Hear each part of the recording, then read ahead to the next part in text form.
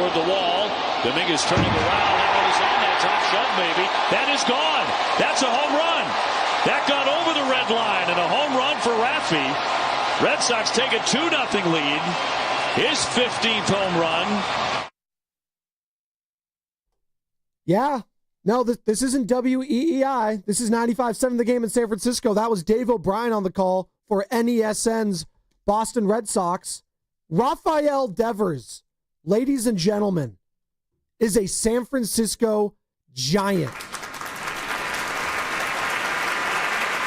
Thank you. I appreciate the applause. As I say, good morning to all you lovely people just getting off work, getting ready for work. Hope you all had a lovely Father's Day weekend. And what a Father's Day gift for all the dads out there, for all the uncles out there, for all the... Who cares?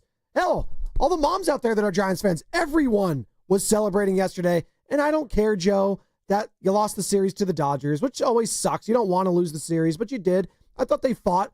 Game 1 was great. Casey Schmidt, grand salami. Awesome to watch. You lose the next 2 games. You thought Kyle Harrison was starting yesterday, but he is not, because Kyle Harrison, Jordan Hicks, James Tibbs III, and rookie league right-hander Jose Bello are now headed to the Northeast as part of that trade package for RAFAEL DEVERS, who again, Joe, is now donning the orange and black. There are certain days that go down in history. When I say Father's Day, 2016 Game 7 loss is one of the first things I think of.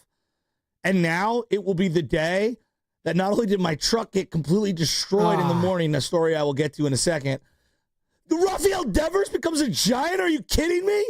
Are you kidding me? The day Buster Posey became the GM, essentially, of the Giants, because this is one of those signature, put your you-know-what's on the table and showcase what you got. Farhan doesn't even come to the table. And by the way, play my song. Play it! Play it! Play it! Play it! Let's go! It's an 11-5 type of a day. It's a Frisco kind of a day. It's a Buster Posey kind of a day. Oh, light your Vegas. Let's go. We got one of the best left-handed bats under team control for another 8.5 years. RAFAEL DEVERS. I don't care what happened in Boston. I don't care if the guy didn't want to pitch. I don't care if the guy didn't want to play first, if he didn't want to DH, if he didn't want to serve hot dogs. We have now got one of the premium left-handed hitters in the game. Keep the 11-5 going, because you got a bounce, Devers in the house, and you got Buster Posey, who literally just traded away. Look at. We like Kyle Harrison. I don't want to kick him on the way out the door. I'm rooting for the kid. He's years away from being ready. You traded a guy in Tibbs you just drafted. He's batting .245 in low single A. Maybe one day he ends up being something. This is about right now. And we can read the list. I wrote it. I got them all written down right here. There are names that the Giants have traded for. This is as big as any of the trades. Now, we will see what it ends up netting them, right? Because they've made trades and they've won World Series. They've made trades and they've gotten MVPs. Mm-hmm. And I'm not talking about one. I'm talking about plural. This is a guy on a short list of left-handed bats in the game, leading all the American League in walks right now. A 280 hitter, which in the modern day might as well be a 310 lifetime hitter. This is a guy who, yes, he will strike out a little, okay? Yeah. If you bring in a third baseman without talking to him, you might alienate him, all right? But we will figure it out. Apparently, he's friends with Willie Adames. Buster Posey just catapulted and rocketed the San Francisco Giants past the Warriors in terms of impressions and where my mind is, past the Niners, because they don't play until September. The Giants are front and center. Front and center. And I can't remember the time a Giant-Dodger game meant so little after finding out such a big trade. Buster. I know I'm losing my mind here. Buster, to pull this trade off, Farhan wouldn't be allowed in the room to make a deal like this. Joe, Buster Posey did something 6 months into the job that Farhan Zaidi couldn't do 6 years into the job. He delivered. He got a big name. And this isn't some rental. This isn't a Chris Bryant acquisition where you're fake going for it. No, this is a piece for the future and for the now. 100%. In RAFAEL DEVERS. That's why it's refreshing to see. And it's a guy that was clearly disgruntled. He was a guy that clearly felt alienated on the team. A guy that's, as you mentioned, he's won a World Series. He's been part of a World Series team. He brings legitimacy to a lineup that desperately needed it right now. Willie Adames, he's starting to get it going a little bit, but he's not the feared bat that RAFAEL Devers is. Did you guys listen to Clayton Kershaw yesterday? One of the greatest pitchers of all time on the ESPN broadcast. What did he say?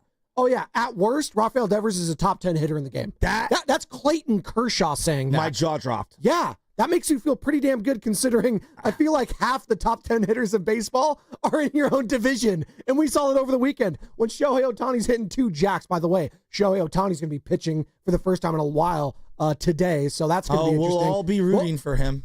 You'll be rooting for the Padres in that one because that's who they're going to be playing against. But speaking of the Padres and the Dodgers, RAFAEL Devers is now a name where I could feel good about my team going into a series like that where, you know what? Yes. On a given series, I could say I might have the best hitter at the plate.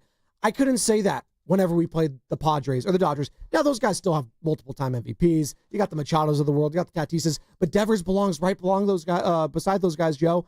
He is an all-time guy for the Red Sox. When you talk about World Series champion as a rookie, I want to say. He was so damn young on that team. He's only 28. He had multiple All-Stars. This was a future piece for them, so much so they paid him $300+ million. Now they got buyer's remorse. He felt alienated. There's a lot baked into it, and we will get to it because I do think when the dust settled a little bit, Giants fans were wondering, like, okay, why did it only take this to get that guy? Like, Kyle Harrison, really? Like, that basically was like the big piece of that haul. We didn't have to give up Bryce Eldridge, our number one guy, a Wizenhunt of the world. Now, James Tibbs, who was your number one overall pick last year, as you mentioned, 14th overall. We'll see. Again, like they're not in a position right now to really wait on a James Tibbs. Like that's not, I don't care about that. Joe, they're loaded in, and I don't say loaded. They've got so many other prospects in the outfield. I'm not really worried about this. This is about go time. That's what it feels like. In a series, we all felt like this was a measuring stick. Yes. And when you kicked Yamamoto's ass on Friday night, shout out Casey Schmidt. Schmidt happens with the grand slam. That was one of the setting coolest the tone. Pimp jobs I've ever seen. It was so sick, right? So setting the tone that Friday. Well, Roop, he gets roughed up.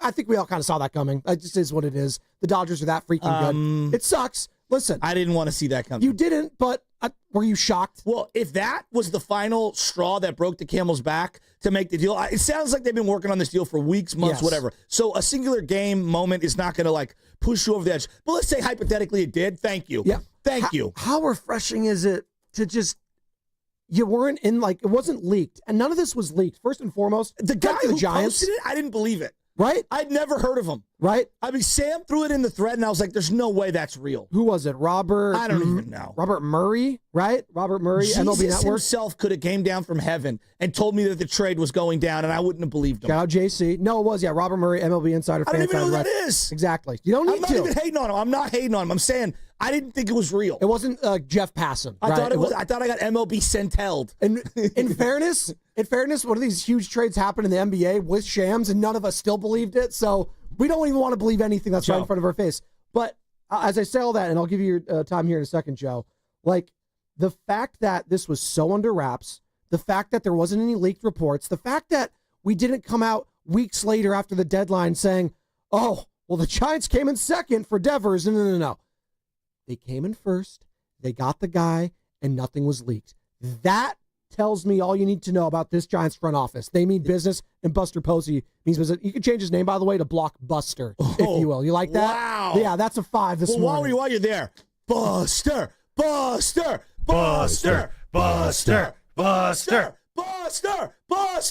mean, look, think about it this way. This is a move the Dodgers would have made. This is a move the Dodgers would have made. Yeah. This is a move the Mets would have made. This is a move the Padres would have made. This is a move how many other teams in baseball that you have been basically looking up at or idolizing, all of them make this deal. Every single one of them. And you know, if the Jimmy Butler trade taught me anything, I don't give a rip what happened in Boston. Do you? Well, we'll see. We'll talk to Jermaine Wiggins at 8:30. All I care is if you play nice here. That's all I care about. I don't care what happened there. And you know what? That's Boston's problems. It really is. You're looking at a guy. Look, obviously the 3-time All-Star and the 2-time Silver Slugger, 28 years old. He's turning 29 in about 100 days. All right, from the Dominican Republic. He's a career 860 OPS guy. Okay, for those that are out there, you know, anything over 800 is elite, all right, in OPS. He's 860 OPS He slugs .510, okay? He is in his prime. He's a .280 batter. That is, in this modern day, that's basically 40 points higher than league average. That is unbelievable. And you're looking at a guy who plays, and I'm going to go through it. His rookie year got called up. He played 58 games. I'm going to go in order. 121, 156, 57 in the 60-game season. 156, 141, 153, 138, 73 this year. He plays every day. Yeah. He plays every day. His 162-game averages, if he plays 162, 42 doubles, 33 homers, a 107 RBI. Are you kidding me? This team couldn't use this? And he's hitting the ball off the green monster. Well, hit it off of Oracle Park's brick wall. Let's go. Well, did you watch the broadcast yesterday? I'm sure you were locked in. Everyone was. It wasn't even about the game at that point. It was listening to all the reactions from all the players around it. It was great. Adames was mic'd up, as I mentioned, Clayton Kershaw. And they had on the broadcast all those doubles in Boston.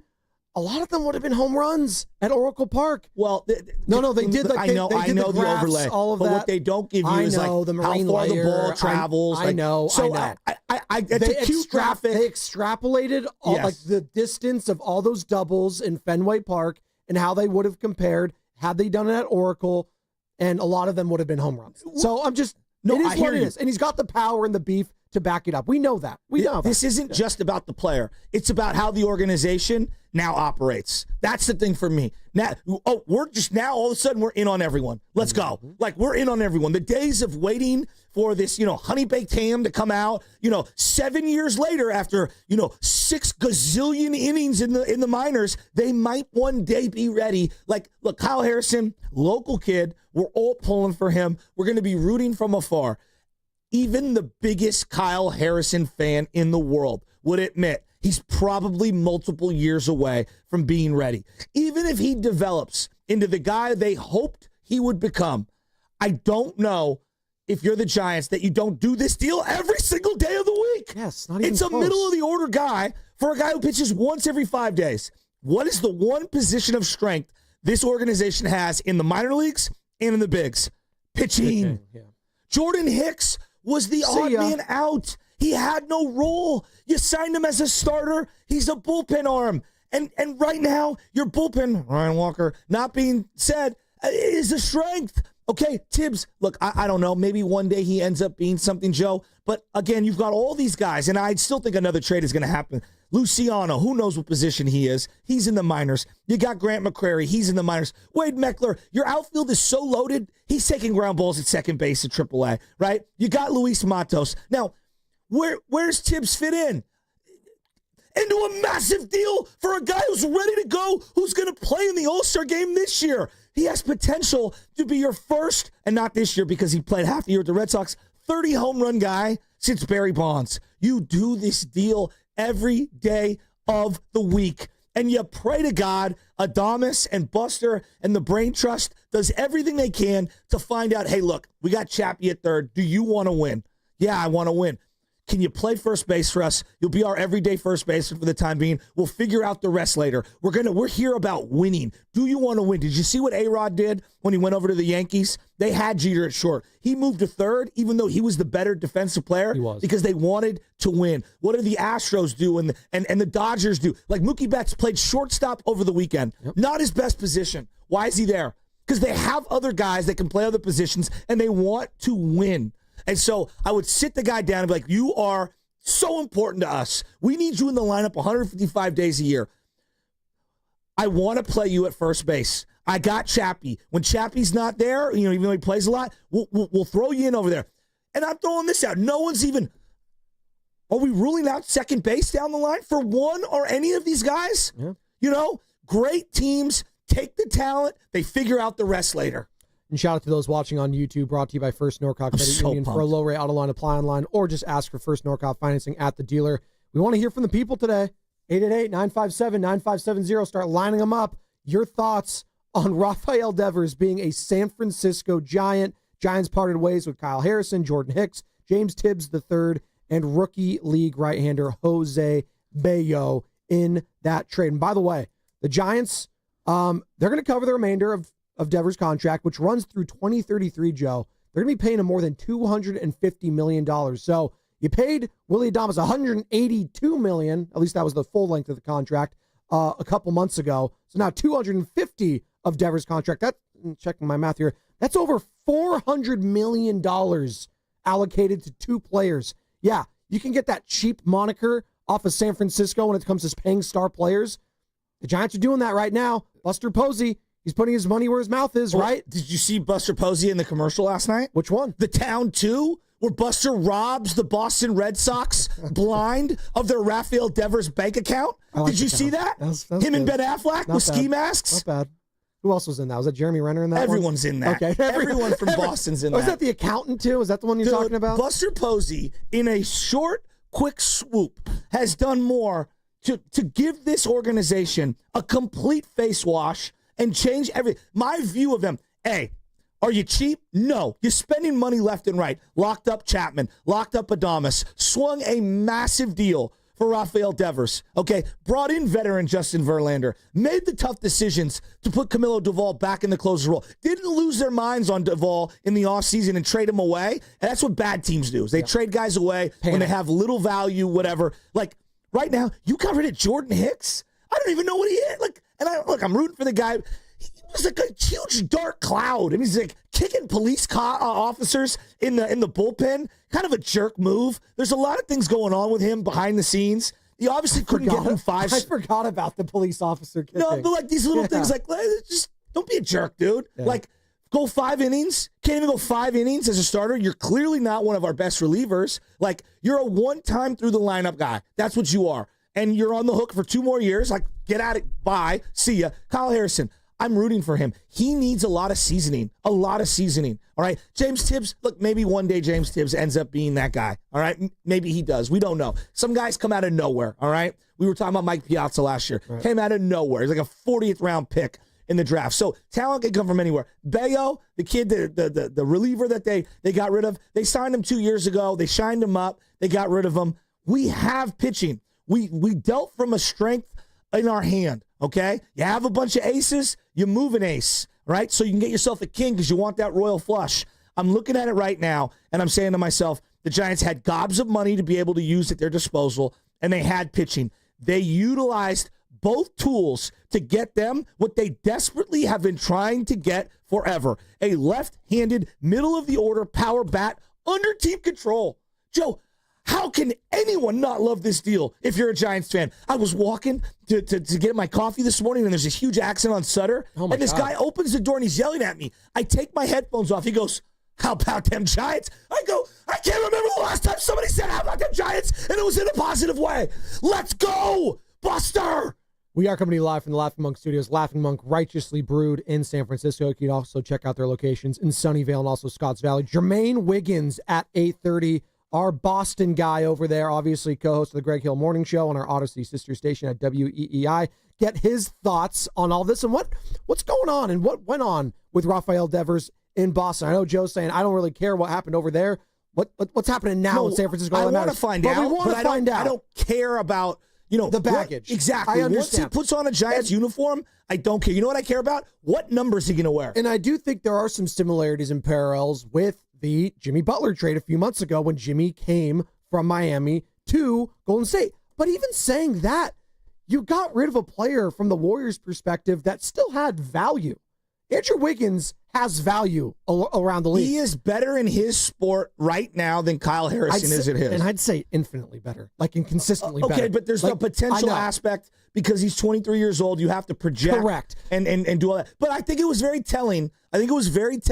That Kyle Harrison is acquired as the big piece in this deal. And what happened? And immediately gets sent down to AAA. There you go. That's all you need to know about it. And by the way, you should see how this move is being viewed in Boston. Oh, I'm licking tears. Oh, my God. I'm licking the tears. I feel like Cartman. When was it? Scott Tenorman? when he feeds his family the chili. You know what I'm talking about. And he's just licking the tears. Let me taste your tears, Scott. Oh, God. Unfathomable sadness. There's no so fan base that I love just sinking into their misery more than the New England Bostonian fans' misery. There's been a lot of cross-pollination between the Bay and Boston, obviously, with the Warriors taking them out in Boston a few years ago. I saw Jared, whatever the heck the guy's name is, who thinks he's the inventor of podcasts. He's crying on every channel. Dave Portnoy's crying. Every Red Sox fan is crying, and I love it. I love it. Finally, the Giants get their guy.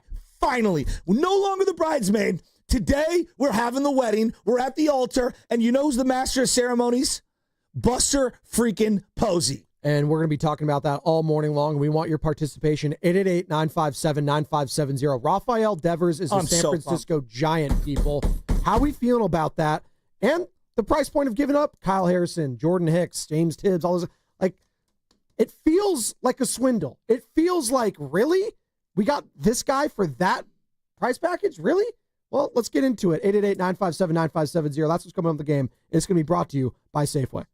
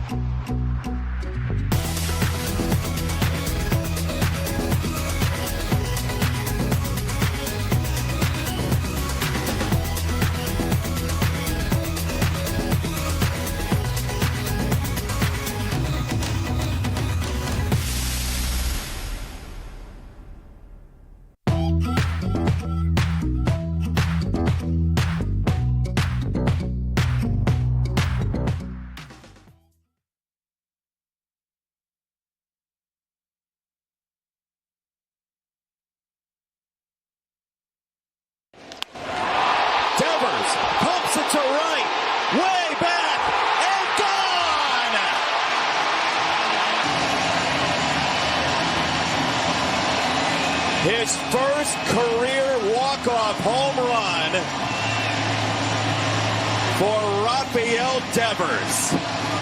It's your boy Ricky Antonio, the winner of the Listener Knockout Champion. You feel me? Shout out to Spadonian Chats, man, on 95.7 The Game. Could I get a water though?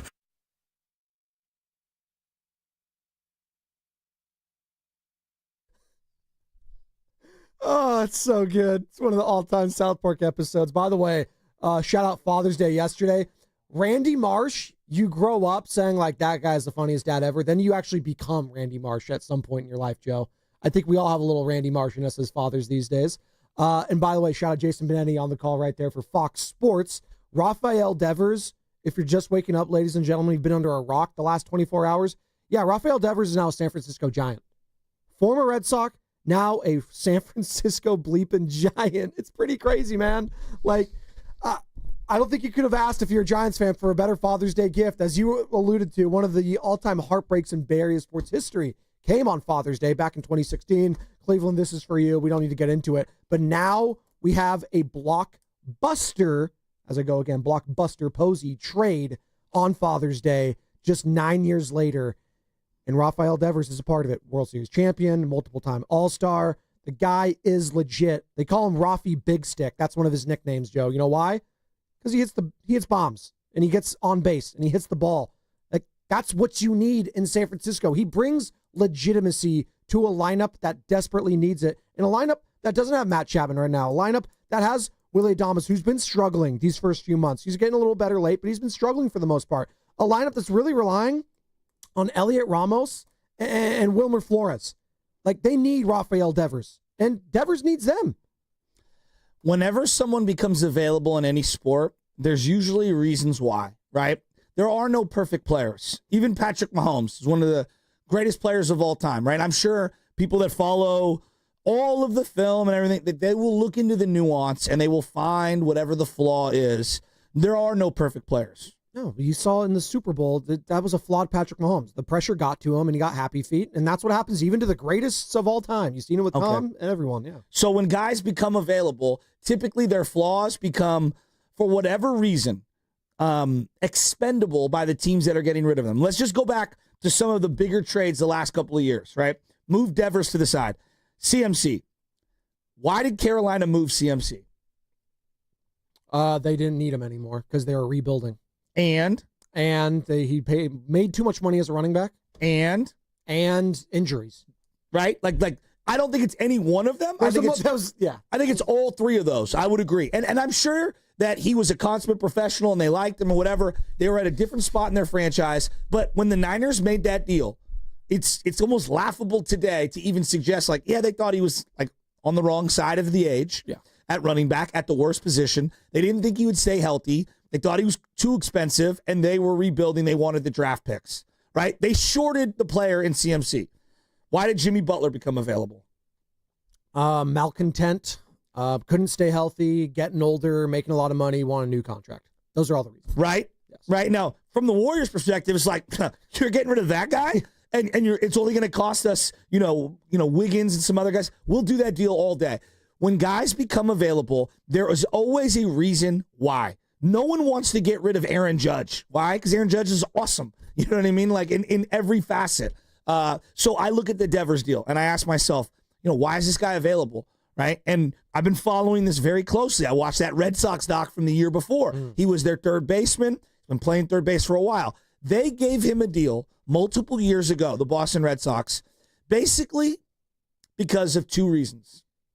A, they thought he was excellent. And B, the pressure their fan base put on them after Xander Bogaerts was going to leave, after Mookie Betts was traded, they had to prove to their own fans that they were willing to buy and pay for a player long-term so that it didn't hit their fan base like, you're cheap, okay? He was playing third base for them. Without discussing it with him, they brought in Bregman, who's the guy from third base from the Astros, who's a better defensive third baseman than him. After already bringing in Trevor Story a couple of years ago, who got injured. So they've got multiple guys on the infield. They were going to move Devers to the DH spot. They had this guy, Tristan Casas, playing first base. Casas went down with an injury, this year. So now the DH, Devers, who didn't want to be just the DH, he wanted to play in the field somewhere, felt marginalized. A, because they brought in someone without consulting him in Bregman, and B, because they took away his glove, and he felt like he didn't have any conversation with the GM over it. And it landed in that clubhouse with that front office, and I think with a portion of the fan base, that he was a selfish me-first player, correct? Yes. Then I go and I take it a step further, and I say to myself, Costas goes down with an injury. They say, hey, can you go play first base? And now put yourself in Devers' shoes, whether you think this is fair or not. He's like, well, wait a minute. You brought in my replacement at third base defensively, which I would have been down with had you just came to me beforehand. Right. Now, Giants fans remember this when they went after Correa and didn't tell Brandon Crawford, who was much older than where Devers is in his career. And so the player, felt really disrespected by that, okay? Then when he's the DH, he goes, I'll be the best DH on the planet, which this year his bat has proven it. Mm-hmm. When Costas went down at first base, and I'm getting real into the Red Sox weeds here, he didn't want to go play first base when they asked him to. The owner flew out to Kansas City, had a face-to-face meeting with him, and whatever happened there, clearly they felt Devers was done playing for them. It's never a good sign when the owner is talking to one of your star players. I don't care what it is. If that's happening in the middle of a season, it's not good. It's not. By the way, we'll get more into the weeds from the Boston perspective and all this too with Jermaine Wiggins at 8:30. Greg Hill Morning Show on Odyssey sister station, WEI in Boston. You know Jermaine Wiggins, former tight end, NFL, one of the greatest Boston accents you'll hear. He'll join us at 8:30 to discuss that. And it's funny, Joe, in baseball, and you're on fire. I'll let you continue here in a second. If you had just taken it on its surface over the weekend, Joe, like the Red Sox sweep the Yankees. The Red Sox sweep the Yankees. And they're feeling miserable this morning. The Giants lose a series in LA to the Dodgers. And how they feeling? Ecstatic. It's the most I could care less rubber match of a Dodger series in my lifetime. Yep. It didn't matter to me whatsoever. Because I was like, we got Devers. Now, those are two of the greatest rivalries in the sport, and neither of them mattered because of one player that was Kyle Harrison went from warming up in the bullpen against his childhood rival team, or his childhood team that's their number one rival, maybe the biggest start of his career, to traded minutes before the game and now getting reassigned to AAA. It's kind of crazy. On Sunday Night Baseball on ESPN. He was going to the biggest start in his career, and then you're going back to the minors. That's tough, man. Like, and there is the human element to this. That's hard. Like, and again, this isn't we're on the hurt feelings business here, but I do like to take a step back and just kind of, view these things. Like Kyle Harrison grew up in the Bay Area, went to De La Salle, grew up a Giants fan, as you alluded to. This was the dream outcome for him in his life, probably. And after just a couple of years, it's over. Remember just that start a few years back, that rookie year at Oracle Park? How many strikeouts? He had like 8+ strikeouts, something ridiculous. Like the crowd was going nuts. They were on their feet. He looked incredible. He looked like he was going to be in this market for a long time. And now he's gone. And you know what? He might never even be a thing in baseball. He might not be. You have to give to get. You do. And you have to be willing to. I think it was a great trade. From the Giants' perspective, they're coming out head and shoulders the winners out of this. It's not even close. I think, like Devers, acquiring Devers, there's risk. Is he going to be happy? Is a legitimate question. Yeah. That's a legitimate question. What position is he going to play? That's a legitimate question, right? Oh, it's risky. All right? It's risky, yes. Okay. How much money's left on the deal, and how many years do you project him to be in his prime, and how many of those non-prime years are you willing to swallow money that might not be great? All right? That's a risk. What's the other side of the risk? Some of the players that you gave up might turn into something. I think it's a risk I'm willing to take 100 out of 100 times. Well, we go back to that Zach Wheeler trade and Buster Posey. It's kind of apropos that he was kind of talking about that the other week with Tim Kawakami, right? The Zach Wheeler trade, Carlos Beltran got rid of one of your top prospects at the time for a rental. Beltran didn't come back, obviously. But Buster Posey was always a huge fan of that trade, which spoke volumes then and speaks volumes now about his mentality. He wants to win no matter what. This is a huge swing, and as big of a swing in the first 6-7 months on the job as I can think of. You took on $300 million after signing a $182 million player and a $160 million player in Chapman and Adames. You traded away a guy that represented at one time the number 2 pitching prospect in baseball. This was in, what's the guy who writes The Athletic? Ken Rosenthal's article. Keith Law. Keith Law. Keith Law, excuse me. Keith Law said, I had him number 2 in baseball a year ago behind Paul Skeens, Kyle Harrison. Wow. So there's clearly talent there. It maybe has not resonated. He's so young still, too. Yeah. Look, I'm never going to punt on a 23-year-old player in almost any sport, right? I'm never going to punt on them. Unless they're Trey Lance. That being said, you have to be willing to risk it. You have to be. And like taking on the deal, the Giants have money. They have money. And what have they been basically criticized as?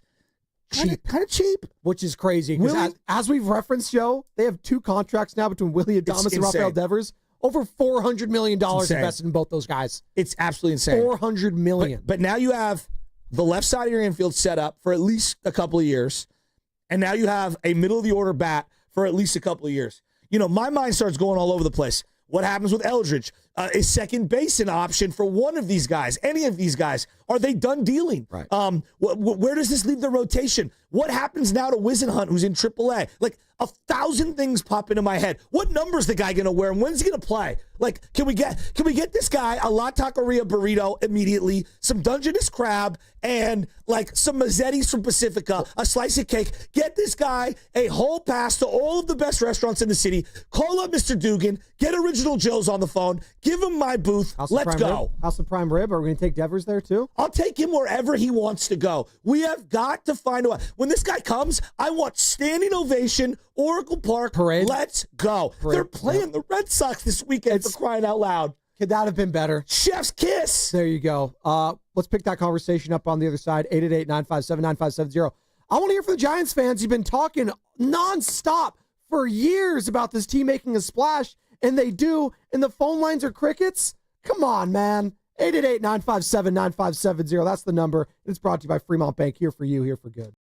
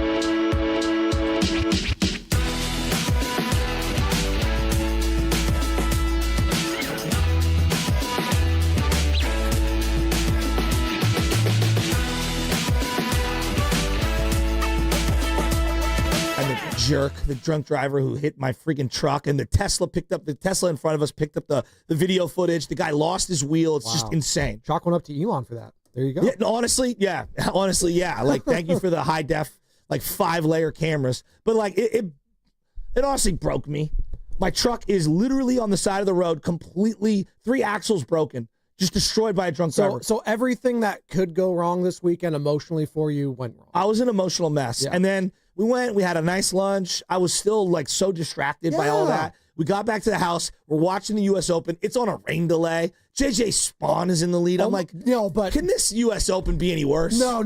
But JJ Spawn was clutch as hell late in that one. No doubt, but nobody knows JJ Spawn. No, they don't. But JJ it was Spawn's a great story. family was like, eh. Well, speaking of being like real quick on that, JJ Spawn had to wake up at 3 a.m. that Sunday morning to go to CVS to pick up drugs for his kid because he kept throwing up. So shout out Father's Day of the year, JJ Spawn, winning the U.S. Open, his first ever major championship, coming all the way back after blowing it. Great moment there. Continue. So we get back to Danny and Mel's house, and we're just hanging out, and the little guy wakes up from a nap, and he's got bedhead, and we're playing around, and thank God I got my son in my life because I'd be like super depressed just the whole day, the whole weekend. You know, like I told you, I'm thinking about my dad, and my truck is completely just, it's totaled. It's totaled, and I'm devastated. You were down bad. Yeah, I was devastated. And then all of a sudden, Loveman sends us this trade thing. And I'm like, there's no way this is real. There's no way this is real. So I called the boss. I'm calling all over the place. He doesn't answer. I'm losing my mind. And then all of a sudden, passing like comes over the top rope. I'm like, this has to be real. This has to be real. And I just, wow. That's all I can say. I'm still, when I say I'm on a high, I'm on a high. And I'm still pissed that my truck is totaled. But that being said, it was the wildest Father's Day I can remember. It really was, and I was with you. That same thing, same church, same pew. Shout out Low Neal. Like, Devers? Really? Like, we were talking about, I was like, maybe that's possible. No, it's not going to happen. Like, he's going to get traded, but the Giants aren't going to get him, right? All that money, they're not going to do that. Oh, they did it. Joe, there was a guy, Dylan is a Dragon, who I follow on Instagram and on Twitter. He does a great job putting out little videos and whatnot. Dylan is a Dragon? Yeah, he's really good. That's the name of the... Yeah, the account. Yeah, okay. The guy's name's Dylan, I'm assuming. Dylan and he's a Dragon. Yeah, and he had posted some a couple weeks back, and I was like, dude, the guy wants to play third base. He's ticked off. He won't play in the field for the Red Sox. Like, there's no way they're making this move. Duran's the guy that we're probably looking at. You know what? He was right and I was wrong. Straight up. He was right and I was wrong. So, man, credit anyone out there who throws out any trade thing. If we haven't learned by now, whether it's CMC, whether it's Jimmy Butler, whether it's this, anything can happen at any time if you got the gumption. And Buster's got the gumption. Brought to you by Golden State, serving the Bay Area for 3 generations. When you succeed, we succeed. Visit GoldenStateLumber.com. Jermaine Wiggins is going to be joining us at 8:30.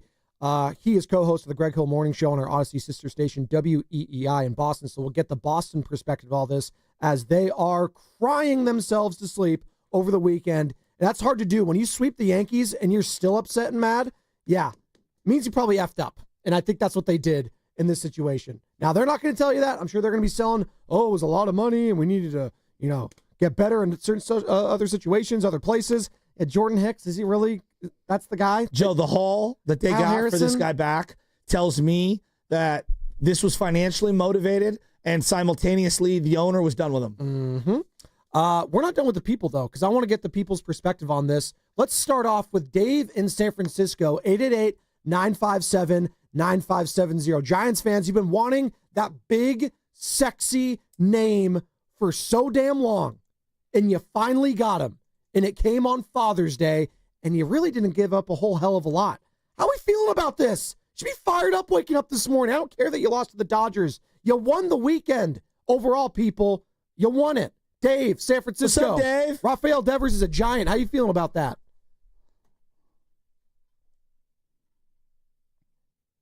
What's up, Dave? Gone? Hey, No? can you guys hear me? I can hear you now. We can hear you. Hey, good morning, fellas. What a hell of a Monday, right? Seriously. First thing I gotta say is it's been such a hard watch.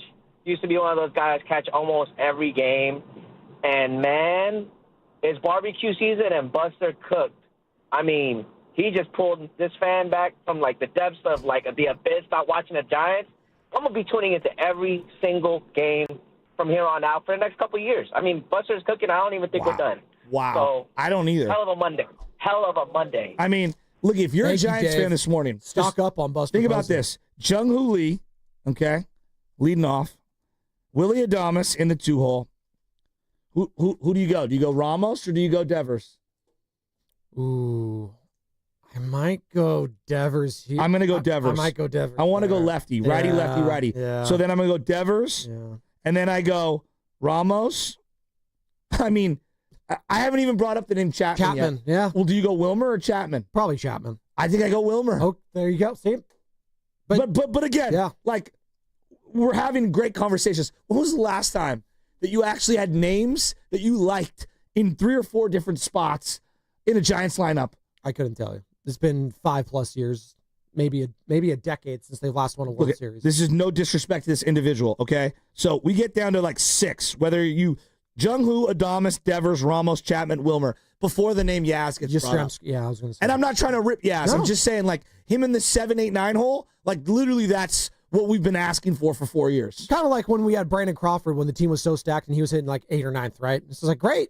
That's perfect. That means everything else is going great. And it's when Brandon Crawford started to creep up in that line. It was like, oh, God, that's not a good thing. That's what I'm saying. And that's what it was for a very long time, all due respect to Brandon Crawford. And I'm looking at second base, and I ask myself, like, all right, like, let's let it play out. Let Fitzgerald, play.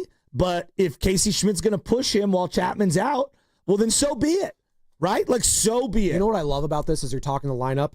How much pressure is taken off Willie Adames. Wow, like, that's a great point. That's literally a great point. The first thing I thought about, and Sam and I were talking about this morning, like, when I saw that trade, I said, man, that's great for one guy in particular who's, not that he's left off the hook, but clearly the contract was getting to him and it was affecting him at the plate. He wasn't going to tell you that, but it was. It was Willie Adames. I mean, the guy's been struggling for the last few months just as in a San Francisco Giants uniform. And now it's been better in the last week. Some of that course field, sure. But he had some better at-bats over the weekend against a legitimate rival, one of the best teams in baseball. He had, as you said yesterday, a great hit up the middle yesterday. How about the home run on Friday night? Home run, again, that was great to see. And he's been playing a lot better. For the totality of this contract, though, he'd tell you, it's been a disappointment. It's not where he wants to be. So I think all that pressure is going to get taken off of him. And RAFAEL Devers is a guy that wants to be the best player in a lineup. This is the guy that played for the Boston freaking Red Sox, okay? Talk about pressure in an organization. The Red Sox is Boston. I know Celtics. I know they got the New England Patriots. No. It's the Sox, man. Well, think about the Sox. Think about the lineup protection he'll have here versus over there, which is a crazy sentence. It's always the other way around. Right. Oh, that guy had lineup protection in his other place. What's he going to do here without lineup protection? Right. I mean, just think about the Boston Red Sox and what they've lost real quick. Mookie Betts, gone. Bogarts, gone. Devers, gone. Yikes. And Chris Sale. I mean, like so many different deals. All of them. Like, it's just, that speaks to that franchise right now that won a World Series with all those guys, by the way, back in, 2017, whatever it was? Yeah. 8 years removed from that, and they got rid of all their best players. It can come and go like that. I thought that team was destined to stick around for a long time. And then they get in their own way. And drama takes over. Financial stuff takes over. Good organizations keep good players. And I'm not here to say that the Red Sox have been a bad organization for most of my lifetime. No, they've actually been pretty, like, one of the better ones. Like, they've won a lot of World Series. Since 2000, it's them. Who else? The Astros, the Giants, the Cardinals, right? They've been one of the better organizations when it comes to identifying talent, getting the talent, and trying to keep said talent. But as of late, they're kind of like, I'm scratching my head just looking at that situation saying, wow, the Giants are actually the team that's taken advantage of a bad situation. They've been the bad organization for the better part of a decade. Now they're the one taking advantage of a bad situation over there. Well, and for the first time in a long time, they're actually taking on a huge risk. The risk of trading youngsters that represent something, the risk of the contract, the risk of the player and his clubhouse fit. Like, there are tremendous amounts of risk. This is not without risk, but you do it every single day. But the risk, like, even when you say that, like, those players, there's a good chance that we've seen the best of Kyle Harrison. That's a legitimate angle in all this. I know we don't want to poo-poo and kick the guy on his way out. He's got your option to AAA. That's what the Red Sox think about him. He's like, yeah, he's got a ways away, man. Like, he's got a ways away. He can't help that pitching staff, which off the top of my head, they got who? Walker Buehler and who else? I can't name who else is on that Red Sox pitching.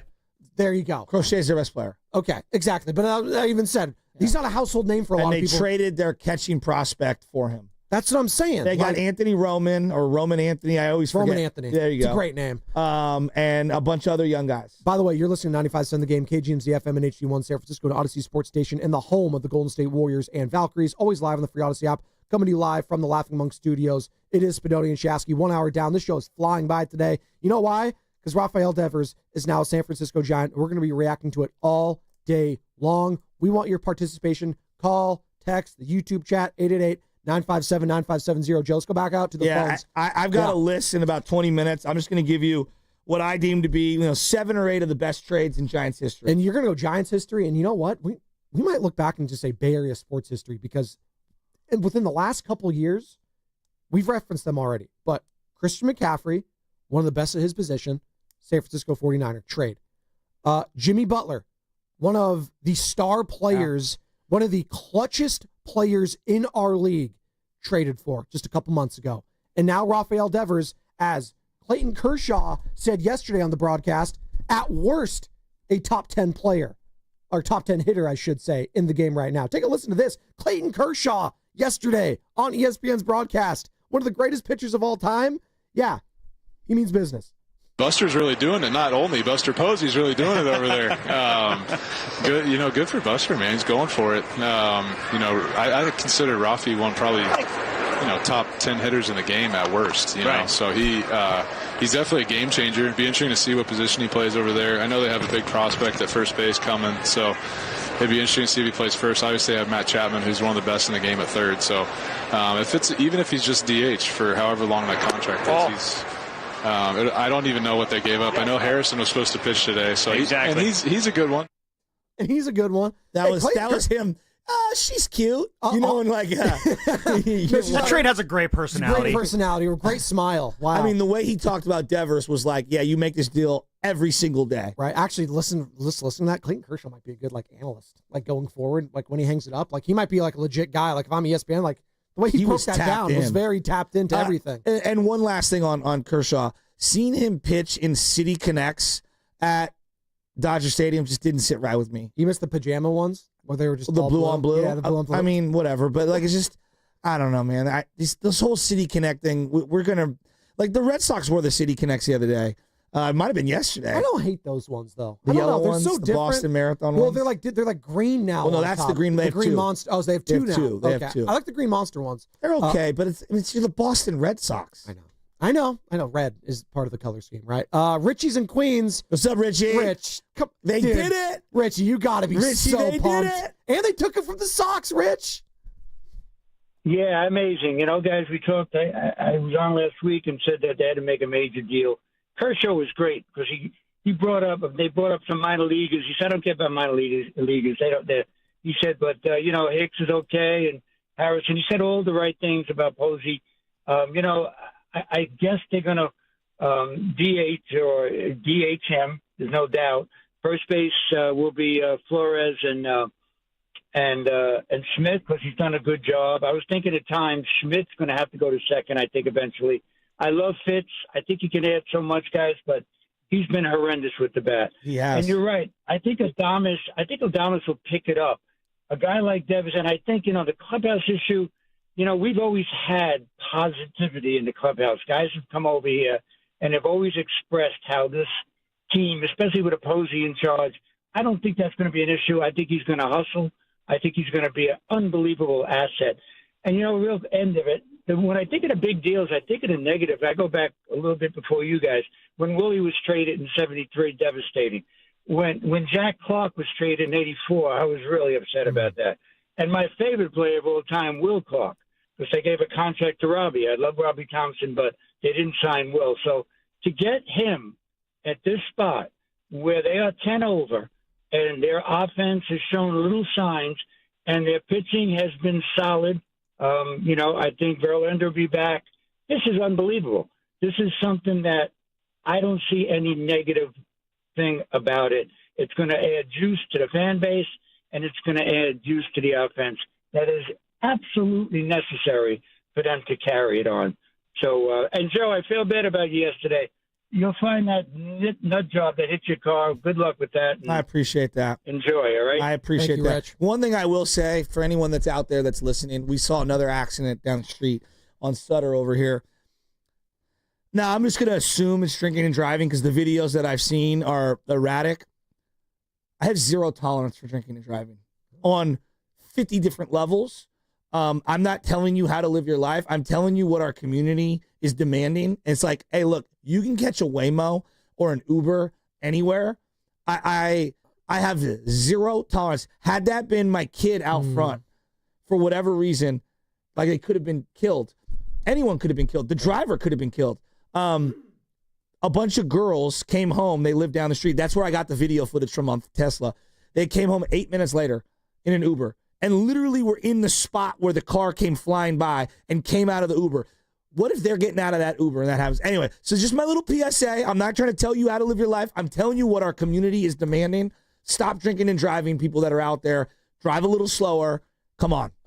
One step even above that is just distracted driving, right? And a lot of people are listening to us when they're 100%. driving to work. They're going to be on a long commute. Just hands-free. Put the phone down. Don't be texting. Don't do any of that stupid stuff. Don't be, the aggressive driving, if you will. I always was taught to drive defensively from my brother Rob. My parents didn't really teach me as my brother. Actually, it was better in hindsight.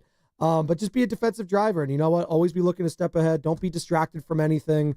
And, that sucks.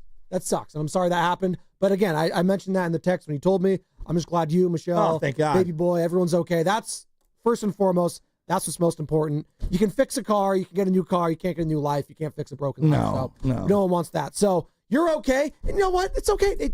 RAFAEL DEVERS, Joe, San Francisco Giant. I know, it totally doesn't take away the pain of the car. It takes a little bit of a morphine shot, if you will. So there you go. It takes a little like bit. in Dumb and Dumber. Yeah. You totally redeemed There yourself. you go. Will is in Marin. He wants to shout out one Buster Posey. Unbelievable. And I want to hear all the love for Buster Posey at 888-957-9570. I mean, we crushed this guy not this guy, but this organization forever. Now they're making moves. I mean, why not make another one? Right, Will? I don't think they're done. Yeah. Oh, it was amazing. Yeah, shout out Buster Posey for doing more in half of a season than Farhan did in 5 years. Thank you, brother. And I want to just give a shout out for Buster Posey. He's about what he talks about. He said it's time to go, and he got it done. He literally pulled off a trade that you couldn't pull off in MLB The Show. That was absolutely insane. And I am so proud of him. That was such a sick move. Like, it's like you said, it's like I'm actually looking at a lineup now, like even during the World Series times, like, yeah, the lineups were pretty cool. But I just feel like more of the time it was like hitters timely hitting and guys overperforming. Like, we have a legit slugger, Shasky. We have a guy that's going to drop bombs and possibly drop bombs in the water since Barry Bonds. This is going to be so sick. I'm just really happy for it. I'm pumped. I'm about to go to the ball yard, and man, I'm on cloud nine. I was literally sitting there with my daughter. She was taking a nap, and I wanted to shout, but I couldn't because she was on my chest. And when I saw the players for it, I thought it was fake too. And then I saw Passan as well, and I was like, no way. I don't know how he did it. I don't know who Buster Posey knows, but he's a businessman, man, and he made a deal of a lifetime. Thank you, Buster. Shout out Giants. Let's go, baby. All right, Will Marin. Jeff Passan. I like how you call him Passan. There have been some incredible Giants trades over the years. Incredible. Both good and bad for the Giants team.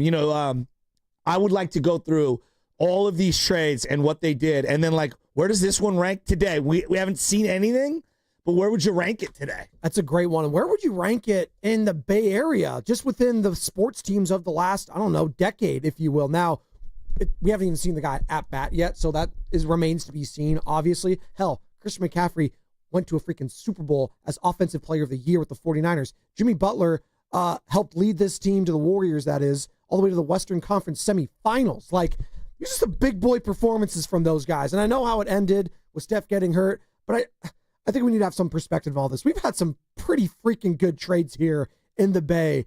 And where does this RAFAEL DEVERS one rank for you right now? I'm just going to say this. As far as putting both of your balls on the table, if you will, this is the ballsiest trade I've seen from a GM within the last decade. Like, perspective, He's been here less than a year, Buster Posey, in this position. And he already swung this. One of the top pitching prospects in baseball, Kyle Harrison was. He was right behind Paul Skeens. You referenced it. Keith Law had him number 2. Keith Law does this thing for a living, man. He knows all about his prospects. Last year, Kyle Harrison was just ranked right behind Paul Skeens in his pitching prospects. Like, he's gone. And they option him immediately to AAA. He's gone. Jordan Hicks, which was a big contract from Farhan Zaidi, gone. Your number 1 overall pick last year, gone. Sorry, first round pick, not 1 overall, but you know what I mean. James Tibbs, gone. Another young prospect, Bayo, gone. But you got Eldridge, who's your big dog still. You got Wisenhunt, your big dog still. You got a lot still in the pantry when it comes to prospects in San Francisco. So I don't think they're done. Now, are you going to get a player of Devers caliber like another Mike Trout?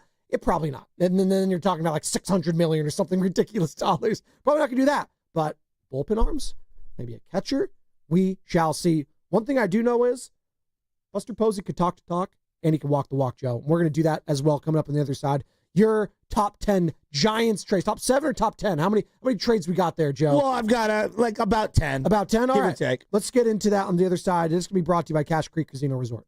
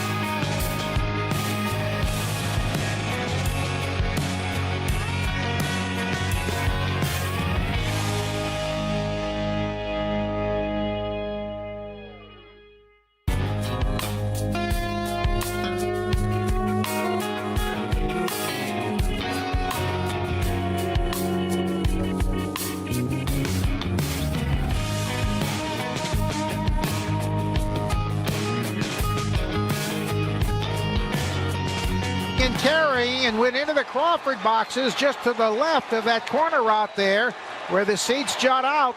Played perfectly, and a 3-run homer. Raffy, his first home run of this postseason, and the Red Sox have a 4-0 lead in what could be the clincher.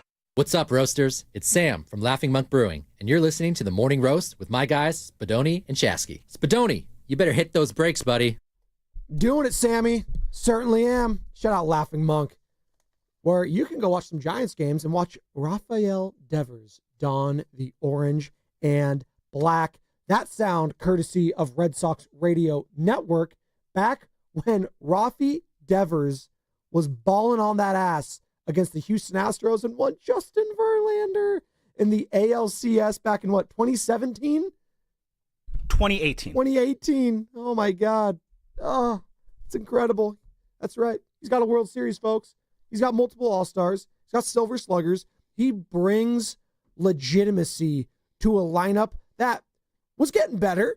Ramos, hey, listen, he might go back-to-back All-Stars. Jung-Hoo Lee, I'm liking what I'm seeing from the leadoff spot. Willie Adames is starting to heat up a little bit. Matt Chapman, you know what you're going to get when he comes back. He's got some power, streaky, but he's got power. Wilmer Flores has been having the pop, and he's been clutch as hell. Add RAFAEL DEVERS into that mix, yeah, now we're cooking with something, Joe. We're cooking with something, and I know you have your top 10 trades in Giants history. We'll get to that. Classic top 10 for Shasky where there's like 15. No, but I like that. That's good. And you're a historian of the game, like one Richie in Queens.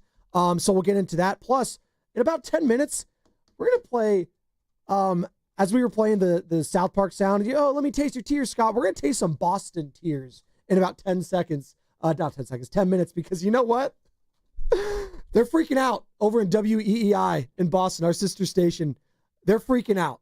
And this is the second time in this calendar year where we've had fan bases from somewhere else freak out about one of their players leaving and coming here to the Bay. Jimmy Butler was one in Miami, and now RAFAEL DEVERS in Boston. So we'll get into that in about 10 minutes. But first, I do want to get into your top 10 trades in Giants history, as we are coming to you live from the Laughing Monk Studios. Laughing Monk, righteously brewed in San Francisco. And speaking of WEEI, Jermaine Wiggins, one of their morning show hosts over at the Greg Hill Show, is going to be joining us at 8:30 on the River Islands guest line to discuss it from the Boston Red Sox perspective. And once again, if you're just joining us, RAFAEL DEVERS traded to the San Francisco Giants. Kyle Harrison, gone. Jordan Hicks, gone. Tibbs, your first rounder from last year, gone. So there you go. I've caught you up. I love it. You know, when I look at it from a Giants perspective, there have been some monster trades. Baseball's an old sport, and in baseball, more than maybe the other sports, massive trades because of all of the prospects and how long it takes for someone to come through.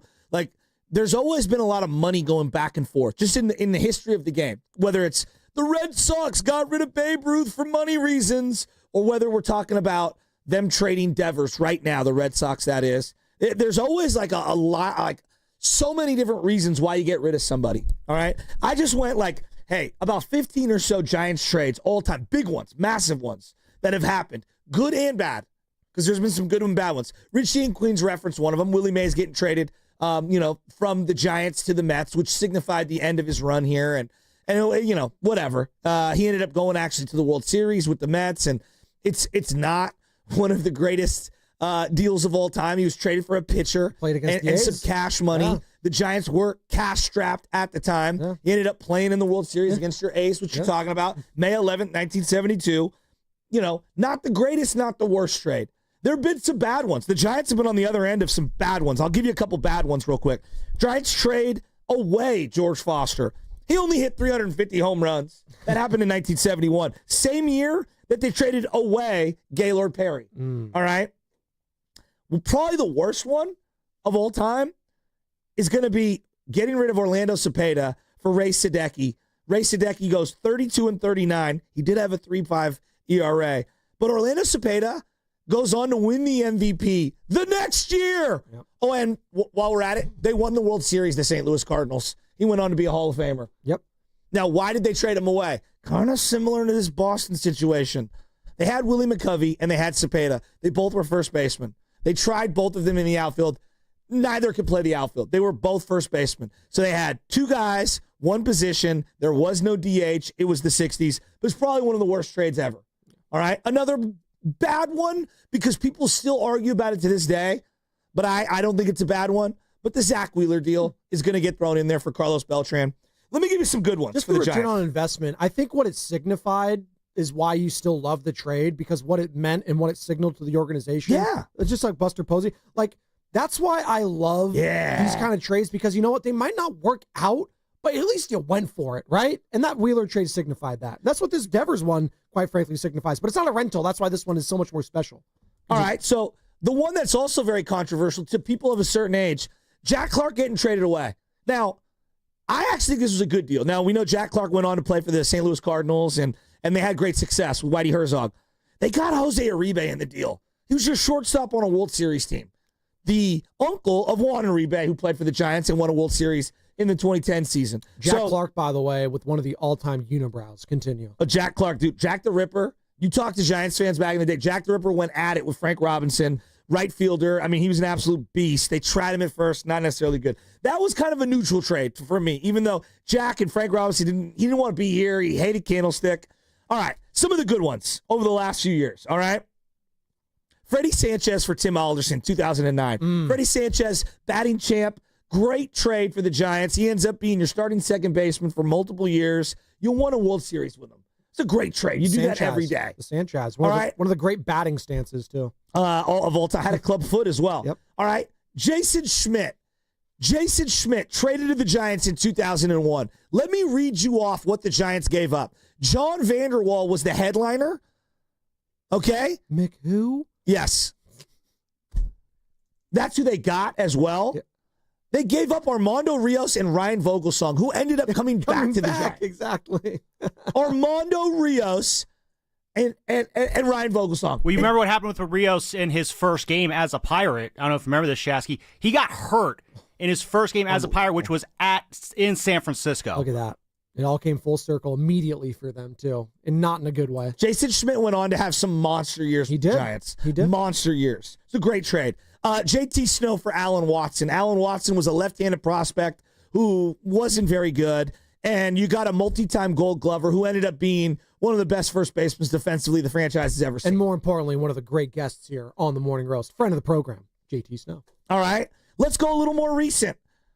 These are my top four. These to me are the top four in the last few years.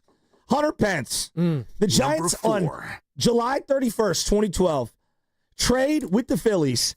They give up Nate Schierholtz, Tommy Joseph, and Seth Rosen, and they get Hunter Pence. Now, he only batted like 215, 220 for the Giants, but it was what he did. Yeah. The 43 RBIs, the speeches, the sunflower seeds spitting everywhere. The availability, too. I mean, he was an Iron Man for them. They admitted later on that they tried to trade for him the year prior in 2011, which is kind of crazy. All right? Number three. Vida Blue. The A's trading away Vida Blue to their crosstown rival in the Giants. I didn't know this until you dig a little deeper. Vida was great for the Giants, even though they weren't as good. They'd stay in contention. There wasn't a wild card back then. Attendance for the Giants had been so bad, they were in the low 700s. The very next year, after trading in March, the 78 season, they went to $1.7 million for Vida. Wow. They traded for the Lincecum of his era in Vida Blue. Okay, I'll say that again. Attendance, 700,000 in 77. 78, $1.7 million. Wow, what a trade. That goes to show the difference between attendance with those two teams and how quickly things change. Not quickly, but these ebbs and flows. At one point, the A's were the draw here. A couple times in the history of it. They're going to freaking Vegas, and the Giants right now, attendance, everything, it's going to be sky. Just think about the attendance this year real quick, Joe, as we're talking about the RAFAEL Devers trade in totality.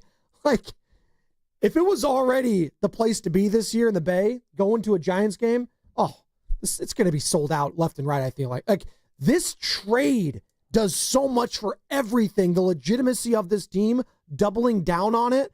It's going to be the place to be. Oracle Park is going to be appointment viewing with RAFAEL Devers now here. Whenever that guy's up at the plate, Carter's going to be there. Sam's going to be there. You're going to have your phones out, baby. You're going to have your phones out. I'm going to go to a game. I'm going to go down there. Maybe this week against the Red Sox. Now, here's a great example. This is one of the great trades of all time, twice for the Giants. I consider them the same thing because they squeezed the lemon. Number 2. They got Kevin Mitchell, Dave Dravecky, and Craig Lefferts from the San Diego Padres for Chris Brown, who I caught his home run in 1985 in the family pavilion, my first ever baseball. Chris Brown? That Chris Brown. Wow. Mark Grant, Mark Davis, and Keith Comstock. Kevin Mitchell went on to be the NL MVP in 1989. He had 143 homers for the Giants. In that 89 season where he was MVP, 47 homers, 125 RBIs. Now, no one remembers this, but the guy they traded away to the Padres, Davis, the lefty, Mark Davis won the Cy Young. Did he really? Yeah, 44 saves. Look it up. A 1.85 ERA. No one ever brings that up. I couldn't believe it. My jaw dropped. Oh, wow, you're right. Isn't that incredible? 1989. By the way, the pride of Livermore, California, Mark Davis. And no, not that Mark Davis, owner of the Las Vegas Raiders. I'll close the loop on this because I want to get back into Devers and where this Devers trade could rank. The reason why that Kevin Mitchell trade is so big, it gave Will Clark a running mate, and they brought in a guy who became an MVP. Became an MVP. They got the best years out of Kevin Mitchell. Then in 92, they traded him away for Billy Swift, Dave Burba, and Mike Jackson, which fueled their 90s run because Billy Swift became a 20-game winner in 1993. Now, the number one trade, I think for most people. Number one. And again, you can go back and forth. Some it's Kevin Mitchell, at least in the last 30, 40 years. The Giants trade away Matt Williams and Trent Hubbard in 1996. This was the beginning of the Sabian era after making the deal for JT Snow. And he gets back Jeff Kent, Jose Vizcaino, Julian Tavares, and Joe Roa. Kent also becomes an MVP. 6 unbelievable years with Barry Bonds. You pair up Bonds with Kent. It's one of the greatest combinations that this organization's ever seen. And he wins an MVP. You go to a World Series. So that brings me to the Devers deal. I don't know where it's going to end up when it's all said and done. But Joe, listen to all these deals that I've made over the years. You always, almost always, trade prospects for the proven commodity. Always. Always. And if you can get an MVP caliber season, doesn't have to be the MVP, but a caliber season like that out of RAFAEL Devers, I mean, where would it be? Well, that's why, there's this whole notion of, you can't attract free agents to the Bay Area. The free agents don't want to come here. Then trade for them. How many times have we had this conversation, whether it's the Warriors, whether it's the Giants, whether it's the Niners, Joe?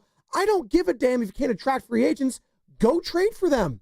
And that's what they did right here, right now. And the fact that there is all these years still remaining on the contract is why it's so awesome if you're a Giants fan. It's not the Chris Bryant trade. It's not a rental. No. It's not a Juan Soto deal that the Padres did, right? Carlos Beltran, right? It's not any of those. This guy's locked up through 2033. That's 8 years from now, people.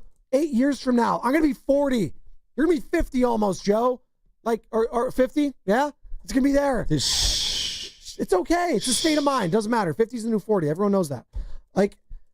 That's the deal that they just made to get this guy. Now, is he going to live up to it? How does he live up to the contract? That remains to be seen. Just showing up here and having that presence in the lineup alone is going to take a load off of everyone else right there. Ramos. Yes. Jung-Hoo Lee. Willie Adames, as I've mentioned ad nauseum. 888-957-9570. I want to hear the Giants fans that love this trade. And if you have some reservations about the trade at all, I would love to hear it. Because I'm trying to wrap my head around the negatives. And it's really just comes down to, if he's a malcontent or not. No, here's negative. I feel like that's what it is. Here are the concerns. Because there's always a risk. And I don't want the injury's a risk with every single trade of all time in the history of the sport. That goes without saying. This guy's been relatively healthy. Yes, but here's what I would say to you: no, there's other risks, right? There's always risks when you make moves. What are the risks? What position is he going to play? Right, that's number one. I mean, real quick, by the way, shout out to Universal DH. A lot of Giants fans were upset about that. I know Sam still feels some type of way about the NL and the pitchers hitting. This is perfect for them. Oh no, this is could they have made this move if the pitcher was still hitting? No. There you go. So shout out to Universal DH.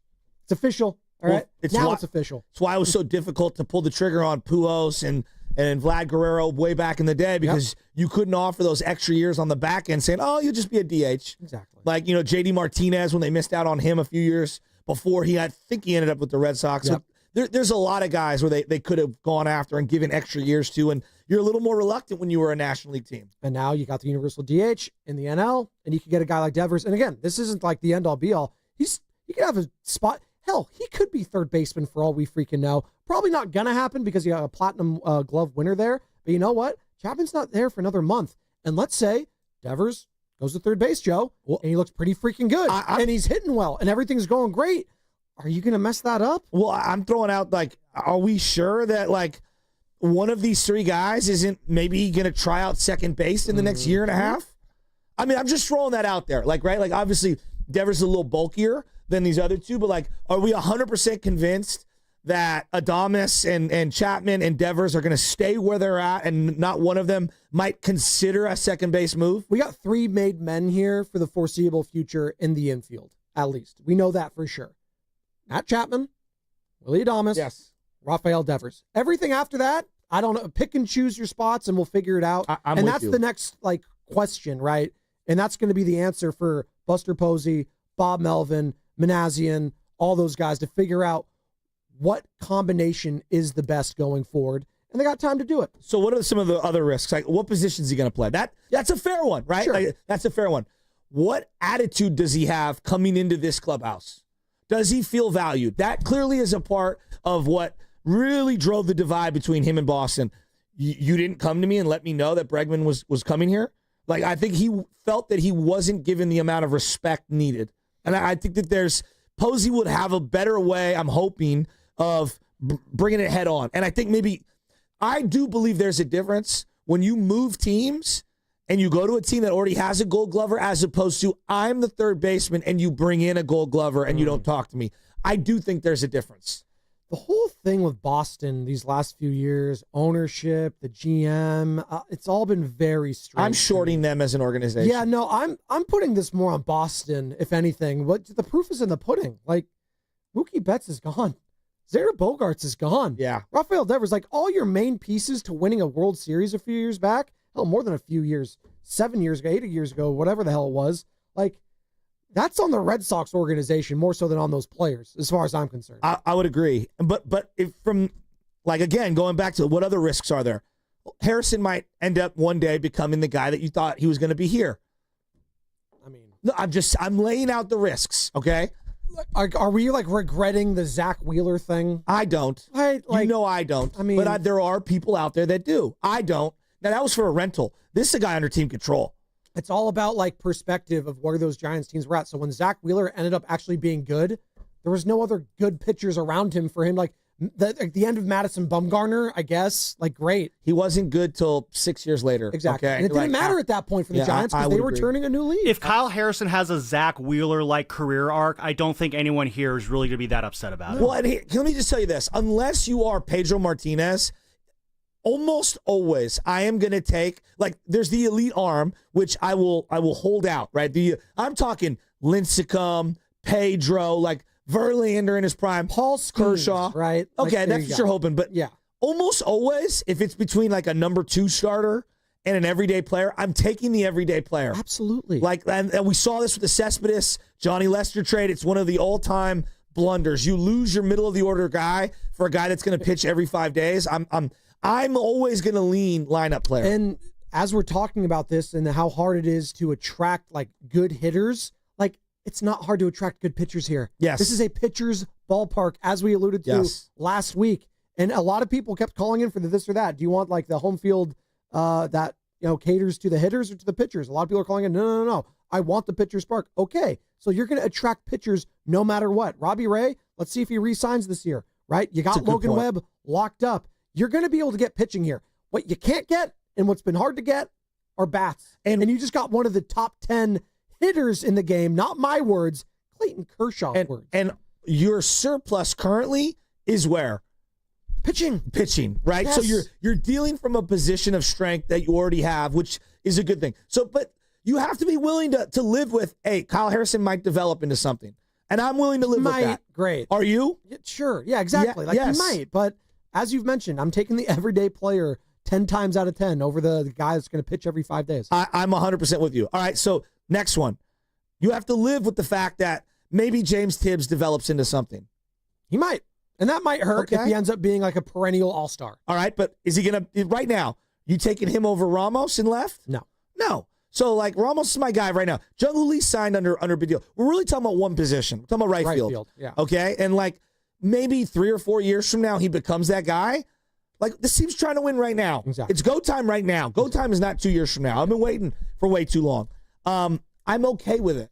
And I'm willing to live with the risk that he might one day develop into that guy. Jordan Hicks, like, I don't even know. Is he a reliever or a starter? He's not a starter to me. He doesn't know what he is. So that tells you all you need to know. I don't even know if the Red Sox know what he is. And look, Sam, I don't want you to like dump on the guy, all right? But Sam, you have said to me on numerous occasions, there's some weird energy around Jordan Hicks in that clubhouse, is there not?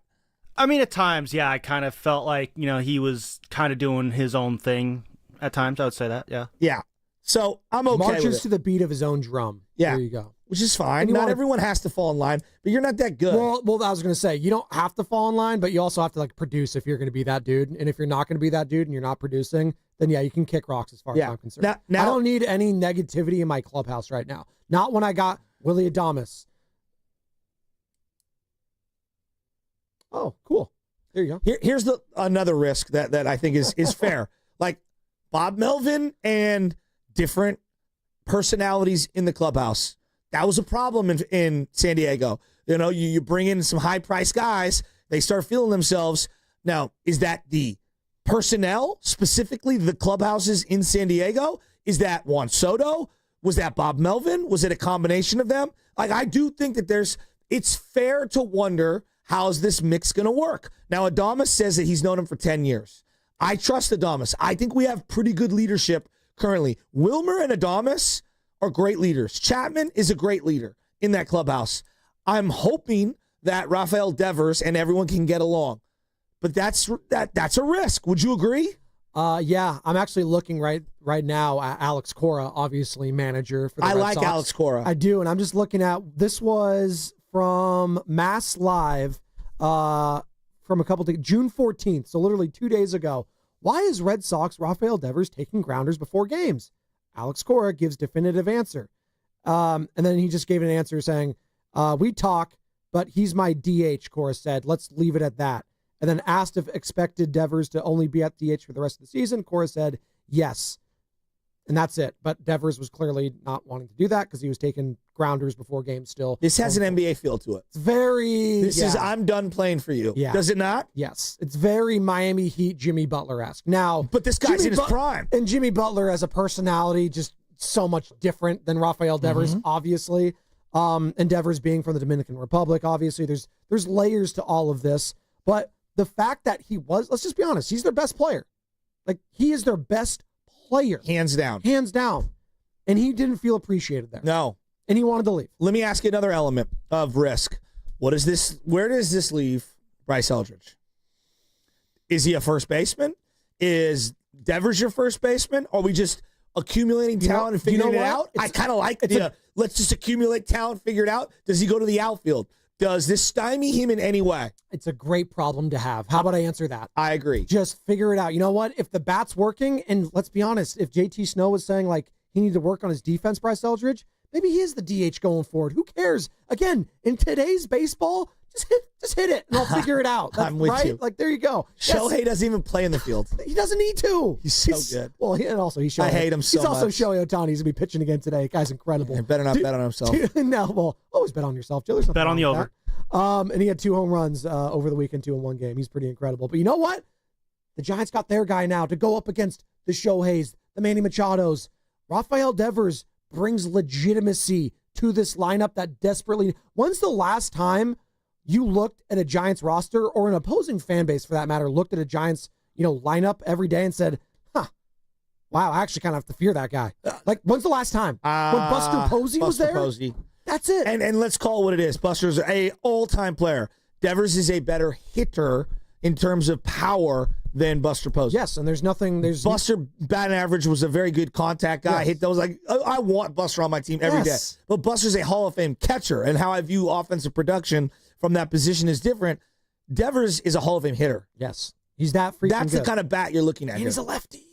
That's a lefty. I know. That helps. I mean, he's on pace for 3,000 hits. Like, again, Like if he stays around into his late 30s. Again, we were talking about Manny Machado being like the last guy to even like touch that. Like, no, RAFAEL DEVERS, you're right, is right there. He's 28 years old. When you watch the lineup over the weekend, Friday night in particular, it goes Shohei, Mookie, Freddie Freeman, Will Smith, Teoscar Hernandez.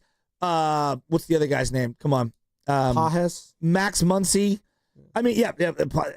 It's a relentless lineup. Now I look at the Giants lineup and I say, Kike. It may not be as prolific.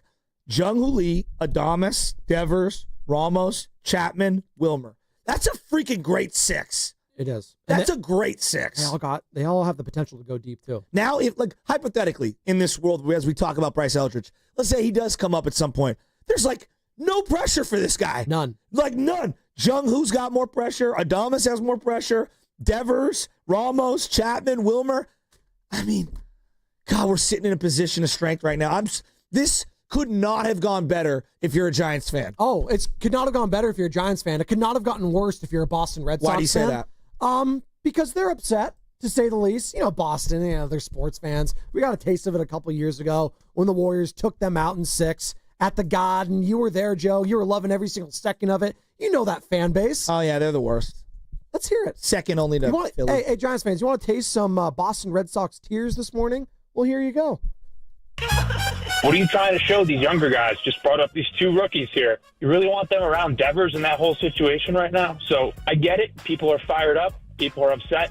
You got to think about the locker room and what they're doing. And Alex Cora's got a vision, and you got to think he's married with Craig Breslow at some point in this, not blind to it. What I would like to see whenever they have a press conference about trading Devers away, that they come forward and say, look, we appreciate everything that he's done. He was part of a World Series team, but we cannot have players not doing what management asks them to do. And I think that's the problem. I didn't like his attitude either. But, let's be realistic. Athletes, a lot of times these days, are like children. When you're a parent, you pick your battles with your kids. This was a battle that I don't think should have needed to be made because Devers is not a good fielder. He wasn't any good fielding at third, and I don't think he would have been any better fielding at first. He's entitled, me. I mean, from the beginning of training camp, he came in terribly out of shape. You had an organization that gave you $30 million a year, $300 million. Where was the respect he showed to the Red Sox and their fans? Coming into camp so out of shape that they couldn't even put him on the field. I mean, it was ridiculous from the start. I was at the game last night. There wasn't a person there, I'm not kidding you, within 20 feet of me that had a good thing to say about him. When he was getting up, I mean, nobody, it's just, like when you were talking about Judge coming to the plate, you have that feeling when he comes there. I never had that feeling with him. The amount of coping in these calls. The copium. So this is Boston WEEI callers calling in and basically crushing this guy on the way out the door. That's exactly what it is. And we're going to have one of the hosts at WEEI, Jermaine Wiggins, joining us at 8:30, courtesy of the River Islands guest line. And I want to get his thoughts on all of this, right? Former athlete. And that whole situation between Alex Cora, Craig Breslow, and that's another thing on this. The general manager, president of baseball operations, whatever his title is, over in Boston, Craig Breslow, though, and getting this done and being a former player, a guy that's pitched against Buster Posey in his career, clearly a relationship between both of those guys. I think that's important in all of this. I don't know what Farhan Zaidi's relationship was with some of these other GMs and president of baseball operations guys around the league, Joe. I really don't know what it was. Yeah, but he also was unwilling to even discuss trading any of his prospects at any point. Name one legit prospect that he even discussed trading. Not alone. They didn't trade any of them, but Caleb Killian. Yeah, who? Exactly. Caleb Killian. Who? Yeah. Exactly. That's Farhan would never have gotten the whole where is everyone going to play thing. Farhan would still be hung up on that right now if this was last year. No, they'd still be looking for a shortstop. And who trying to convince us that Brett Wisely is the answer. And who knows what they were going to do at third. Trying to convince us Brett Wisely is the answer. That's so true. Again, that text I got from people, Brett Wisely 2.0's arrived. It's June 16th. You just acquired RAFAEL DEVERS. You're in the second spot of the NL wild card. You have the third highest run differential. Check that. Fourth highest in run differential in the National League. But first, when it comes to all those NL wild card contenders, like, you're right there. You're 2 games back of the Dodgers for the NL West. This is a move that signifies to me we are not satisfied with just being a wild card team. We feel like we could go up against the Dodgers, beat them, and we're going to double down and do this move to signify that. I can now, if I'm a Giants fan, legitimately go into a series and say, you know what?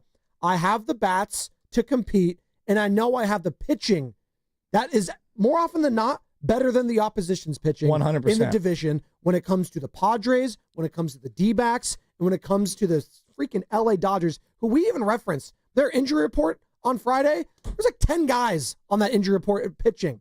But we know what the bread and butter is for that team. It's the bats. And that's what, you know what? You even referenced it, Joe. I didn't even think about it, just the timing of it all. And then they've said, Buster Posey said they've been working on this for weeks. So it might have just been, circumstance when it came to the announcement yesterday. But the fact that it came the day after you got absolutely destroyed by that lineup, it was refreshing to see the pivot and saying, wow, we just got freaking RAFAEL DEVERS to add with Ramos, Adames, Chapman, Lee. It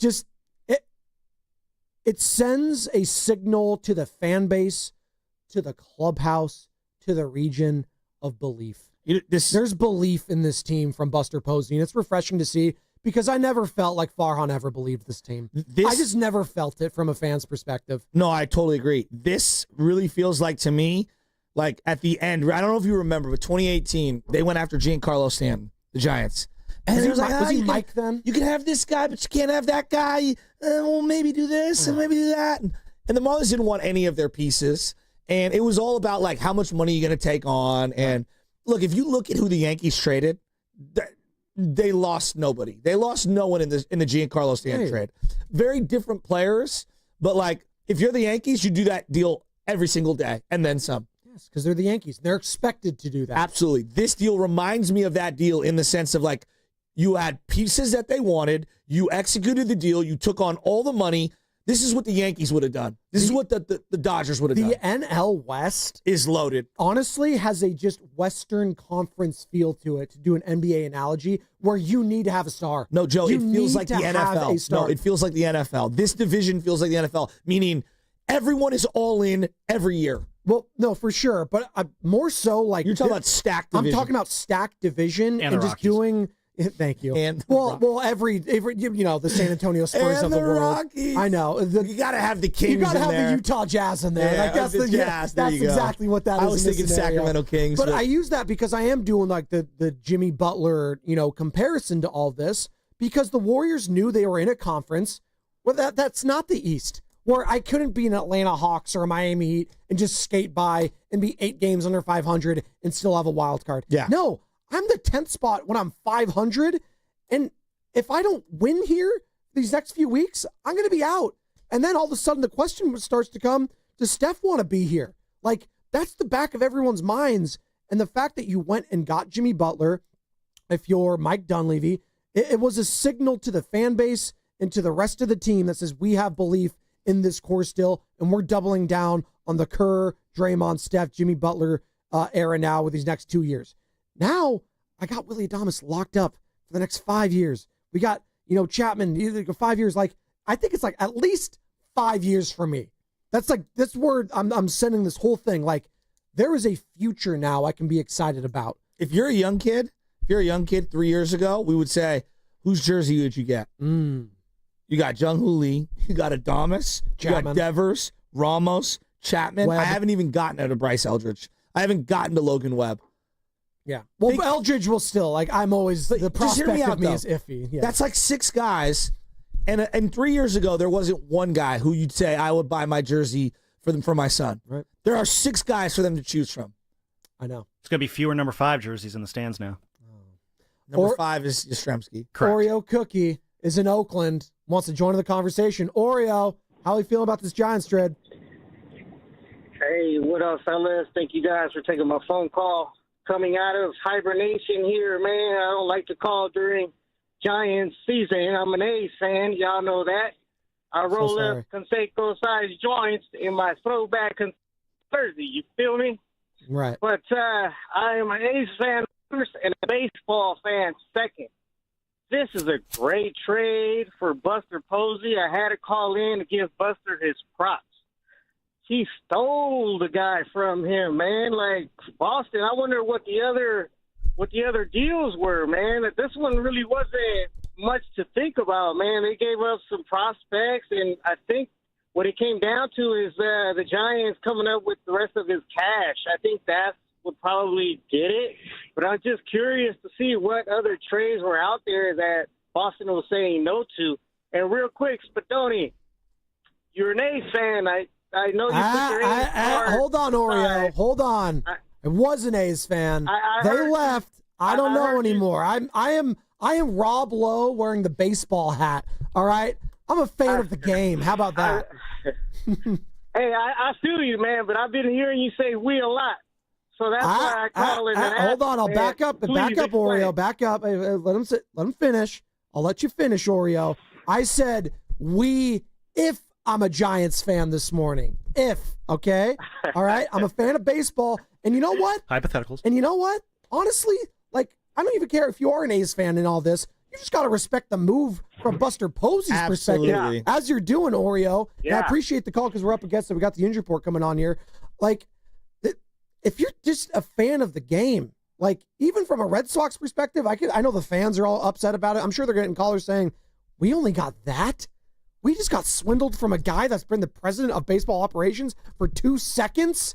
That guy has had a better trade than we've had the last 6 years? I can't think of outside of Sabian, a guy who joined the team as a front office guy and has put his own mark on the team so quickly.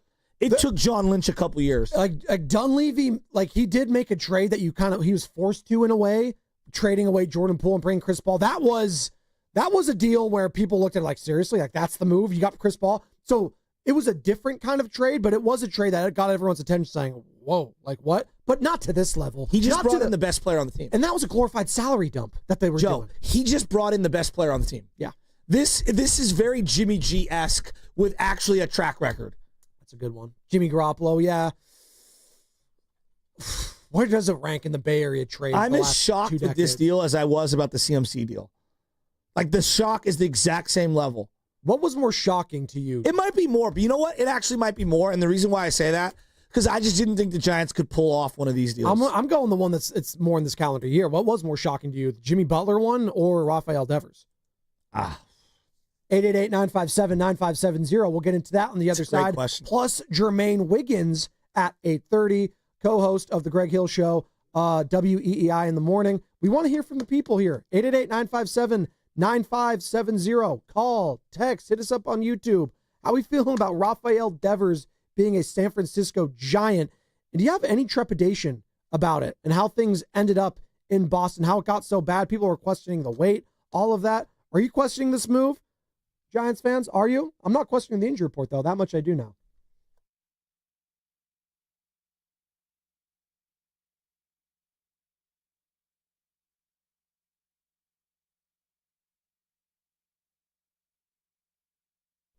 The Giants did get some good news over the weekend, though, in the form of a Matt Chapman hand injury update. After visiting hand specialist Dr. Stephen Shin on Friday, Chapman was given positive news on the healing progression of his sprained right hand. He will be wearing a splint on his right hand for the next week, at which point he will be able to begin the rehab process. While Chapman said he thinks he could be back in 3 to 4 weeks, the Giants are not providing an official timetable on when they expect him to be back on the field. The injury report was brought to you by Boxer & Gerson, Northern California's premier workers' compensation law firm, helping injured workers get their lives back for over 40 years. What's coming up with the game is brought to you by Fremont Bank, here for you, here for good. Halfway home here on a Monday, RAFAEL DEVERS. He is a San Francisco Giant. The Bay Area has seen 2 major trades happen in this calendar year. And which one was more shocking to you? Was it the Jimmy Butler trade, or is it RAFAEL DEVERS trade coming on Father's Day yesterday? We'll discuss that on the other side, plus more of your calls, more of your texts. It's Spadoni and Shasky. It's 95.7 The Game.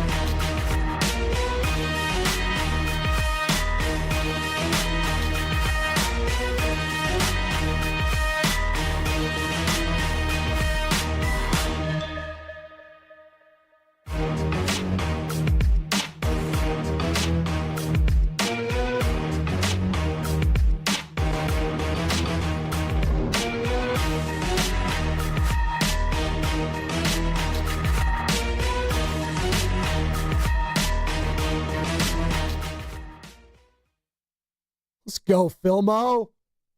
Halfway home here on a Monday. And we're just living off the high of an amazing Father's Day in the Bay Area. No, because it wasn't because JJ Spawn won the U.S. Open. It wasn't because the Giants lost their series to the Dodgers. We don't even care about that, right? No, it wasn't the Red Sox sweeping the Yankees. It was who cares? RAFAEL DEVERS becoming a San Francisco Giant, Joe. You know why I love this deal more than anything? Yankee fans are so happy that the Red Sox lost their guy. That tells you everything you need to know. A lot of Yankee fans on the YouTube chat this morning. Really? Are they? Are you serious? Wow. Okay. Call in, Yankees fans. 888-957-9570. Don't. Okay, I'm kidding. Just keep it to the YouTube chat. But let's shout out to those watching on YouTube, brought to you by First NorCal Credit Union. For a low-rate auto loan, apply online or just ask for First NorCal financing at the dealer. We are coming to you live from the Laughing Monk Studios. Laughing Monk, righteously brewed in San Francisco. In about 27 minutes, so at 8:30, we're going to be joined by Jermaine Wiggins, who is part of the Greg Hill Show in the mornings over on our Odyssey sister station, WEEI, in Boston. He knows all things Red Sox and Sox. He grew up in Boston. He's got the accent. He's got it all. I wonder how he's feeling about RAFAEL DEVERS now being a San Francisco Giant. And the expectations, Giants fans, like, you wake up this morning, RAFAEL DEVERS, Willie Adames, Chapman will be back. You got Ramos, you got Lee. Have your expectations shifted on this team going forward from, hey, maybe we could be a wild card? No. We can win the division now. How have your expectations shifted, Giants fans? 888-957-9570. And I'll ask you, Joe, have your expectations now shifted? Absolutely. Well, there's a variety of things. A, how I view the organization is dramatically different. Think about what I felt last August. They got to get rid of Farhan. We're at like our low in terms of Q rating with Giants fans. You couldn't give me a ticket for me to want to go to a game. That's crazy. Because, God, it's a beautiful ballpark. It is. And that's so much. You don't even care about the product on the field sometimes when you go there. But if the product was so bad, they're saying, nah, I'm good. I didn't feel like supporting them was the right move because I didn't want them to know that what they were doing was a product worth supporting, if that makes sense. Oh, it does. And I'm looking at it from this perspective of, oh, my God, you got your third baseman, your shortstop. You got a DH. You actually stuck with one of your young outfielders, and he's doing his thing. You actually dealt one of your young arms.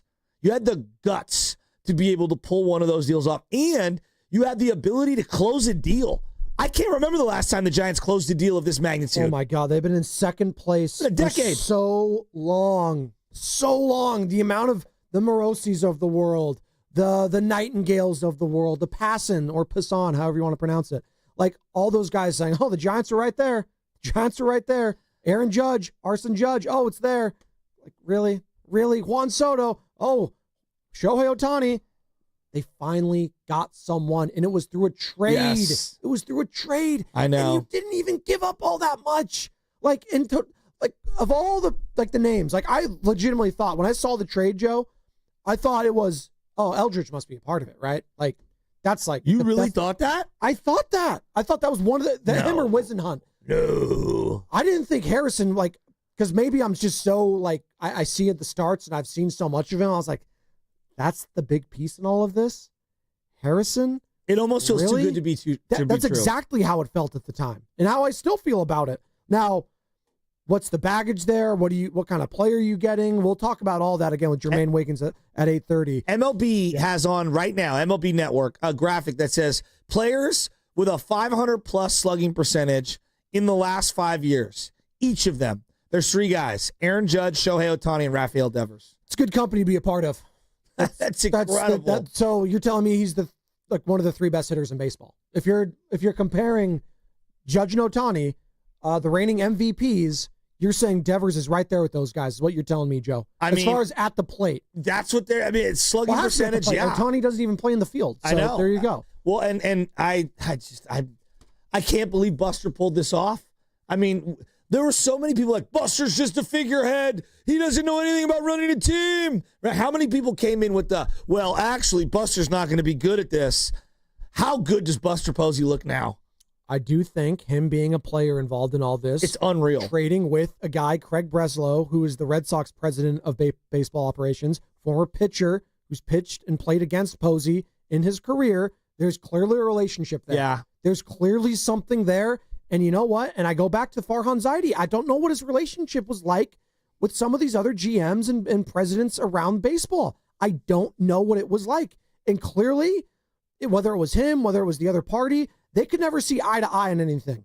And the fact that he kept getting second place so much, it pissed me off if I was a fan. I was tired of that.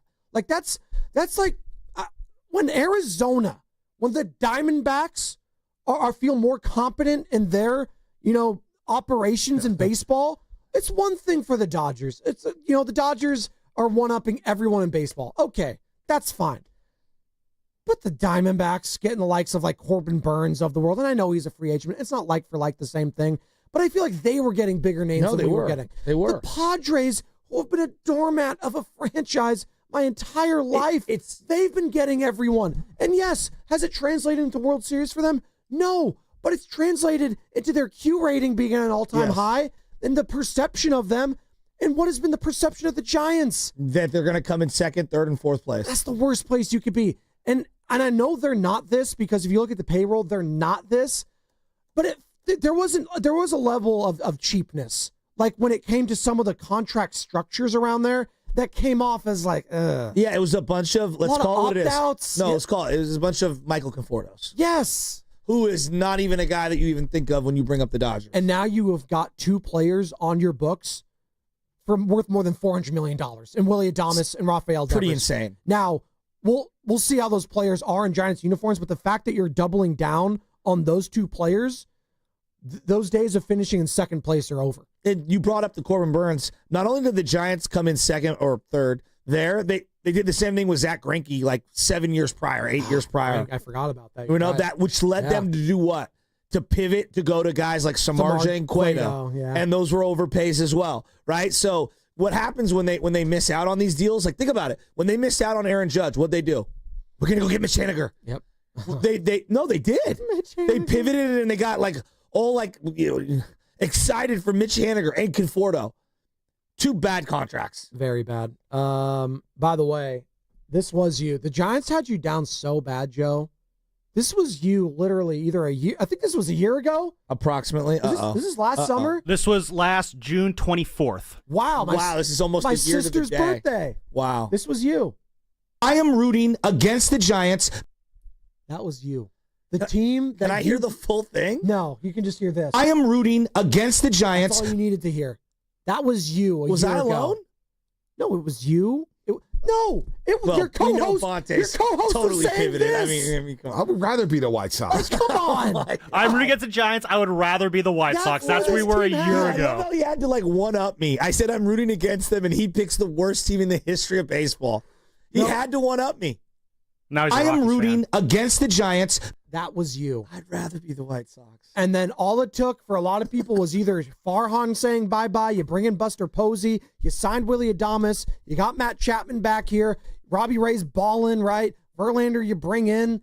Like, this has a different feel to it. This whole season has just a different feel to it. And I'd ask Giants fans if their expectations of what this team can now do going forward with RAFAEL DeVers a part of the situation, a part of this equation, has that shifted your mindset from going, whether that's, being a wild card team to being an NL West champion? And at 888-957-9570, I want to get into what JP Morosi said, and this was on Fox Sports Radio yesterday with our guy, Mark Willard, and his boy, Ephraim Salam. I know you're tapped in every Sunday night to that. Yeah. Ephraim Salami. Shout out Casey Schmidt going Grand Salami on Friday. Hey, John Morosi, that guy's tapped in as anyone. Remember, he was really tapped in on the whole Aaron Judge sweepstakes.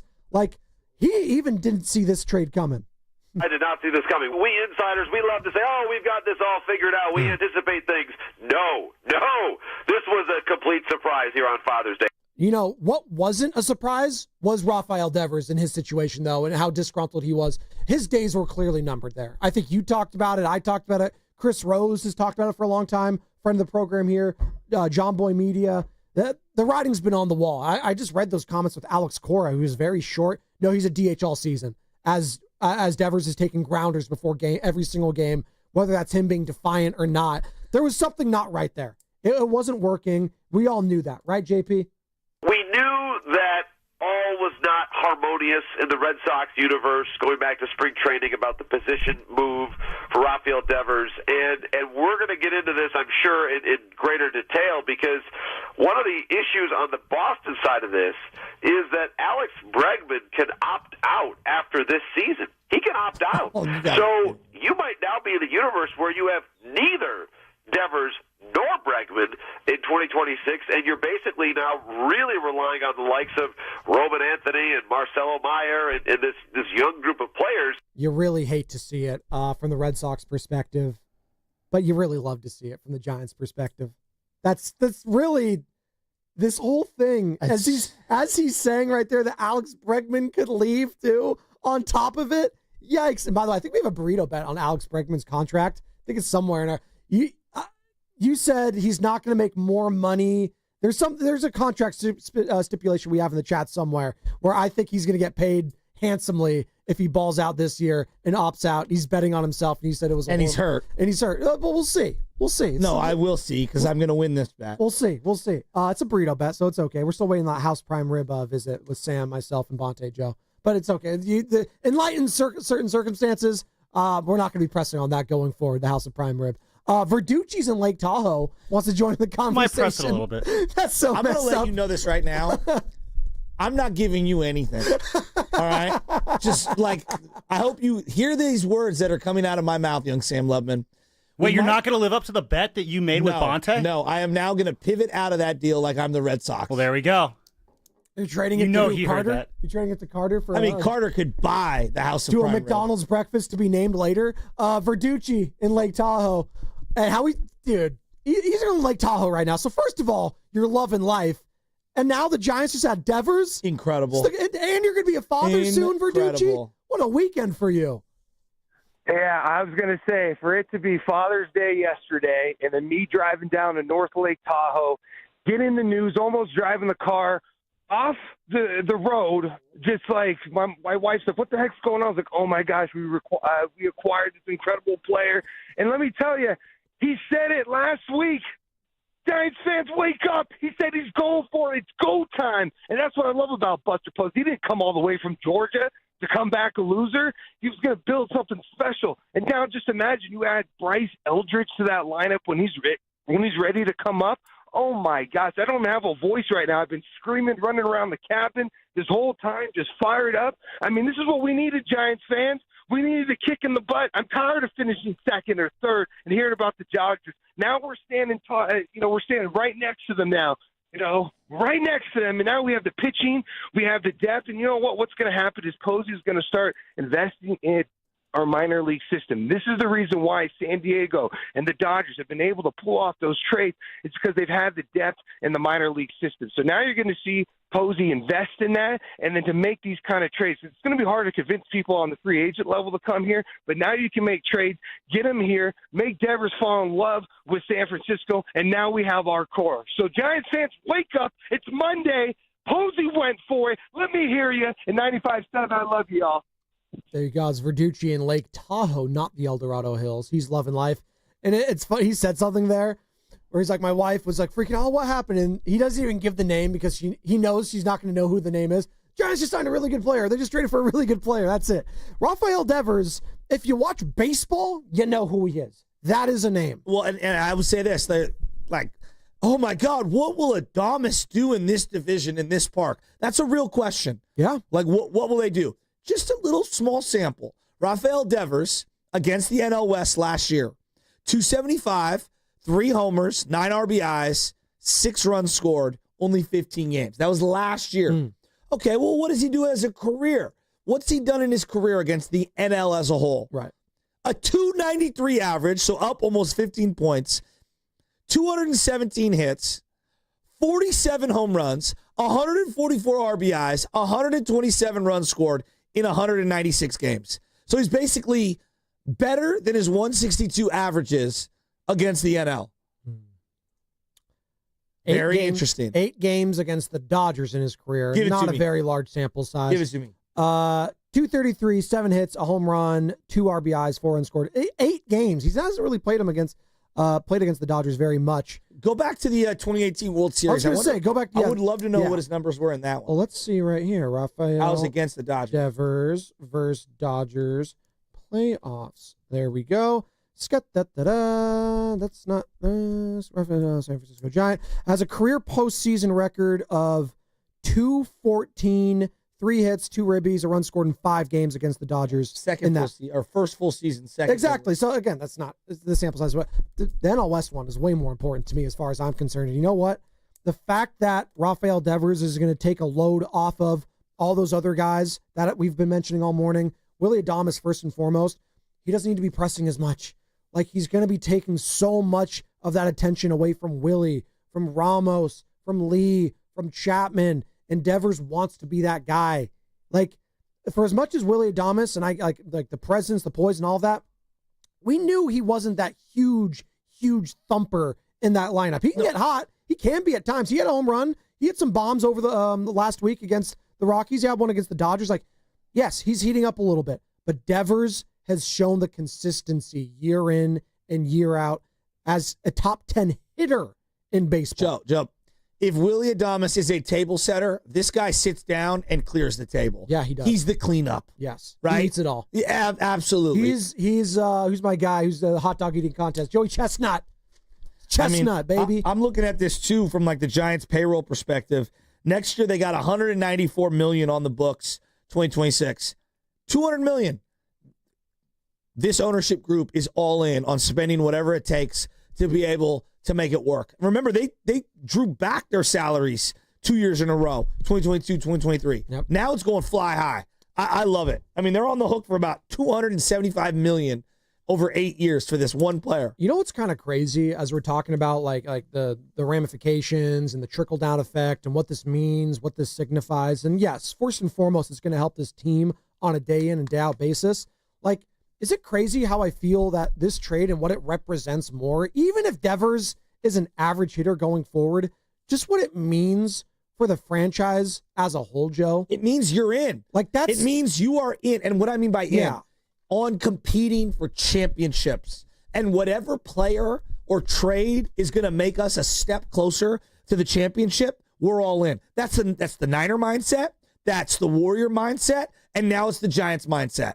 And God, is that refreshing. It's very refreshing. And when I just look at both of these teams that dealt with each other, the Red Sox and the Dodgers, when it comes to World Series, these are two in the top of their league since the year 2000, this century, that have won those World Series. And they've done it in different ways, right? The Red Sox have had multiple iterations of different World Series teams, right? You think about that most recent one, them moving off of all those players now. They're all gone.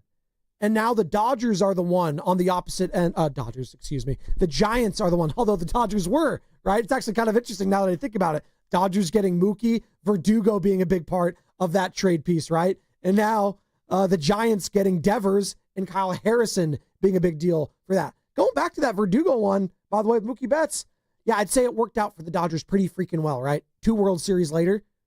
I mean, and what is Alex Verdugo? Where is he at? On his third team. There you go. He went to the Yankees. He's Brave. Exactly. He went to the Yankees after the Red Sox. Yeah. That tells you all you need to know. Third team since being a Dodger, by the way. So 4 overall. Thank you. You think they regret that deal, the Dodgers? No. Please. That's what I'm going to say. By the way, talking about the day in and day out basis, here's what some of the people around the league are saying, starting first and foremost with Eduardo Perez, who was on the broadcast yesterday for ESPN, talking about the Giants now having a legit hitter in that lineup. This is now real and a really good offense for San Francisco. You put a credible hitter, a bat that can DH, that can now play third in a new environment. This is really interesting, and now it opens up for Boston Yoshida to be the designated hitter there for the Red Sox. Not RAFAEL Devers, but still another left-handed bat that they can plug into that lineup. And if you missed it this morning, we'll replay it again now. Clayton Kershaw was part of the in-game interview yesterday, obviously longtime Dodger, one of the greatest pitchers of his generation. He's gone up against Devers multiple times. This is what he had to say about it. Buster's really doing it. Not only Buster Posey's really doing it over there. Good for Buster, man. He's going for it. I consider Rafi one probably, top 10 hitters in the game at worst. You know, so he's definitely a game changer. It'd be interesting to see what position he plays over there. I know they have a big prospect at first base coming, so it'd be interesting to see if he plays first. Obviously, they have Matt Chapman, who's one of the best in the game at third. So even if he's just DH for however long that contract is, I don't even know what they gave up. I know Harrison was supposed to pitch today, so he's a good one. He's a good one. Gone. He said like 4 things there so quickly. Number 1, Buster's really going for it. Like that, to me, a player of his caliber and his stature in the opposing dugout saying, wow, the Giants are like now all in. Like basically like, oh, you're a real team now. Yeah. Like that's the way I viewed that. Number 2, he's one of the top 10 hitters at worst in the game. At worst. I don't think Kershaw just says that flippantly. No. All right. Number 3, then he goes, yeah, they've got this huge prospect who's also going to play first base. What position's going he play? I don't know. Let's pause on that for a second. I'm telling you, I know everyone's saying DH at first base, and I agree. But I bet you the second base for somebody, I don't know who, Adames, Chapman, Devers, at some point, second base might get considered. I'm just throwing that out there. Yeah. I would think about it. It's a good problem to have. 100%. Then the fourth element. Even if he's just a DH, he's worth every single penny. That's a guy in the other dugout. That's a pitcher. It's a Hall of Famer. It's a move you couldn't do 10 years ago. You didn't have the universal DH. Woo! I was all in on it at the time. I'm even more so all in it now. If I'm a Giants fan, the universal DH. Thank you, Rob Manfred. Well, COVID first. COVID, but then Rob Manfred. Because it exacerbated it. It forced everything and everyone to do that. So there you go. All right, so we've heard from some of the media members. We've heard from opposing players. Let's hear from the actual Giants themselves. Willie Adames, how you feeling about it, man? Everybody's so excited, man. I mean, me personally, I'm like thrilled, man, to have him on the team. Obviously, he's one of the best hitter in the game, and to have him in the team, I think it's going to help us, to do a lot of damage in this division. And obviously, we need a bat like him in this lineup. So now when we get Chappie back in the lineup, it's going to be exciting. And there you go. That is Willie Adames on the field doing the interview. I actually love those. I do too, not in the playoffs. I like him. No, not in the playoffs. Regular season's fine. Sunday Night Baseball's fine. Not in the playoffs. By the way, Willie Adames from the Dominican Republic. RAFAEL DEVERS also from the Dominican Republic, or the DR. Those in the know call it the DR. Look, the other part of this is like everyone's bringing up DH. And like, Wilmer, we have Wilmer. Wilmer's been a great story. Wilmer's not going away. Mm-hmm. But you also have to understand that knee is something that you have to manage throughout the year. Yeah. And to think that he's going to replicate the production that he's had. Wait, are people freaking out about Wilmer Flores? I love Wilmer, but no, Wilmer's been great this year. It's been great. We're freaking out about his at-bats right now? Like, come on. Like, what are we doing? Well, even if you're able to spell him a day or two throughout the week, could you imagine having Wilmer's bat as a pinch hitter off the bench? Finally, and I'm not saying for every day. I'm talking about occasionally. They have no pinch hitters. No. I mean, Schmidt got hurt yesterday. Christian Koss is playing third base. It's nice, though, because a couple of years ago, back in 2021, it felt like all they had was pinch hitting, Joe. That's what you feared, was the platooning. Now it's every single day. I can look forward to seeing the players that are familiar. Devers is going to become a familiar name. Adames already becoming familiar. Chapman, Lee, Ramos. Not since the Pablos, the Belts, the Crawfords, the Poseys have we had guys that we can look forward to seeing every single day. God, there's just consistency in the lineup is so refreshing to see with this team. We're up against it. We're going to take a quick break.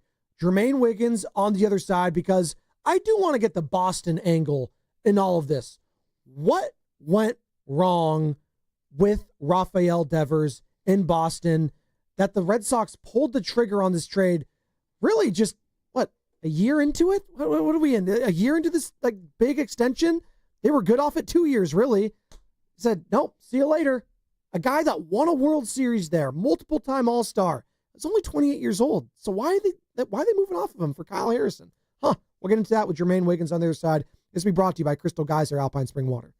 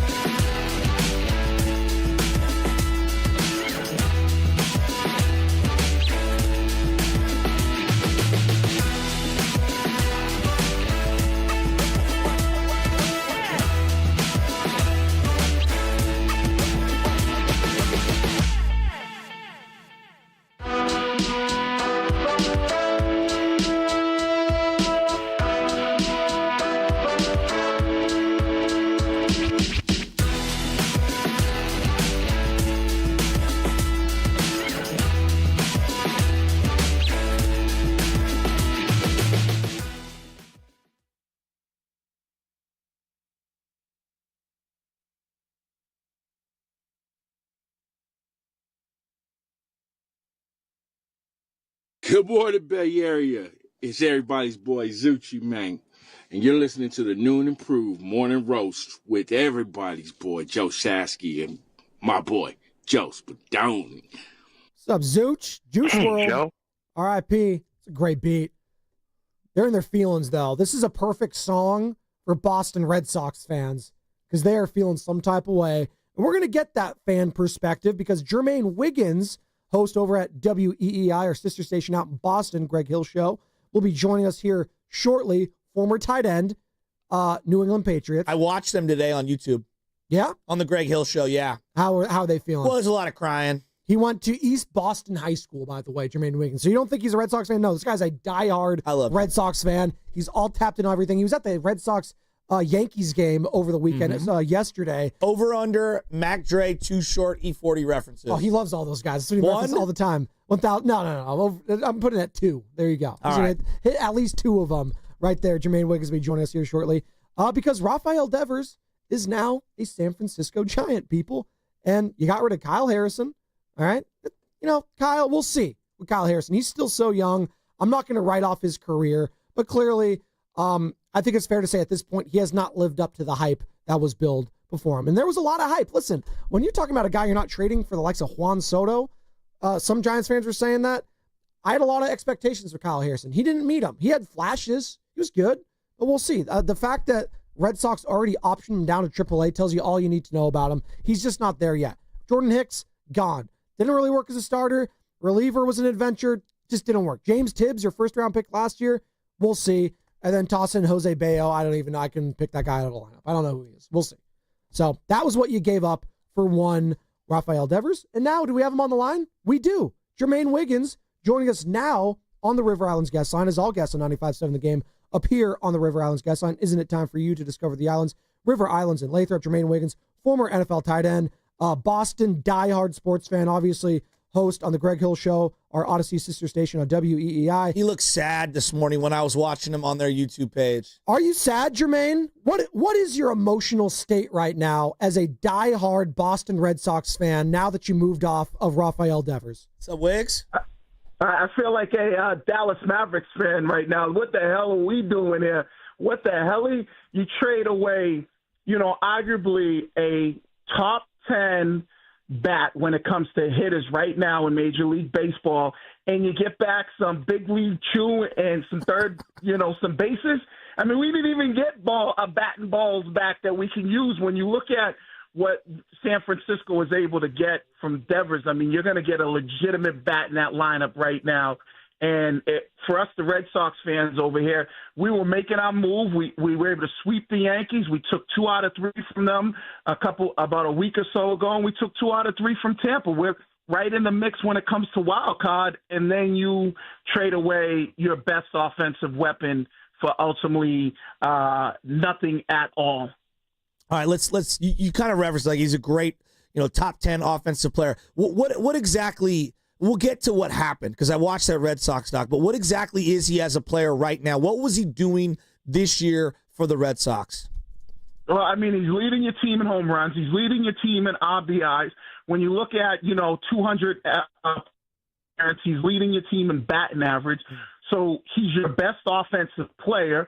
He's leading the league in RBIs. So when you start to think of what he is to your team, which is a team that struggles and at times sometimes struggles to score runs, you're giving away your best offensive player. And your second best offensive player, we don't know when he's going to be back in Alex Bregman because he's been on the IL forever. So as a team, when you start to look at where you are, it just makes no sense to me. And I don't care about the fact that he didn't want to play first base or he was a little upset because they moved him from third base to DH. I don't care about that kind of stuff. It seemed like they were past that. It just makes no sense. And then you do trade him, and then you get nothing in return.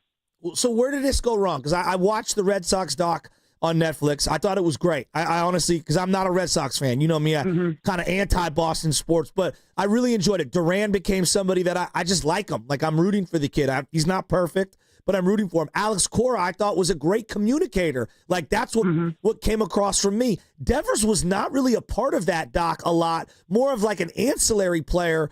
So what happened that led to all of this ruckus, like with Bregman, with everything? Like, what happened here? Well, the one part where you said Alex Cora being a good communicator, that's where it went wrong. And whether that's Alex Cora, whether that's Craig Breslow, whether that's the ownership group, you didn't communicate with your best player in the offseason about the fact that you were going to bring in a guy that was going to take his position, right? And so that's where it went wrong. So you didn't communicate that with him. Who the hell knows what you told him? It seemed like you told him that he was going to get an opportunity to play third base, and maybe you told him, hey, you're going to play third. We're going to put Bregman at second base. You didn't communicate with your best player on what his role was going to be in the offseason so you could at least cushion the blow a little bit, let him, cry and pout and do all he has to do in the offseason. So when he rolls into spring training, he's past the mindset of like, okay, all right, they did me dirty. I'm going to move on, and I'm willing to just DH, and that's all you want me to do. That was their problem. And then the other part was they yo-yoed him on it. You said, all right, we want you to DH. He goes to DH. He gets into that groove, and then you're like, well, we want you to play first base, but we want you to play third base, but then we need you to DH. So it was too much back and forth, and I think that rubbed Devers the wrong way, and he got petty about it, and maybe he got to the point where it's like, you guys don't respect me. It's time for you to find me a place that does and trade me. Talking with Jermaine Wiggins here on the Morning Roast, Bedoni and Shasky. Jermaine, obviously former NFL tight end, Boston diehard, born and raised in Boston, Massachusetts. Greg Hill Show mornings on our Odyssey sister station, WEEI, out in Boston. And Jermaine, I'm just looking at this from just a fan of baseball's perspective, right? The Red Sox, for most of my life, I'm only, I'm 32, right? So, but for most of my life, they've been synonymous with winning championships, right? They've had different iterations of that. Crazy sentence. It is crazy, but it's a reality. And I just look at this team now. Mookie Betts, homegrown guy. Xander Bogaerts, homegrown guy. RAFAEL DEVERS, homegrown guy. All of them gone. All of them who have won World Series here. It's kind of baffling. So I just go back to ownership in this regard. How much, and you mentioned Alex Cora, but I go levels above him. How is ownership feeling about this? Yeah, I'll give you a slight pass on the Mookie Betts because there was reports they offered him $300 million, and he ended up going to L.A. for $365. So maybe it was he didn't really want to be here because if a guy really wanted to be here, he probably, takes the $300 and, or they could have came up a little bit more. I think that was more of a they wanted him, but he didn't really want to be here, and he wasn't willing to take that little bit of a haircut. So I look at that difference. Xander Bogaerts, they weren't going to pay him the money he was looking for. When you look at Devers, you knew that, hey, he was one of the, top players in the league at that time when it comes to contracts, and ownership, did right by him and gave him this deal. I just think that the relationship got so strained over this offseason, spring training, into the season, where maybe Devers got to the point where he was like, I'm done with this. I want out. Because I feel like if you're the ownership, you don't just give away a player like that. You try to sit down and see if you can work it out. Tell him how much you care for him and you want him, and he's the face of your franchise. And I don't necessarily think that he felt like they did that. And, yes, I put this on ownership's plate. But when you start to look at where we are, if they would have communicated with him earlier, I don't think we're in this position. So where does that leave the fans? Where are they at with the trade itself? Where are they at with ownership currently? You've been fielding calls all day. That's why I was listening this morning. I watched you guys on YouTube on my way into work today. So you tell me, where are the fans at? Well, the fans are like this, and I love the Bay Area culture. So imagine you drive your nice car, you park it outside the ballpark, and it gets bipped. That's what the fans feel like right now. We are completely frustrated. We're upset, and I guess I don't explain BIP. I learned about BIP, and I saw that it's basically where they break your windows and steal your stuff. We feel like as fans, we've been robbed right now because you're making a push. You get back into the playoff hunt. You're able to sweep the Yankees, your arch enemy, and it looks like you're headed in the right direction. The morale has changed around the team, and then the next thing you know, it completely gets pulled out from underneath you when you trade your best player, and then you get nothing in return. And I think that's the biggest thing right now is you really got nothing in return. I mean, first Stephon Diggs, now this, Joe. I mean, just a brutal couple-week stretch here in Boston, am I right? What are you looking at me like that? It's okay. Jermaine, we don't know what was in the baggie. You brought up the whole getting biffed. Yesterday morning, Father's Day, I wake up to go golfing, I go out to my car, and some drunk driver totaled my truck right in front of my house. And damn. Oh, bro, I was devastated. So your little analogy really hit home for me, and we got him on camera though, Jermaine. We got it on camera. That's really important thing. We got it on camera. I'm pissed. There you go. Your insurance should be able to cover that. So at least you got it on camera. Yeah, no doubt. But somehow it's my fault if you ask my wife. You shouldn't have parked it right in front of your house. It's like what? Jermaine, just talking about Devers, RAFAEL Devers, the person. Yeah. Did you have any interactions with this guy? What are Giants fans getting in RAFAEL Devers, the person? Because we know about that bats. Hell, Clayton Kershaw was on the broadcast yesterday saying he's a top 10 hitter in baseball at worst. So when Clayton Kershaw says that, your ears perk up, one of the greatest pitchers of his generation. But the person, who is the person, RAFAEL Devers? Well, I don't know him personally, but based on everything that his teammates have to say about him, it seems like everybody loves him. He's he always has a smile on his face. He seems like a big kid out there that just loves playing the game. And it looks like, there was never any issues of him being, a problem in the clubhouse. And I think you're getting a guy that I think the San Fran players are going to really enjoy. I think the fans are going to love him.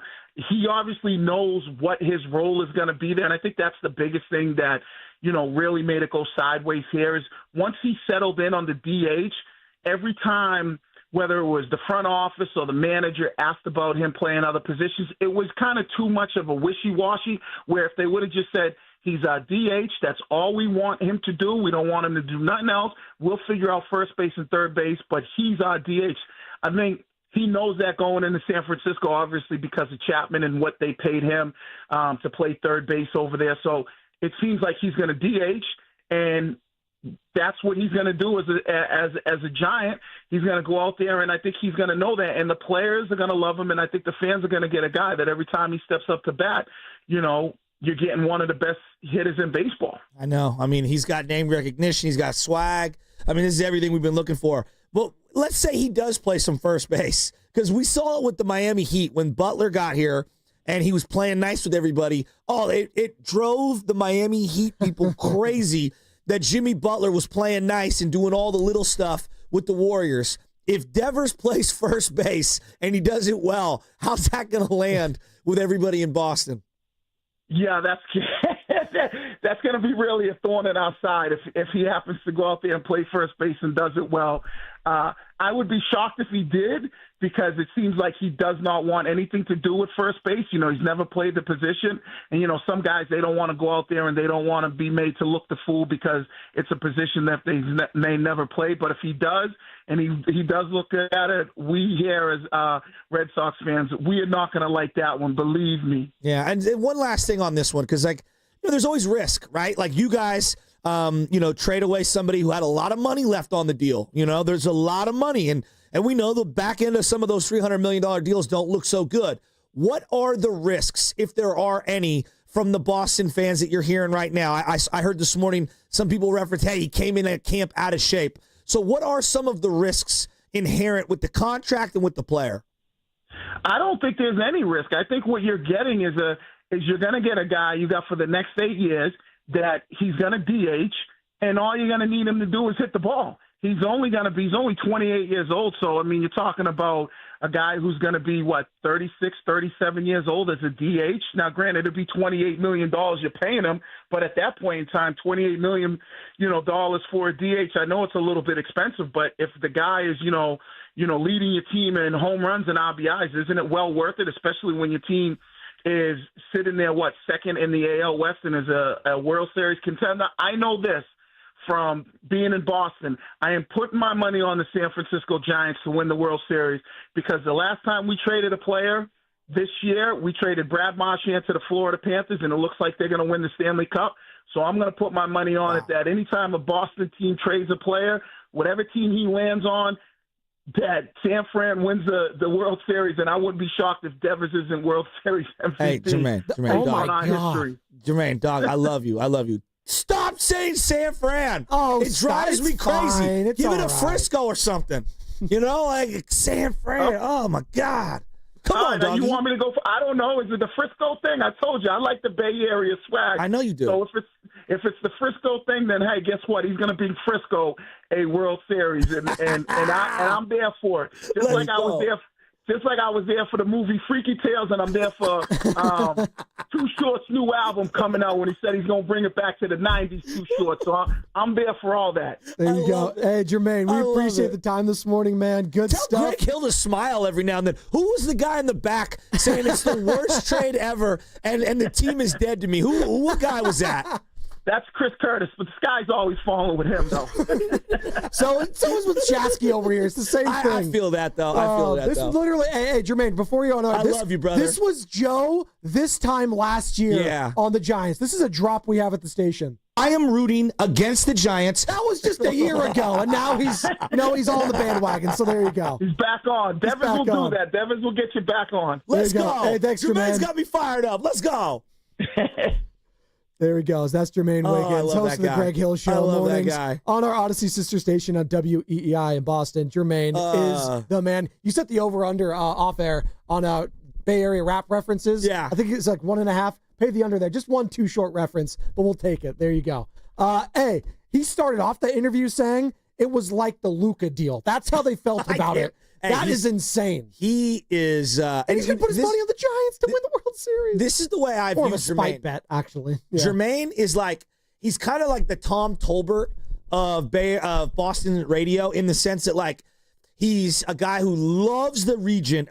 Imagine if Tom grew up here. Yeah. 'Cause Jermaine did grow up in Boston. He grew up there. So he loves the region, loves the area, loves the teams, and kind of just calls it like he sees it through the player's perspective, but also with that fandom inside. Right. And so, he is clearly devastated that Devers is here. He thinks Devers is a Hall of Fame He's talent. Devers stated. How about that? That's exactly how he feels about this whole situation. It's a devastation situation, sensation. Yeah, that's a buck. Shout out Willard and Dibs. 888-957-9570. But listen, Man. that's how he feels about it. That's how Boston fans are feeling right now. The sky is falling. You just made one of the worst trades. No, because as we've talked about the last 6 months, the Luka Doncic trade, just the value of it all, one of the worst in NBA history. Now, we've kind of poo-pooed it because Nico Harrison and the whole lottery and everything. They're going to get Cooper Flag. We'll see all of that. But it's on that level for Boston sports fans. And he even went through. He's like, yeah, well, Mookie, they never felt like he wanted to stay there. They didn't know. Still a horrible trade. Still a horrible trade, right? Xander Bogaerts, he opted out. Never wanted to stay there. Can I defend the Bogaerts? I don't think Bogaerts is that good or worth $300 million, but he's a good player. But I agree with Boston letting him go. But it's part of him coming up within that organization. Doubt. And then you paid Trevor Story. Right. And he gets hurt. Alex Bregman now. Yeah, no doubt. No doubt. It's just not a great look when you're trying to keep all this young talent and they're all going elsewhere. Yes, is what I'm saying. I agree with that. That is not what you want. That is what happens with smaller market teams. That's what happens with the A's of the world, the Rays of the world. Those are the guys that move off of young players or players in their primes and try to do all this money ball situation stuff. Not the Red Sox. No. The Red Sox were the ones that threaded the needle of Moneyball. Remember that whole movie ended with what? With Billy Beane getting interviewed by who? The Boston Red Sox. Theo Epstein takes over. They spend a lot of money, but they also do platooning, signing these fringe players, and it all worked out, and it culminated in their first World Series in over 100 years, something ridiculous like that. So, RAFAEL DEVERS is a San Francisco Giant, and they are miserable over in Boston, and there's jubilation here. And he doesn't even see any cons with it. You know what's going to happen, too, right? What? He's going to start taking balls at first base. He's going to play first base, and their heads are going to explode. Are they not? Well, and watch. They're going to be rooting against, this is what the best Boston Red Sox fans are going to be doing. I am rooting against the Giants. A lot of them are going to be doing that because of RAFAEL DEVERS, just like Miami Heat fans were rooting against Jimmy Butler as a Golden State Warrior. And the bugaboo about the Jimmy Butler situation was Jimmy just wanted to get paid, right? Devers has gotten paid. He's going to be getting paid. But he felt disrespected. Correct. Which I think is similar to Jimmy Butler in that Forget the money part of it. He felt disrespected that they wouldn't give him the money. Well, then there was all that. The Jimmy Butler thing, I do think there are nuances to the differences between those two players and where they are at in their careers. But the disgruntlement is the overarching theme of both of them. They are both upset, feeling some type of way about it. Ownership went to them directly, and they couldn't see eye to eye. Correct. And in this case, in the case of Jimmy Butler, it was Pat Riley, the president, putting him on blast in the media. And Spoelstra was mad at him. And then other teammates turned on him, it felt like. Yep. And Devers, by all accounts, I've never really heard interviews with the guy. You heard from Jermaine Wiggins. He has a smile on his face. He's a nice guy. He's like we knew with Jimmy there was some other baggage. He bounced off many different teams. He had been in so many different That's places. what I'm saying. There's this whole the Jimmy Butler, the playoff Jimmy. There's so much baked into. He was Jimmy. also way older. Exactly. That's the thing. You're getting a 28-year-old in his prime. I know. And if he just stays a DH, and I'm with Jermaine on this one, if he doesn't even play a position on this team, I'm fine with it. He's that good. He's going to play a little first base, and I'm telling you, it's going to drive everyone insane. Well, David Cohn, again, we're talking about all these different people reacting to it because it's been the talk of baseball. It's the talk of sports right now. It's the biggest trade of the baseball season. It's not even Since close. the Luka or Jimmy deal, this is the biggest deal, right? In sports, yes. Am I? Oh, excuse me. Desmond Bain also got traded yesterday. So completely overshadowed. Desmond Bain is now a Orlando Magic. Kind of a crazy trade. No, it was a big deal. It was, yeah. And I actually love that deal for Orlando. But my point being is that I'm shocked a baseball deal would be bigger than one of these NBA deals. Right? Even as big as Devers is, I guess it's the Bostons, the Giants. I mean, this was a huge deal. Well, and even in that response, Jermaine Wiggins, if you miss any of that interview, Jermaine Wiggins, former tight end, New England Patriot, host over at WEEI, guy lives and breathes Boston sports, born and raised there. Actually, he's born in New York, but raised in Boston. Find that entire interview on the free Odyssey app or on YouTube. But even he was making some hockey references. Brad Marchand, who I know Sam knows, if you know your hockey, guy was a Boston Bruin. He was a legend there. He gets traded, goes to the freaking Florida Panthers. They're going to go back-to-back probably. They're up 3-2 in that series. And that's how Boston sports fans are feeling some type of way about that. And he was way older. He's in his mid-late 30s. And they're feeling some type of way about that. Now, RAFAEL DEVERS, a guy that's won a World Series there, he's gone. And that kind of last remnant of that team, the Benintendi's of the world have been gone. Is there anyone remaining on that World Series team, Sammy, from that Boston year? Check that out for me. But in the meantime, David Cohn, Joe, on the broadcast yesterday for ESPN saying, hey, the Giants are going to take the bat. They'll figure out the position later. RAFAEL DEVERS is not just a credible hitter. He's one of the best left-handed bats in the game. No question. The Giants will take the bat and figure out where to play him later. Obviously, they have an injury at third base. Enough with that. You need a bat. You get a bat of that quality. You take it. Good move by the Giants. Exactly. Good move by the Giants right there. And Buster Posey spoke yesterday, and he's like, in regards to the Matt Chapman, who's playing where, he's like, that's a conversation for myself, Bob, Manazian. We'll have that conversation with him. But he said, quote, we're excited about adding one of the best hitters in all of Major League Baseball to our lineup. We're obviously taking on a lot of dollars, but there's a belief that adding a guy like this puts us in a good position to keep winning ball games, get into the playoffs, and try to win a World Series, which is our ultimate goal. That's Buster Posey. I mean, he's talking World Series after that. He doesn't say that lightly. Yeah, those are the stakes expectations and consequences. Yes. I love that. The next time we introduce Buster Posey at Oracle Park, I got to have the Vince McMahon music. I got to have No Chance. Yeah. And I got to have him coming out in the swagger like he is Vince McMahon. Yeah, I want that. You from want Buster. the walk, the strut, all of it? 100%. Who's he saying you're fired to next on the Giants? Is it Gerard Encarnacion? I'm sorry, I didn't mean to be mean there. I know. Hey, you don't have to worry about him. He doesn't have a position. That's all right. Neither does our guy Devers right now, but that's fine. We'll figure it out. Yeah, but Devers hits. I know. I was kidding. I was just trying to Encarnacion has 2 hits this year. This has been a whirlwind. I got to be honest. This has been insane talking about RAFAEL DEVERS and the Bay Area being the land of big trades these last few years. Has there been a market that has had bigger trades than what the Bay Area has gone through these last couple of years? New York has got a lot of them. So they had Aaron Rodgers, Devontae Adams. And they got, obviously, Mikal Bridges trade. Cat. Yeah. Like New York, okay. They made the trade for, or they signed Max Fried.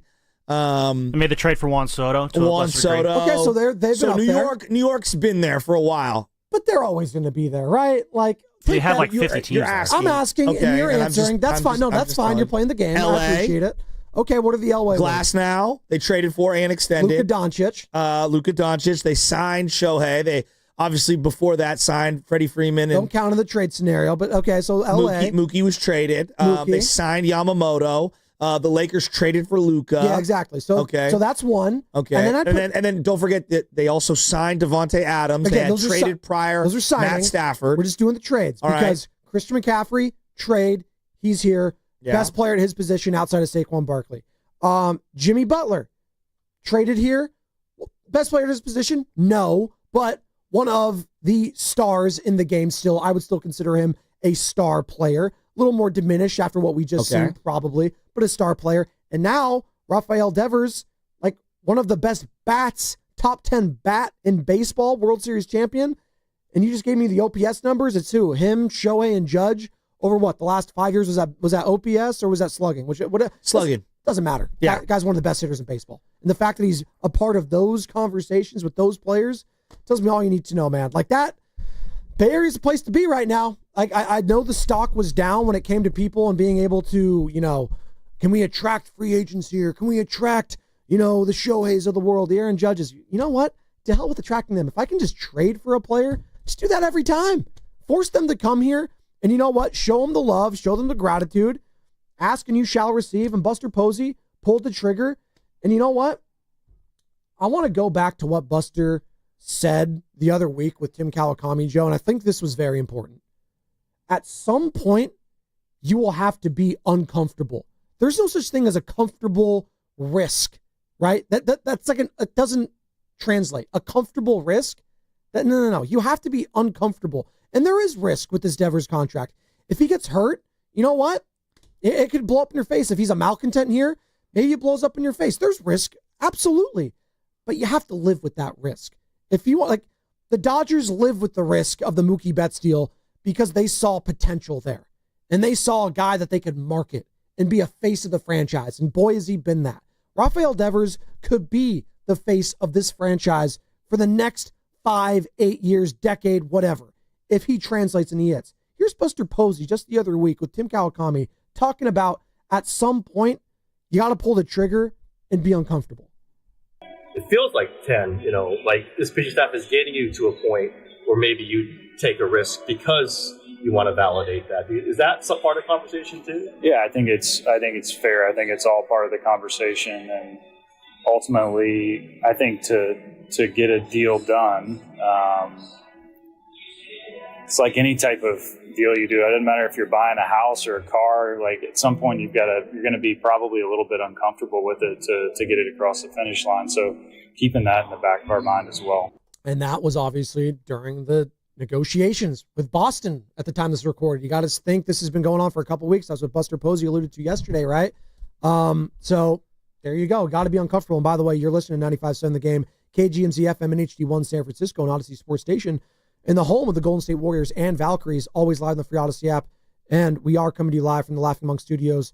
3 hours down, one more to go here. We got this or that coming up in about 20 minutes. But Sam's going to give it to us in 10, a little primer for what it is, because it's always a surprise, this or that. And Sam, you got a good one today? Have you figured it out? We're not going to do just yet, but thumbs Carter up. and I are doing some cooking back here. I think we're close to a breakthrough. Oh, right. So it's only been 3 hours, but they're still working on it. It's okay. Doesn't matter. Hey, art takes time.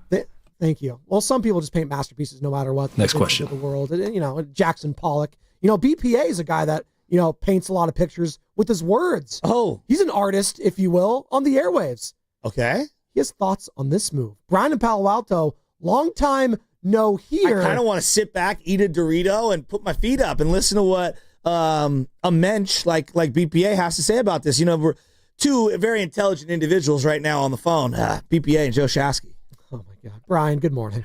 Yeah, I mean, were we not discussing this very subject like 10 days ago? Yes. Which absolutely. was don't wait for the trade deadline. Make a move now. Exactly. And, great minds think alike. But, yeah, I mean, what a great decision. And, after all the years of, desperately clinging to overvalued assets by Farhan in the minor league system that has produced nothing, to only give up basically one fading prospect in Kyle Harrison. And let's be honest, he's a fading prospect in their system.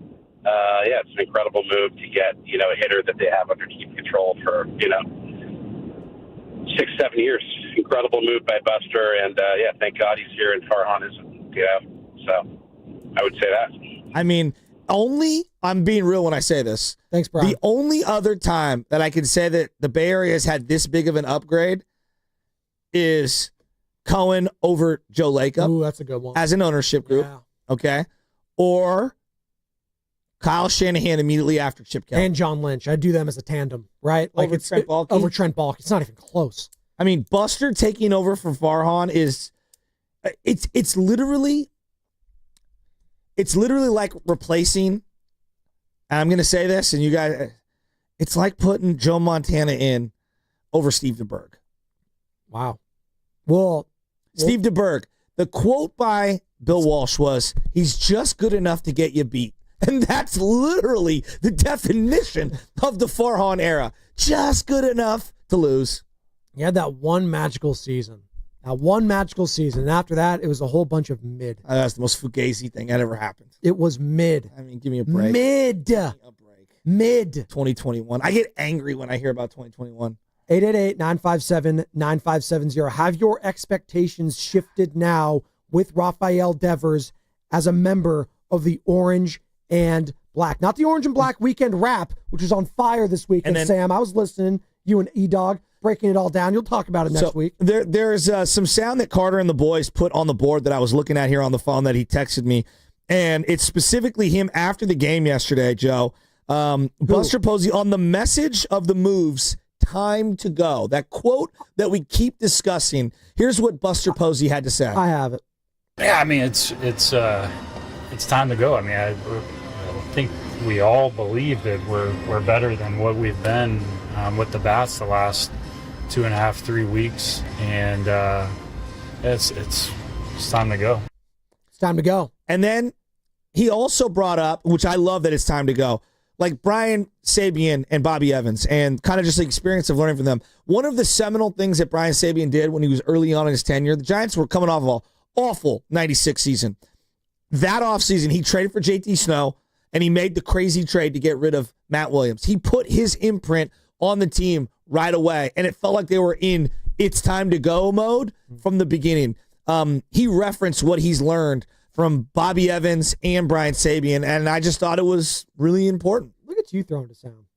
Well, I mean, that's all I have to draw on, right? I mean, so it played a part in it, and, I think back, being in this role, I try to remember the way that Brian Sabean and Bobby Evans went about things as well, and so draw on that memory, and then also, as you mentioned, playing experience.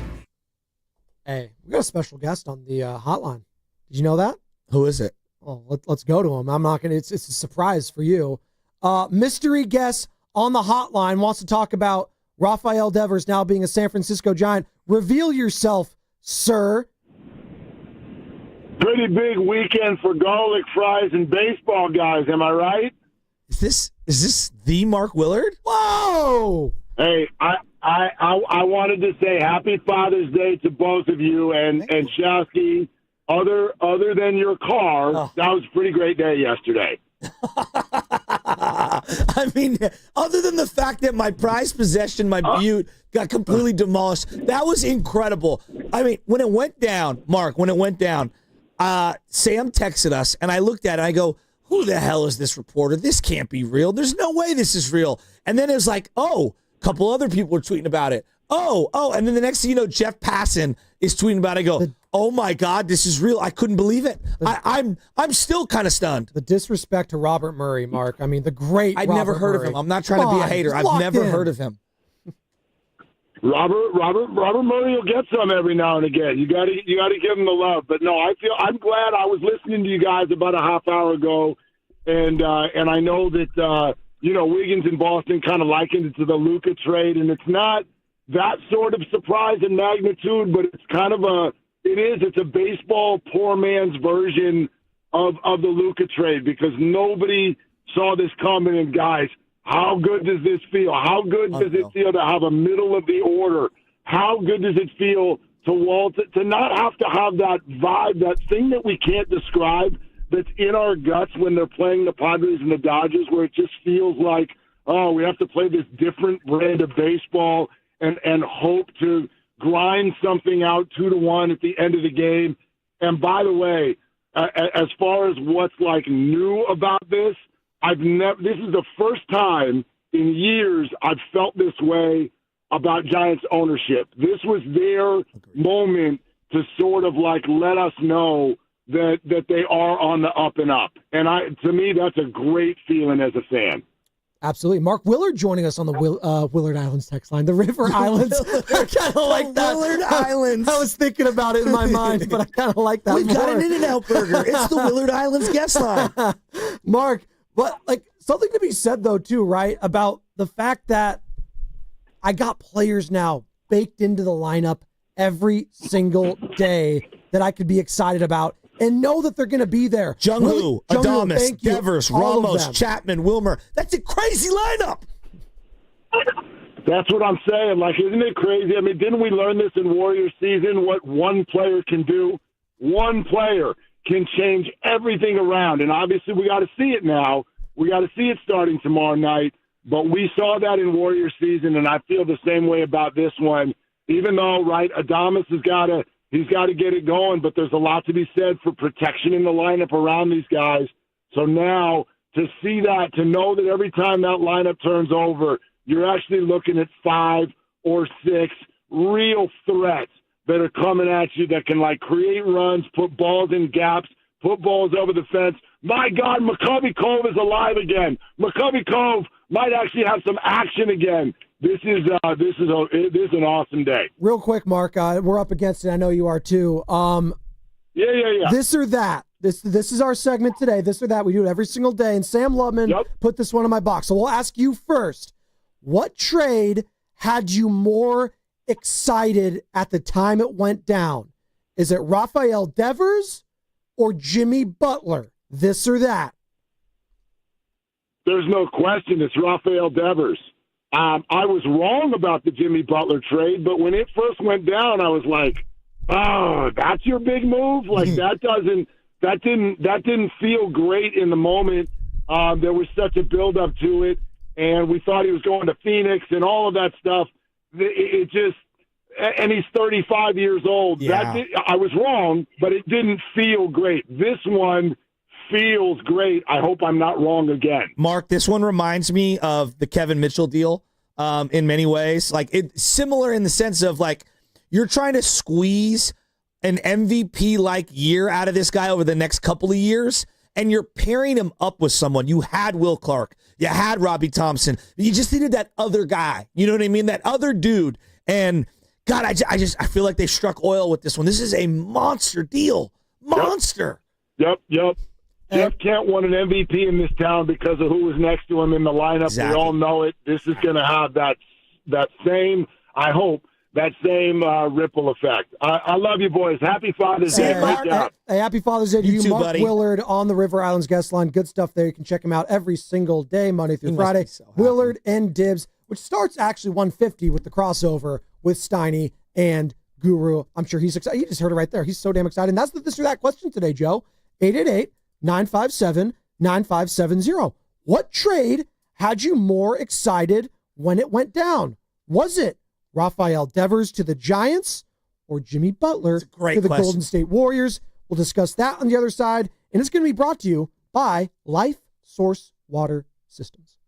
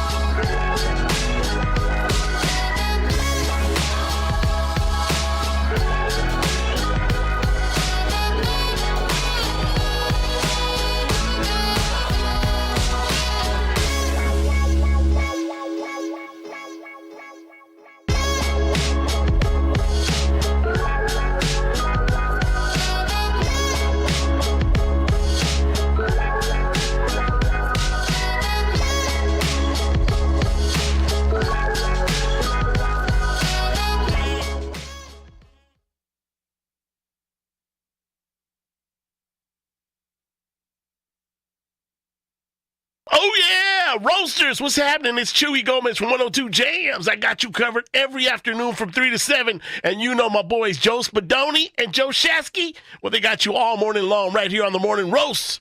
Take it away, Spadoni. What's up, Chewy? Hey, we're rolling on that high right now. And not off of actual Chewy.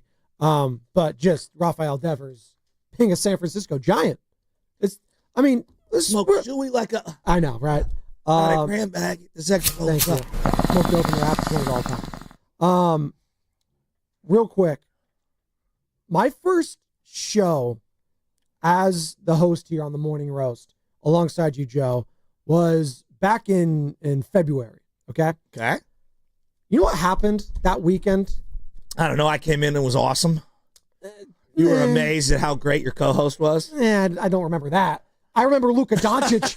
I remember Luka Doncic being traded to the Lakers, and everyone was just like, what the hell just happened? Oh, I remember that. Happening. I remember it being Super Bowl week. I remember Bonte actually liked the deal for Dallas. Yeah, of course he did, right? And of course he's I do remember that. I knew all along they were getting the number 1 overall pick, right? As he goes, LeBron James. I knew all along all this stuff was going to happen, right? Bonte, you didn't know this, but I foresee the future. Thank you, RJ. I forgot about RJ. He's not having a great time with the Sacramento Kings. Did he get traded to the Bulls too? He might have. You know what? The Bulls probably, their stock is probably rising over the Sacramento He was Kings. chanting at different no Kings on Saturday. That's pretty funny. Sammy. That's pretty funny. But pretty funny. That's what happened a couple months ago on our first show. It was Luka Doncic. And then that week, what happened?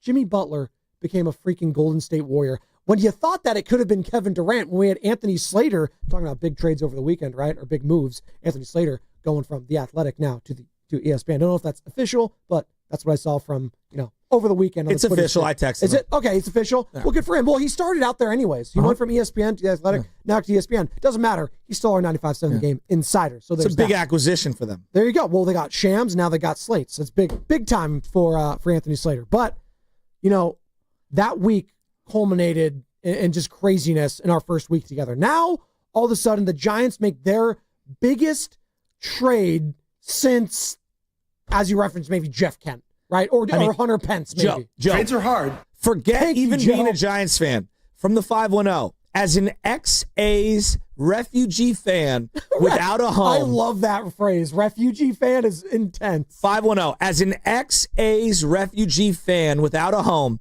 the Devers trade is the exact kind of thing the Giants needed to do to pique my interest. Oh, so we got a defector right there? That is incredible. He's going. He's leaving.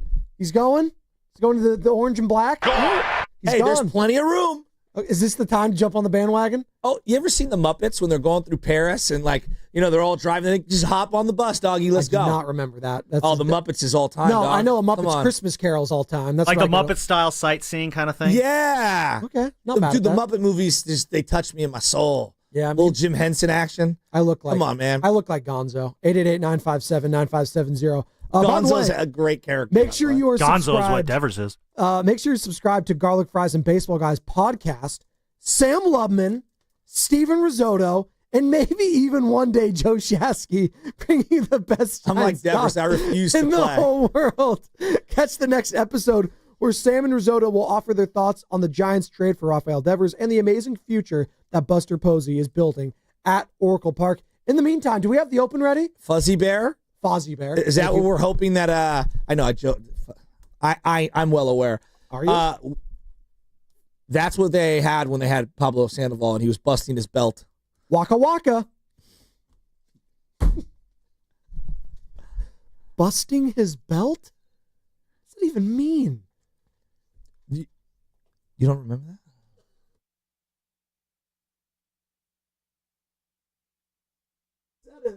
I know what it means, but the way he said it. Oh, this or that. What trade had you more excited as we pivot from Pablo Sandoval's busting belt to RAFAEL DEVERS becoming a San Francisco Giant? Did that have you more excited yesterday, or when Jimmy Butler was traded to the Golden State Warriors? Which one of those had you more excited, Bay Area fans? 888-957-9570. We asked Mark Willard last segment, and he said it was unequivocally RAFAEL DEVERS because there was question marks when Jimmy Butler was traded here. He was a little older. He was an extreme malcontent. You went from being excited at the potential of Kevin Durant coming here, and then it ends up being Jimmy Butler. So 888-957-9570, this or that. Which were you more excited when you heard? Was it RAFAEL DEVERS as a Giant or Jimmy Butler as a Warrior? Joe, I'll ask you first before we go to Gabe and Adam. Tough one. This is a tough one because I was so pumped when they got Jimmy Butler. But I'm more like, I feel like a kid again. Like a legitimate, 13-year-old me would be doing cartwheels right now because of this Devers trade. So I'm going to go with Devers. I still can't believe it's real. Well, you gave up Andrew Wiggins and a bunch of guys that really weren't doing a whole hell of a lot when it came to the Warriors trade. But I do think you gave up a player, a consistent player. Was he an all-star? No, he may have gotten to an all-star, but he wasn't an all-star player anymore. He was consistent, but he was a guy that was, not going to take you over the top. Jimmy Butler was a player that could take you. So when you moved off of Wiggins, it is what it is, right? No one was really batting an eye. Hell, no one even called in for months saying they missed Andrew Wiggins. That's and I don't think that's going to be the scenario here when it came to Kyle Harrison or Jordan Hicks. It's almost the same thing as far as I'm concerned, right? Although Andrew Wiggins did help you win a title. He was the second best player on a title team, but you saw the writing on the wall. They were a 500 team. They were a 10 seed barely. You needed to make a big splash, and that was Jimmy Butler. Devers is interesting because when you look at RAFAEL DEVERS, there's a lot baked into it. Yeah, the contract, but he's 28 years old, Joe. This is a now and future move. The future for the Warriors is a couple of years, maybe, and we'll see after this next year, if nothing happens, where's Jimmy Butler going to be there as far as the malcontent is, right? It just felt like it ran its course with Boston and Devers, and it's a breath of fresh air for him and for the organization and for ownership. So there is different levels to this, but I don't knock it either way. Let's go to Gabe in Oregon. What's up, Gabe? Gabe, I'm giving you an impromptu because I know you called before this or that, but which one had you more excited at the time it went down? Was it Devers or was it Jimmy Butler?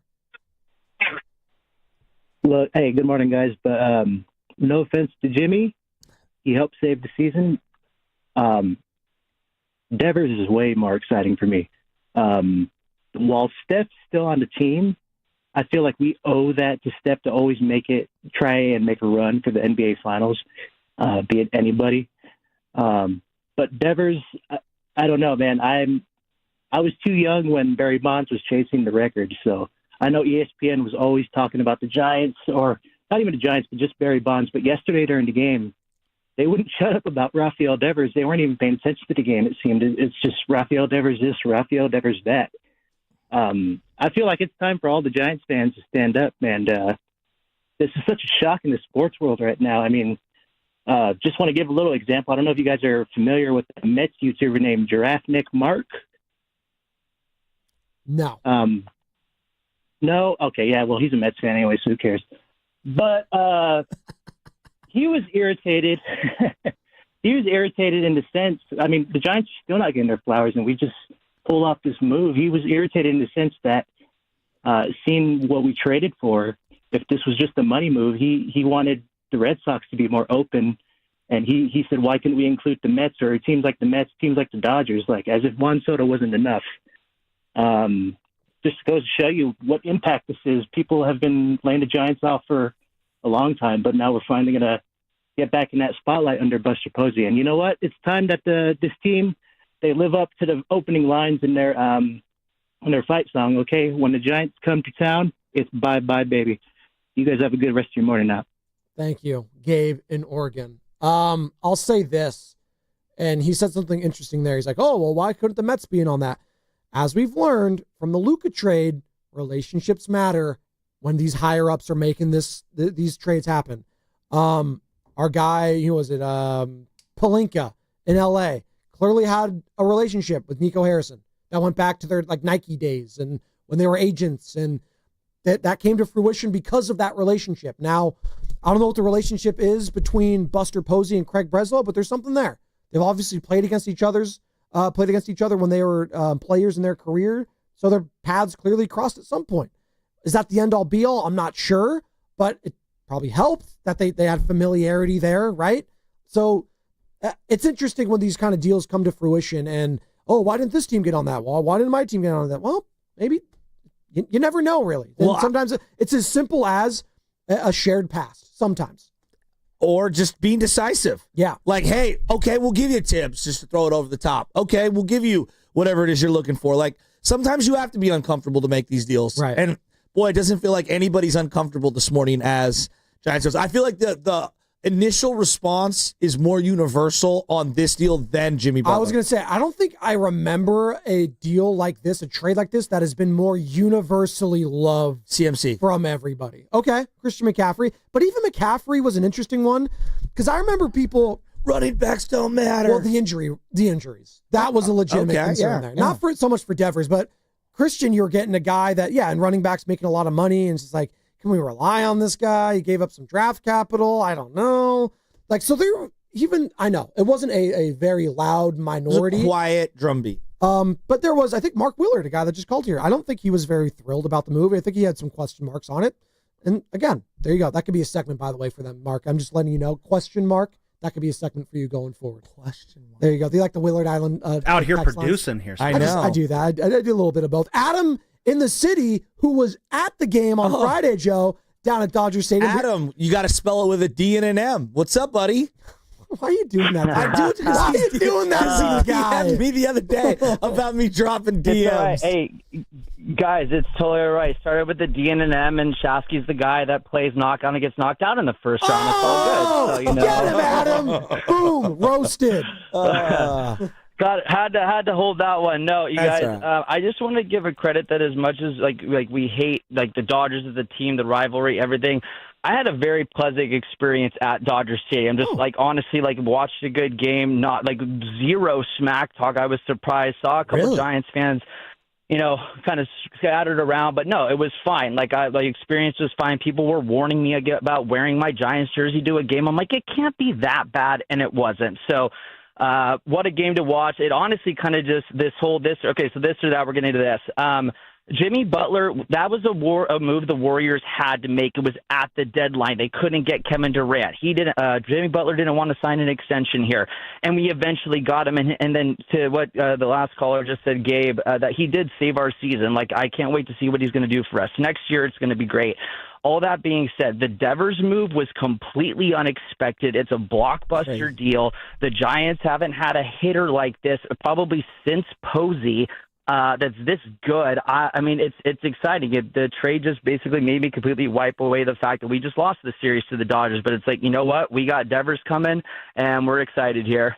I feel the same way. It so came out of left field. Like, Thanks, at least with the Warrior one, not to say that Jimmy wasn't unexpected, because it was. Because they had said like 3 days before, like, oh, he's not interested in the Warriors. Well, it started feeling like after you whiffed on, like the smoke started to clear on the Kevin Durant. It's like, okay, it looks like he's staying in Phoenix. And then it was just like, oh no. Like, are you not going to get anyone at this deadline? But and you then thought a deal was going to happen. I'm talking about for the Warriors leading up to that. Correct. There was so much anticipation for a deal. This was so out of nowhere. It was. It wasn't on my radar. It wasn't on your radar. Like, we mentioned Devers in the past as like a guy that's like clearly disgruntled. We said, hey, they should go get him. But then we all really knew, like, they probably won't. But you know what? You should sniff around. And you know what? Posey was definitely sniffing around, and they got their guy. RAFAEL DEVERS is a San Francisco Giant, and now him and Willie Adames are tied. So that's $400 million invested going forward in those two players alone. Will there be a press conference today? Like, where they introduce him at a dais?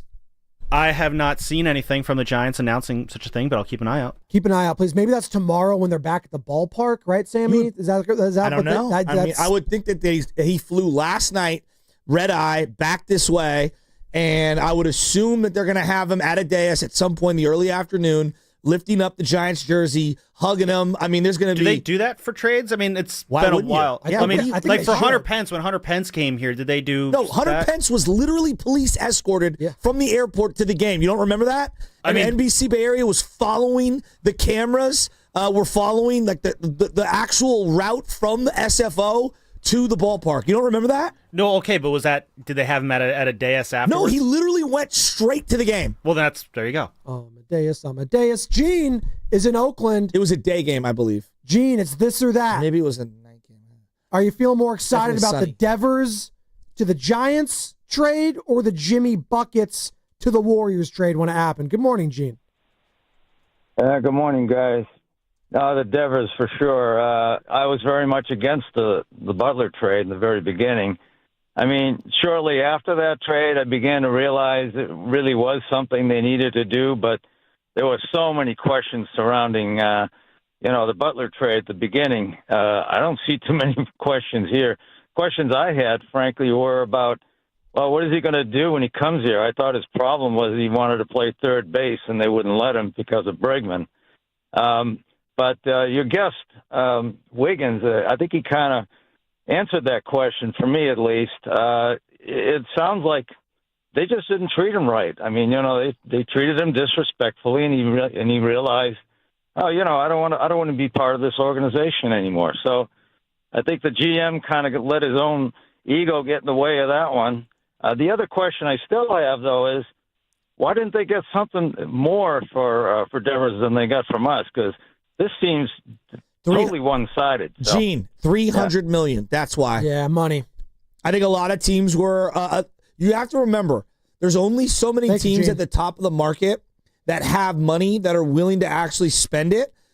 I've talked about this till I'm blue in the face.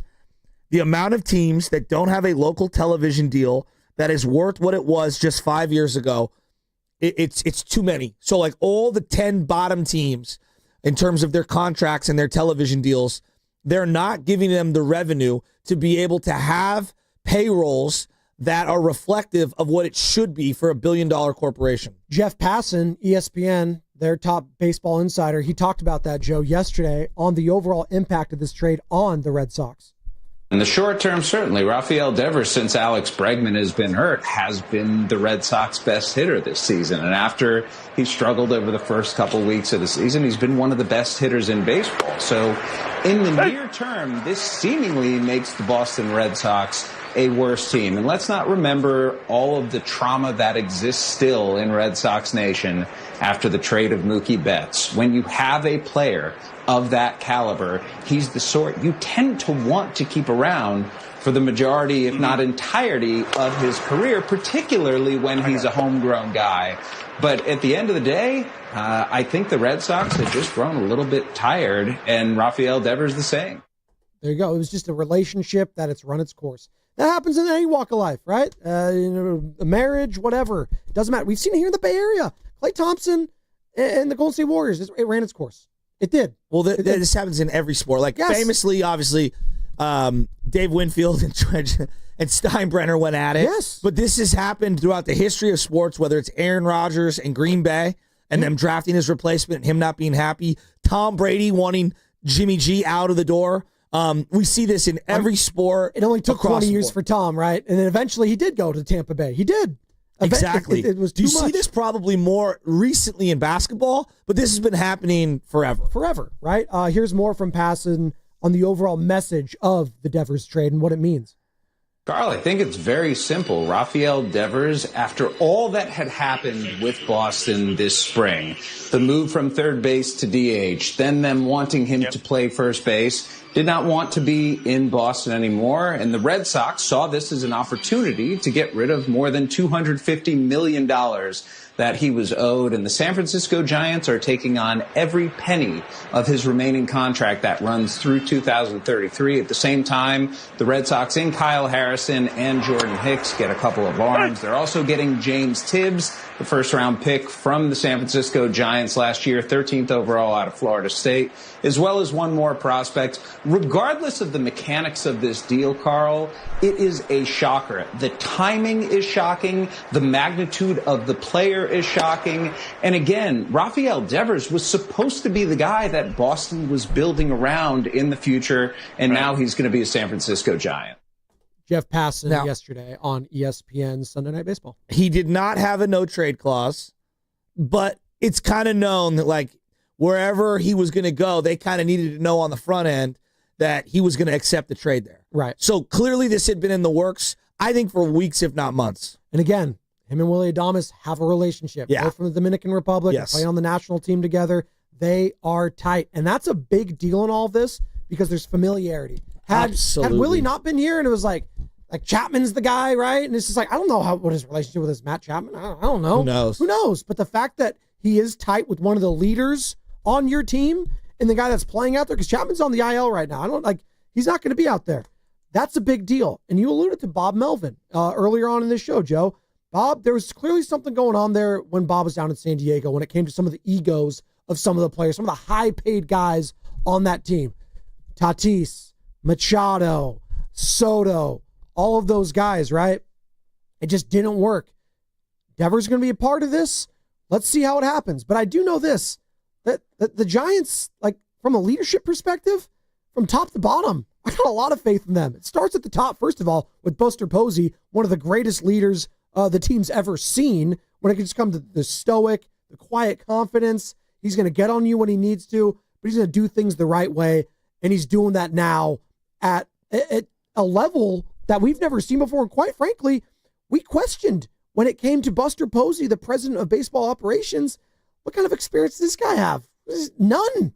We didn't. And for him to make this move, I'm just coming away from this weekend. Yes, the team, all of it within the standings. They're a couple games back. They could win the NL West potentially now with this move. It's huge. But Q rating and stock, who comes out the biggest winner of this weekend? It's not even close. It's Buster Posey. Well, there's no doubt. I mean, think about, I don't think people understand, like John Lynch, if you just say John Lynch to people who watched him in the 90s, you're like, he's one of the baddest dudes you've ever seen in your life. It's a guy you don't want to mess with. He's one of the baddest dudes on defense. Toughness personified, excellence, smarts, the Stanford education.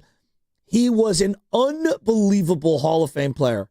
And now he's putting together a resume. I don't know if he's a Hall of Fame executive, but he's really good. No, he's really good, though. Okay? Yes. We can, hey, they haven't won the big one, right? But he's put together how many NFC Championship teams? How many Super Bowl teams? 2? Yeah. Super Bowl, two NFC Championship wins and 2 Super Bowl appearances. Yes. That's pretty incredible, so he's already in the upper echelon of GMs in the league. Do you know how difficult it is to have a Hall of Fame career player and then go on and be a really successful executive? It's very difficult. It's the Jerry Wests of the world don't grow on trees. Pat Riley, Jerry West. There's a reason they're one, like we say the names, Nolan Ryan, what he was doing with the Texas Rangers. Now Chris Young is doing the same thing.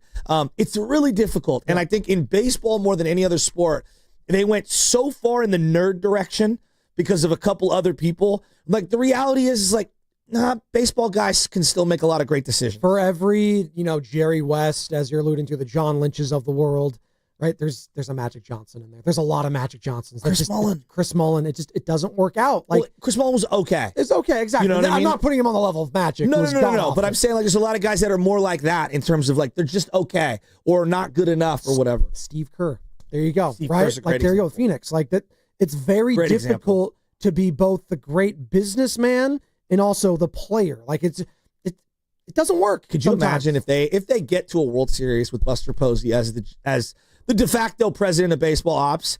I mean, he will be, when it's all said and done, if he can have as close to I would say upper echelon front office lifespan, he will be as close to Willie Mays and Barry Bonds in terms of the greatest San Francisco Giant, and I'm talking about on and off the field ever. Like it'll be Kruk, Kipe, Buster. If the Giants win the World Series this year, are you kidding me? This is one of the most out of nowhere championships in the history of sports that I can remember. Like, are you serious? It would be This like team? Steph Curry taking over the Warriors as a GM. Correct. Which is almost like I can't even fathom it. I can't. No, you can't. And Steph, it'd be even like it's a tough comparison because Steph as a player and his Q rating, it's infinitely more than even Buster was. But in this region, but what Steph meant to the team and what Buster means, there's similarities. I understand. They're not the same. I'm not here to say no. I'm just saying they're similar. But it's if you ask Giants fans, it's up there, young or old.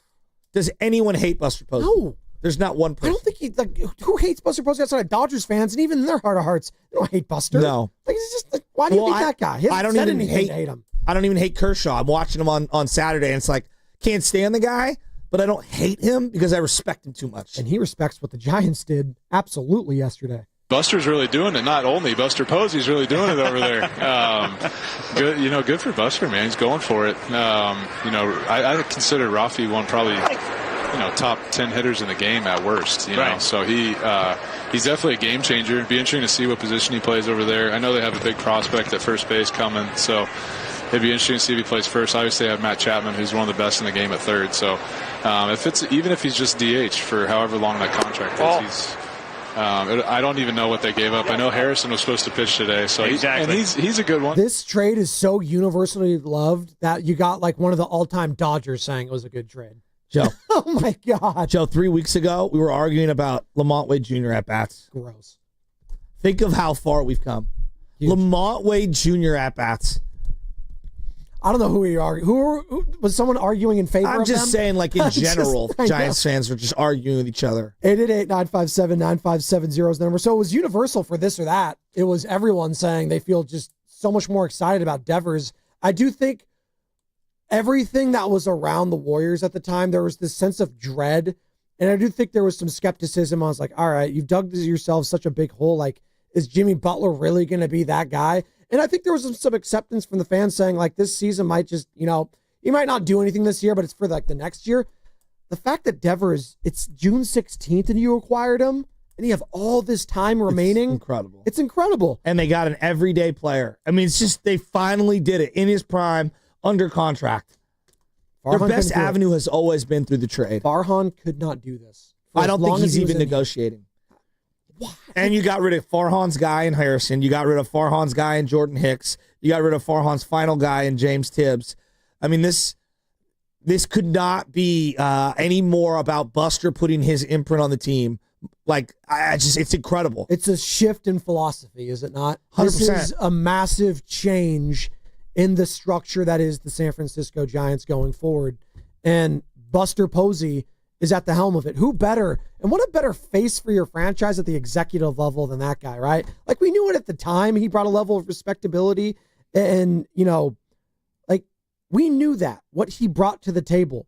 But the fact that he's now talking the talk and walking the walk, there's something to be said about it, man. Like, that's why I'm just coming away from this weekend saying my respect level for Buster Posey, if this could even blow up in their face, but the fact that he executed it at this level, I'm impressed. It's gutsy. It's gutsy. And it's ownership, ballsy. ownership to take on the money. Yeah. Like, I don't want to hear anybody talk about how this ownership group is cheap. No. You almost can never bring that up again. No, that's what they're talking about in Boston right now. Yeah, that's what they're saying. And that's the worst. True. As we're talking about the Cincinnati Bengals of the world, like, as they're resuming talks, I guess, with Trey Hendrickson, like, the worst thing you could be labeled as an organization is cheap. And right now, that's how Boston fans are probably feeling about him. Speaking of Boston, Danny is in Massachusetts. What's up, Danny? Wants to join the conversation. Danny, good morning. You a Red Sox fan? Yeah. Yes, sir. Yeah, big Red Sox fan, big supporter, and had to Google San Francisco Sports Radio. Was excited to see you guys had a show out there. I think you guys get a phenomenal hitter that can hit to the opposite field. Should perform for 40 doubles a year, 30 home runs, 280 batting average. Hope he plays some first base for you guys. Buster Posey, one of the best catchers ever for San Francisco, if not the best catcher. San Francisco history, it's a huge deal. Wonder what you guys think. Well, let me ask you a question. Did you see the I said this joke earlier, but you might not have been tuned in. Did you see the new preview for the new movie, The Town 2? Did you see it last night? I missed it, actually. Oh, yeah. No. Well, Buster Posey's in it wearing a ski mask as he's robbing the Boston Red Sox of their best player. He's calling in congratulations and being mean. You're mean to the guy, Danny in Massachusetts. That's a good joke. Danny, what the hell happened with RAFAEL DEVERS over there? Like, what is, like, we played some of the fan compilation from WEEI, our sister station out there. They're all, like, bagging on the guy, saying he wasn't in shape. Not a team player. He's not a team player. How are you feeling about it? Yeah, so I think he came in a little out of shape. He had some shoulder issues. And then what gets dropped on him is Detroit's thinking about Bregman, Boston's thinking about Bregman. 2 weeks before spring training, bang, Bregman's with the Red Sox. So he wasn't prepared for that. And then they tell him, hey, listen, you got to put your glove down. You're not going to play the field anymore. You're going to be a DH. And the first baseman for the Red Sox, Tristan Casas, goes down. and they say, hey, listen, we'd like you to play first base. And he says, no, I have my $30 million a year. Go pound piss clams because I'm not going to play the field anymore. You told me I'm not a third baseman. I'm below average. But for you guys, you certainly have a player who is going to hit the ball. It's a big ballpark that you guys have out there. But when he pushes the ball to the opposite field, you're going to be psyched when he does 40 doubles a year, 30 home runs, 90 RBIs, and it's a tremendous pickup for you guys. And what does he do for a lineup in terms of anchoring? Anchoring, I would say that he has certainly progressed after the worst start in baseball history and being upset and striking out multiple times, in the beginning of the year, that he settled in. Big Poppy talked to him, said, hey, listen, man, this is going to prolong your career being a DH. And he settled in, and now he's walked just about more than anybody else in Major League Baseball this year. And I think you guys really have a phenomenal hitter. It'll be a new place for him. It didn't work out in Boston, unfortunately, for him, but it should work out well for you, Giants. Hey, thank you for Thanks, calling. Danny. Danny, Thanks, Massachusetts, on the What a River great Islands guy. guest line right there. What a That's all nice guests, dude. 95.7 The Game appear on the River Islands guest line. Is it time for you to discover the islands? River Islands The and Willard Lake Road. Island guest line? I liked it. Did you like that? That's pretty funny. The Willard Island guest line. I didn't even mean to do that. All right. Where every room in our house is a kitchen. There you go. All right. Hey, you feeling good? He Yeah, likes cooking, that's why. you feeling better? I like cooking too. It's great. Willard. What's wrong with cooking? It's great. What is your go-to dish right now? What are you going to cook for RAFAEL DEVERS at his first meal in San Francisco? So what are you cooking? Like, what was that meme where the guy's like sitting on the couch? Yeah, no, or the kid right in the classroom. Like, hey, Yeah, me? What would I cook? Well, what is the San Francisco dish that you're first given to RAFAEL DEVERS when he lands at SFO? Well, I mean, it depends. I want to know, like, Chowder, because they do chowder in New England. No, That's chowder. No, cipino is our like equivalent to chowder over But here. a lot of people think of the San Francisco clam chowder in the bread bowl. That's what they think, the sourdough bread bowl. I'm just saying, that's what they think. Yeah, I would go more red sauce cipino. Okay, that's fine. I'm an Italian. You don't have to sell with me on all it, the Joe. different You're fixings. selling in it. RAFAEL DEVERS, all right? Not me. Okay, and then I honestly, I think a Mission Street burrito. Like, that's very very close. I would go, hey, RAFAEL, you ever had lumpia?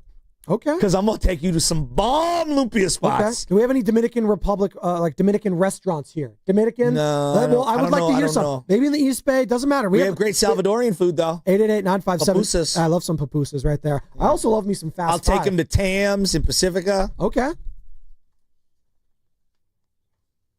Ooh, pupusa sounds great right now.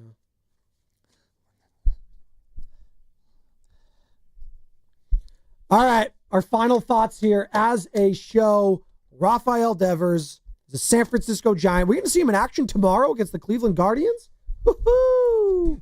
Who's pitching tomorrow? Let me check. In the meantime, go ahead, Joe. I mean, I very rarely get shocked now when it comes to sports.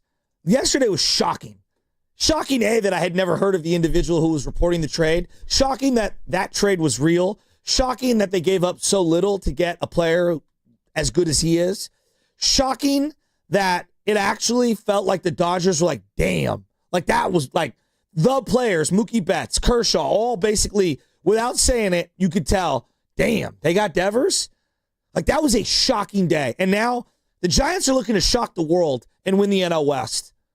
What a week. Can they do it? Again, sports, a man. A weekend in Guru. which the Dodgers beat the Giants in a series. You got the Red Sox sweeping the Yankees, and those fan bases could not feel polar opposite coming out of them.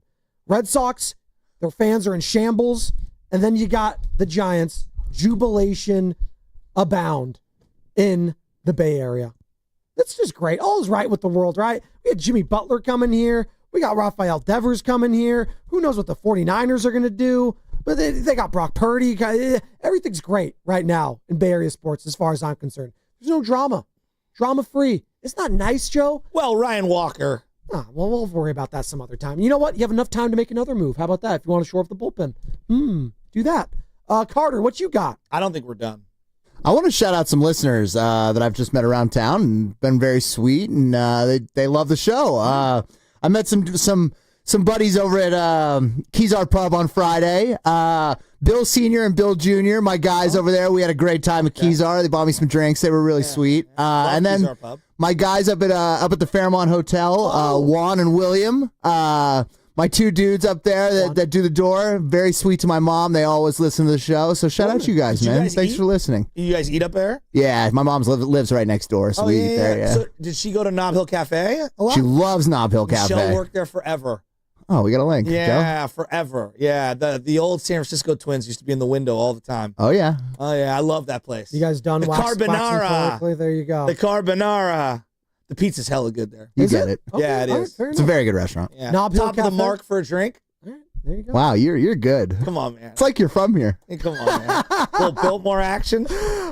Sammy, garlic fries and baseball, guys. Yeah, How I mean, we we're talking about, this? this being one of the greatest trades ever. I mean, this might be one of the greatest non-Barry Bonds acquisitions in Giants history here. And then while the Red Sox are shedding some $300 million in payroll, the soccer team that they own, Liverpool FC, just signed a dude to $150 million. No way. Yeah, What's talk his about name? headlines you don't want to see back to back. Hey, so what obscure 95.7 The Game employee are you going to have on this week on Garlic Fries Baseball, guys? Obscure? As if you just called Daryl the Guru Johnson obscure? I mean, is he even That working guy? today? I mean, it's no more obscure than the guy I started off with. Oh, you just roasted your I'm ass, just dude. teasing you, Sam. I'm going to come on this week. Actually, no, it's risotto this week. And then Dibs next week, Willard probably after that, and then probably Spadoni. Then we'll see about Evan or Grandy, and then we'll see if we can get you. You got a lot of coaching to do. Florian Wirtz is who they signed, Sam, from the Bundesliga. You put me in my place. There you go. win this round. Hey, you are one of the original garlic fry guys. You will be back. What about garlic fry rye guy? You going to get him on? I know you're tight with him. Yeah. No? He's got to come around on Buster first. Buster Posey, biggest winner of this weekend over J.J. Spawn. I'll say that. How about that? J.J. Spawn winning That the putt, 125th. though, was pretty sick. No, it Beat was me by awesome. 1 second on that. Again, the guy was up at 3 a.m. that morning, going out to like CVS to go get Pedialyte for his sick kid. Do you guys Shout out all agree fathers. with me? Rory McIlroy. I mean, come on, dude. Dude, no, real quick. No, I do not agree. Shasky's sending a text with just me, Carter, him, and Steiny over the weekend, crapping all over Rory McIlroy. Just as if Steiny cared about it. Well deserved. He does. I don't know what that. If Steph Curry said, I've earned the right to not talk to the media, we would all be like, oh my God, Steph, come on. You can't say that. You can't. You really think people would not be defending Steph on that? They'd absolutely say Steph's right. He's a I'm god. talking about nationally. They'd still back him on it. That was Fast 5, brought to you by Xfinity. At home or on the go, you get the fastest internet to all your devices. Steiny and Goo next, brought to you by Fremont Bank. Here for you, here for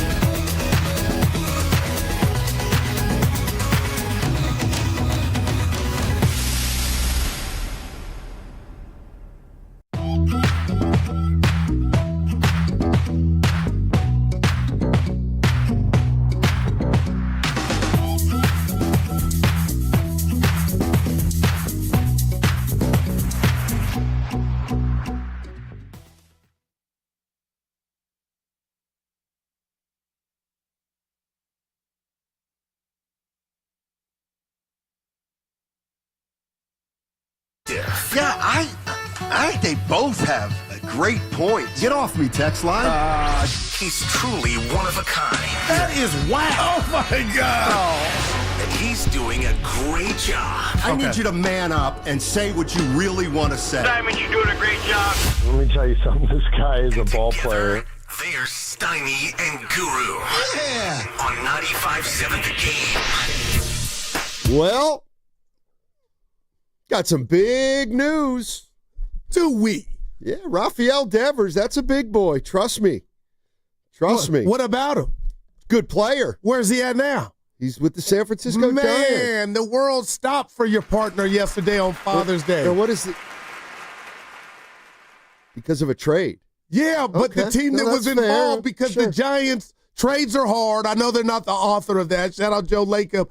But Steiny, this is a big deal. You're in a division with Machado, Tatis, and then you look over at the Dodgers who took 2 or 3 from you. This is one of those who cares.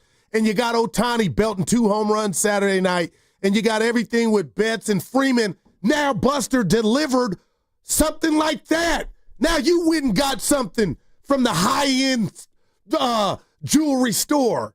You got some merch. I am excited, Steiny. Yeah. Got a malcontent coming in here. Guy was miserable in Boston. Doesn't want to play certain positions. I got Loveman over there smiling.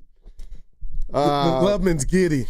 Shout out Josh. I mean, we all are. Now we get to watch him play and perform nightly in a lineup during what we call thus far, Steiny, tell me if I'm wrong or I'm doing too much, a magical season. Well, and I'm romanticizing. They've lost 3 or 4. Hold on. I'm romanticizing about Buster Posey. He closed the deal. Farhan couldn't close a deal. He couldn't close.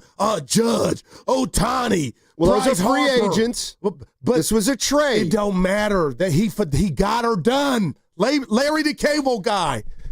Like Steiny, wow. A left-handed bopper. Some trivia early. Happy Father's Day, belated. I'll know it. I sent out a text thread to all the dads on our at our station here. Last Giant to hit 30 home runs. That's not even a trivia question anymore. It's like a statement of fact. If you've been around 2004. That's 21 years ago. I hate to say it, and you know this is not who I am. He's got 15 homers now. If he ends with 30, it doesn't count because he didn't play a full year here. No, Steiny. Yes, Steiny. Listen, the dude's already got 15 homers and call it 30. You're wrong. No, I am right. No, it's okay. No, Evan will let me. No, I know. I don't even need Evan on this one. That record needs to wait one more year if DEVERS is to break it. That's all. That's all. Hey, listen. Anyway, go ahead. Just tell me what you thought and where you were at when you got the news. I was getting ready to watch the game. Harrison was warming up. I broke it to you guys. You guys didn't even know. You guys sitting around on Father's Day drinking, oblivious.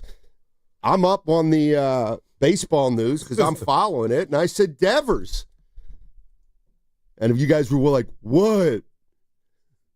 Like, he's a Giant, guys. Dude, incredible, man. And it's the guy at the helm. Again, I'm not going to stop romanticizing. Where's he going to play? Now, he's going to play for you. Is that a big deal or not? Because I'm going to say this. Yes Bob and no. Melvin, I believe he struck out in San Diego, Steiny, because he didn't like me guys. And he had Tatis, Soto, and Machado, and it didn't work.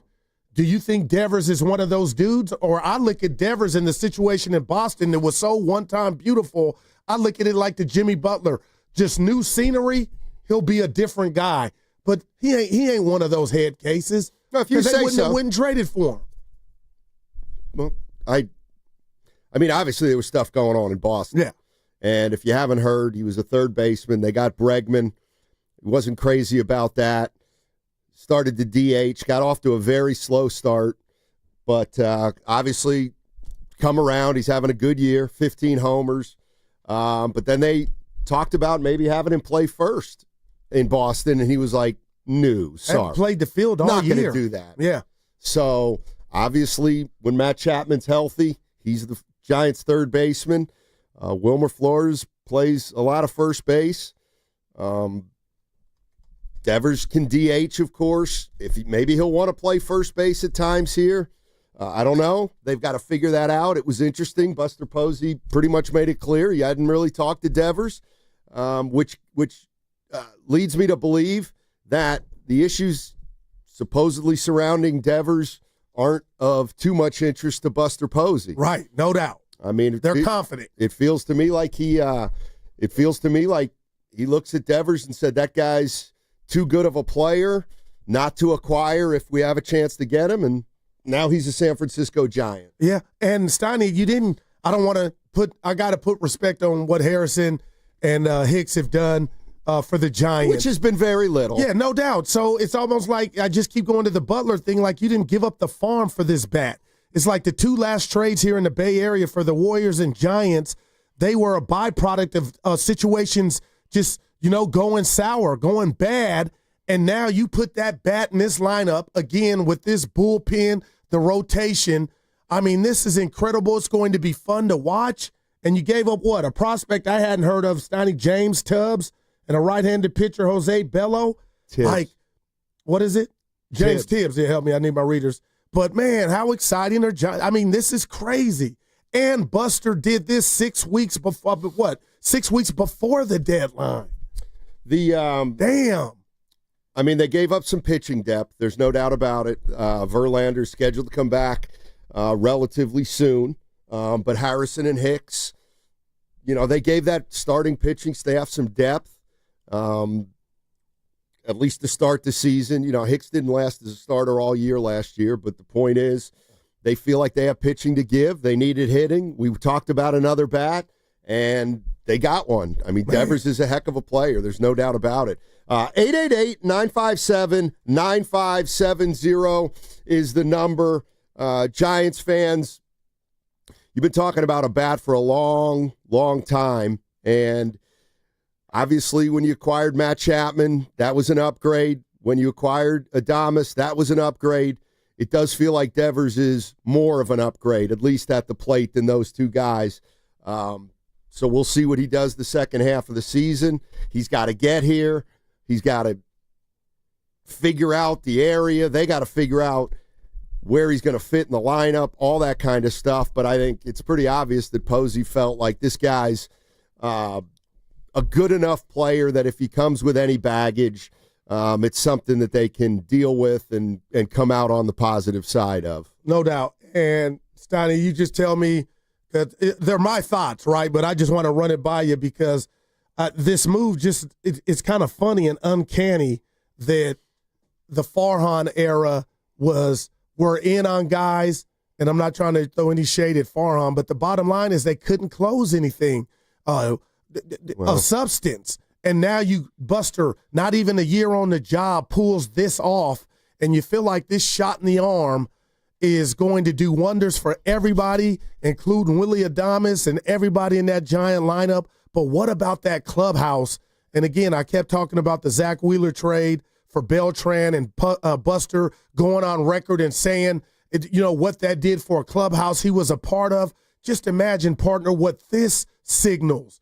Like they really feel like they got action. The guy's got 55 walks that leads the league this year, 55 walks. So not only can he hit, Steiny, he's won a batting title. He's got power.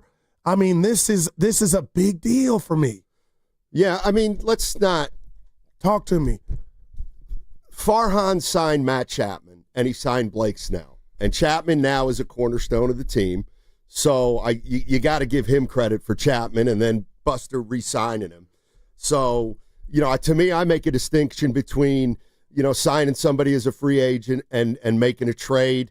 This is obviously a trade that fell into place for Posey, and he made it. Yeah. The question I have is, what were there deals like this out there when Farhan was the general manager, but he just didn't want to do it because it was too risky?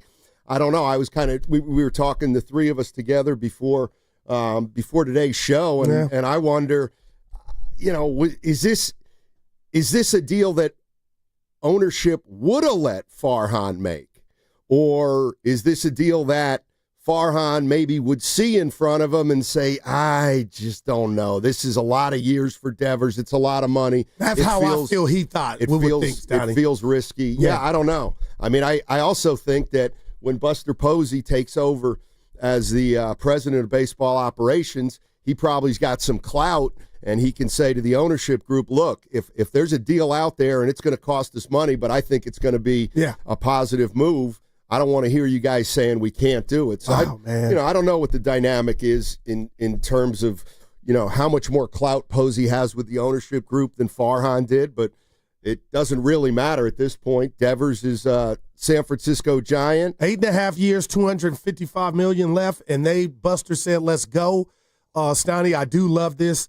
And again, I read real quick here, I read the Baggerly piece in The Athletic, and he talked about when the Giants were at the top of their powers when they won. He used this phrase, and it hit me, Steiny. A lot of what they did was run prevention, and that meant pitching and defense because they didn't have the bats. And now you add this dude to this lineup wherever he plays. If he's DH, good Lord, man. And I just can't, I know you think I'm just up here yapping them. I can't think of a guy that's gotten off to a better start like Buster Posey because the team was playing good baseball already, and I just wonder how much of that moxie was just because he was at the helm. But now I feel like, and it's early, this is a Jerry West move on his greatest day with the Lakers, a guy that meant so much to you and has won and is now running the show. President of baseball ops pulls this off early, and we don't know when we'll see Chapman again. But Steiny, I thought there was going to be some downtime. You go make this move. It's like it might not be any down. You might, you know what I'm saying? Yeah, I mean, the good news is it's set up perfectly because even if Kyle Harrison goes on to be Zach Wheeler, and even if Devers plays half a season and never plays again, but they don't make the playoffs, people will say, what a great move, because it was gutsy. I mean, they got a hell of a player in Devers now. Can he be a hell of a player here at Oracle Park? 888-957-9570 is the number. Giants fans, is this the one? I mean, is this the biggest move they've made in what? 6, 8, 10 years? You tell me. And is this one the one that brings you into the fold for a while? Because this is their biggest move. Man. I don't think there's any doubt in a long time. 888-957-9570 is the number. From the ballpark to wine countries. From the ballpark to wine country. Summer's better when your car's ready to roll. Valvoline Instant Oil Change gets you in and out in about 15 minutes. No appointment needed. For locations and coupons, visit BayAreaOilChange.com. Also, coming up today at noon, we've got Rob Bradford. He is a writer and a radio man who covers the Boston Red Sox. We're going to ask him all about RAFAEL Devers. He's got a podcast called Baseball Isn't Boring, and he knows all about the Sox and RAFAEL Devers. We're going to have him join us at noon right here on 95.7 The Game.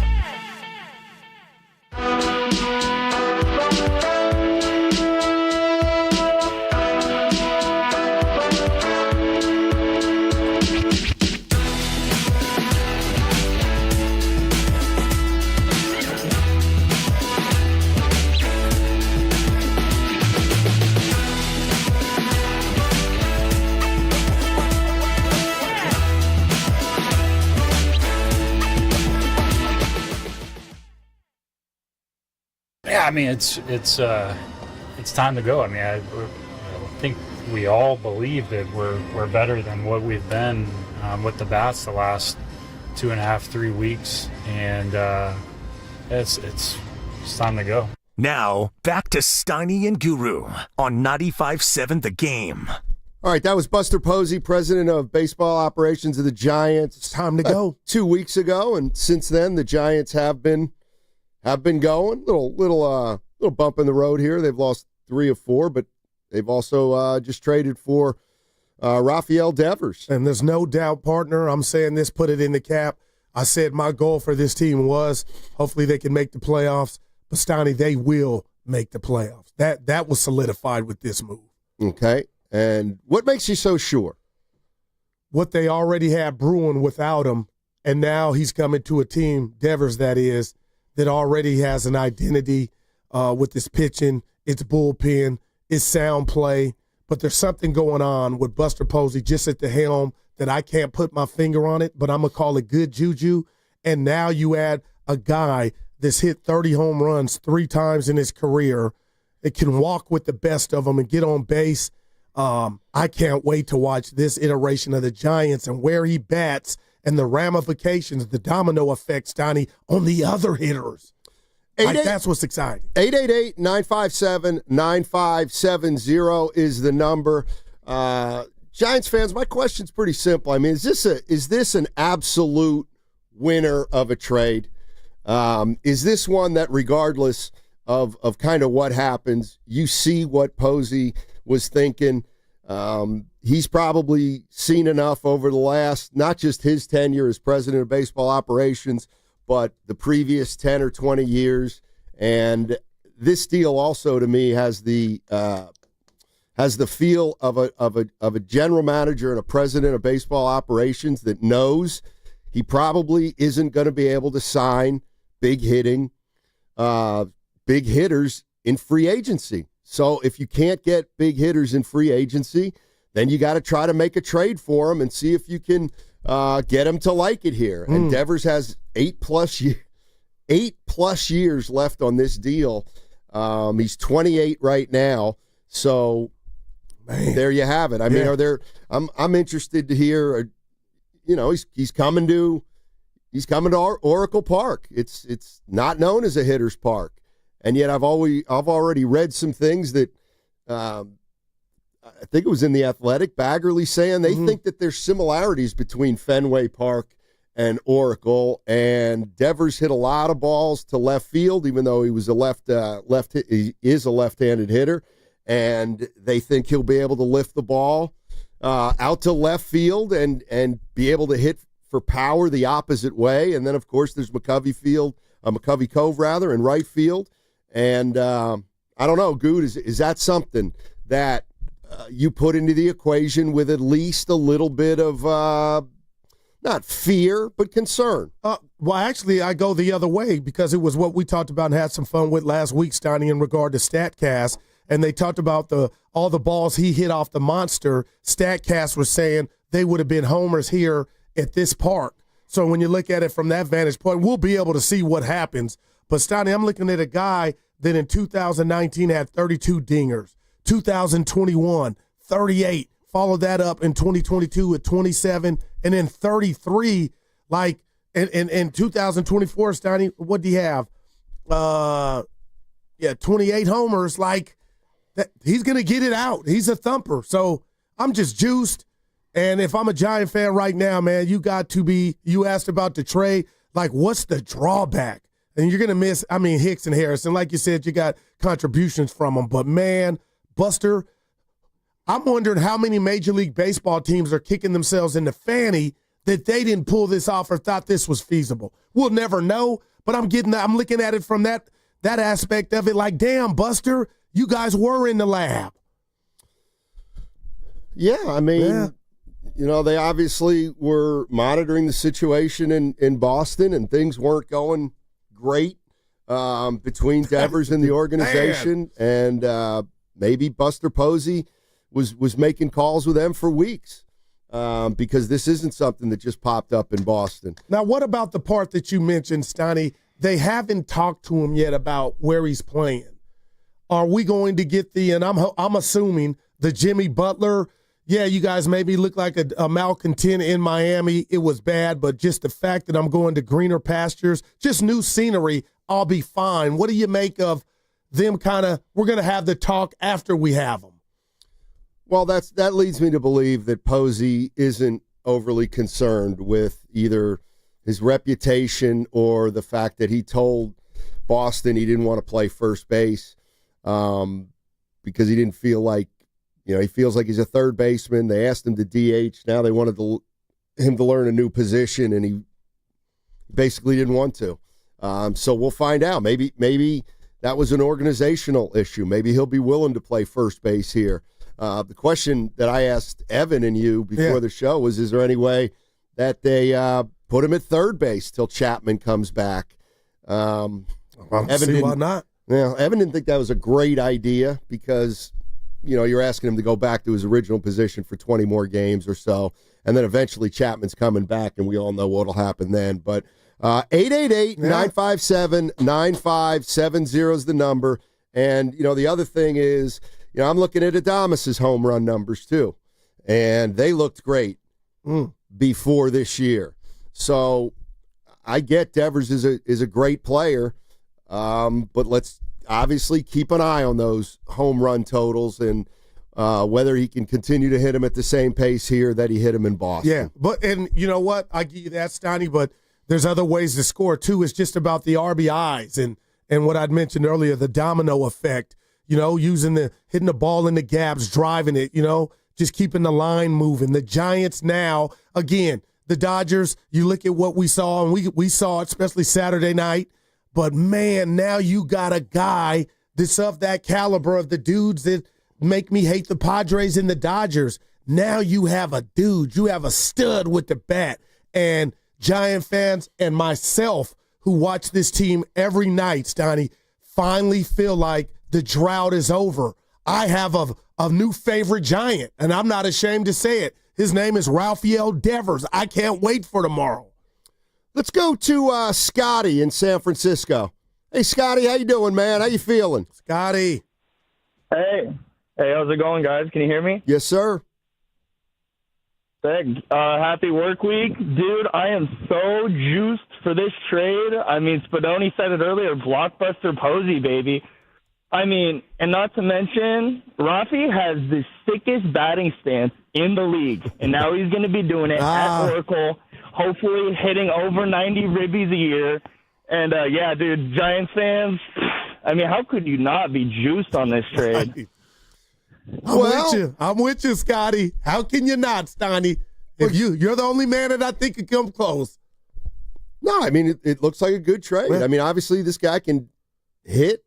He's probably their best hitter since who? I mean, overall, he's a better player than Adames. He's a better player than Chapman. I would say Buster. Okay. All right. So, and Buster was an MVP. Yeah. So, you know what? And they needed it. They needed it, Steiny. That's what's so crazy about. Just like the Warriors needed Butler. It looked like it was over. But the Giants different, obviously, because they were, they're having a hell of a season or in the midst of one. But now it's like staying power is on thou wow. These guys they just got enhanced. They lost some pitching depth. And, that's one thing that we'll have to keep an eye on. They're down 2 starting arms now with Harrison and Hicks.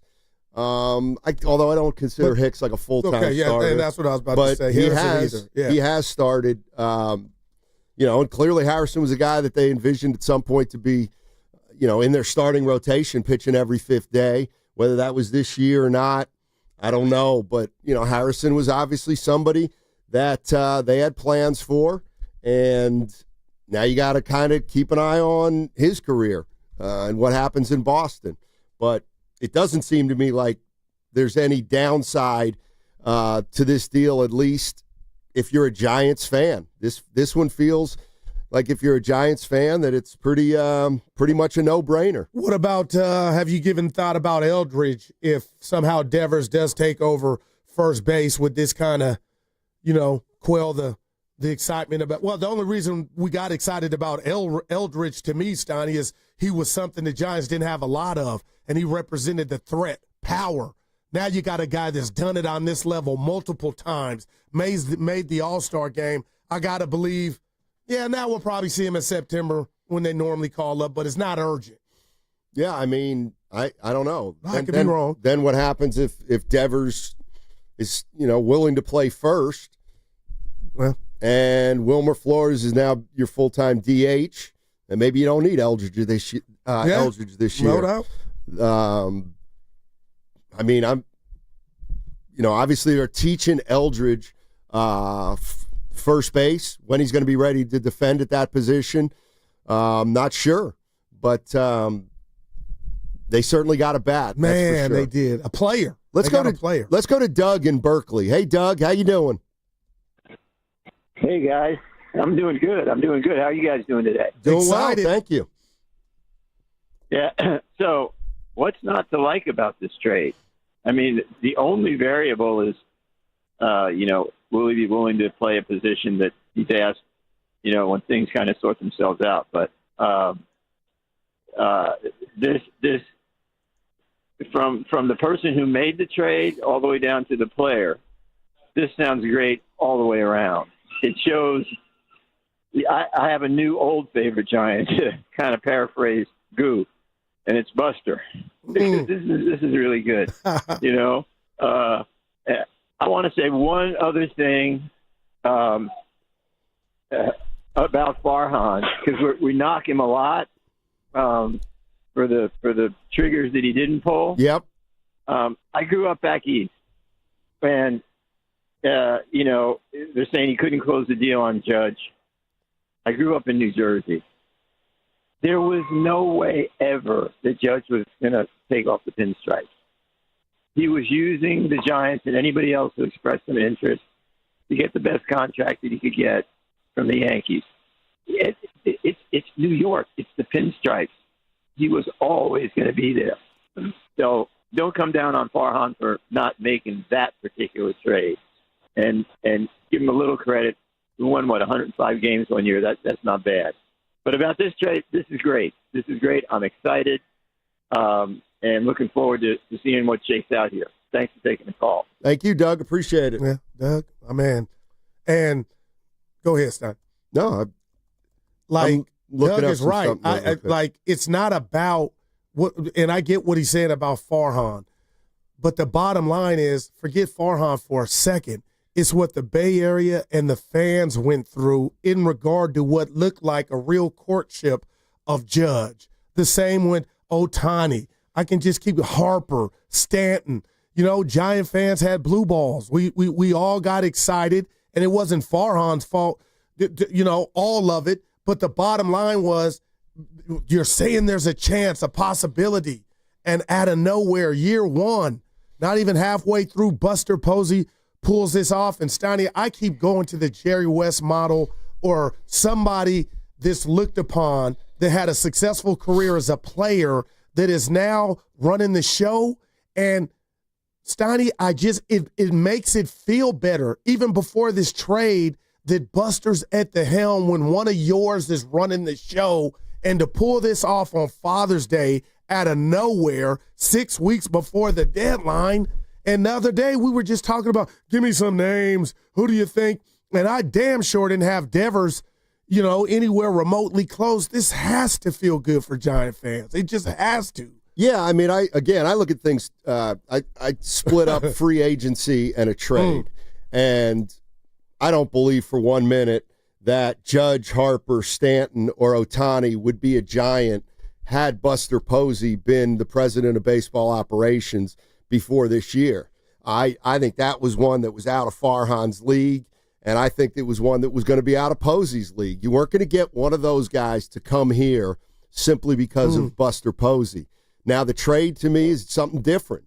I mean, to me, it looks like there are teams out there that know their limitations in the free agent market, and those are the teams that have to do things a little bit differently. Yeah. And the Giants, I'm sure, have now come to the realization that they can't count on getting a big bat in free agency. Okay, so then you better bring one in through the minor leagues, or you better trade for one, and that's what they ended up doing. And they traded a couple pitchers that, you know, have helped them a little bit in the recent past, and who one certainly was a big part of their future. Right. But Posey thinks it was worth it, and now they got Devers, and the bottom line is most people like hitting more than pitching, so a lot of people are going to be very excited about this. Yeah, you got me thinking now, Steiny, and I don't want to be negative, but I'm damn sure not going to call Devers in Boston. I guess if you want to call him a malcontent, he was pissed off when they brought in Bregman and took over his position. But do you think deep inside, since what you just said has me thinking, okay, so he didn't willingly come here because he was traded. Do you think there's a part of Devers that's kind of pissed off that maybe he's playing at a park that he might not be too excited about? Or does that not even matter? No, I think it matters. And I don't know how he feels about it. We haven't heard him talk to the media. We haven't heard any of his thoughts on the situation. It sounded to me like things weren't going great in Boston, and that's, to me, it looks to me like one of those things where, again, 4 to 6 weeks ago, Posey probably saw what was going on with Boston when Devers said he didn't want to play first base. He probably made a couple calls to Boston. What's going on there? They probably downplayed the situation and said, oh, it's temporary. And then probably a few more weeks went by, and Boston said, you know what? We're not crazy about the way this situation is going. And, you know, if Buster Posey was, you know, calling every 3 or 4 days to check in, then maybe he was able to kind of strike when the iron was hot. And at the moment that the Red Sox decided they needed to make a move, and maybe the Giants were kind of ahead of every other team in terms of where the Red Sox were, and that's part of being a great president of baseball operations. Yeah, and I got to be honest, Donnie, I'm mad that they're off today after, you know, their rodeo in L.A., losing 2 or 3. But, I mean, it's almost like, oh, they played yesterday after this news came down. But not since Buster Posey is your boy excited to watch a Giant hitter at the plate. And this is crazy, man. It's just incredible. They're already in a great spot, and now you would just assume or think, and it wouldn't be ludicrous to think the effect that Devers is going to have, a bopper. And now Bonds' splash hits might be in, I'm having some fun now. They might be in jeopardy if he can manipulate and learn how to use the short porch here. Yeah, I mean, see how it goes. Let's see how it goes. I love you. I mean, I understand they just acquired a hell of a hitter. There's no doubt about it. But let's see what happens at this point. I mean, what if his adjustment is like Adames' adjustment? Right. What if he's got a half a year adjustment? But they were willing to take the risk. I got you. Sure. Yeah. Sure. But all I'm saying is, things on paper look a lot better than they did a couple days ago in terms of the batting order. The question I have for Giants fans is the Giants have a little bit of a big three. Like Buster Posey, okay? Big three. Buster Posey has 3 guys under contract for at least 6 more years. Chapman, Adames, and Devers. These guys are all signed through 2031 at least. Handle your business. So, this is also one of those things where these guys better produce because otherwise you got them for a long, long period of time. But just think, you just mentioned those 3 guys, and now with Devers, you got that guy that the Giants, I'll say it, this guy that I'm describing now that Devers has eluded the Giants. The guy that that gets the family and little Johnny and Susan in the car, a family of 4, and drive across the Bay Bridge, pay your toll, and gets one hit in the McCovey Cove. And then on top of that, he comes at a time where the team is already, and I know the season's not over and we're almost at the break, Steiny, but they were building something, and now you have just enhanced that. So if you can continue to get what you've created with this bopper in the lineup, who's to say this team can't vie for a World Series? Like, that's where I'm at. I know you are. I know you are. It's a shocker, but I'm serious. To hell with the Dodgers and all that crap that Steiny, their first 6 hitters is just lineup envy. Forget even being in the Bay. Then the Padres. Now you got some of that. You got a bopper. They can hit your Gertie home runs. You don't know that. Well, they haven't had a 30 home run hitter in 20 years. I'm not assuming that another guy who comes in here Carter, can do you it. understand where I'm at, right? Just crack the mic and tell me when you heard this news. I was floored. TKO. I mean, what they gave up just seemed like a bag of chips. That's the Jimmy Butler part of this, right, Steiny? The price. Well, it's funny how, in a year, Harrison was a guy who Giants fans seemed to like and seemed to think he was going to be a mainstay in the rotation. And was a little banged up, wasn't healthy, and he was coming out of the bullpen, too, Steiny. Like, I won't rob him of, what did you say earlier, of his Wheeler maturation. Don't go 7-1 for the Red Sox. And look, the funny thing is people are going to think the Giants are better than the Red Sox, and record-wise they are.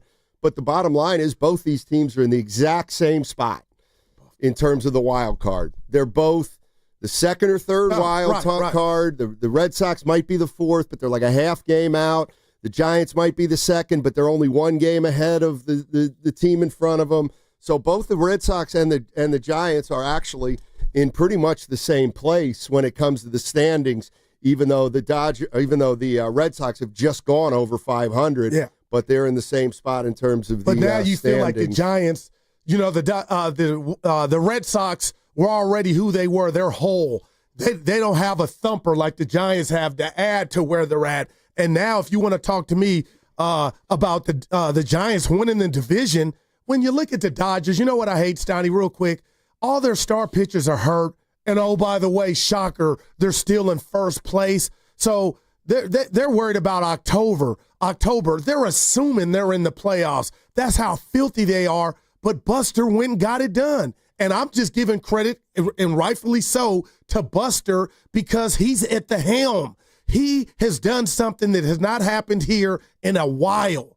And he's got something, expedited the deal. And Devers, I just can't wait to see how he fits, man. I mean, the other thing is the Red Sox have some young players they really like.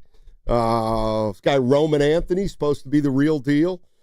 Christian Campbell. Well, so right. maybe clearly Boston views it as we weren't crazy with what was going on with Devers. We feel like we got some young players who might be ready to step up. And the funny thing is the Red Sox, when they made this is what I think is kind of interesting. Yeah, I get that the Giants have lost 3 of 4, but the reality is both these teams have made this trade when they were going well.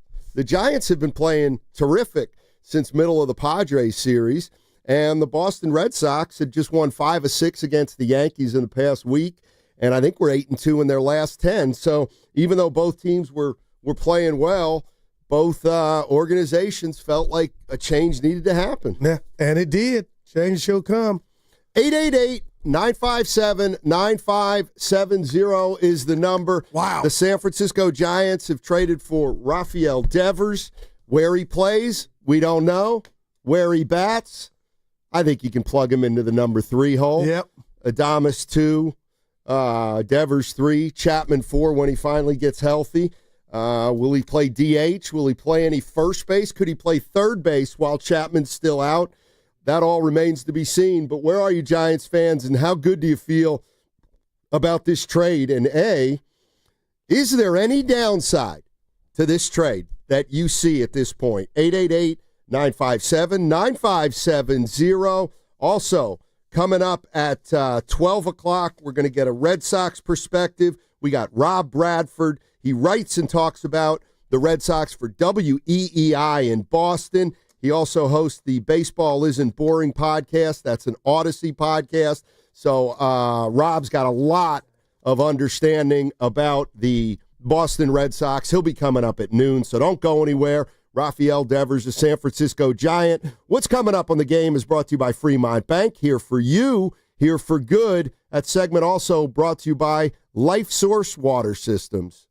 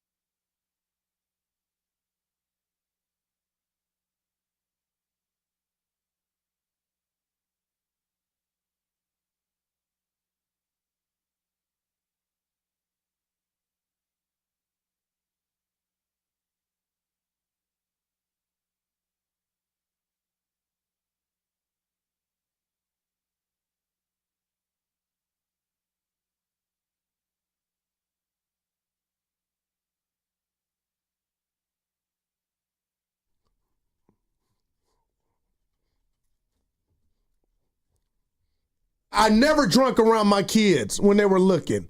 Now, back to Steiny and Guru on 95.7 The Game. All right, the Giants have acquired RAFAEL DEVERS. Bam. Trade with the Boston Red Sox, Kyle Harrison and Jordan Hicks gone.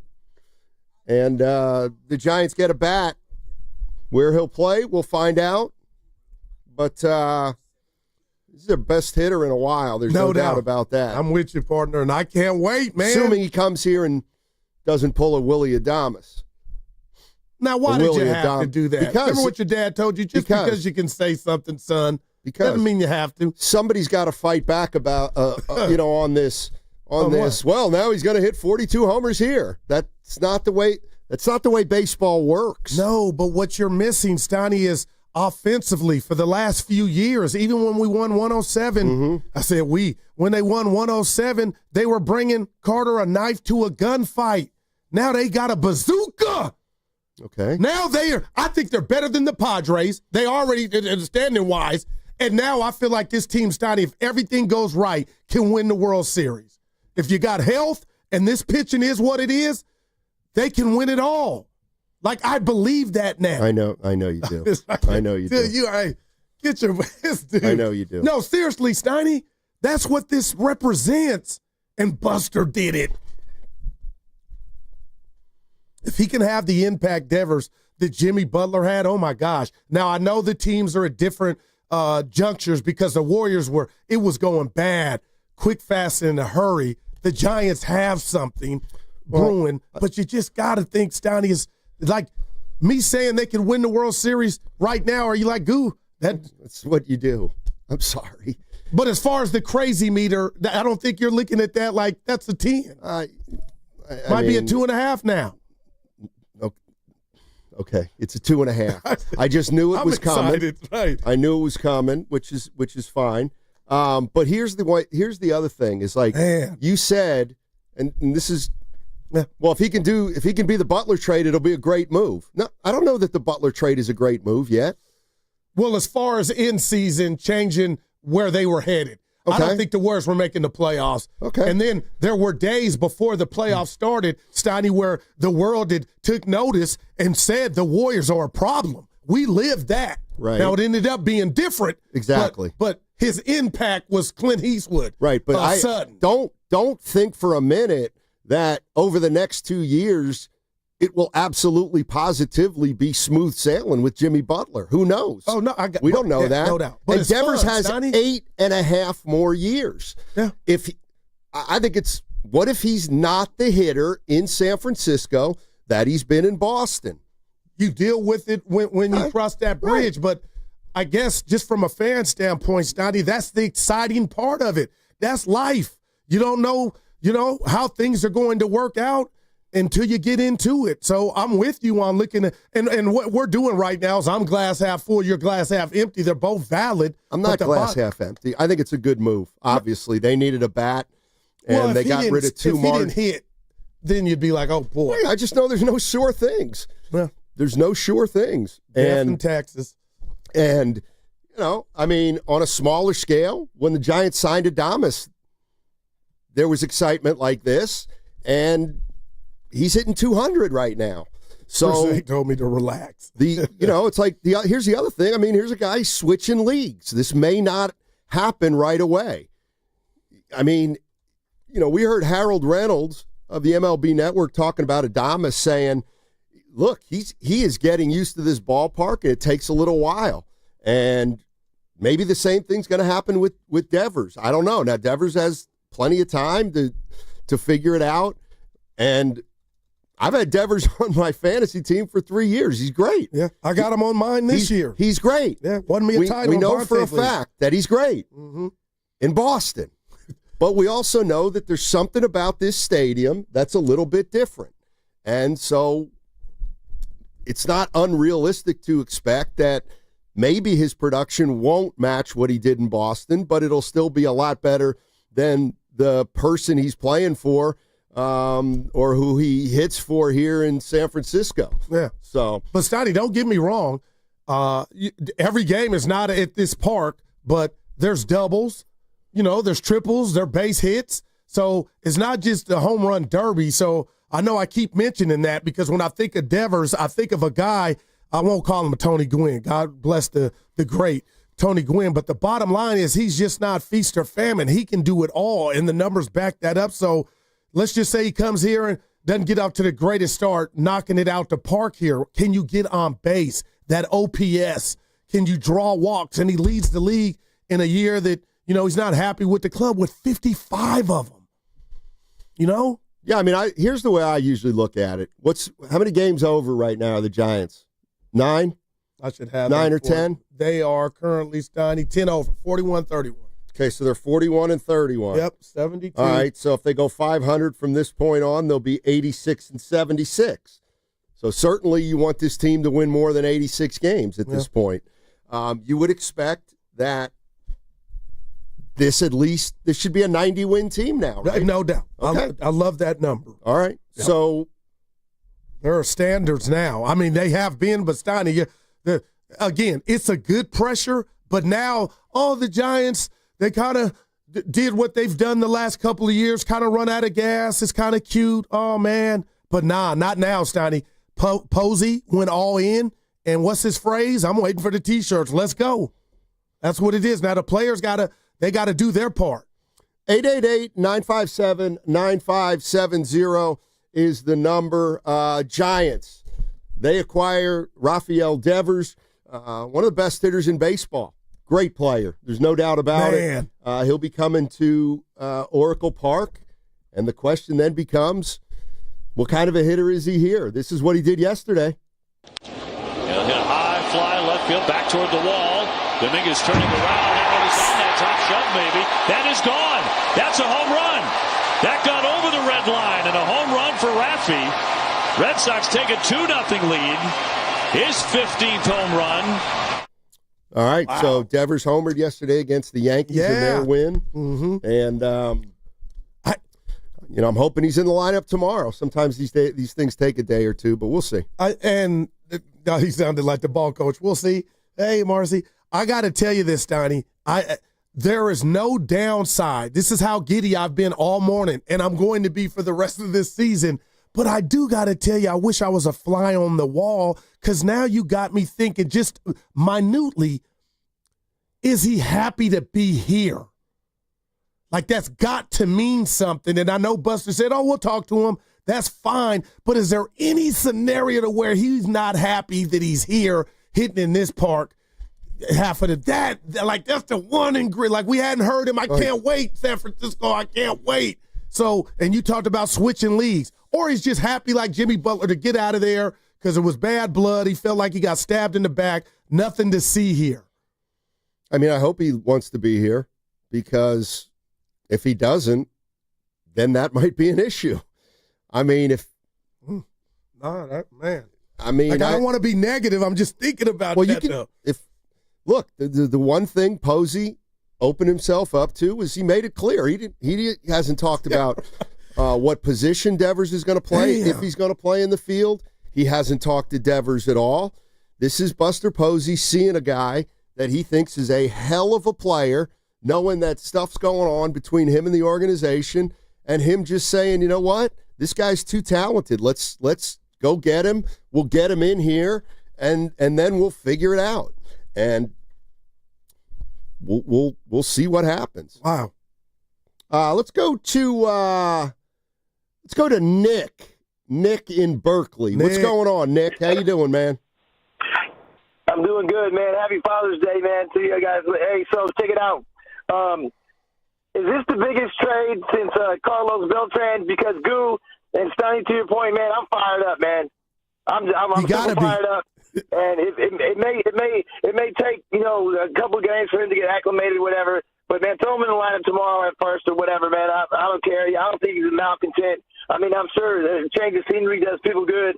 I want to see some splash down hits, man. That's what I want to see. And I can't remember the last time that our general manager has had this much effect so early. It's the Posey effect.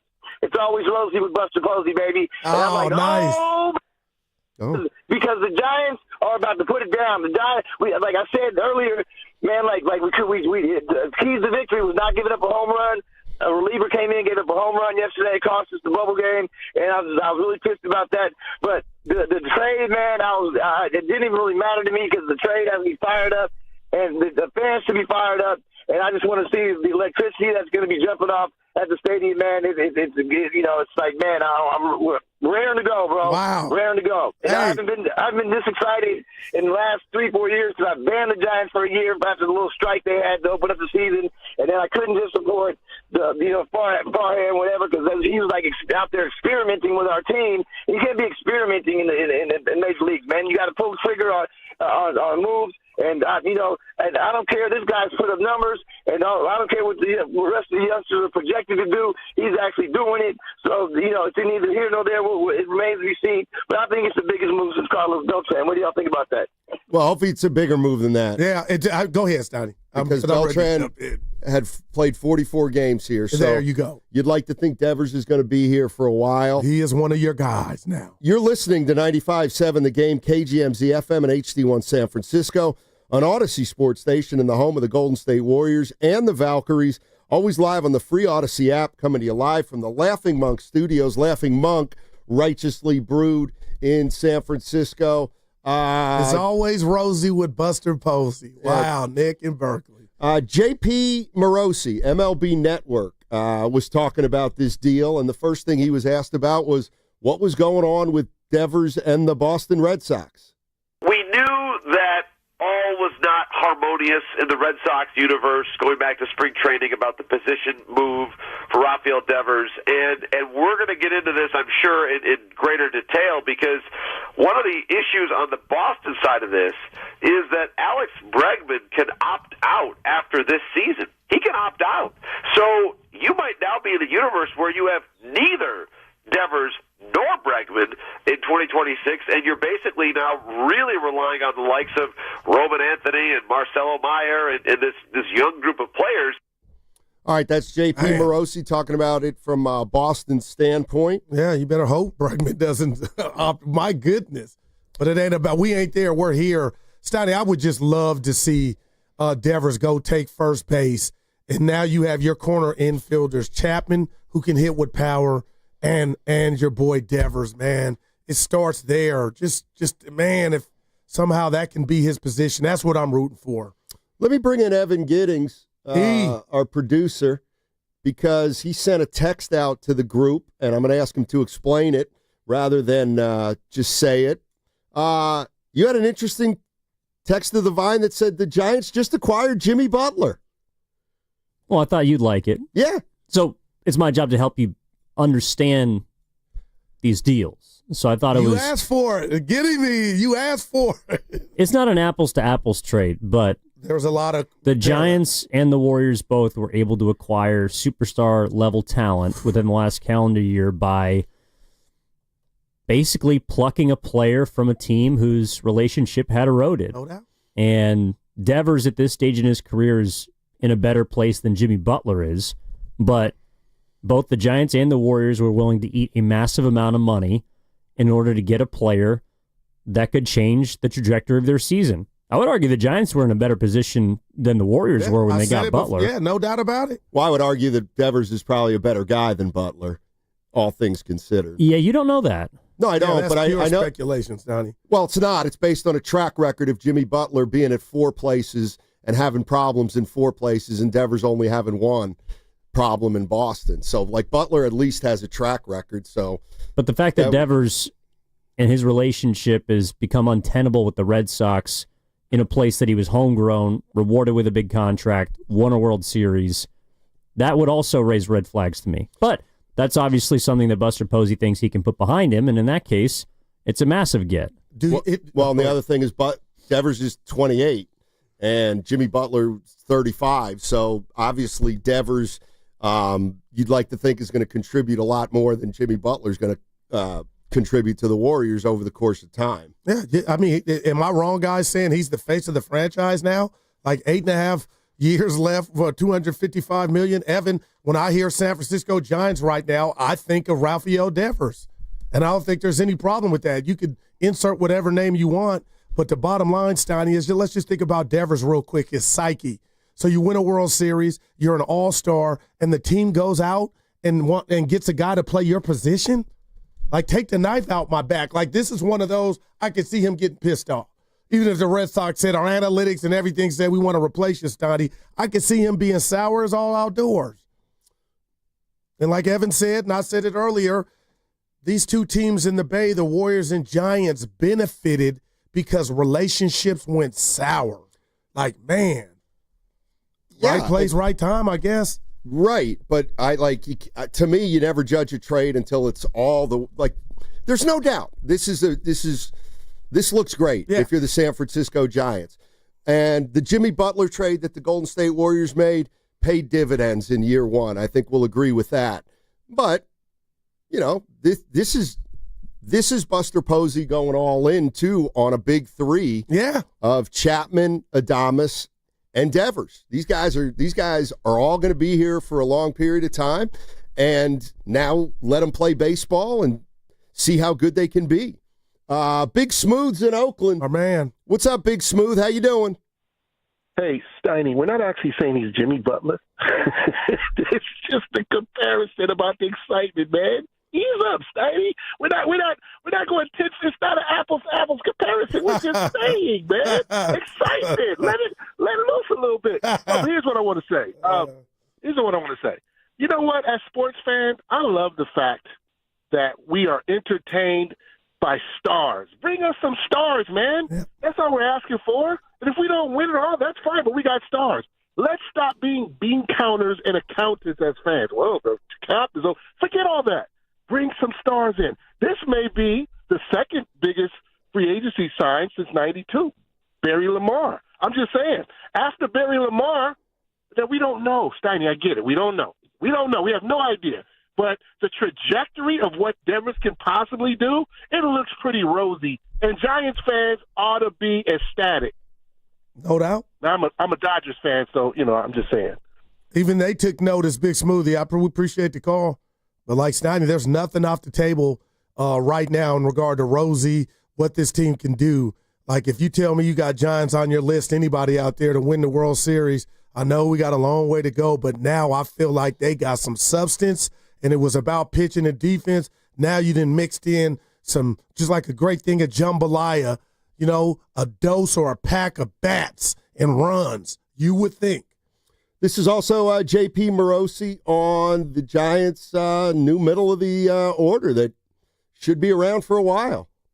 Whereas on the San Francisco side, I feel like we're going back 10 years or more to where this was one of the principal franchises of baseball. They've got a great rotation, and now they've got the middle-of-the-order bat that they've lacked, at least since the days of Pablo Sandoval, and maybe even if you want to talk about Bonds, it's been a long time since they had a true slugger to anchor the middle part of the lineup. So this is a transforming day, and I think something that's going to really get the attention of the Dodgers because they have not been able to keep their rotation healthy, Mark and Ephraim, and I think now that you got to like the Giants' chances of winning this division among all the contenders right now.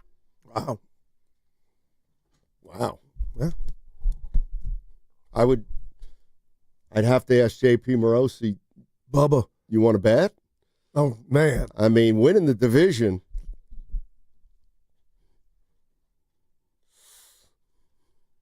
Yeah. Well, you're doing a damn good job of it, staying in it. No doubt. Up until this weekend without the likes of Devers. And I'm just going with Big Smoothie. Steiny, a million things could pop off. He could hit 2 home runs. But the bottom line is everybody was, doing what they were doing yesterday on a special day for the fathers with their family. I'm mad that there's no final game, but I'm getting ready to watch the Dodgers and Giants, and bam, out of nowhere, news breaks that the Giants got one of the, if not premier bats in the game to put in their lineup, man. And they spent money, and their Buster is sending a message, we're going for it. So he's verbally telling everybody, lock in, Evan's words, lock in, get ready. And then he backs it up with this, and they still have the deadline to go Arsenio Hall if they wanted to get busier and do a little more. So it's incredible. And I got to mention Mark Willard. And the reason I bring up Willard, Steiny, is a couple weeks ago when Chapman got hurt, or we had the crossover, he was saying, just talking about his fears of them not being able to withstand that injury, that Buster had to do something now. And I was driving home. I think I even mentioned to you, like, yeah, it's a little too soon. The doors are not open yet to the venue, but they were. They were. And you pulled this off 6 weeks before the deadline. Yeah, and I mean, man. 2 weeks ago, Buster Posey was talking about the Beltran and Wheeler trade, and he said that was a trade that he really liked. And that was a trade where he said that he really thought Brian Sabian at the time made a move that sent a message to the clubhouse. And here we are 2 weeks later. And now we find out that was a foreshadowing of sorts for Buster Posey. And I wouldn't doubt that when he was saying that a couple weeks ago, he had already been talking to the Boston Red Sox. I'm sure it wasn't nearly as close as it was over this past weekend, but I get the sense now, after hearing Buster Posey say that a couple weeks ago, that whether it was Devers or somebody else, he'd probably been making a lot of calls, and he knew that over the course of the next 6 weeks, there would be things out there that may present itself, and if he liked it, he was going to go ahead and do it, and that's what he did well before the trade deadline. Yeah, hey, well said. And this is up your alley. We'll kind of never really know, Steiny, but I think about the McCaffrey trade and the friendship that Kyle had and John had with ownership there or management there to get that deal done. And we get to the origins of how stuff jumped off. I do wonder, because to me, Steiny, what the Giants gave up is like minimum wage compared to what they got in return outside of what they're paying Devers, but he's worth every penny. My question to you is, and we'll never know, how many other teams do you think called Boston? I would love to know if, you know what I mean? Like, hey, what's the situation with Devers? Because I got to believe there were some out there that maybe could put something together better than what the Giants did. Yeah. Neither here nor there, but I am curious. I mean, the other thing is, like, I get it. We don't know anything about Tibbs. We don't know we don't know how Harrison's going to be down the stretch. Yeah. But, I mean, just, you said this. Devers is worth every penny. He wasn't to the Red Sox. According to a lot of reports, they didn't like the fact that he was making $300 million, and they wanted him to be more of a leader, more of a mentor. And it looks like he'd kind of checked out in Boston for whatever reason. So that's where I think Evan was coming from with some of the comparisons or similarities to Jimmy Butler, and maybe like Butler, he'll get here and all will be forgiven, and the winning will ensue. Yeah, for half a year, and then we'll see what happens, over the length of the contract.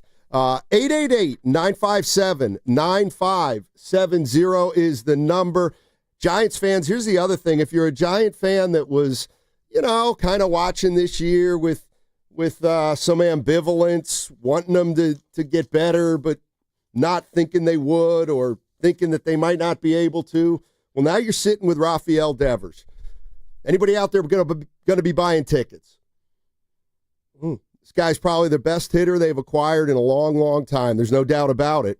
Has he more galvanized your interest in the Giants? I absolutely think, man. I absolutely think over the last 2 weeks that the Giants have, on their own, built up a lot of interest in this team. And now Devers, you got to believe, is going to take it to the next level. And now the only thing left is for this team to start winning consistently and, I guess, make a run at winning the National League West. Let's talk about it. 888-957-9570. From the ballpark to wine country, summer's better when your car's ready to roll. Valvoline Instant Oil Change gets you in and out in about 15 minutes. No appointment needed. For locations and coupons, visit BayAreaOilChange.com. What's coming up on the game is brought to you by Fremont Bank. Here for you, here for good. Coming up in 50 minutes, we've got Rob Bradford, WEEI. He writes about the Red Sox. He talks about the Red Sox, and he's got a baseball podcast called Baseball Isn't Boring. So we're going to join him at noon today. So don't go anywhere. We're talking RAFAEL Devers on 95.7 The Game.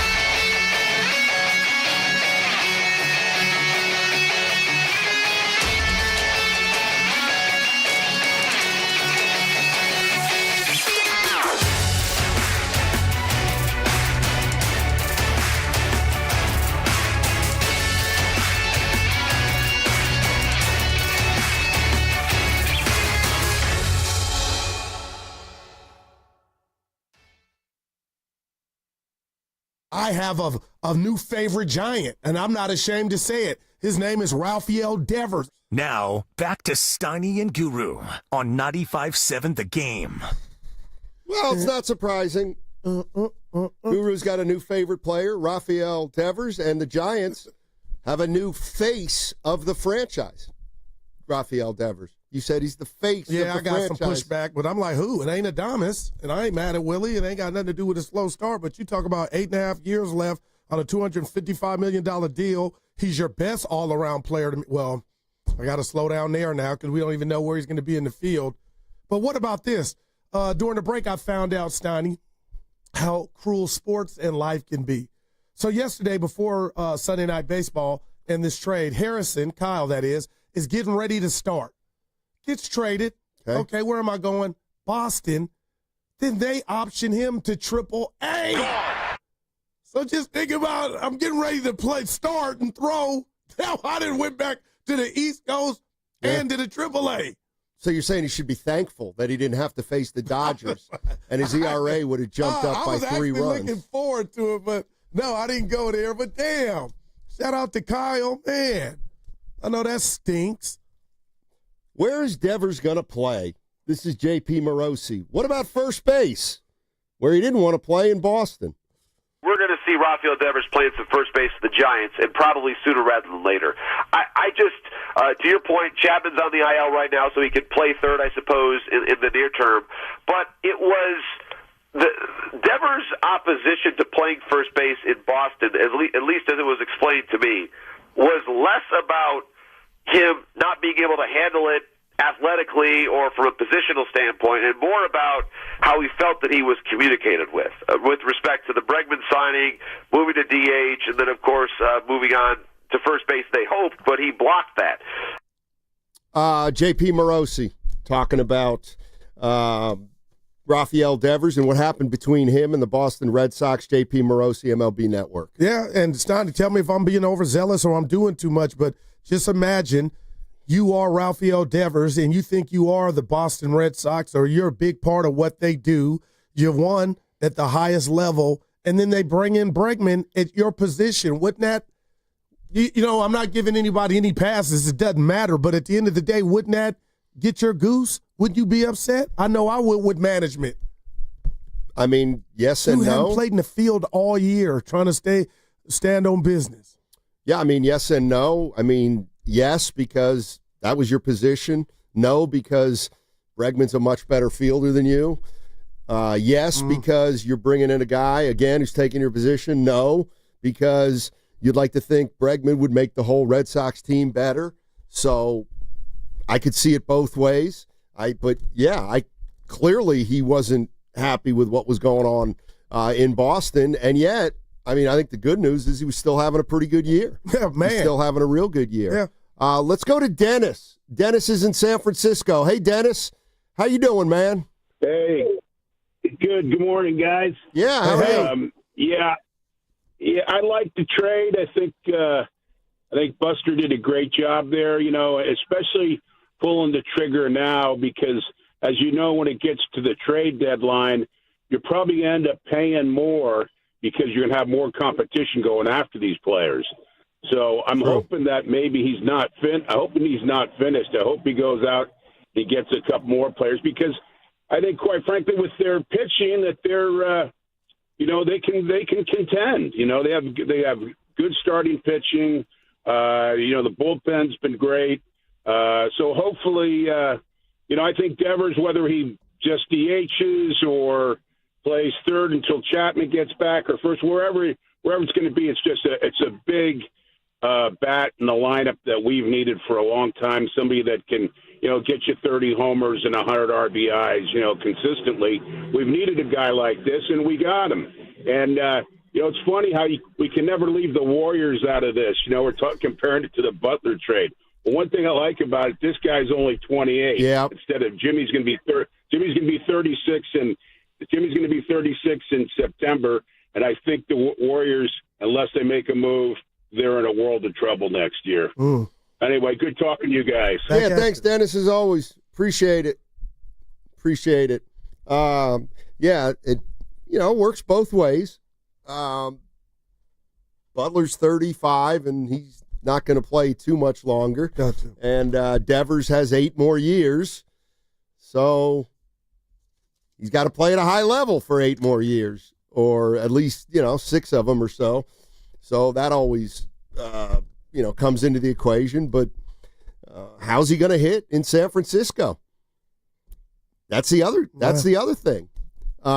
If you and I get it. It's not about fantasy baseball. Yeah. But if you own RAFAEL Devers on your fantasy team, which all 3 of us do, and you've had him on Boston, are you excited that now he's playing for the Giants? I'm not.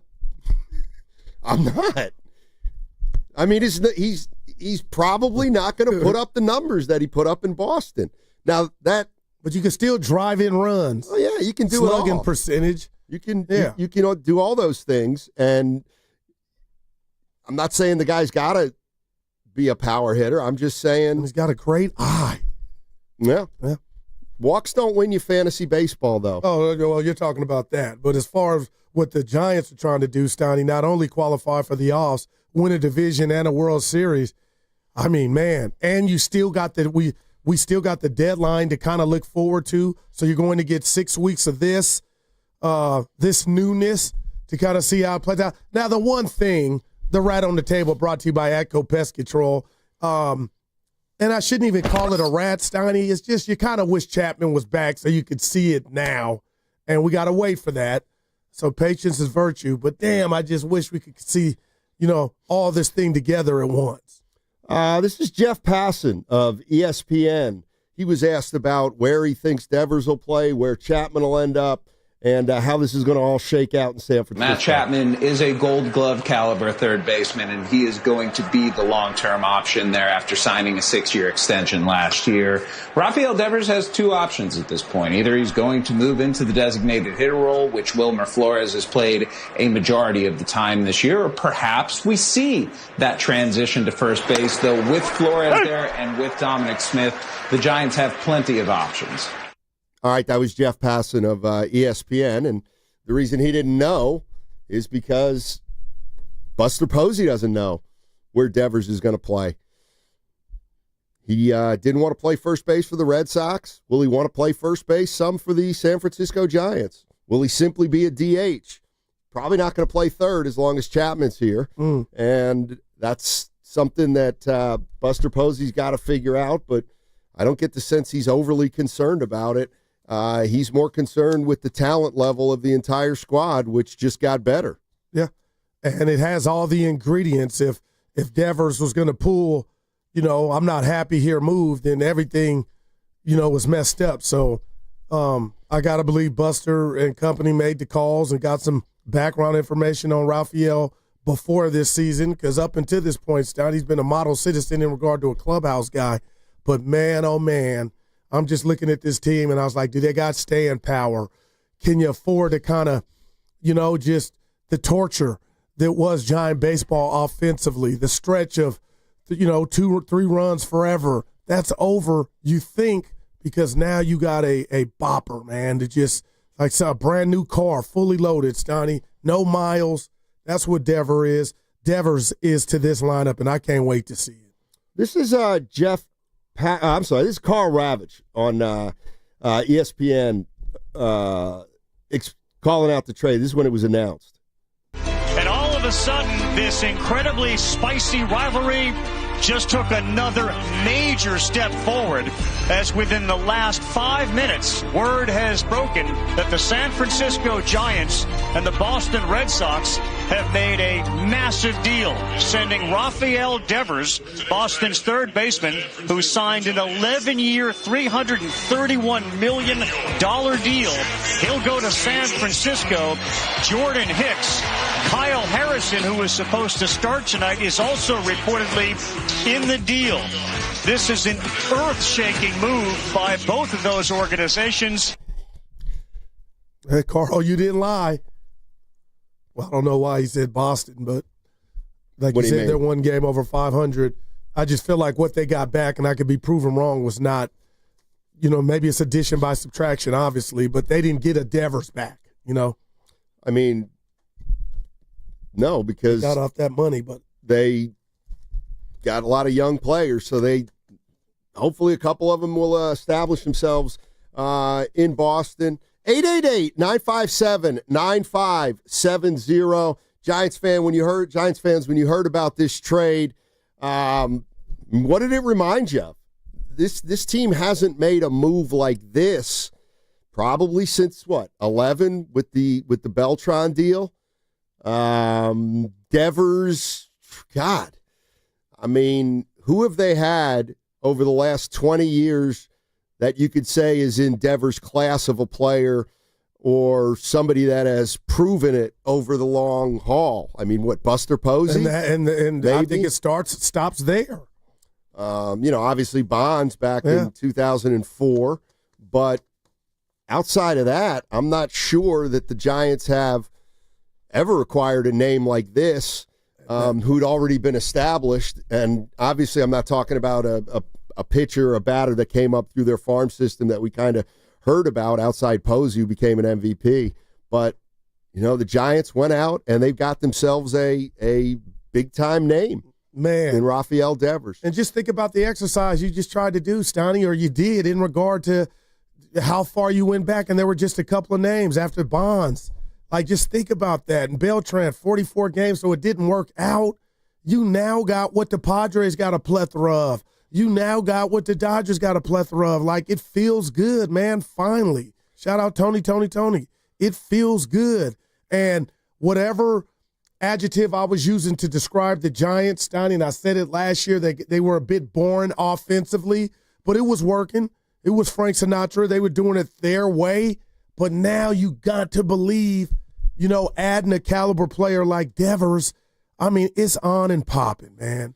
And what I got to be careful, but what if you're a pitcher now, Steiny, and you had to almost be perfect if you're in the Giants rotation? You would think if this goes well offensively, now you got a little more, room for margin of error. And that's probably to be expected moving forward, but now you can throw a little offense at some of your problems if one of your starters gets hurt or the rotation as a whole takes a step back in a long 162-game season. I can't find the L in this at all, except I don't even want to call it an L. My concern is he happy? And that's it. 707 on the text line saying Chris Bryant. That was a pretty big name at the time. But he was in and out. You know what I mean? Yeah, he was. Yeah. He was. 888-957-9570 is the number. Buster Posey said yesterday that he hadn't talked to RAFAEL Devers. He doesn't know what position he's going to play. He doesn't know exactly how Bob Melvin is going to use him, but is comfortable enough with the player that he feels good about he's going to be in that lineup somewhere, some way, and that the lineup as a whole is going to benefit from it. And it all starts tomorrow if, assuming he's here in the Bay against the Cleveland Guardians. They play tomorrow night, which is Tuesday, and I got to believe they do all the physical stuff and everybody gets it done. He'll play tomorrow. Hey, I'm being real with this one, and you and Evan can help me. Steiny, answer this question. You've been around a lot of smart people. How does this conversation go? Do you dictate, hey, Steiny, we want you to play first base. Hey, Steiny, we want you to DH. Or do you listen to RAFAEL and let him tell you what he wants? I'm sure you ask him. You say, what are your thoughts? We know you didn't want to play first base in Boston. Was that a Boston issue? Was that a first base issue? If you don't want, probably. You got the guy for 8 years. You have to say to him, if you don't want to play first base, we're not going to make you play first base. I wouldn't think that's the way you want to, start a relationship. I guess I got to assume he knows he's not playing third when Chapman's healthy. So interesting. That stuff remains to be seen. But at this point, Posey doesn't seem overly concerned with that part about it. It's about getting another bat in that lineup, and whether he plays first base or DHs, he's going to be hitting in that lineup. Yeah, I would hope he's in there tomorrow, Steiny, for sure. I'm hoping. This is Carl Ravitch comparing the trade to one in the NBA. Maybe Luka Doncic, at least most recently, is like the most impactful kind of deal in the middle that immediately said, well, can they win an NBA championship now? Is it going to happen? And obviously, it didn't happen in Los Angeles, but the way the Giants are playing, it certainly changes their forecast in the immediate future, doesn't it? All I heard the entire year was the Giants, by June 15th, they should be a fourth-place team. They're one game out of first place, and now they acquire RAFAEL Devers to make their offense even that much better. Wow. Carl Ravitch, and it sounded like Ron Darling. No? Eduardo Perez. I mean, they hit it on the nail. What I've been saying this morning, like that, I get it. That's how I feel. And if you tell me, Sonny, how much action do they got? Are they a player now, a real one? I'm all in. And Carl Ravitch comparing the trade to the Luka Doncic trade. They lost in the first round of the playoffs, so let's hope. Dallas got AD back. Boston didn't get AD back. Well, we'll see. We'll see. Maybe Kyle Harrison's turns into a big boy. Who knows? He's got to get called up, though. I'm sure he will at some point. 888-957-9570 is the number. Giants acquire RAFAEL Devers from the Red Sox. They give up Kyle Harrison. They give up Jordan Hicks. And I got to believe the hope is he'll be in the lineup tomorrow. And the Giants play the Cleveland Guardians. And they start play today, 2 games behind the L.A. Dodgers. But the Dodgers winning 2 of 3. Probably a little of the sting has been taken away from that because the Giants just got RAFAEL Devers. And if I heard you correctly, Steiny, it's kind of funny. So you said they lost 3 of 4. They've lost 3 of 4 going back to the Rockies last game, and they've lost 2 of 3 against the Dodgers. We got a lot of good sound here. This is Clayton Kershaw. He was asked about the trade yesterday because it obviously broke right before first pitch yesterday. Clayton Kershaw, hey, one of your rivals just got the guy who used to play third base for the Red Sox. Buster's really doing it. Not only Buster Posey's really doing it over there.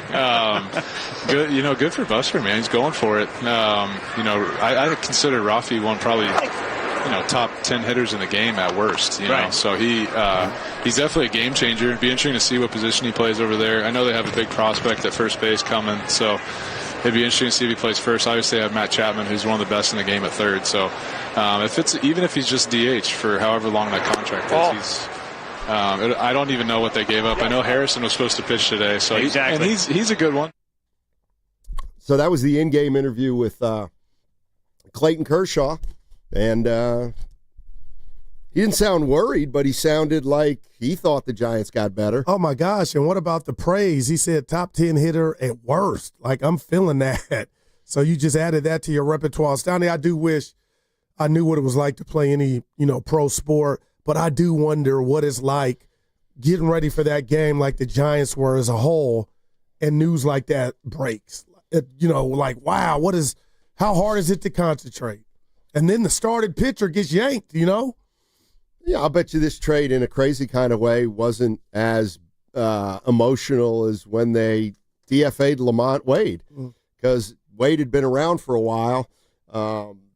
Harrison and Hicks not quite as much, but I got to believe that this clubhouse is feeling pretty good about Devers being acquired. And one guy who knows him well is Willie Adames. And this is Willie Adames talking about what he knows about RAFAEL Devers. Everybody's so excited, man. Me personally, I'm like thrilled, man, to have him on the team. Obviously, he's one of the best hitters in the game, and to have him in the team, I think it's going to help us, to do a lot of damage in this division. And obviously, we need a bat like him in this lineup. So now when we get Chappie back in the lineup, it's going to be exciting. All right, that's Willie Adames, the Giants shortstop, talking about RAFAEL Devers, the The biggest, if I said to Giants fans, the biggest Giants acquisition since, how would you answer that? Barry Bonds. Bigger than, well, I wonder if, is he a better player? And I know he's 6 years younger than when Beltran came here. I'm just talking about the name. Obviously, if Devers plays 2 or 3 years here in San Francisco, it's going to go down as a bigger move than the Beltran move because Beltran didn't stick here longer. What if I told you to answer that question, nobody's Barry, but he could have that impact on this lineup? A Barry Bonds impact? Yeah. Because he's already your best hitter. He's a great hitter, don't get me wrong. But you got a problem with me saying he's the best hitter? Who? Devers. No, I just the Bonds thing. Oh, no, right. I'm giving it to Barry. Yeah. Right, but when you say could he have the impact of Barry Bonds? Well, that's what you kind of hope, right? And him just being himself with his numbers, that's it. That's how it works. And then the domino effect that I keep talking about, like pitches other guys are going to get before and after him now that he's in the lineup. So I know you asked me and I was like, Bonds hell yes, Steiny. This dude's a bad dude. And Clayton Kershaw, one of the greatest pitchers to ever do it, said top 10 at worst. Like, that's a hell of a compliment. Even if you had him at 10 and I don't. 415 saying best acquisition since Pence. Hunter Pence. That's a good one. And I guess, you got to look back at the Pence move as a tremendous one because he became a fixture in 2 championship teams for the San Francisco Giants. So this is a big day for the Giants. And,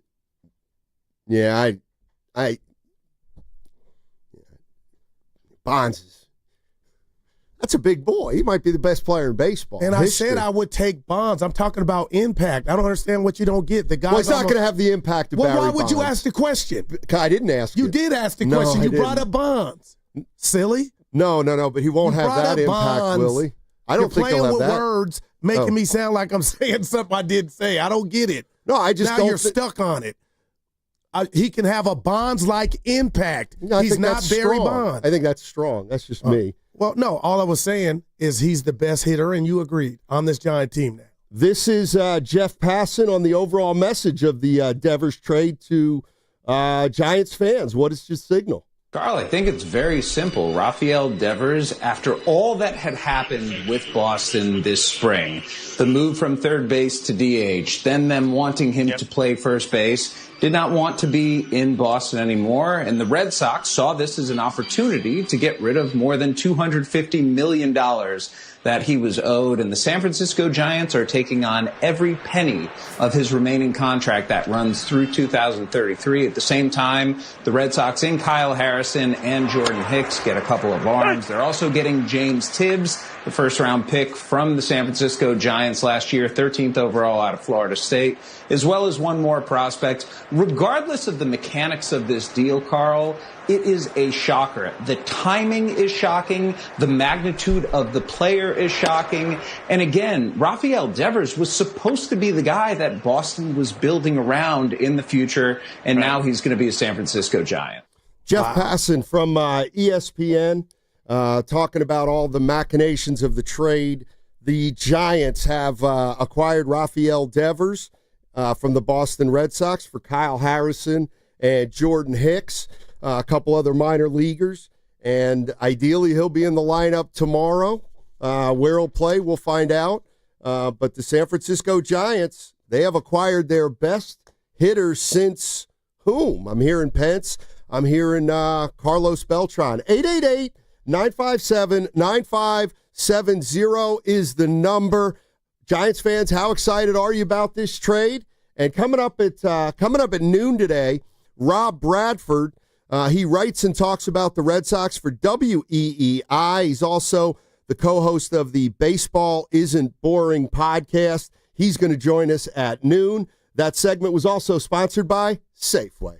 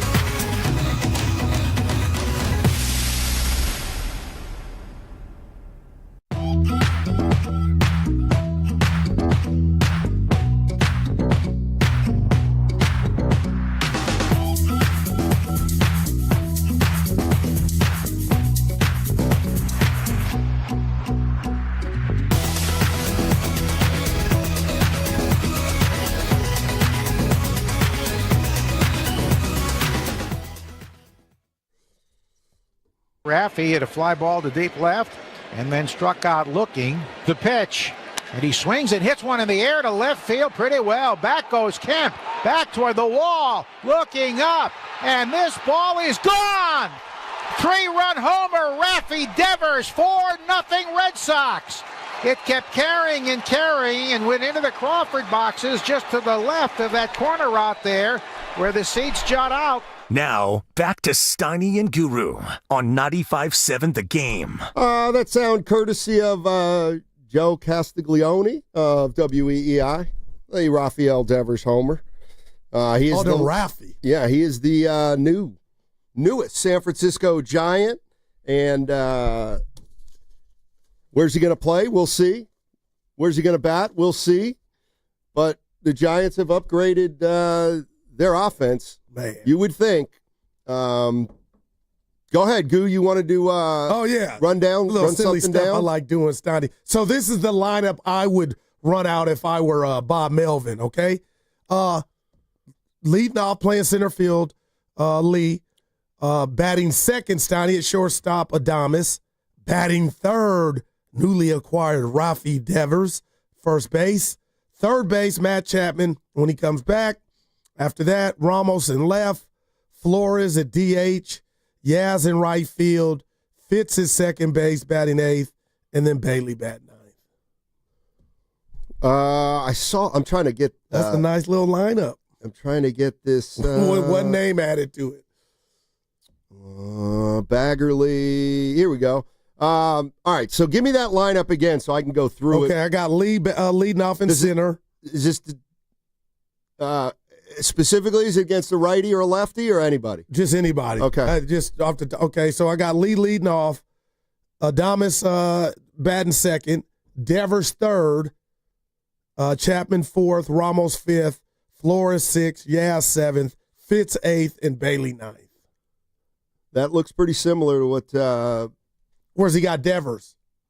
Fourth. Oh, okay. I'm sorry, third. Okay, well, that's where I got it. They've got, against righties, Baggerly's got, it sounds the same. Okay. Jung-Hoo Lee, Willie Adames, Devers, Chapman, Ramos, Dominic Smith against the righty. Who's been a good find. Yastrzemski, Bailey, Casey Schmidt. And it's pretty similar with a lefty, but for Wilmer Flores at DH and Tyler Fitzgerald at second base. Yeah, I'm just looking at Devers' numbers, Steiny. 55 walks, letting you know he ain't just, feast or famine. Like, you got to pitch. Yep. Let's go to Steve. Steve's in San Francisco. What's up, Steve? How you doing, man?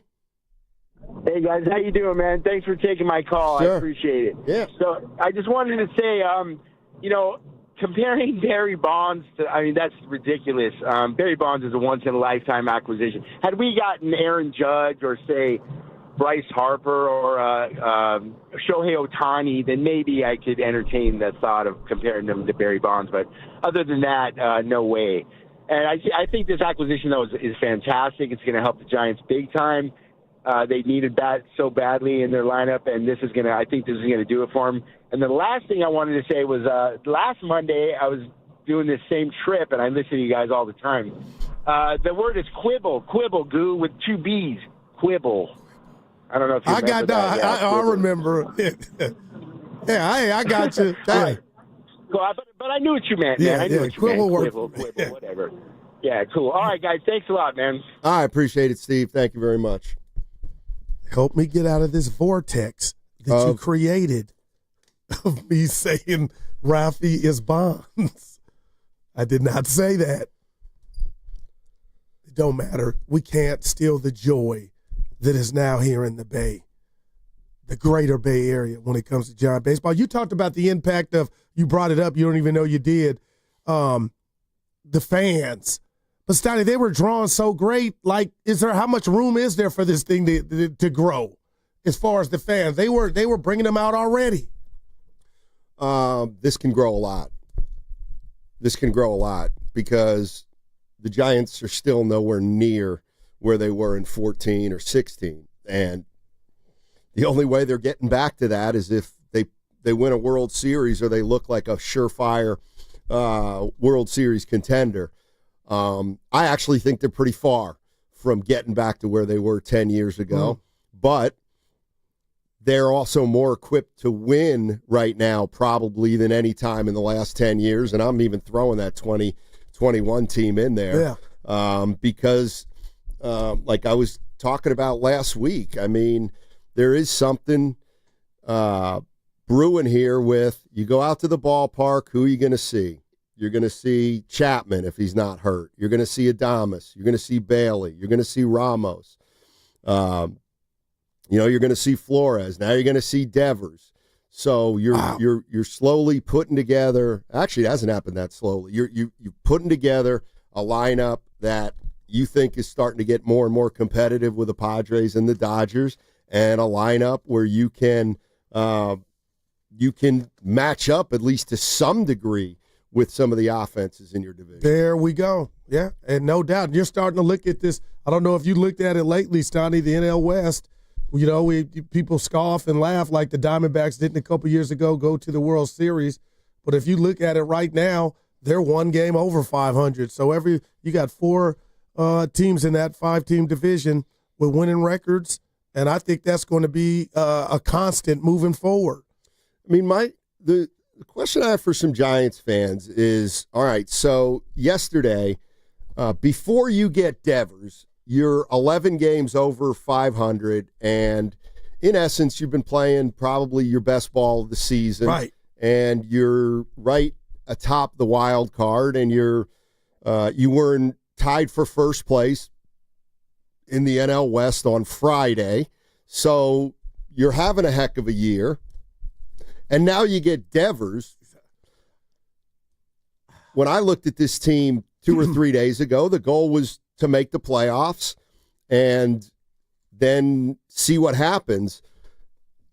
Like, does that change at all? I mean, now do you say, now we should win the division? I don't know if they should win the division, and I'd probably give them a better chance to make the postseason now. And I guess if you make the postseason with Devers, well, you're going to have a better offense in the postseason than you would have had without him. But what I'm asking Giants fans is, whatever your expectations were Saturday, right, have they changed? And if so, why? Because I was looking at this team as a playoff team one way or the other, and like that for me hasn't really changed. I think they're still now. You'd think you should make the playoffs. Yeah, well, what about this? Because it's funny you say that. Steiny, I now am on record as saying I expect them not only to make the playoffs, which was my goal, but now win a round in the playoffs, a series. That's what I expect. When it comes, this season, September's over, Steiny, they're still going to be playing meaningful baseball. I feel like now, with their pitching defense and this acquisition, and who knows if any other stuff's down the road, but the bottom line is that's what this trade has done for me. Is it's exciting just to ponder and think, okay, what's ridiculous and what's reality? And if you somehow don't win this division because the Dodgers are legit and they're deep, it's not over. But I feel like the Giants can, against other teams, Steiny, win a series for sure. 888-957-9570 is the number. The interesting thing, too, about this trade is that Boston and the Giants made it when both teams are probably playing as well as they've played this season over, let's say, the last 10 to 14 games.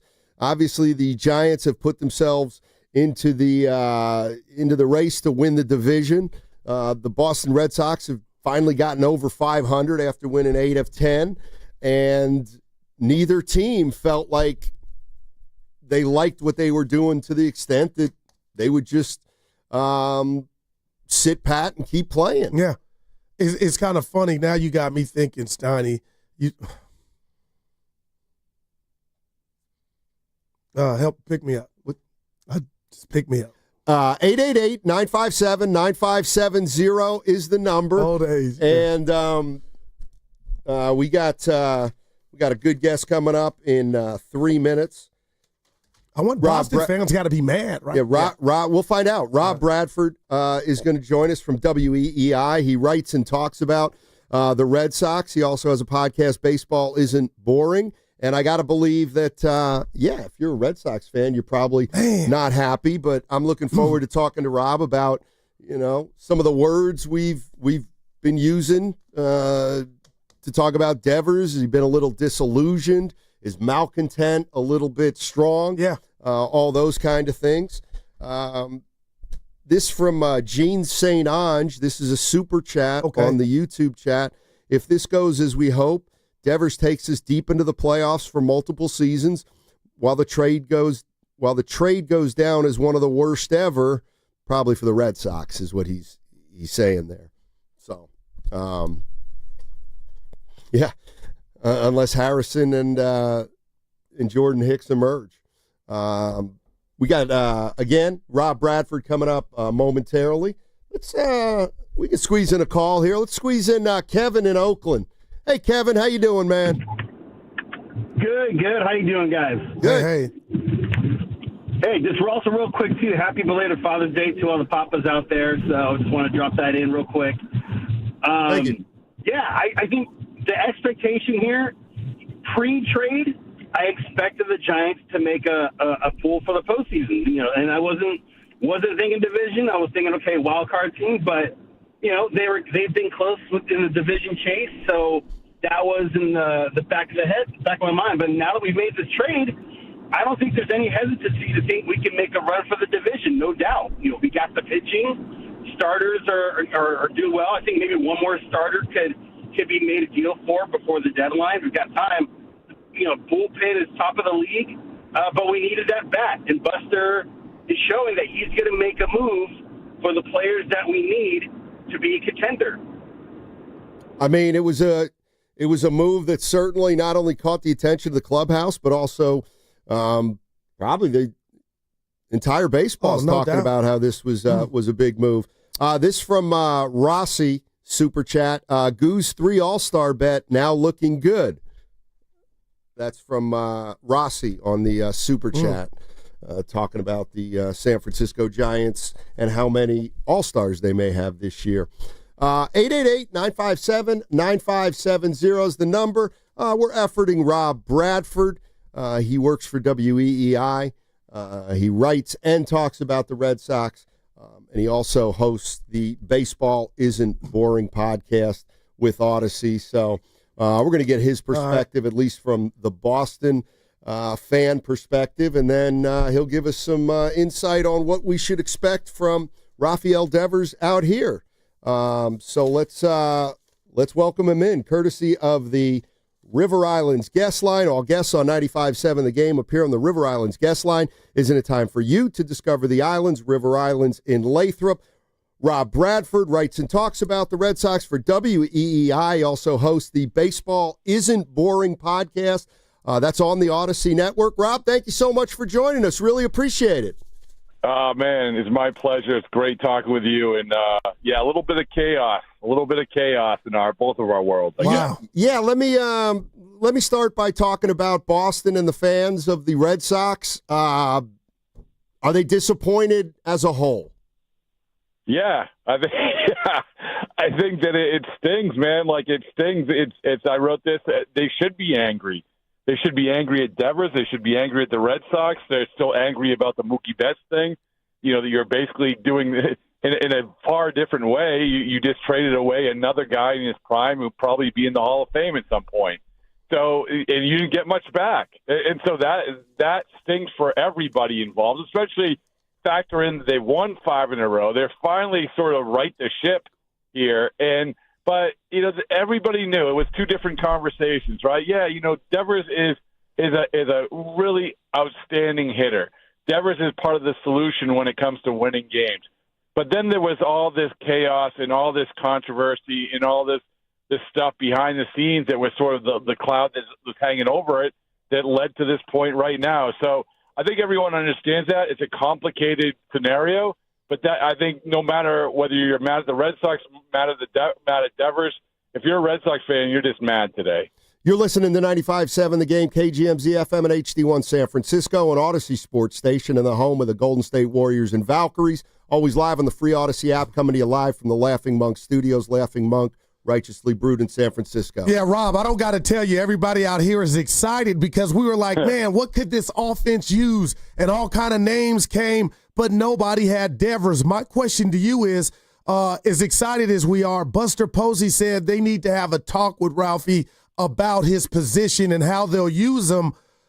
Is there any concern from Giant fans that we see the Boston Devers in regard to, something coming up? Or do you think that'll be him just being happy he's out of Boston, put me where you need me? Yeah, my guess is that you're going to get the opposite of what you got in Boston in terms of approach toward playing a position and being willing to play a position. And I think that it really, in a nutshell, the Giants just, wow. I mean, you just don't get a player like this. You don't get a player like this in the trade deadline, never mind, in the middle of June. It's kind of crazy.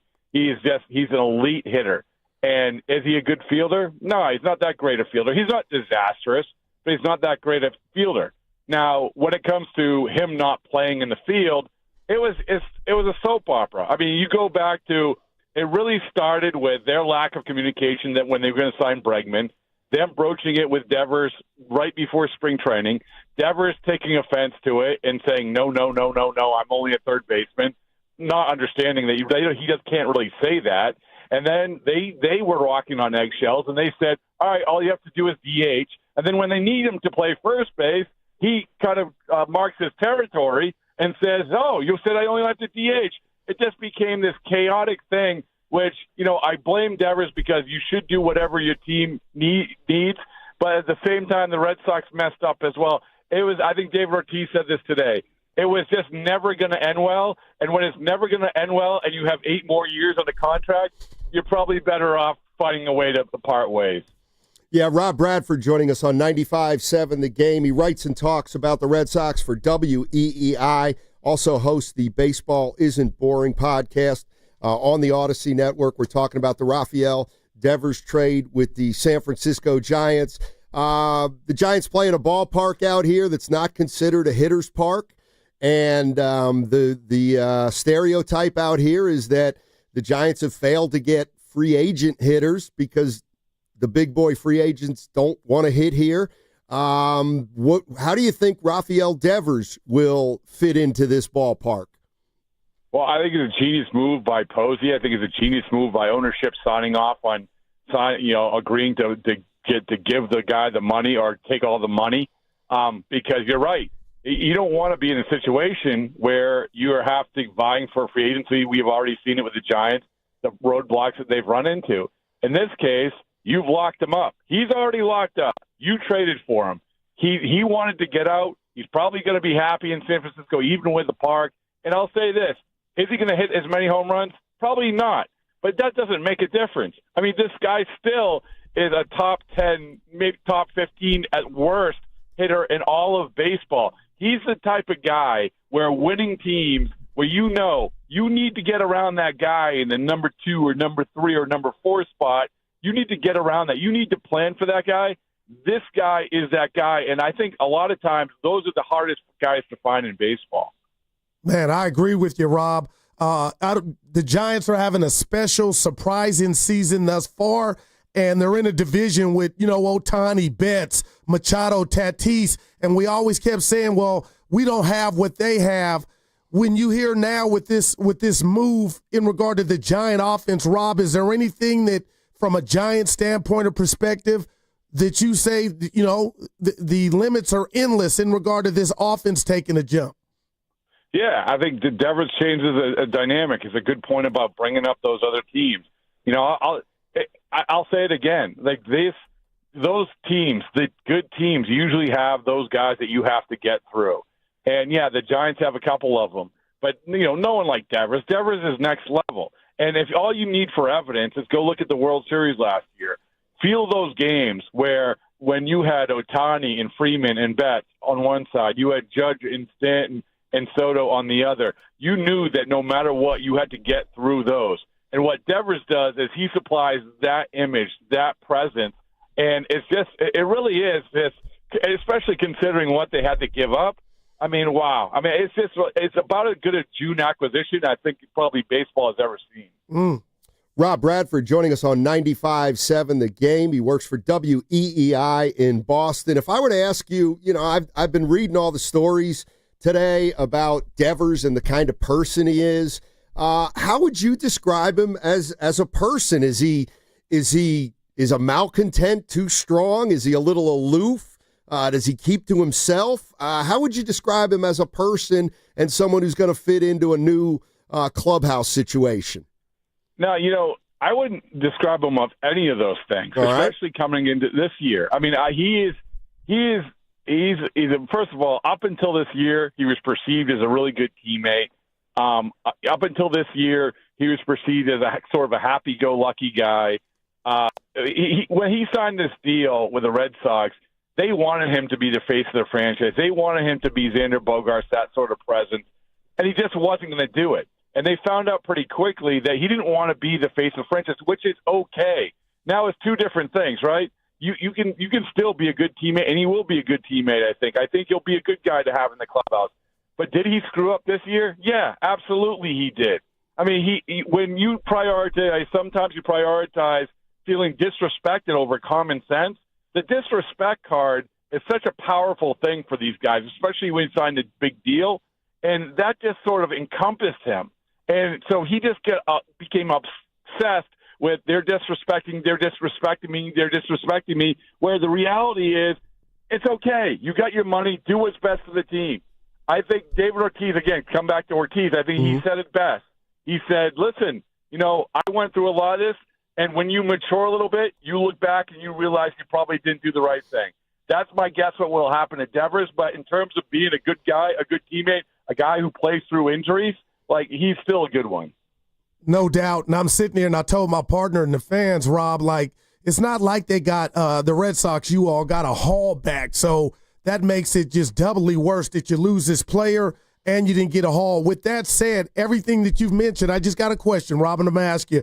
Do you think the front office of the Red Sox regrets or maybe could have done something different, even though Rafi was at fault too for the way he handled it? Do you think revisionist history, maybe we could have did it this way and it could have worked?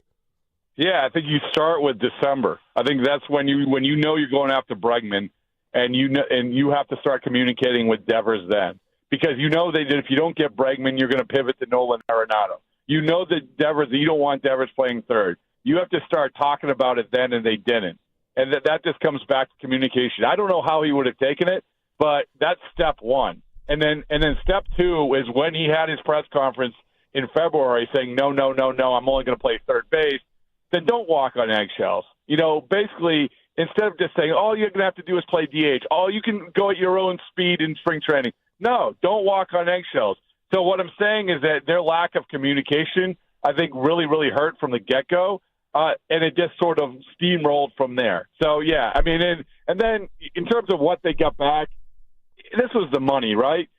Finding the ownership group is going to take on the money.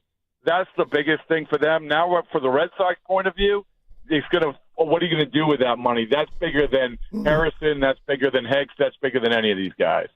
Yeah, that's true. Rob Bradford joining us on 95.7 The Game, works for WEEI in Boston. There's been some comparisons between this trade and the Luka Doncic trade in the NBA in terms of it didn't feel like the Red Sox had talked to a lot of teams and it kind of came out of nowhere. Is that the sense you get in Boston, that it happened pretty quickly and maybe the Red Sox didn't let it be known to the entire world of baseball that Devers was available? I think we're gonna. That's a question that we're gonna, I think, have answered a lot more in the coming days. Mm-hmm. But if you just piece it together, you look at who the Giants are and how they fit, checked off a lot of boxes for what the Red Sox were looking for with the trade partner, which is number one, having an ownership group that's willing to pay the $230 million in the entire contract. I think that was maybe the biggest thing.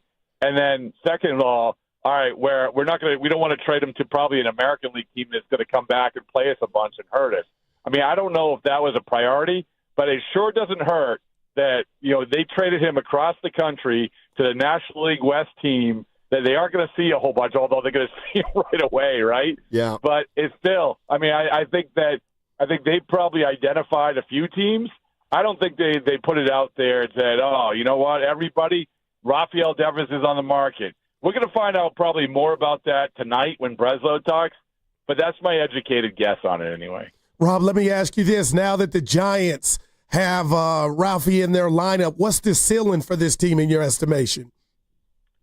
Oh, I mean, you get to this point in the season and you're in it, you can do it. I mean, you can absolutely win. You can, because let's look at this. The Dodgers aren't going to make the over-under of 104.5 wins. Like, they aren't. I mean, that's okay. They're still a good team, but they're a flawed team. That you look at all these teams, like we thought that the National League West was going to be this unbeatable group of teams led by the Dodgers and the Padres. We thought that, maybe the Phillies and the Mets were going to be these unbeatable teams in the National League East. These are going to be the elite. Everybody's flawed. It's the same thing. And we've seen this in the postseason the last few years. And so now, I give Posey a ton of credit, man. Like he sees exactly that they have as good a team as any. I mean, they're still a flawed team, but they have as good a team as any. The record is right there with everybody else. And now you make your move ahead of when everybody else is making their move. Because when you get to the trade deadline, the price goes up 3 times. It becomes appreciably more difficult. They hit the sweet spot with RAFAEL DeVERS, and I think that when we look back at who were the winners in terms of mid-season acquisitions, whether it's late July or in June, the Giants are probably already wrapped that up with this DeVERS deal. Rob Bradford joining us on 95.7 The Game, works for WEEI. Rob, I was hoping just to get a little perspective on RAFAEL as a hitter and how it might compare in Fenway to Oracle. And I'm just thinking down the right field line. I know it's relatively short in Boston, but it gets deep in a hurry. Out here in San Francisco, it's kind of short, but it also gets deep in a hurry, but there's a big wall in right field. How often does DeVERS, hit the wall in left field at Fenway Park, and what's going to happen to those kind of hit balls similarly out here? Any way you could give us just a little scouting report on what you think might happen with his hitting out here? Yeah, so it's when you watch RAFAEL DeVERS, like, he hits home runs all over the place. But the thing that's striking, has always been striking about him, is the way he backspins balls to left field. And I don't care how far the fence is. It's to center and to left, where he hits a ball and you think it's going to be just a routine fly ball, and it carries another 30 feet. That's how he's always been. He's got incredible backspin and power in that respect. So I think that's what is going to jump out to you more than anything. It's not, he's not a guy who I don't think is going to be jacking balls in the water, like all over the place, pulling the ball. He will once in a while, but the backspin to the opposite field, to center field, those are the balls. And the only time he gets in trouble, and we saw this guy, I mean, nobody's really talking about it now because he's got an OPS over 900. He just hit a home run yesterday. But to begin the year, I mean, he had a historically bad start. Yep. He struck out 15 and 19 times. He could not hit a fastball to save his life. And he's going to go through these ruts where teams just keep firing fastballs at him, and he has a hard time with them. But you know what? He corrects. You know how I know he corrects? Because look at his numbers. Every single year he ends up with good numbers. So another big thing with him, too, he has to stay healthy the last couple months. And I do think DHing will help that. He has broken down the last couple months. He plays through it a lot of times. But, this is something to keep an eye on. You got to get him healthy to August and September, which hasn't been the case the last few years. Rob, we'll get you out of here on this one. You put some respect on Rafi's glove. You said he wasn't a brutal defender. And I don't know about you, Rob, but I like to see as much of these elite athletes or players like DeVERS on the field and at bat.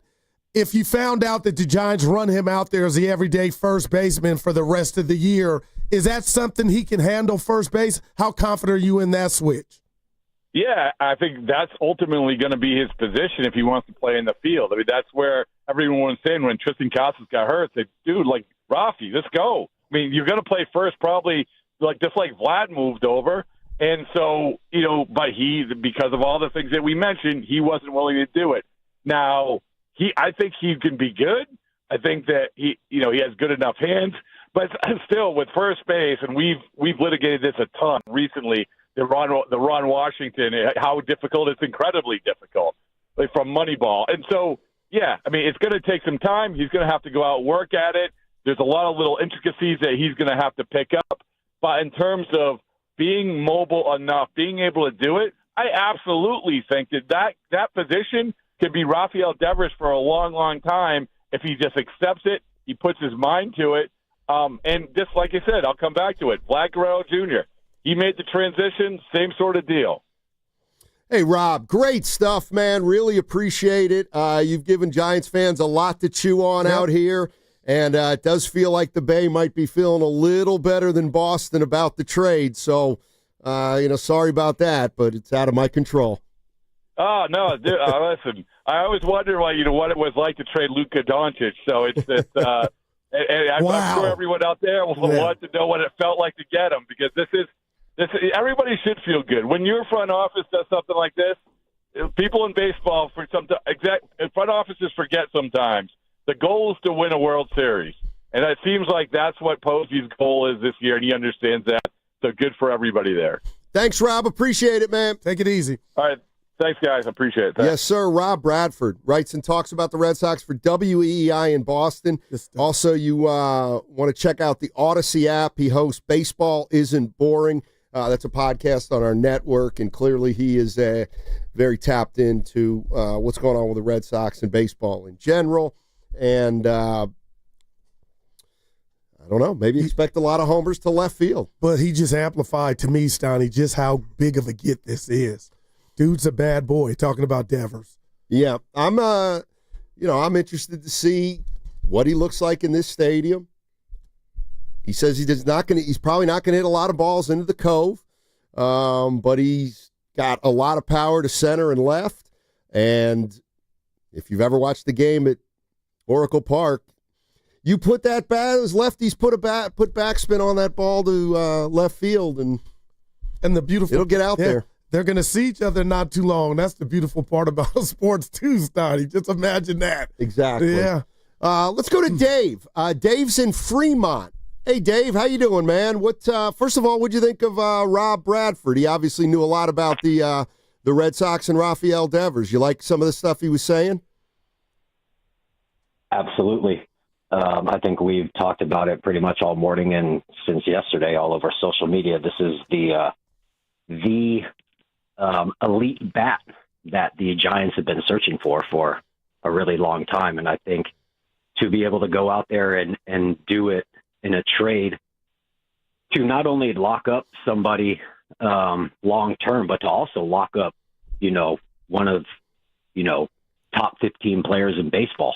So I think it was an absolutely fantastic move. And the other thing is Hicks, he kind of lost his role a little bit. And, the pitching depth that we have, and to only send Harrison. And the other thing is you think about it on the other side, you got this 8-year contract that's going to come after at the end of this year, right?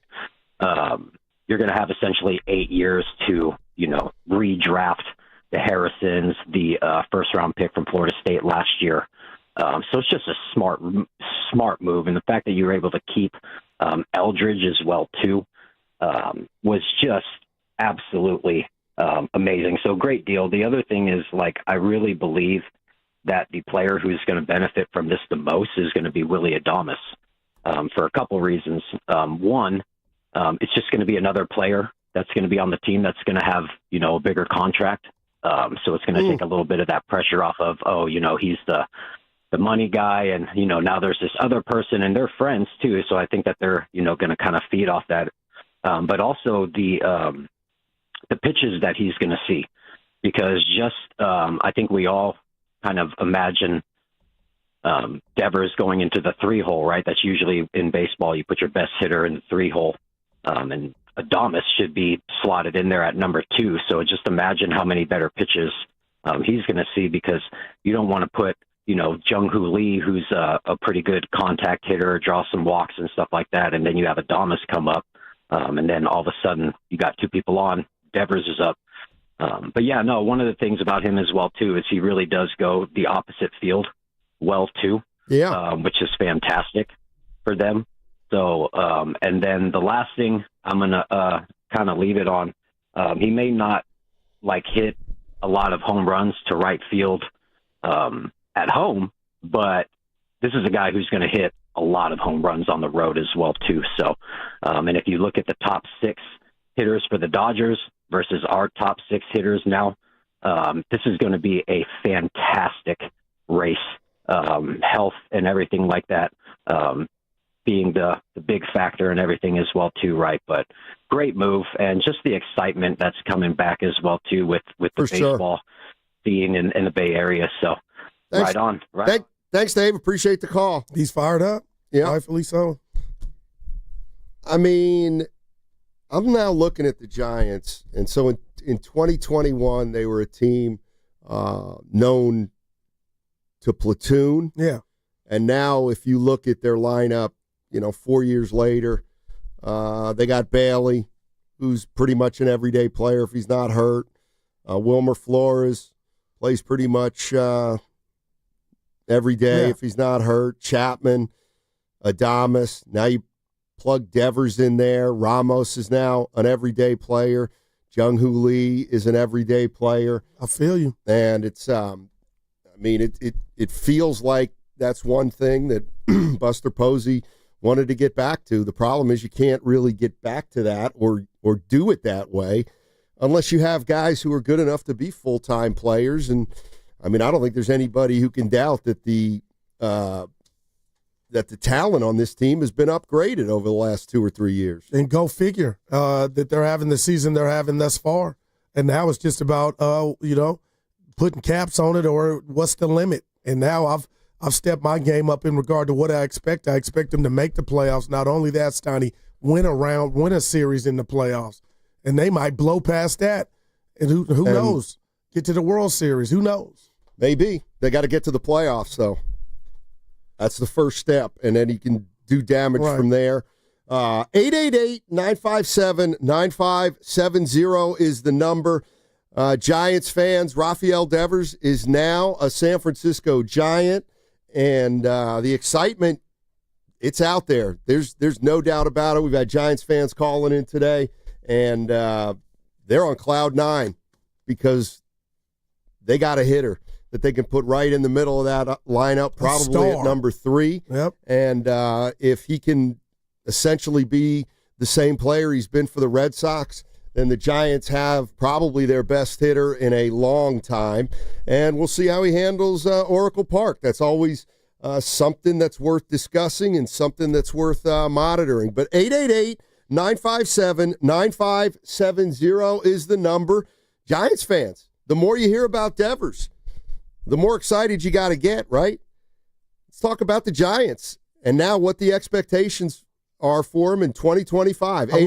888-957-9570. My bad. I want to hear from him. Steiny, do you think when do you think they are to do some? It's a good question. Probably After tomorrow. They had that conversation, huh? Probably tomorrow, I would think. I'm assuming he's en route, and he'll have to. Everybody's going to have to pass a physical and all that kind of stuff. What's coming up on the game is brought to you by Fremont Bank. Here for you, here for good. That segment also brought to you by Life Source Water Systems.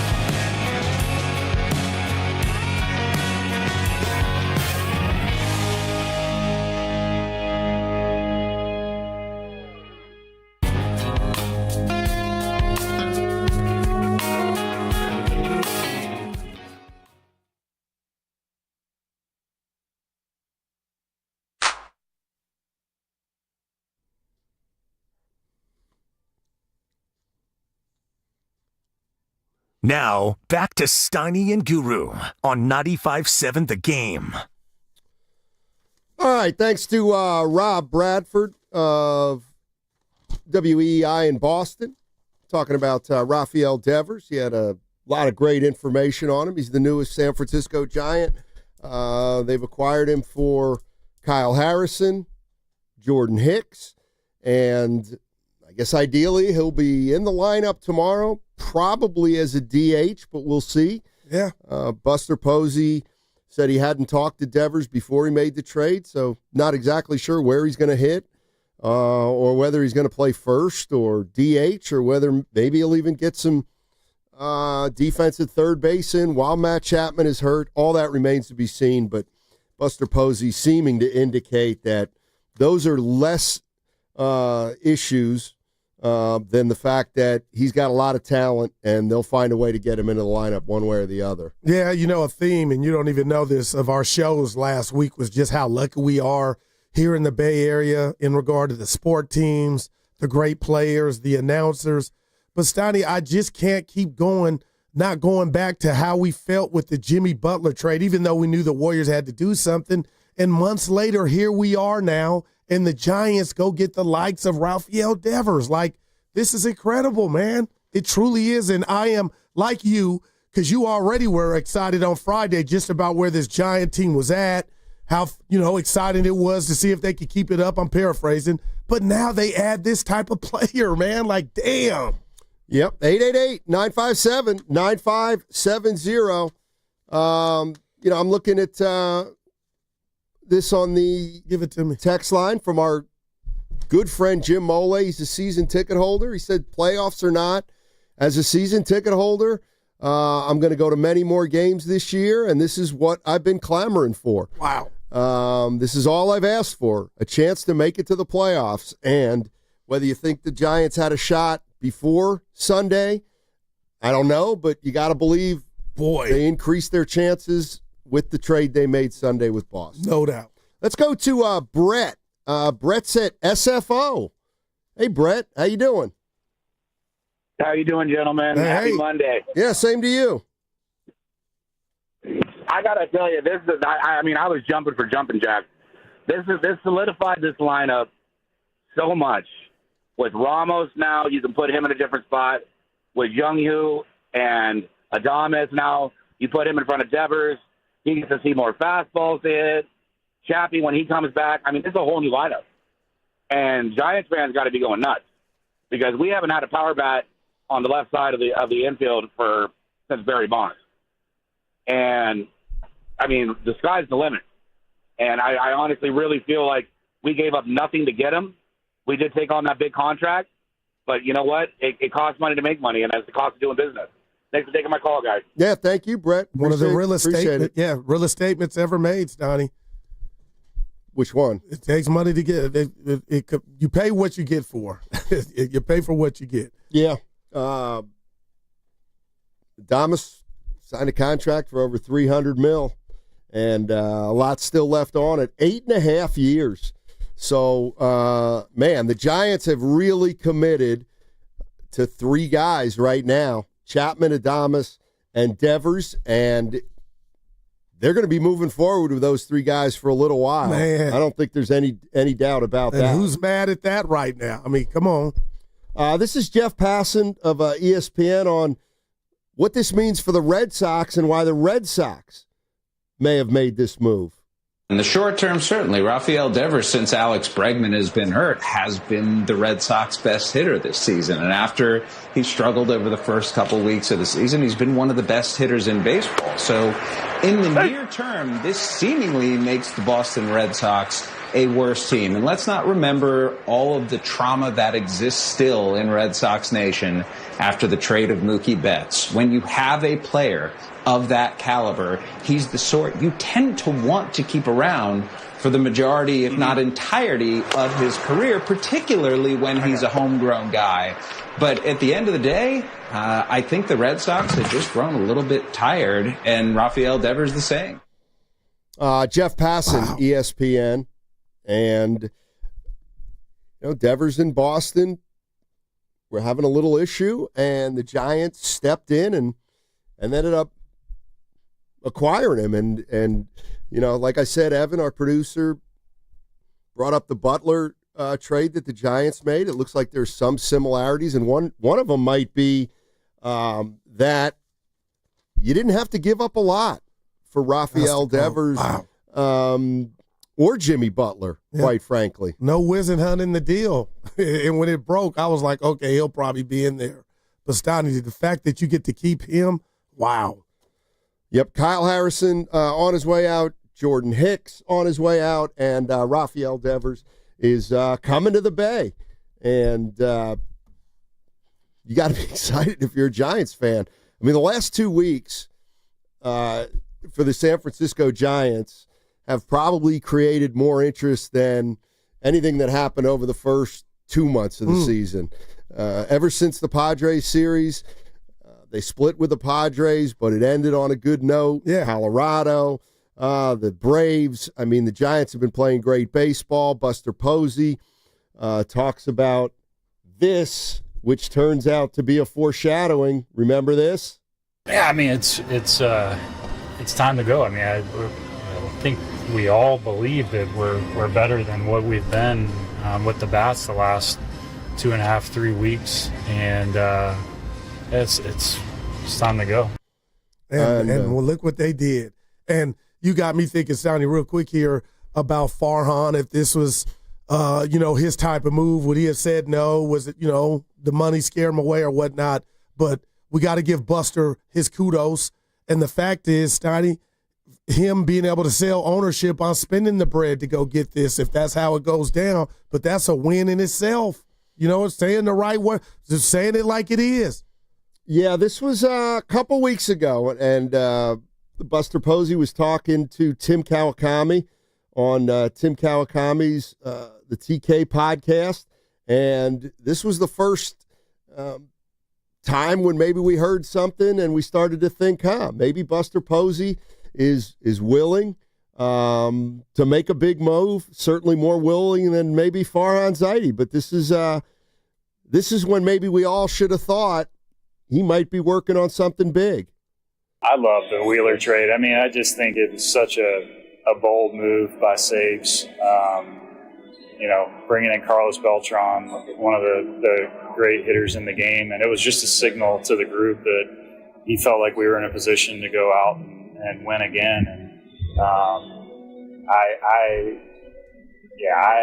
I don't look at that as a negative, because again, it was the leader of our operation saying, I believe in you guys. And Wheeler is one of the best pitchers in the game, but it'd be nice if we had a crystal ball and could say that was, you don't know. Nobody knows. And it took them a while too. Anybody that says they know, it's always easy to look back on these things years down the road and then overanalyze them. That was Buster Posey a couple of weeks ago with Tim Kawakami. Now, what's funny about that is, you can back me up, when I initially heard that audio, Steiny, I got excited about, Buster wasn't saying the trade worked. It wasn't even about that, but he was enamored with the fact that it was bold and it came at the right time, and we had fun. It was just words are words are words, but like that meant something to him. And then he backs that up not even days later with one of the biggest trades, if not the biggest trade of this baseball season. Yeah, and I can't help but wonder if Posey liked the Zach Wheeler for Beltran trade. Maybe he loved this one even more because they weren't going to have to sign Devers in the offseason to stay here. In fact, it's 100% the opposite. This guy's under contract for 8 more years after this year. He's your face. So in a way, in 2011, you moved a young pitcher for somebody who played 44 games. And this year you're moving a couple pitchers for a guy that you're hoping plays more than 1,000 games. No doubt about for it. you over the next 8 years. And make multiple All-Star. I mean, he's already 3 times. But I love Steiny. He's coming to town with 55 walks already. Like, he ain't just boom, feast or famine. The other thing about Devers, according to Rob Bradford, who works for WEEI, we had him on at noon. He was really, really good. He said, the one thing you want to do with Devers is make sure he's healthy come August and September, because he's been a little banged up late in the year, but right now he's healthy, and I think we all expect him to be in the lineup sometime this week against the Cleveland Guardians. Mm-hmm. Cleveland Guardians. I can't wait. Then Boston after that? Reunited? Yes, I do believe it is. And it feels so good. It's Boston after that. All right, 888-957-9570 is the number.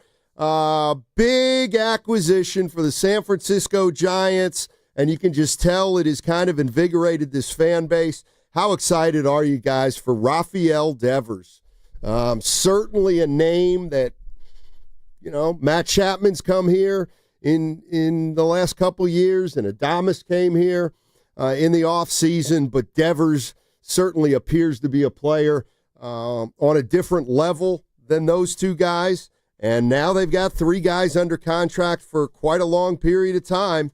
So start to get to know your San Francisco Giants. All right, 888-957-9570 is the number. What's coming up on the game is brought to you by Fremont Bank. Here for you, here for good. That segment also brought to you by Crystal Geyser, Alpine Spring Water.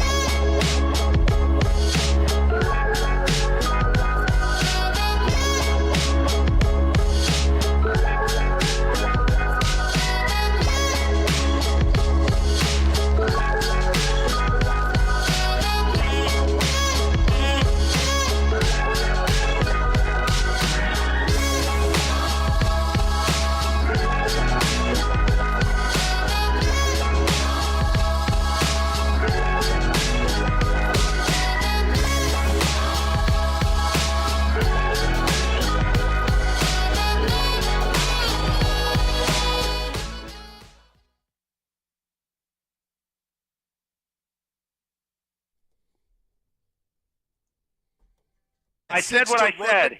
We'll see. Now, back to Steiny and Guru on 95.7 The Game. All righty, the Giants have acquired RAFAEL DEVERS in a move that very few seem to see coming, and it lands a big bat here in San Francisco.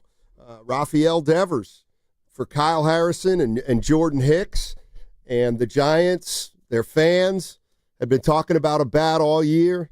They went through a 16-game stretch about 2 weeks ago where they averaged 2 runs per game. Then they put it together for 10, 12 games, and now they went out and got a reinforcement. The question is, where's he going to play? Where's he going to hit? But again, Goo, those seem to be issues that Buster Posey's confident Bob Melvin will be able to figure out. Yeah, and I'll say this about yesterday. Again, I keep going back to the wonderful day of Father's Day.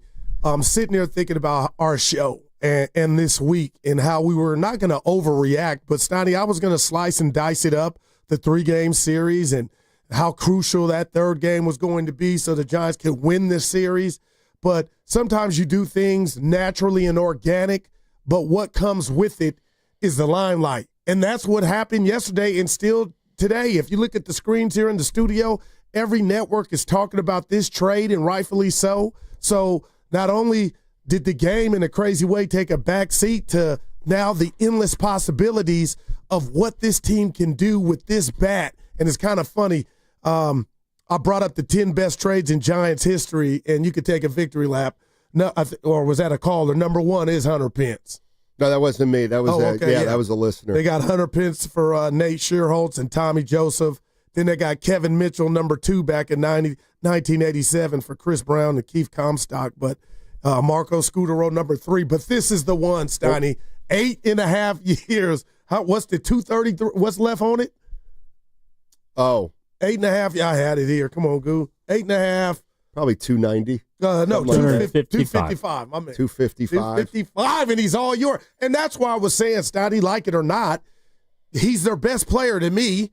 That's just leave that there. But he is the face of your franchise moving forward. When you got 8 years, barring, no drama, he's going to be. He's a mainstay. Yeah. 888-957-9570 is the number.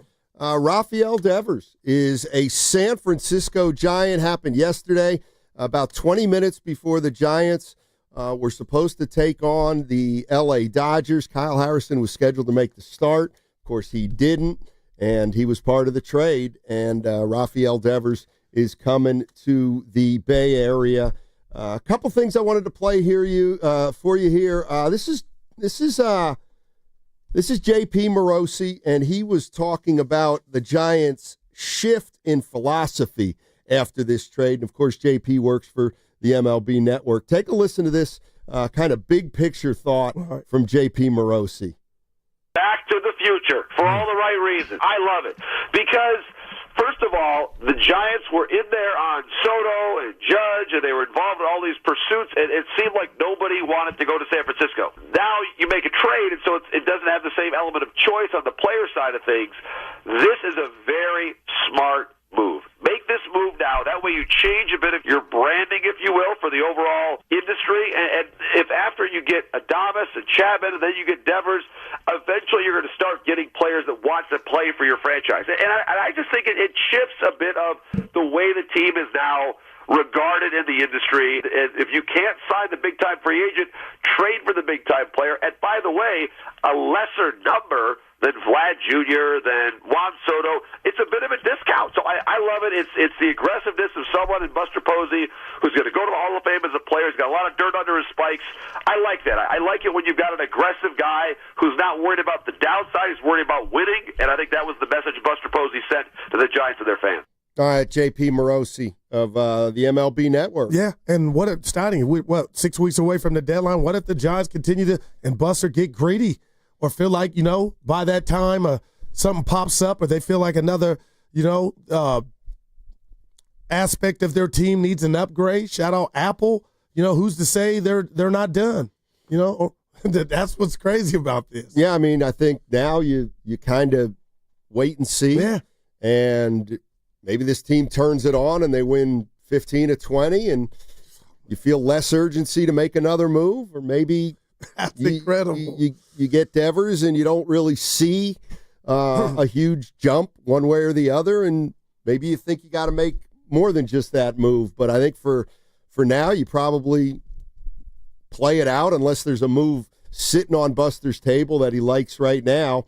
But, we'll see what Devers does in the middle of this lineup or in the 3 spot, which most seem to think he's going to hit. But this is what I heard from around baseball, but it's J.P. Morosi. I did not see this coming. We insiders, we love to say, oh, we've got this all figured out. We anticipate things. No. This was a complete surprise here on Father's Day. Came out of nowhere. It did, Steiny. Late, right before first pitch.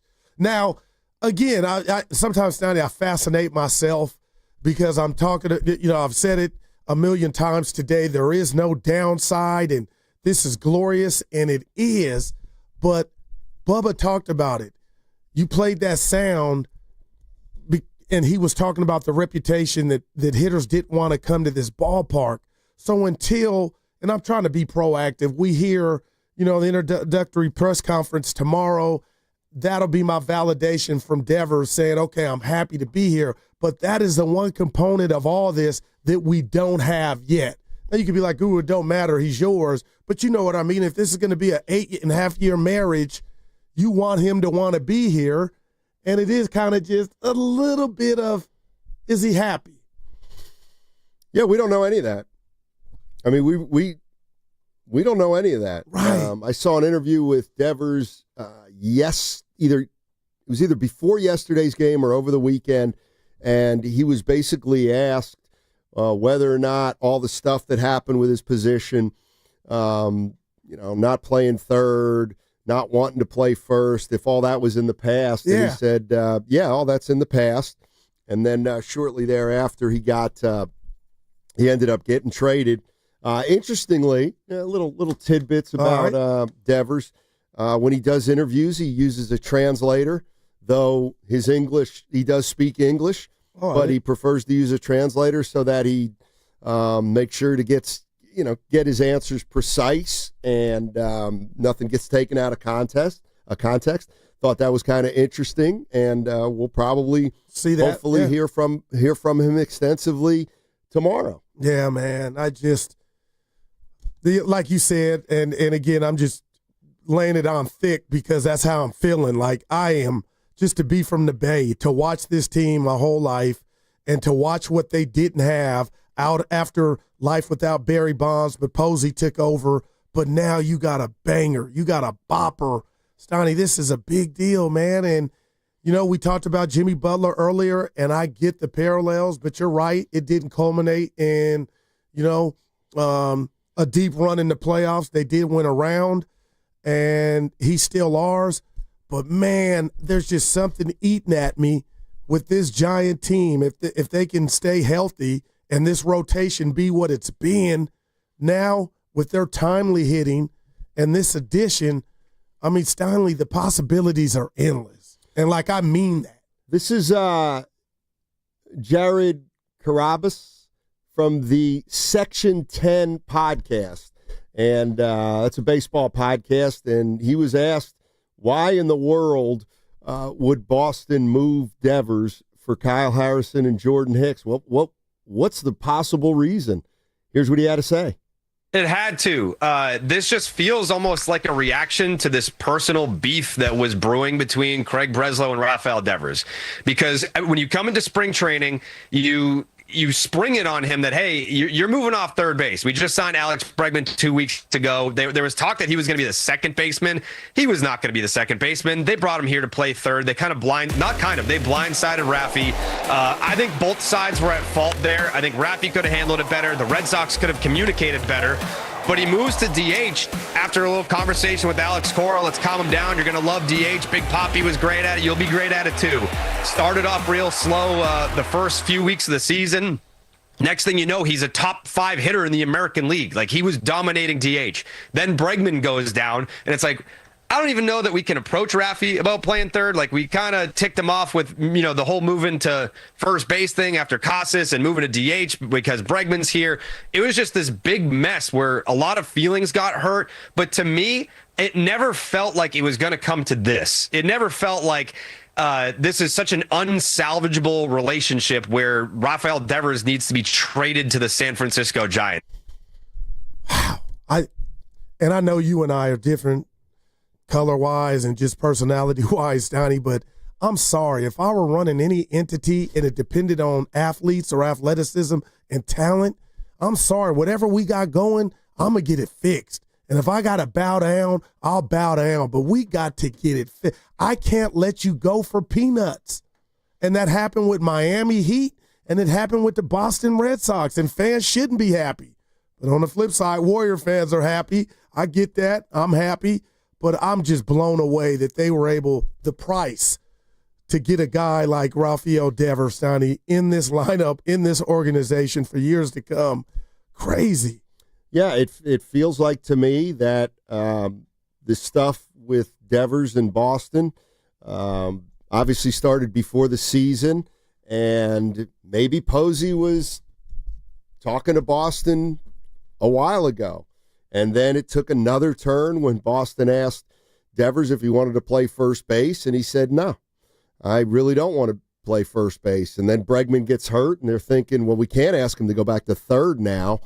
And if Buster Posey is making calls to Boston over the period of the last 4 to 6 weeks, then he was staying on top of it, and maybe he knew something that the league didn't know, and that was Boston was ready to do something because maybe Boston only knew that things were getting a little bit delicate with Devers. Yeah, and it just shows you life, and again, meet sports, right, Steiny? If I would have told you last year or 2 years ago Devers would end his career and be one of the greatest Boston Red Sox in history, you'd be like, yeah, Goo, okay, thanks for 1 + 1 = 2, bud.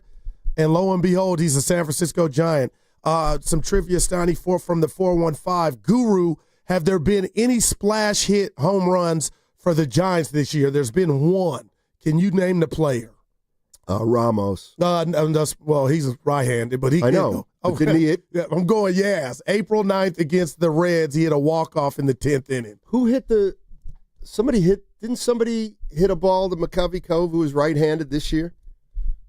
Well, right here, my numbers and my team just supplied me with April 9th. Yaz is the only one to hit it on the fly into the cove.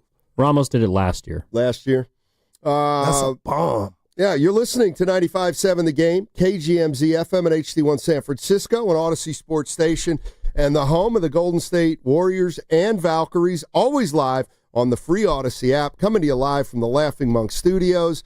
Laughing Monk, righteously brewed in San Francisco. And the Giants got action. RAFAEL Devers. They got action, Steiny. I wonder what their odds went. I'll check. You would think. Yeah, win the World Series. You would think. A couple more pieces of sound. This is Eduardo Perez. He works for ESPN, and he was talking about what Devers means in the middle of that Giants lineup. This is now real and a really good offense for San Francisco. You put a credible hitter, a bat that can DH, that can now play third in a new environment. This is really interesting, and now it opens up for Boston Yoshida to be the designated hitter there for the Red Sox. Not RAFAEL Devers, but still another left-handed bat that they can plug into that lineup. Eduardo Perez last night on ESPN, and what was interesting about last night is, of course, the Giants and Dodgers are playing Sunday Night Baseball. The trade breaks, and that was mostly what they talked about during that game last night because it was obviously the biggest move in baseball this year, at least since the season started, and the Giants were in on it with Buster Posey. Sonny, I was at a fish fry in the backyard, and the guy, my family member, frying the fish comes over and, politely goes, hey, the Giants got Devers. And I was like, you need to put down whatever you're drinking, right? And lo and behold, I run to Twitter. I didn't have to run. It was in my hand. I'm like, you got to be. I didn't even care about the game. Like, damn. A Giants 30-1 odds to win the World Series. Dodgers odds-on favorite, minus 240. Do we know if that changed since yesterday? That I don't know. Dodgers, Yankees, Mets, Tigers, Cubs, Phillies, Astros, Mariners, Twins, Giants. Twins right now have a better shot at it than the Giants? No, the same shot, both 30-1. Padres right after, too. So what's that? Like 10th? 10th best odds? 10th best odds in the league. RAFAEL Devers. Wow. How was Shasky feeling this morning? Oh, Cloud 1000. But every Giant fan, the Bay is wow, man. Yeah, I mean, there's no reason not to be excited. What word would you use if it were ice cream? I could give you a flavor to describe the Giants' offense over the years. I'm sorry? If you had to use an ice cream to describe the Giants' offense over the years, Evan, I see you looking. He's looking for the answer, vanilla. That's my guy. Thank you. Steiny, I should have just. Well, they led the league in homers in 2021. Yeah, but still, was it? No, chicks dig the long ball. You're right. But you know what? Now everything's changed. I don't feel like offense is a deficiency anymore. It's like you got to think, oh, boy, we can go toe-to-toe. We may not be the Dodgers, but damn, we're right there. We can hit with anybody. I just want to hear Ralphie say, I'm happy to be here. That's all I need. David Cohn of ESPN, he was on the call last night, and he was talking about, well, what do you do with this guy? Where do you play him? He didn't play third for the Red Sox. He didn't want to play first. He's been DH, and he's been hitting as a DH. RAFAEL Devers is not just a credible hitter. He's one of the best left-handed bats in the game. No question. The Giants will take the bat and figure out where to play him later. Obviously, they have an injury at third base. You know, enough with that. You need a bat. You get a bat of that quality. You take it. Good move by the Giants. Wow. That was David Cohn.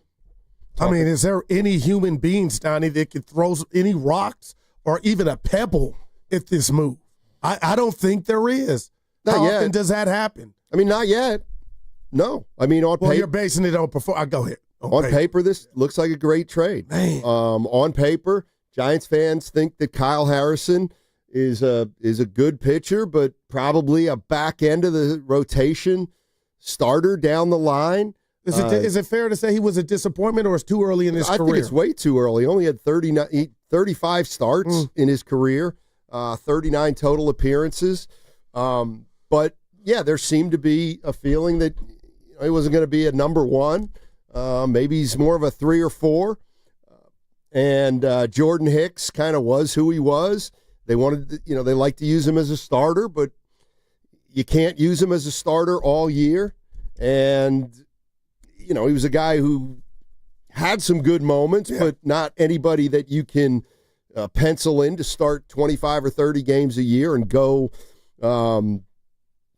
deep into ball games. So, yeah, now we'll find out what this Tibbs guy is about 3 or 4 years from now. But, yeah, I mean. You might have 2 World Series rings by then. Who? To being proactive, the Giants, because you're always going to see how these prospects do. But my point is, on the flip side of that, if you get some titles, it was worth it. What if the Red Sox get titles? Well, then will it have been worth? I mean, it doesn't. It feels like there's no downside to this trade, and I get how you would feel that right now. Yeah, I'm not here to take any excitement away from anybody, but you got to wait now to see how effective Devers is and how effective he's going to be for the next 8.5 years. And the biggest hater, whoever that person is, he or she, or that club, Steiny, they can't even find anything to hate about this. And you're right. On paper, it's almost perfection. Would you ever it's perfection almost on paper? Well, and I'm always a big believer, and if it sounds too good to be true, it might be too good to be true. And again, I just go back to the 2011 trade that this certainly looks like it's going to be like that, where it's either going to work out or it might not, but nobody's going to come back and question the move because of where this team is right here and right now. And in that respect, it's a move that I don't think anybody's going to come down Buster Posey's road if it doesn't work out. And honestly, I don't really know what that looks like. Yeah. This trade not working out. Can you meet me halfway? Even before this deal, and now with the deal, Buster's got off to a great start. Can we say that, Steiny? I mean, it looks even like before the trade, and I know we're different. Well, they haven't made the playoffs with him in charge. Him being in power was making them a better ball club. How many wins he's responsible for, Steiny, I can't give you mathematically that number, but I felt like just his being, his person, and him standing for what he's meant for the organization, and that's what's getting lost, and I'm not here. It's not getting a lot of run. Did you feel that way last year? Well, he wasn't. What you mean last year? I mean, last year, did you feel that way when he was here? I mean, he was here all last year, wasn't he? No, I'm saying no. That Farhan, it's like a race, Steiny. Buster Posey's so way out in front that the contrast to the Farhan era is night and day. And you could be like, "Goo, what are you talking about?" But it's a feeling, and now it's watching this team play and perform. 888-957-9570 is the number. RAFAEL DeVERS is now a San Francisco Giant, and the Giants, they now got 3 legitimate guys in the middle of their order. If they can all get it going at the same time. Chapman, of course, not quite healthy right now. Adames showing some signs of getting together, and RAFAEL DeVERS is on his way here. 888-957-9570. Let's go to Frank in Atlanta. Hey, Frank, what's going on, man? Frank. Hey, guys, thanks for having me. Absolutely. I love just to say I love the trade. I absolutely love the trade. It does a couple of things, and one thing that we haven't talked about yet. I like, us having somebody in the middle of the lineup. But what I also think it does is it'll open up Willie Adames because now there's a big hitter in front of him. The second thing it does is it shortens Bryce Eldridge's path to the show because now he doesn't have to be a top 10 quality first baseman getting to the show. He just has to be a pretty good right fielder. So that should shorten his path to being a good player. Well, nobody has talked about yet because Bryce Eldridge hasn't. He was in first base, but now that's going to be the guy who makes $200 million job is to be a top 10 quality first baseman. Yeah, that's a good question. I mean, they moved Eldridge to first because they want him to be a first baseman. Yeah. And is he saying that he's going to position change, Frank? I guess that's what he's thinking, is if DeVERS wants to play first base, then what happens? Yeah, then what happens to Eldridge? And that's another thing that's got to play itself out. Does DeVERS want to play first base? Did he not want to play it for the Red Sox, and does he want to play it here? That'll all impact, both Wilmer Flores and Eldridge down the line. I would think if everything works out well in that regard. All right, 888-957-9570 is the number. From the ballpark to wine country, summer's better when your car's ready to roll.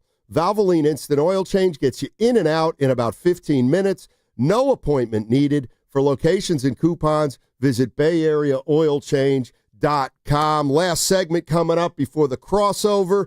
Big day for the San Francisco Giants. They've got a new player, and he can hit. RAFAEL DeVERS. What do you think of it, Giants fans, at 888-957-9570. We'll be back to talk more about it on the other side.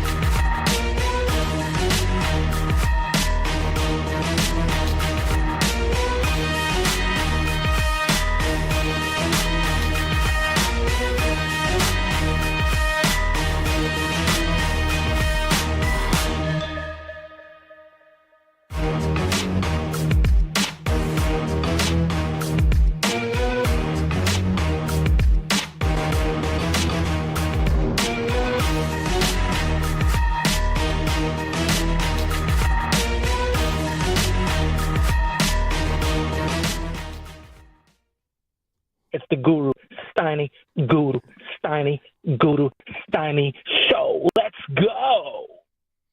All righty. Big day for the Giants. Big day for the Bay. RAFAEL Devers is your new star. Third baseman, first baseman, DH, all the above. We'll find out. But he is a San Francisco Giant. And our guy Risotto came in here. I guess the press conference tomorrow at 2:30, Stoney. Okay. Yeah, so that tomorrow, means step one is complete and that it looks like he'll report. Oh, okay. Right. I got you. So in other words, the good news is he already doesn't hate the ballpark so much that he's not coming here. So that's a good start. And his former team will be here in a few days. Damn. Yes, sir. Let's go to Jonathan. Jonathan's in the East Bay. Wants to talk about RAFAEL Devers. What's up, Jonathan? How are you doing, man?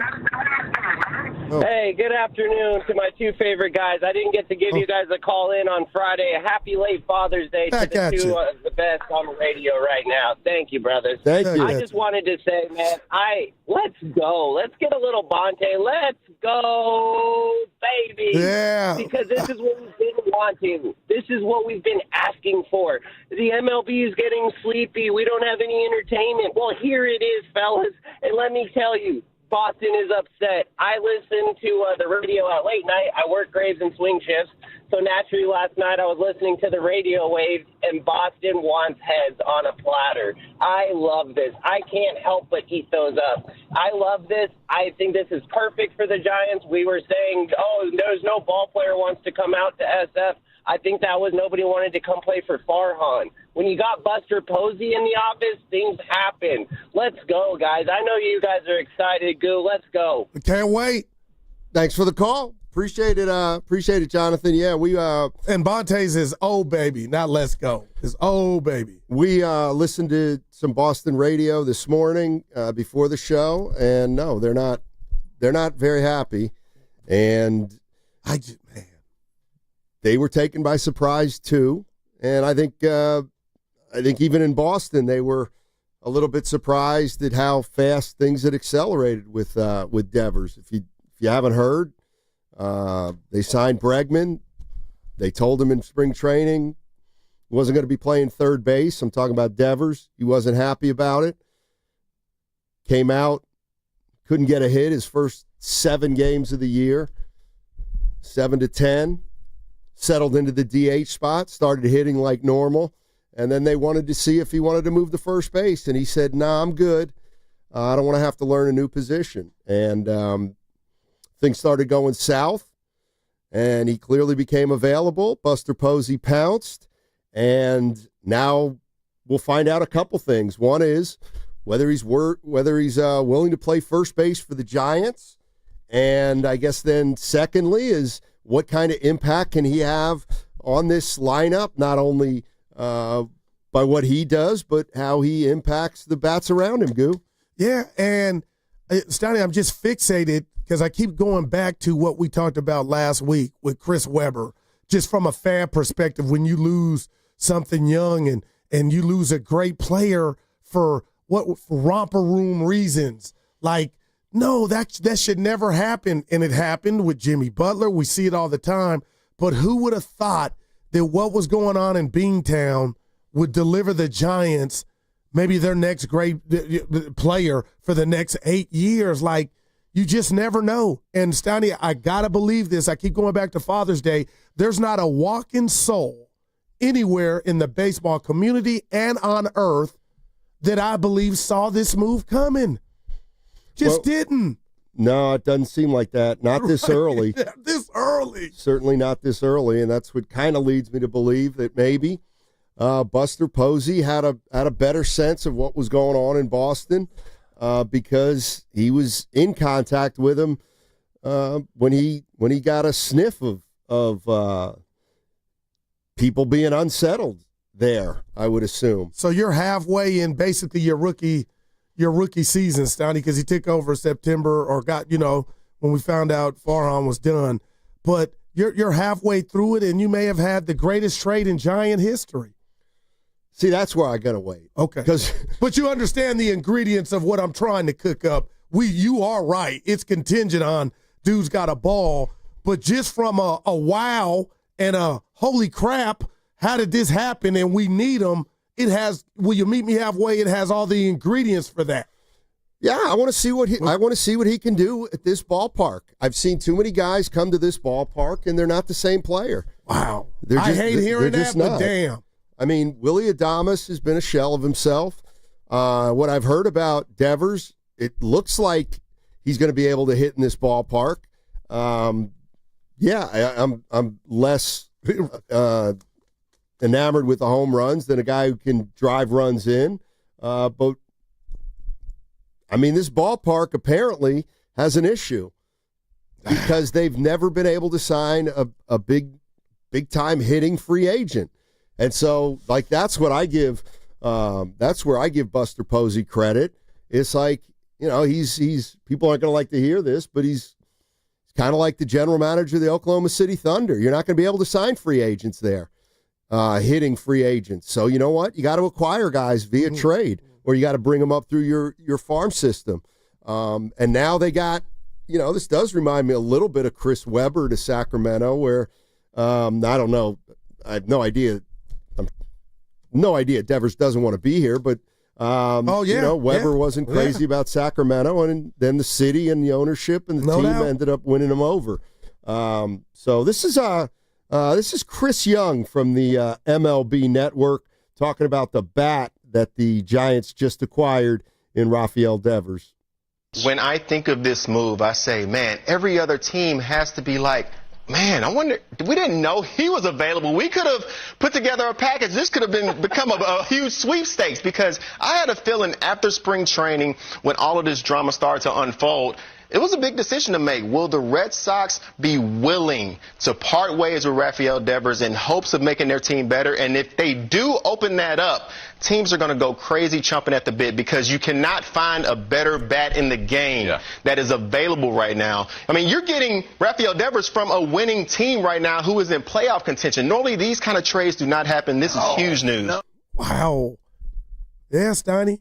All because there was bad blood, or our guy in Boston that we had on, Rob Steiny from WEEI, I'm just thinking to myself, why didn't they talk to him early when they wanted to pursue Bregman? Like, I'm just saying, keep them in the know, but finesse it. But don't get it to the point to where the guy wants to get up out of the city and you lose him and get back some prospects and a couple okay pitchers. Man, I don't ever want that on my watch or my ledger. Yeah, I mean, the interesting thing is, damn, Giants came up 10 games ago, or 10 days ago, the Red Sox were 29-34, and they won 8 of 10. Yeah, and now they're in contention apparently. So they made a move when theoretically things were. They took it to the Yankees this weekend. He was a big part of it. Where things were getting better a little bit in Boston. 888-957-9570 is the number. Biggest trade the Giants have made since. How would you answer that, Goo? Beltran? I mean, Beltran was he was official. Pence? I'll go Beltran, because I think he was a better player overall when you looked at the resume than Pence. Pence was a baller, but what he did was incredible, and the city fell in love with him, all that in the championships. But I got to go with Beltran, Steiny. But I just believe right now Devers is at a spot where he's better than Beltran when he came over here. This is crazy. And you just played that sound, Chris Young. He's right. Well, now they are. It's kind of funny. You went back 10 days, but they got Devers from a winning team, as of yesterday. Yeah. Man, this is a one and only for me. What does that mean? I got this as the best Giant trade in history. Well, Beltran was 34. This guy's 28. So you got to believe he's more in his prime. He's also, he and Adames have a relationship. They know each other. Adames is very excited for him to come here, and J.P. Morosi talked about Bubba, what it means for both Devers and Adames, both from the DR. He's going to come to San Francisco, and I think also very importantly, he knows Willie Adames. They're fellow Dominicans. They played in the American League East together for a long time. I think that's going to really bring out the best out of Adames, too, and the best out of Devers. It's going to be a good situation for Rafi. J.P. Morosi. Yeah, and I'll say this to J.P.'s comments. It's going to be good for everybody in that lineup, you would think, if everything goes well. Yeah. Oh, my gosh. Steiny wasn't in the lineup. I wasn't getting these pitches. Now I got Steiny in the lineup. You got to – what did you say? What was your old adage? You got to come in. And now – that's the slogan for the Giant offense. You got to come in. This is incredible. Yep. The Giants got themselves a player, and now. All right, let's do this. Yep. What's bigger, Butler trade or this one? I'm going this one. Yeah, I'm going this one too. Is that because they hadn't won in 11 years? No, it's because Butler's old and Devers is still in his prime. It's because in baseball. This could theoretically elevate the Giants to a title contender where I didn't think Jimmy Butler did that exactly. It doesn't mean Devers is going to do that, but I think that in baseball, I think Devers can make almost a bigger impression on the Giants. Like I looked at the Warriors as a 500 team. Yeah. Butler came, and then they became 48-win team. And became a number one defensive team. All the metrics were on their side. Sure. Then they lost in the second round. And I'm looking at the Giants as a team that was already in the playoff mix, and now they got a player who can take them, it might be the face of the franchise. Top 6. Well, it's funny. I've heard you say that, and I'm wondering whether Giants fans think that too. He's never played a game here. Do you have one now as I interrupt you? Well, Chapman's, I would think, more of one at this point. Certainly Logan Webb, to me, is a bigger player. But yeah. Yeah, I mean, to me, this is if you're gonna ask for who the face of this franchise is right now, I'd probably say Logan Webb. And you might laugh at me. I'm about to say Buster Posey. Yeah, maybe. Let's go to Mike. Mike's in Fremont. Hey, Mike, how you doing, man? Hi, guys. A belated Happy Father's Day. Just to let you know, Goo, I played your thing and by your rant on Friday, and I got my cards and everything before 9 o'clock. So there you go. Yeah. I don't know if the Giants are even done at this point either, because when you get Devers, now you've got somebody who can be either a DH or a first baseman, just like Wilmer. And maybe this puts Wilmer on a trading block too. Now you got somebody who else you can trade and get another arm, bolster up the bullpen even more, get maybe another bat. Who knows? I mean, I don't think they're done. And that's even more exciting to me. No doubt. Thanks, Mike. Appreciate the call. Wow, we talked about it early, Steiny. They got that at their disposal. All the other 29 teams, but they got that at their disposal. Kind of let it marinate. You're going to get 6 weeks of baseball. Wow, they did this early. And Willard was sitting up here again. I just hate going to that, but he was like, "Man, he got to do something now." And I'm thinking about myself, "What? Please!" And bam. Yeah, what happens if the Giants don't get immediate results from this? No, hey, that's a great question. And the reason I bring that up, Stein, is you sound like in Austin and San Jose. He says, can we wait just a few weeks before we anoint Devers? Just saying, it's not that, Austin and Steiny. It's we're anointing what he's done, his resume. He's a made dude because he's that good. We're hoping that continues, but you can't hate on what he's already done. No, of course not. My question is, if he don't get what if all right, we'll do what we did with Adames. What if Devers has an adjustment period for the next 60 games, like Adames has had an adjustment period for the first 60 games? You're gonna have to live with that, and then your expectations come up short, And then we hope that next year Adames and Devers can settle in. But that's to me, that would be my biggest concern. Can you still win if he gets off to a slow start? Probably a little bit, because you didn't give up a bat to go get him. So, even if he comes in here and struggles, you still have the guys who have gotten you 10 games over 500. So, no, you'd like to think this guy's going to give him another level of offense. And if the pitching can stay solid, then this team definitely got better. Wow. So we'll see. This from the 707 Goo. Even if he doesn't pan out, the reward completely outweighs the risk. We gave up nothing that is making an impact now. No doubt. Yeah. But keep in mind, Harrison might be a pitcher in the majors for the next 8 years, and Devers is under contract for the next 8 years. So there's a lot to play out, but I don't think I'm telling you that another GM wouldn't have made this trade. Everybody seems to acknowledge that the Giants didn't give up a boatload. So all things being equal, it looks like the Giants made a move that's not only going to make them better, but that the fans are behind, and let's see if this team starts scoring more runs. Can you help me out, partner? I got to read something from the 415. Thank God Steiny has a level head. Goo is over here trying to give Devers his 401k. LOL. No, I'm just like Giant fan. Everyone that's called, like, Steiny, this is not even what's better than great. This is super. This is fantastic, and it really changes their offense. So if everything goes according to plan, the Dodgers are on notice. The Diamondbacks are on notice. The Padres, the whole National League is on notice.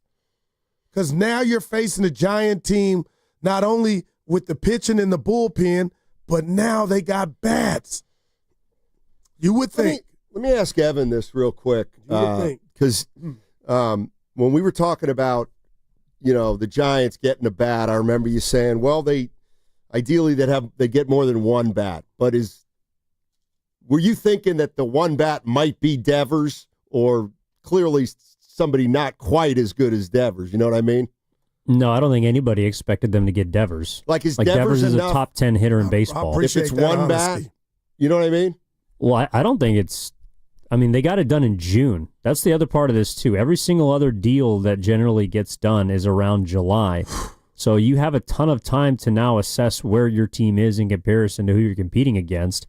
And Posey could go get another starter. He could go get a second baseman, or perhaps a corner outfielder. Like, there's a lot that he can still do. And also, too, because he didn't give up much, Harrison is a piece, but he's not a ton. Like, you still have prospects on the table if you want to use to go out and acquire another position player. Wow. Yep. 510 is saying Buster's going to go get Skeens. Could you imagine? Oh, man. He'd be walking on water then, Steiny. Yeah. By the way, coming up at 2:30 today, Giants general manager Zach Manazian, he's going to come on with Willard and Dibs. Giants general manager Zach Manazian. I should have been teasing him for the last hour or two, but he will be joining Willard and Dibs at 2:30. Oh, he's got to be feeling good. You would think so. What do we got here? We got 5 minutes. So we got Game 5 of the NBA playoffs. I didn't even think about it, man. We had a trade in the NBA. We can spend 5 minutes on a couple pieces of NBA real quick. Got Game 5. Pick one of these three. Let's do the trade. You got Game 5 of the NBA playoffs. You've got the Grizzlies trading Desmond Bane to the Magic for 4 unprotected firsts, Kentavious Caldwell-Pope and Cole Anthony.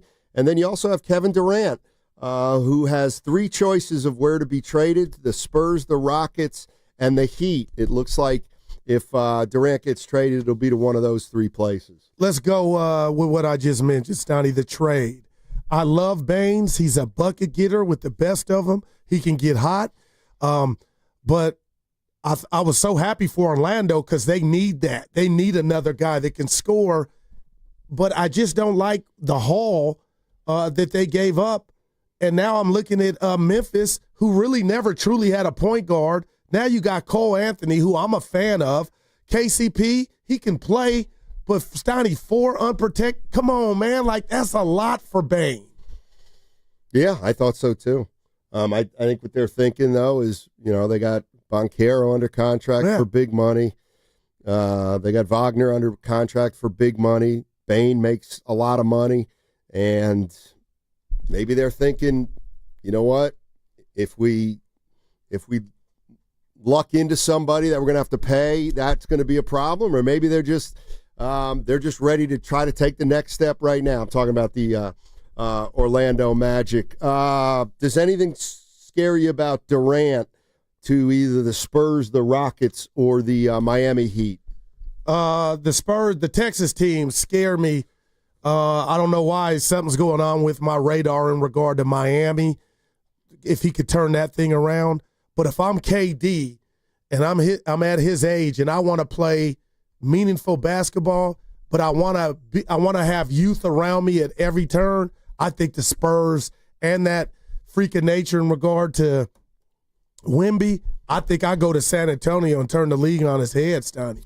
By the way, the Warriors, there was a name that a lot of Warrior fans talked about.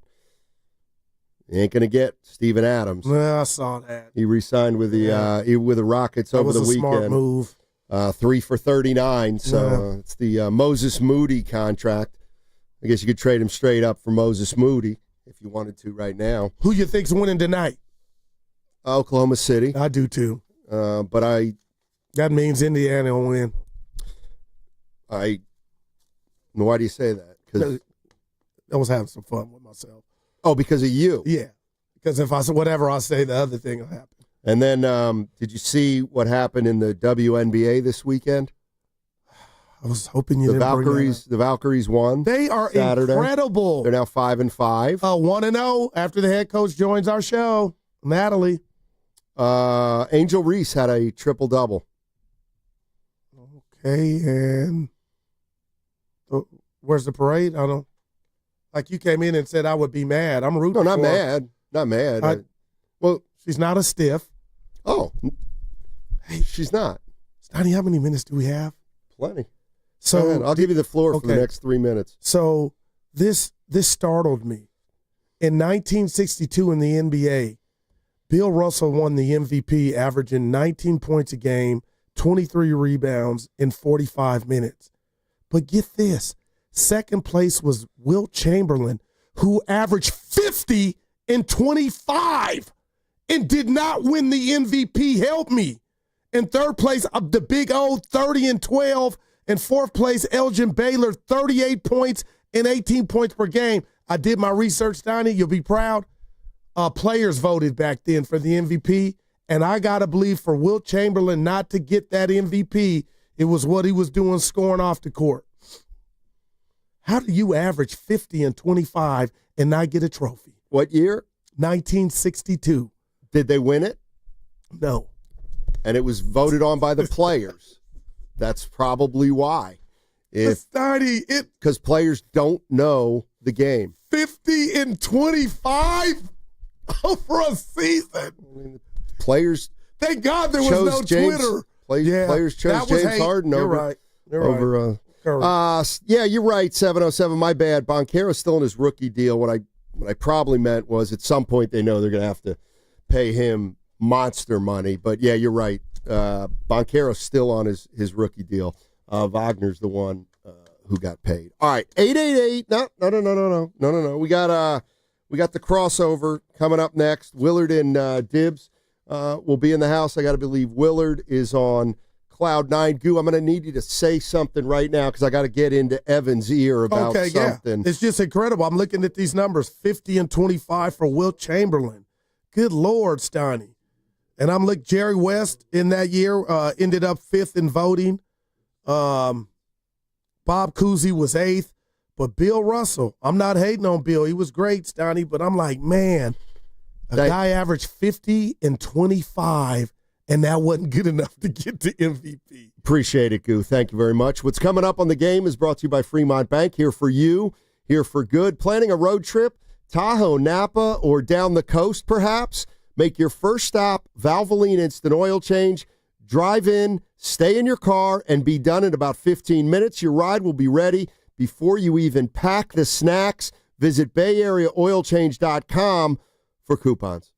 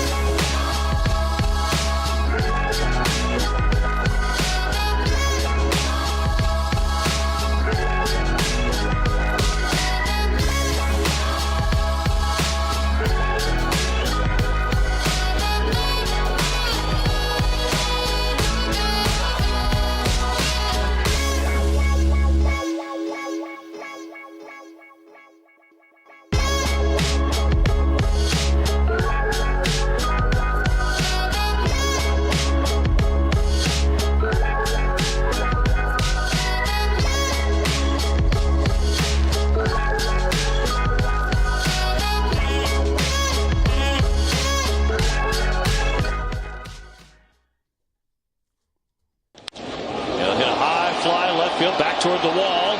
Dominguez turning around. That one is on that top shelf, maybe. That is gone. That's a home run. That got over the red line, and a home run for Rafi. Red Sox take a 2-0 lead. His 15th home run. Now, back to Steiny and Guru on 95.7 The Game. Courtesy of Nesson, that was RAFAEL Devers' home run yesterday against the Yankees. It is a crossover brought to you by Abundant Life Weight Loss. They know the secret to losing up to 1 pound of fat every day. Go to AbundantLifeWeightLoss.com. Let's welcome in Mark Willard, Mark Grandy. The Mark brothers. It's the crossover, and I saw a lot of smiles. Let's go. Let's get it out the way.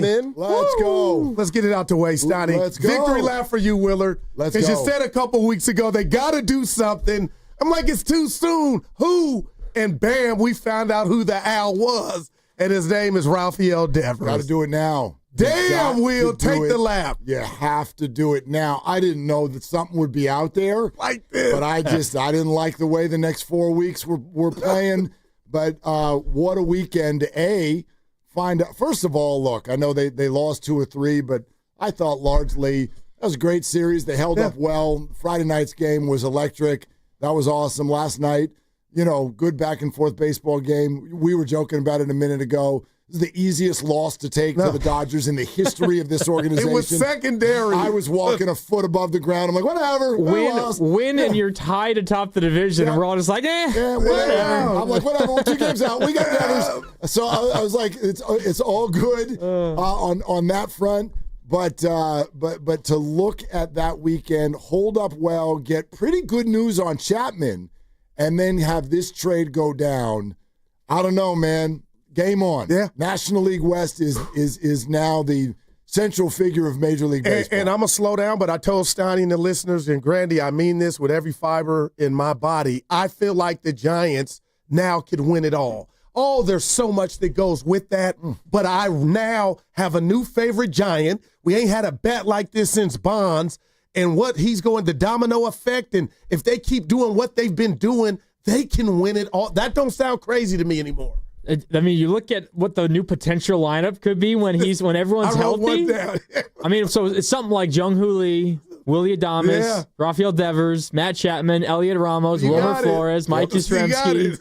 That's pretty damn good. It's a lineup. And then you pair that with one of the best starting fives and maybe the best bullpen in baseball. Yeah. And you still got the deadline if you need something. Yeah. Maybe. Oh, by the way. Maybe. Maybe. One interesting piece to me, I'd love to hear what you guys think about this. I've heard every single person in the Bay be like, and they gave up nothing. And 6 months ago, you would have considered Kyle Harrison off the table. Elliot Ness. I mean, the Giants said that a year ago. And I've got my own thoughts about it. We're going to get to a lot of it. But I wonder what made him so expendable to people. He's still 23. Yeah, that's what Steiny was saying. His career's not over. I'd have done this 1,000 times in a row. I'm not saying that. I'm just curious why that suddenly today is being said like it's chopped liver. No, right? Well, number one prospect on the team at the start of last year. Yes. In the whole organization. No doubt. But this guy's, I think, different. Of course. I'm talking about Devers. Yes. I mean, he is, you got to make more difficult decisions when it's a player like that.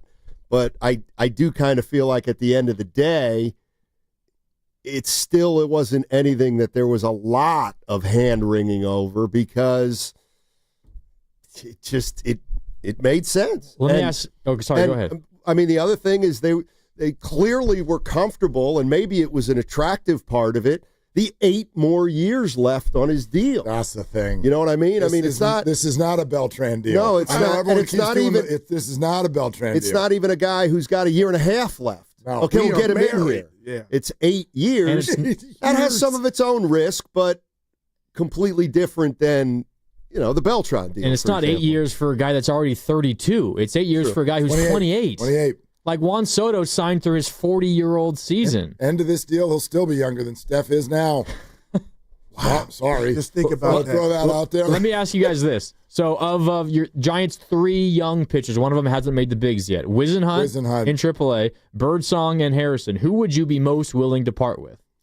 Well, for me, it was Harrison. Yeah, same. But I have some different reasons that are not just about what you see when you watch him pitch. But if you also would have asked me, who do I think the Giants would have had to part with in order to get someone of Devers' ability, I would have said Harrison wouldn't have been enough, in my opinion. Well, I mean, I do think the baseball world still sees him as potentially special. He's young, but to this point, he has one above-average pitch. Yep. Time to develop it, but... What do we know about Tibbs? Not much. I mean, he's brand new. Obviously, he's a first-round talent, and he was showing some power. But I mean, we're talking at low levels of the minors. That to me, I don't care if you're first round or 20th round. That's a flyer. Single A players make the big leagues at an incredibly low rate. So, that's not hard to give up. Jordan Hicks is almost like a thank you for taking it. Yeah, no doubt. Quite frankly. And he had a moment, too, when it looked like, maybe, we got something. But and the other name is a guy who played like 50 games at Single A. Rookie ball, I think. Yeah, rookie ball, whatever. But this is the best part to me, just watching that Giants series up until the trade, and you see, and I hate the Dodgers lineup. I got lineup envy, and now you go get something like that when nobody saw it coming.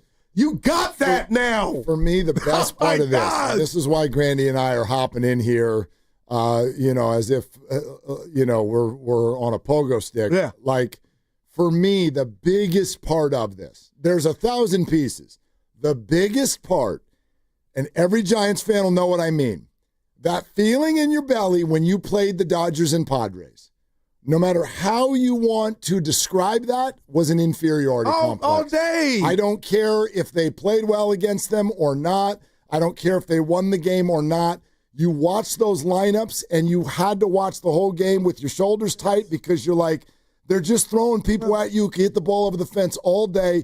We're praying that our bullpen is perfect and we can win 3.5 to 3. Like that's over. Yeah. That's over. We got one of those lineups now too.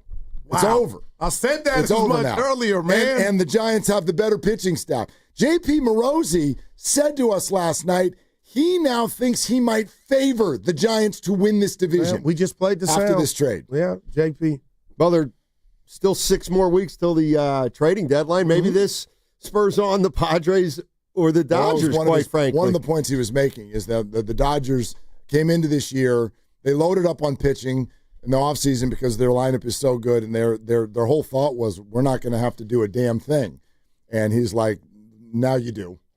Now you do. When was the last time the Dodgers felt like they had to react to something the Giants did? Man, 1952. I don't know. I don't know. But when we were talking about the 3 young pitchers, Birdsong, Harrison, and Wisenhunt, I mean, to me, it's easy. It was Harrison. Like, I could just tell by the way people were talking about Harrison. There were some questions. Wisenhunt is a name now. Yeah, we don't even know a damn thing. But that's what elevates him in a way. And Birdsong, I think Birdsong's good. Don't leave out Birdsong's Roop. really good. I know it's not in fashion to talk about Roop because the man got shelled. Yeah. My God. Ohtani. Epically shelled. I was like, oh, boy. But I like him too. I like him too. You should. Like the Giants could throw a rotation at you that's going to last here for a few years. And now I know I have to be careful, but if everything goes right, you had just mentioned it, the formula that the Giants had and the starting staff, you feel like now the margin of error has got to, I can breathe a little bit, but still go be the best version of yourself if you're pitching. But now this offense, like Devers is up there with Machado and Tatis, if not Mookie Betts. Like, I just wow. I'm so happy. Seriously. That exhale's been sitting there for 5 years. Yeah. Been sitting there for 5 years. I'm sorry to the concession stands at Oracle Park because I'm now not going to just willy-nilly be like, let's go get some popcorn. No, like when the lineup turns over, I'm not leaving for 2 innings to go to the bathroom. I don't want the pitch clock anymore. We have a fun team. I know. Slow it down. Slow it down. Anybody concerned that you don't have a position? Not at all, because I think he's got plenty of positions.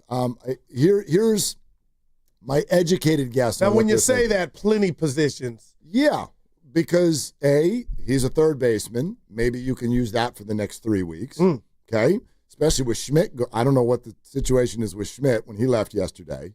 But yes, he could play some third in the next few weeks.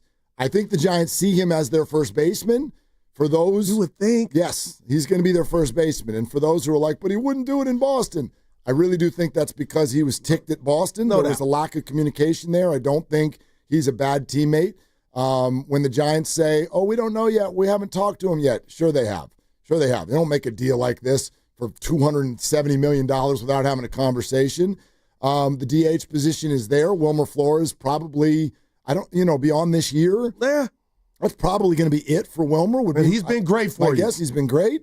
But I think he's largely going to be the first baseman with some ability to move around the infield when needed. And then those who are worried about the Bryce Eldridge part of this, don't worry. He's 20. There's a long way to go. He can't play first base yet. He's not good enough to do it. The DH is there. Just take your time. It takes the pressure off of him. One of my favorite parts of this deal is that we'll stop being like, what did Bryce do? Because he got real. What did he do in Tacoma last night? Cut out your Twitter. He started going 0 for 4 every night. It's hard to put a siren next to. Bryce is now hitting 130. So anyway, I think he'll be the first baseman. But you've got some options to move him around when need. What about so when I look at this team now, I look at their essentially 2, 3, and 4 hitter, Adames, Devers, and Chapman, and I think, well, those are 3 Posey guys. I mean, I get Chapman was signed by Farhan, but he was extended by Posey, and technically, in a way, it feels like, man, they finally got like 3 legitimate guys in here when they couldn't get 3 legitimate guys in here over 6 years before that. And I get it. None of these guys, Chapman came as a free agent. But I also do think there's something about Posey saying, you know what? We aren't big hitters first free agent destination. We're not. So let's go get a guy who's under contract and get him in here and help him learn to love the place. I also think you have to credit the front office for being willing to hand out all the money that they're handing out right now. I mean, we've spent a lot of time the last couple of years kind of dunking on the ownership, not the front office. But I mean, Chapman last September, 6 years, $151 million. That's some cheese. Adames the offseason, 7 years, $182 million. Cheese. And now they're taking on the final 8.5 years of Devers for $254 million. I mean, that's a ton of money in 3 dudes. And that's hold on a sec, because I want to ask Mark this question, both Marks. You're listening to 95.7 The Game, KGMZ FM and HD1 San Francisco, an Odyssey sports station and the home of the Golden State Warriors and Valkyries. Always live on the free Odyssey app, coming to you live from the Laughing Monk Studios, Laughing Monk, righteously brewed in San Francisco. Now, how do you look at this move? Is this a move where Farhan wouldn't have ever picked up the phone to call Boston? Was this a move where he would have talked to Boston and said, okay, we got to assume Devers $235 million. They're not going to want to do that, so forget that. No, I don't want to take on that money. That's too much of a risk. I'm not even going to him with it. Would Farhan have brought this to ownership and them said no, but because it's Posey, they say, let's do it. You know what I mean? I'd love to kind of know if Farhan could have ever pulled this off, if it's a move he would have been interested in, scared of, whatever. I think that definitely interested, definitely picks up the phone, and then I think overthinks it. I think he overthinks it and probably waits too long. And there's something to be said. I love your question about, okay, what if Farhan brings this to ownership and if Buster brings it to ownership? You guys, we've all been in sales on some front, right? Whoever you're pitching something to is going to react to the way you're bringing it to them. Coffee's for clothes. Right? And if Farhan brings it to him with it's $270 million and there's a hemming and hawing going on, I'm going to be a lot less likely to sign that check as opposed to what I feel like is the energy of Buster Posey, which is walking into the room with a swagger and putting the piece of paper down and saying, we need this.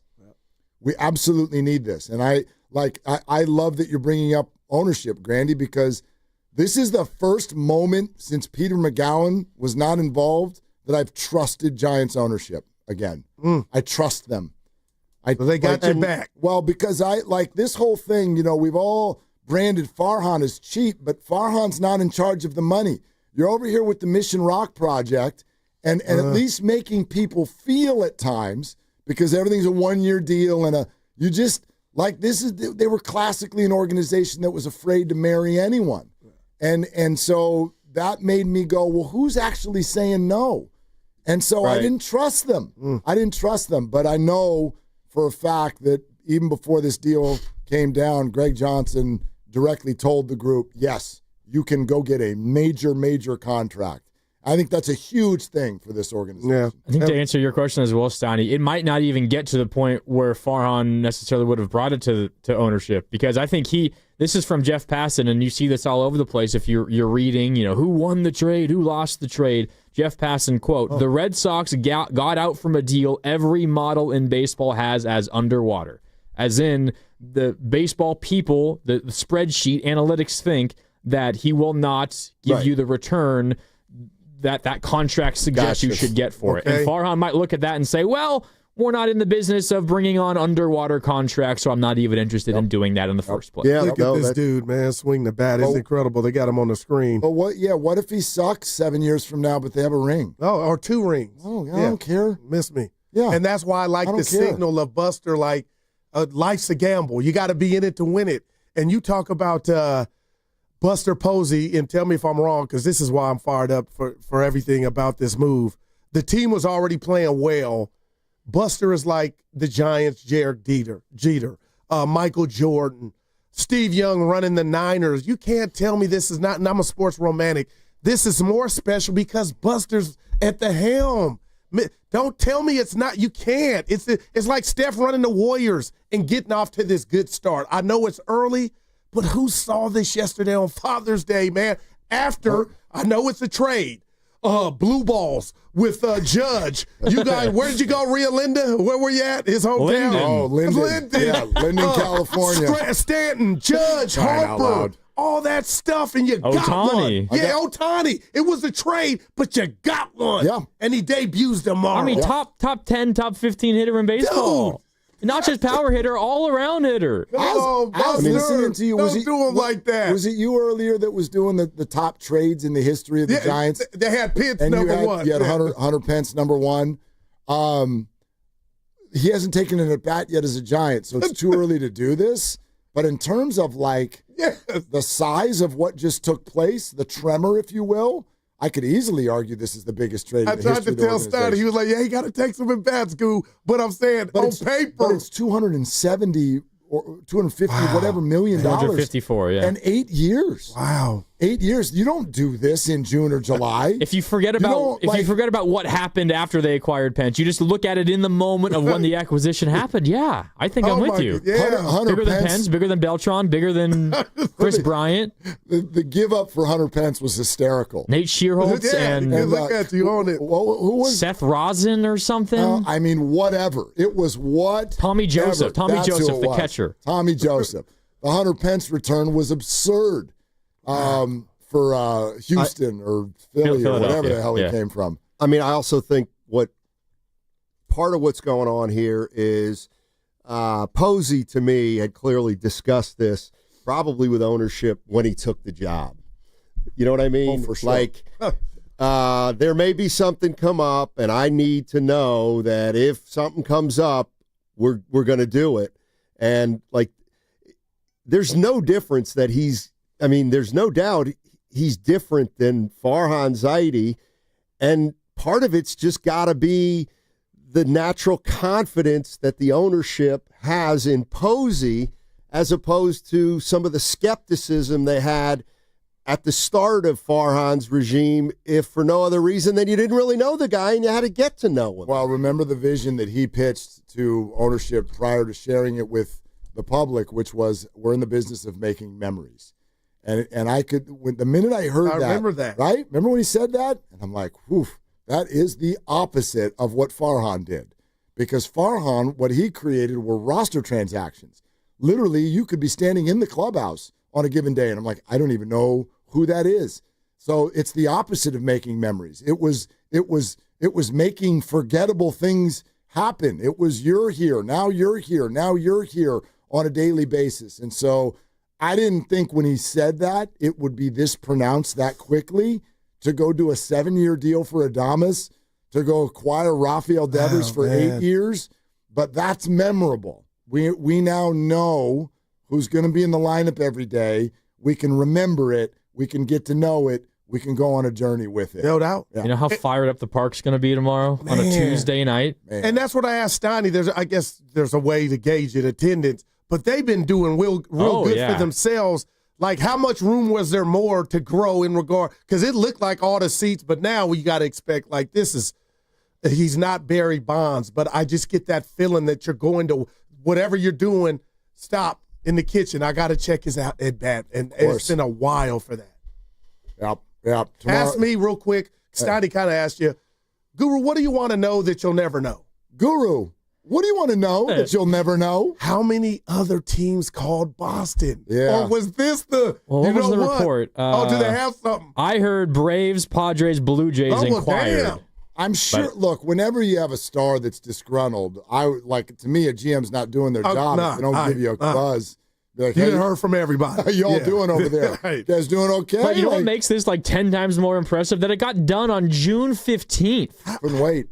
I don't like where the Giants were going to be on July 15th or July 25th. You said it. No, I'm with you. Yeah. But from the Red Sox perspective, I feel like you could have milked it. I mean, I know they wanted to get out of the situation too. But I mean, gosh, for a Red Sox fan, how bad does it look? Because as you just said, Steiny, they called it the Luka trade. Well, and it is lightweight MLB version of the Luka trade because you didn't see it coming, and a fan base feels like their long-term face just got stripped from them. They just swept the Yankees. He hit a homer. He homers. They sweep the Yankees. They're above 500. They're a game out of the wild card race.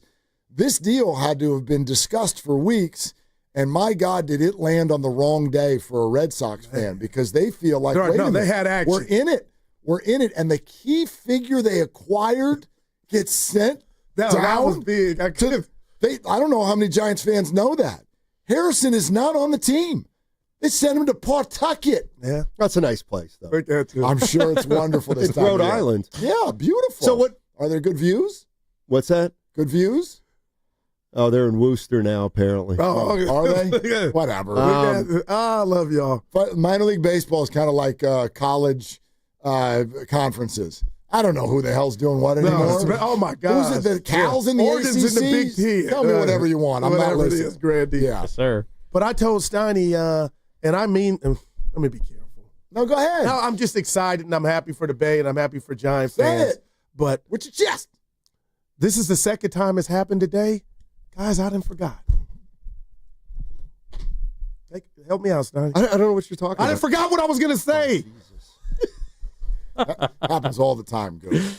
Happens all. It's happening more frequently. Of course. That's scary. It's okay. You're still 51. Help me out, Steiny. Give me something. Angel Reese had a triple-double yesterday. I don't know what With to tell 2 you. shots. Desmond Bain traded. Kevin Durant going to Houston. Desmond Bain. That was shots. too much. I love Bain. They paid too much for him. What the hell's KD or Giannis going to cost if Desmond's worth 5 picks? What the hell are we doing? He's going to make the Magic a whole lot better, Yeah, though. he is. Can we go back to I don't want I don't want Giannis take? 87 first-round picks. Shut up. I mean, man. What are we doing? Mikal Bridges. Good thing the Giants didn't have 5 to. picks. What's that? Good thing the Giants didn't have to give up picks. Devers would have cost them 9. Randy. Well, they gave up a first-round pick last year. There's a lot of people out there who feel like the prize for the Red Sox was not Harrison. It's Tibbs. Oh, Tibbsy. Yeah, but that's Tibbsy. Oh, this Gonna break into the bigs in 5 years. No, you got it. You got it. Dodgers, I know you took 2 or 3, but are you being a little risque? Let no Tiny go out there to pitch. Think about the big picture. Pitching today something where they're or pitching tomorrow? tonight. Get the Padres. What if I don't want to? I love watching them. But what if something went wrong to where you lost the bat? I don't think. I mean, I think that they've actually been pretty deliberate with this. I think he's ready to go. I know he's been pushing for it. But here's what I will say was a reaction to the Devers trade. I could be wrong. I think that Shohei was going to pitch tonight. I don't know that it was going to be announced the second they walked off of the field.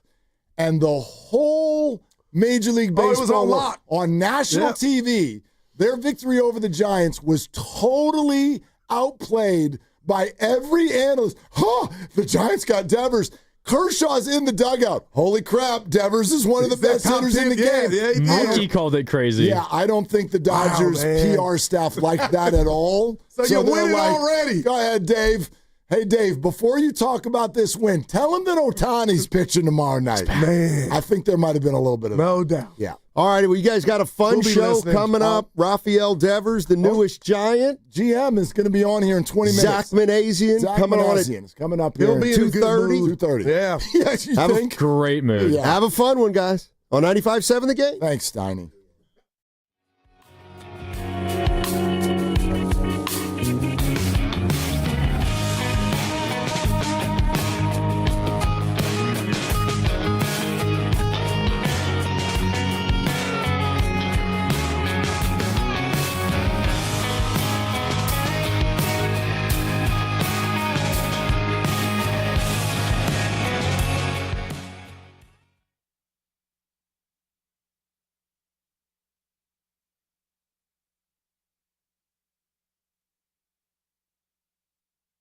Dan, We'll let you be the judge. Oh. All I know is it's a couple of Bay Area boys talking sports. I know nothing. Thanks. It's Willard and Dibs on 95.7 The Game. Oh, I'm going to let it out. I'm going to let it out today. Let's go! Let's go! Come on. That, my favorite phrase, that felt like a shower after a hike. And I mean one of those like 15 miles, what the hell did we do hikes? It's 100 degrees. Honey, why did we decide to do this hikes? This is the feeling that Giants fans have been looking for years. I was going to say, why are you speaking in the past tense? That felt like a shower after a hike. This still feels like a shower after a hike. Man. And it's going to feel this way for a while now. Yeah. Grandy's in for Dibs. Let's do this. 888-957-9570.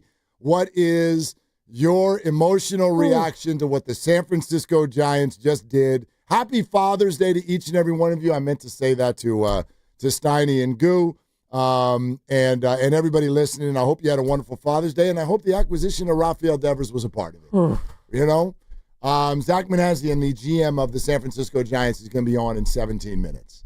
Can't wait. And we will talk this out with him. But what a wonderful, wonderful day for Giants baseball. What a wonderful time to be a Giants fan, because they put this whole thing together at a time. And this was my point about why Buster needed to do something right away once Chapman went down. The beautiful thing now, I know they lose last night. Okay, they're 2 games out. They're number 2 in the wild card standings right now. You didn't grab RAFAEL Devers at the deadline because you're 3 games out and you're like, we think we can make a run. No run needs to be made. They're not playing catch up. And I think it was very, very important for them to do this at a time where they didn't have to play catch up. In other words, you foresee them potentially having to play catch up if you try to keep this thing afloat for the next 5 weeks and then get him then. Do it now. Do it when nobody's watching. If you have to pay a premium, which I don't think anybody feels they did. But Kyle Harrison is not mincemeat over here. That's a big-time young pitcher. But, man, the price was right. The deal is right. This whole thing, this is what everyone's been waiting for, and now you don't have to play catch-up. Absolutely. I think in a vacuum, everyone agreed, if you're going to make a move, better to do it now as opposed to wait 6 more weeks. But there's 2 sides to this, and the way I always felt was, the Giants have all the reason in the world to go out and make a move now, but the other team has to agree to do it now. The Buster Olney on the ESPN broadcast of Giants-Dodgers yesterday reported the Red Sox did not shop Devers, just like the Mavericks did not shop Luka. They just negotiated with the Lakers, and that was it. Kind of odd. Maybe you could have gotten more if you're the Red Sox for Devers, if you shopped him around and held on to him for a little bit longer and said, hey, Blue Jays, Giants are offering this. Yeah. What are you willing to give us? Who the hell knows? So I'm just impressed that for whatever reason, whatever the motivation was for the Red Sox, whether it was just this guy's a cancer in our specific clubhouse and we can't live with him anymore, I'm just impressed that Buster was able to capitalize on that feeling and get the job done now. No doubt. Buster Posey has changed all of this at a market level. Of course, I don't know where this is all going to go, but if the Giants have renewed success with him as the president of baseball ops after what he achieved as a player, literally, I'm like, you're probably one World Series ring away from being in the all-time Barrier Sports Ring of Honor. You know what I mean? Like, if you win a ring as the president of baseball ops. And after winning 3 as a player, the best offensive player on all those teams. I'm talking Bill Walsh and Steph Curry and all of that stuff. Like, he would be on that plane immediately if he can bring this back to being a show, back to being cool again, back to all this stuff. To your point about the Red Sox, some things will go down in life as completely unexplained. And whether the Dallas Mavericks sort of felt like, Luka's body is not going to age well, I do think that on some level there was immediate, over the last year and a half, fatigue between the Red Sox and Devers with the way both sides were conducting themselves. And I think if it were a short-term thing, you'd be like, let's try to figure this out because we're playing well and he's really good. But they're looking at it going, are we going to do this until his mid-30s at a price tag of $254 million? And that's the only thing I can think of. Yeah, if they shopped him, would they get more? Then again, maybe you get less. Like, again, the middle-of-the-night deal has value in that the world doesn't know that you're trying to trade him. If that discord had gotten to the point where the whole baseball world was like, yeah, Red Sox, it's kind of like Durant now. Like, damn, he's getting traded. But there's a group of teams fighting for him. For sure, but when you know someone's going to get traded, it tends to knock the value down a little bit. So I don't know, because don't discount this. One of the reasons, actually I'd argue the reason it feels like the Giants didn't give anything up is because they're buying him for $254 million. They got the Red Sox off of a contract they felt was terrible. That's the number one thing the Red Sox received, not Kyle Harrison. What they received was $254 million. Can we just talk about how refreshing it is, Willard, to be discussing a Giants trade and have the other half of the deal be argued, and the main argument is salary relief? Yep. Like, you know how sweet that sounds to my ears? Yep. Jorge Soler at the trade deadline last year. All right, Braves, you're going to take his whole contract? Okay, great. Yeah. And Jorge Soler's not a special player. Like, that's an entirely different conversation. But it has been so long from where the Giants are like, yeah, okay, you have a contract that you don't want? No problem, we'll take it on. Look, and this is a great, great, great player. Oh, at the top of his game. You sign players like you have a long-term contract for players like this, the final 3 years, yeah, you're going to look back on it and say, ooh, these final 3 years are a little bit rough. That's just the name of the game. Whatever. In any sport. Right. In any sport. But it has been for so long where the Giants were the team that was willing to take on the contract. Maybe it's going to bite you a little bit towards the end, but you are going to make a whole lot of money for the first 5 years of that deal. Yeah, like it doesn't matter. Like, honestly, fans do not. This is the hard part about the Farhan era, because I will forever not hate him as much as a lot of people do. Jung-Hoo Lee and Robbie Ray, don't forget about them, right? Like, he left an imprint on the organization. Even Chapman. Yep, but what was really frustrating about that era for me is that as a fan, you were constantly forced to think about money. And we don't want to do that. We have to do that enough in our own lives. Most people I know wake up and it's one of the first things that crosses their mind. Good Lord, do I have enough money to get to the end of the month? Or to give to the next paycheck or whatever. I don't want to think about your money. I don't care. I do not care about Greg Johnson's money. I don't want to hear that this deal saved you money. And that might mean that we get to do something fun down the roads, kids. Like, I don't care. I want to not think about money. The only money I want to think about at the ballpark is, do I want to spend $18 on a beer or not? Like, that's what I want to think about. I don't want to think about how much you're making or how you're navigating it. I just want to see the team be good. I want to be excited about who's coming to the plate. And so that's what today represents for me. Giants fans, you don't need to think about money anymore. And guess what, Giants? More people will be willing to spend $18 on a beer now at the ballpark. Yep.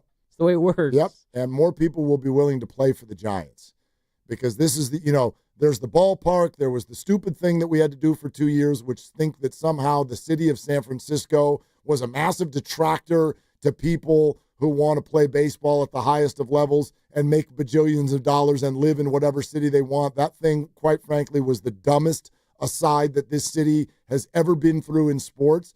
The big reason why some people, the ballpark was a part of it. Yes, some want stats as free agents for sure.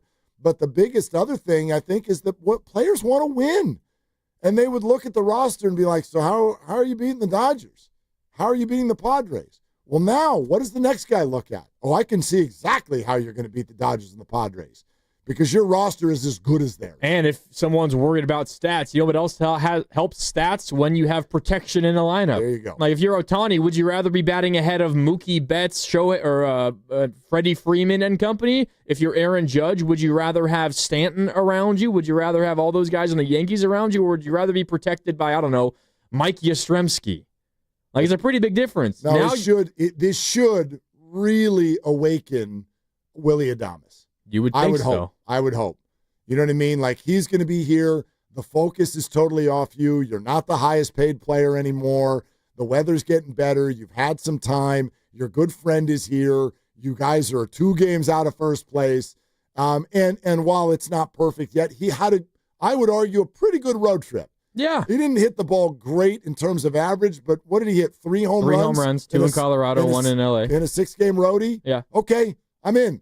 I'll take that. And so those signs feel like they're all kind of coming into play, and you should get a better Willie Adames starting tomorrow night. Yeah. You think he's going to hit in the 2-hole? Devers hits 3? One of my first questions for Zach Manazian, GM of the Giants, is going to be what's the lineup? And he may say that's a Bob Melvin question.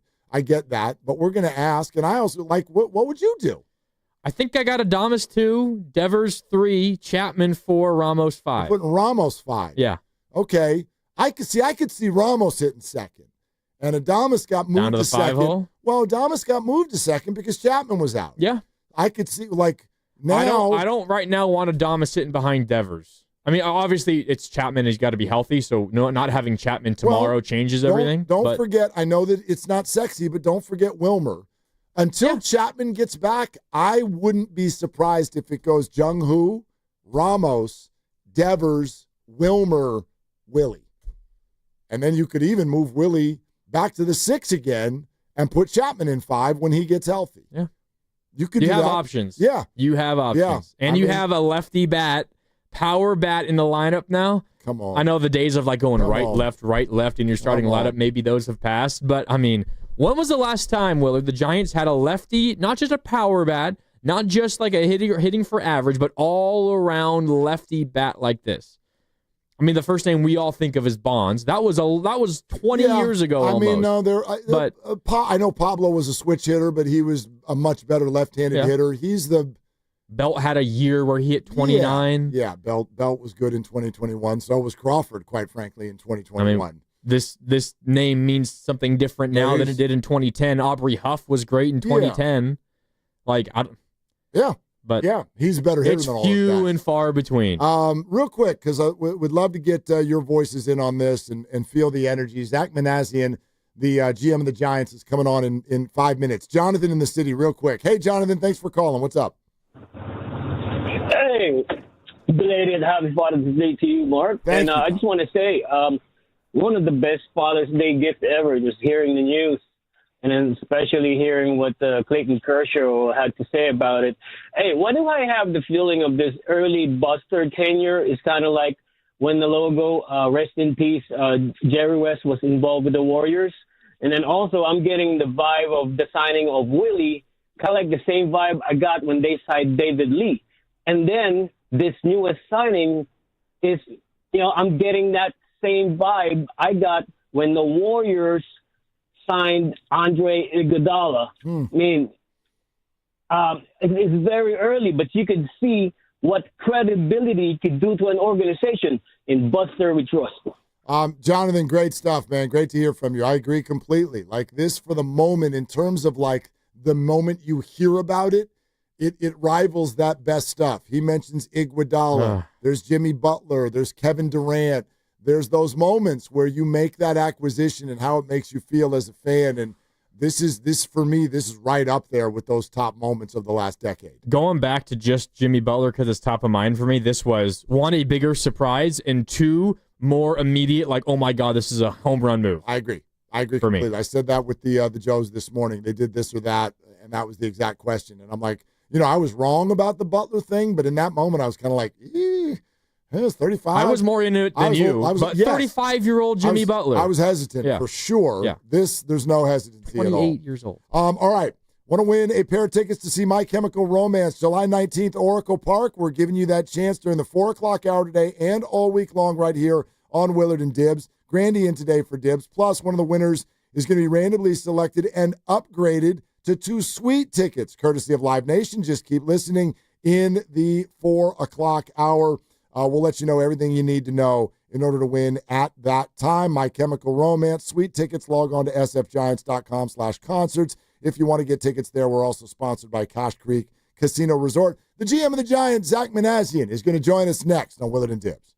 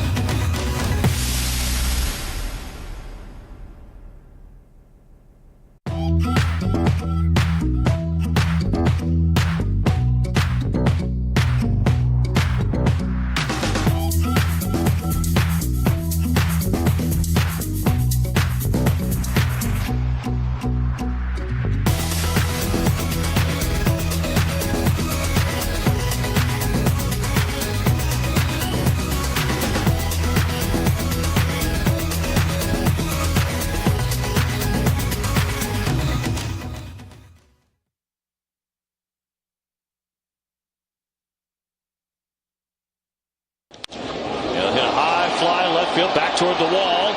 Dominguez turning around. That one is on that top shelf, maybe. That is gone. That's a home run.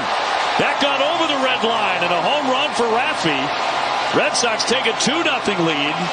His 15th home run. Now, back to Willard and Dibs on 95.7 The Game. Well, that'll be the last home run that Rafi Devers hits for the Red Sox for a while. I mean, for at least, probably 8 years? He might hit one against the Red Sox in less than a week. That'd be a hell of a moment. Friday, Saturday, Sunday at Oracle Park. Red Sox are in town. It's a rather quick reunion, isn't it? It's going to be fun. Damn interesting. Yeah, Willard and Dibs, 95.7 The Game. Glad you're with us. Grandy's in for Dibs, and joining us right now on the River Islands guest line is the GM of the Giants, Zach Manazian. Zach, thank you so much for coming on. That was pretty sneaky of you guys. You'd like how long you been cooking up this surprise party? Yeah, guys. No, thanks. Thanks for having me. And we're all very excited. And I think I can't even really recall when the kind of idea kind of first came up. And but I feel like there's been some conversations between our front office and the Red Sox office, probably dating back maybe 2-3 weeks. We kind of throw ideas around the office often, and Buster went to Craig Breslow, asked if this was something, they would consider, and they said they were open to it, and we all kind of got to work. Yeah, I think a lot of people would love to know whatever we're allowed to know in terms of how something like this did come together. We know there were some frustrations between the Red Sox and Devers, but to have something of this magnitude happen in mid-June as opposed to at the deadline, what kind of led to that? Yeah, I think, and Buster's talked about this a little bit as the trade's been announced, just felt like we matched up pretty well. And it's tough to speak about it from the Red Sox, point of view, but from our standpoint, Buster had just basically a harmless question to Craig Breslow about would they talk about Devers, and Craig had responded that they would consider it, and then from there I actually had conversations with one of their front office members, Brian O'Halloran, a couple times, and had some discussions about potential players maybe that we could potentially build a deal off of, and you try and read the reaction and read the tone of voice, and kind of felt like Kyle, us mentioning Kyle Harrison would maybe be something that had some legs, and it seemed like it, and at that point, as things started to get a little clearer, Buster kind of took it over and did the heavy lifting with Craig Breslow, and able to get a deal done. So as far as it happening in June relative to July, Buster he was aggressive, and Boston seemed open, and we felt it was an opportunity we just couldn't pass up. It goes without saying, Zach, that this is a big enough investment that you and Buster needed the green light from ownership before pulling the trigger on a move like this. Were they all in when you and Buster brought it to them, and what was that conversation like with ownership?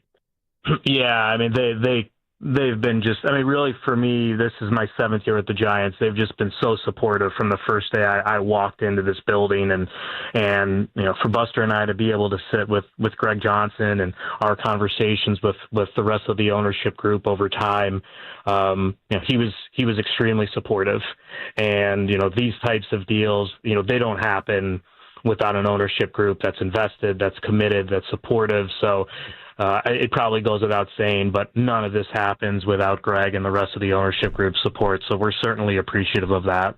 Giants GM Zach Manazian is with us here on Willard and Dibs, 95.7 The Game. Grandy in for Dibs. Zach, what position is he going to play? We're going to end up talking to him when he's in town, so we haven't had that conversation with him yet. But we'll have it, and look, by all accounts, and even in Buster's conversations with Craig, he's a winner. He wants to help us win. There's been some things since the trade that have gotten back to us, really positive about how he feels about coming here. So we'll have that conversation with him, and go from there.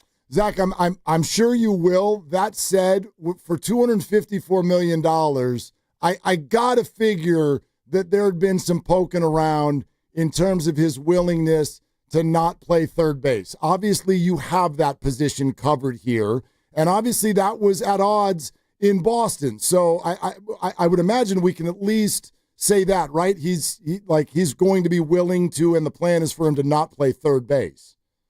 Yeah, like I said, I wouldn't want to get too far ahead of ourselves. I mean, I think it's really important that we communicate really well with Rafi, and I think as far as as the trade's going down, I mean, Craig was pretty open with Buster, his thoughts about the whole position thing. As a front office, you have contacts and you try to feel things out, but given some of the rules, you never 100% know. There's always a little bit of risk, these types of things, but I think a lot of this will get cleared up pretty soon here, and like I said, it sounds like Rafi's really excited to come over here, and I think it'll all work out just fine. Zach, obviously, we're talking about what position he's going to play because that's what all the drama was kind of born from for him in Boston. How much of the drama between Devers and the Red Sox reflects on the type of person and teammate he actually is, or is that more so, in your opinion, just unique to what that situation was? Yeah, like I said, it's tough for me to speculate on another organization. The work that we did on the person and the teammate was great. A lot of positives. I actually watched Rafi play in the International Prospect League in 2013. I think he would have been 15 years old. So have followed him for quite some time, and with him having been around the league as long as he has, a lot of positive interactions from teammates, staff, so on and so forth. So difficult to say, his situation there, but everything that we got back was this is someone who's going to fit into our clubhouse and this community very well. Zach Manazian, the GM of the Giants, is joining us here on 95.7 The Game after the big trade the Giants land Rafi Devers. Yesterday, he will be introduced to the media before the game tomorrow night at Oracle Park with the Guardians in town. Zach, I'm really intrigued by the way you sort of pitched your conversations with Boston and that they got interested when you brought up Kyle Harrison. I know you and Buster represent something new atop the front office, but it wasn't that long ago that the Giants front office was not willing to discuss Kyle Harrison in a deal. So what led to that? Well, I think it's Rafi Devers. I don't know if it's any kind of negative reflection of Kyle. Him getting optioned this year, I thought he was a true pro about it. He went to AAA. He threw well. He came here, pitched out of the bullpen, was excited to do so, threw well. I thought he threw well as a starting pitcher. And these trades, they're difficult to make. They're painful. This is a local person, probably dreamed of playing for the Giants one day. We were ecstatic to get him in the draft. He goes through our player development system, and, we all projected him to be a really good major league starting pitcher. I think that's still there for him. But as we look at our team right now and in the future, we just felt like this type of bat, given some of the struggles we've had to attract bats like this in the past, this was going to be the way to access this type of bat. So, not easy to give up Kyle, not easy to give up James Tibbs, so on and so forth. But it's just the price of paying business, and to get someone like this who I think has the potential to transform our offense just felt like the right thing to do. Zach, you're talking about maybe some of the risk involved with this move. It's getting, moving off of some of your young prized prospects. There's also the monetary part of it, and we talked about that in terms of the ownership. But there's no big move like this that doesn't come with some sort of risk involved. I'm sure you guys have heard this, but there's so many Giants fans out there who feel like the organization as a whole has maybe been a little too risk-averse over the last number of years. So how do you and Buster and the Brain Trust as a whole balance taking a calculated risk, but also avoiding recklessness? How do you balance that as a front office? Yeah, it's a constant conversation, and I think as we look at the team, we'll have conversations about what it looks like in the short term, what it looks like in the long term, how comfortable, uncomfortable are we with that, and we'll just try and look at it from every angle. As far as the aggressiveness. I think I was actually still in the interview process for this position when Buster talked about challenging me and others to think big and to take risks and to try and get players like this that are going to be in the lineup every day. Something I read from Dom Smith is how much Rafi Devers likes to play, and having a player that our fan base can connect with, who's out on the field day in and day out, and especially someone of this caliber offensive player. As we go through kind of risk reward, we just try and put it all on the table and we have a conversation and look, at the end of the day, Buster's the leader of baseball ops and he makes the call and we're all excited about it right now. Giants GM Zach Manazian is with us. Zach, I get that things may work themselves out over time, but I know fans want to know this. Based on the possibilities of first base, DH, etc., what does this mean for Bryce Eldridge? I think Bryce will just continue on the development path that he's on, continue to play first base, continue to get at bats. We think he has a bright future, expect him to be a part of this organization for a long time. Hopefully he's another foundational piece that we can build with. So I think for Bryce, it's really business as usual and go out there and play. And we're going to continue to challenge him to, get better in all facets and even first base. So still really excited about him and where he's at and where we think he's going and thinking about a potential, long-term lineup with those two types of left-handed bats. And it's pretty exciting. Zach, you talked about how it's proven difficult for the Giants organization to attract big bats in free agency, and so this is kind of one of the pathways for you to go and get that bat. But how do you envision Devers' swing translate into Oracle Park? It kind of felt like his opposite field power worked well at Fenway. It was obviously a tall wall there on the left, but a short porch. How do you view his swing fitting in at Oracle? Yeah, I mean, look, I think he's a bit of a hitting savant and power, hitting for average, using the entire field. I actually think the ball flies relatively well to left field off the left-handed bat. I think, just thinking back earlier this year, just thinking about a homer like he has hit off of Brian Wu, I really think we can see Rafi do that. And, for as inviting as the monster is in Boston, it is pretty high up there. And, maybe some of those balls that he drives high off the wall are carrying over the fence here, but I just think he's such a good offensive player. I think he's going to hit in any ballpark. So certainly excited and did some research on we try and research as much of this as possible and really felt like his numbers would translate to Oracle just fine. Zach, you answered this a little bit when Grandy asked you kind of there how to balance the risk of all this, but particularly because you've been with the organization for so long. It felt during the Farhan era like just the idea of long-term contracts was something that he really, really didn't love doing. Buster's been here for a minute, and it's already Chapman, Adames, Devers. Can you speak to what feels like a philosophical shift in the organization? Yeah, I mean, look, I think it probably gets a little overblown. I think, in the past it was a little bit more, pitcher specific. Although we did get into a very long-term contract negotiation with Yamamoto.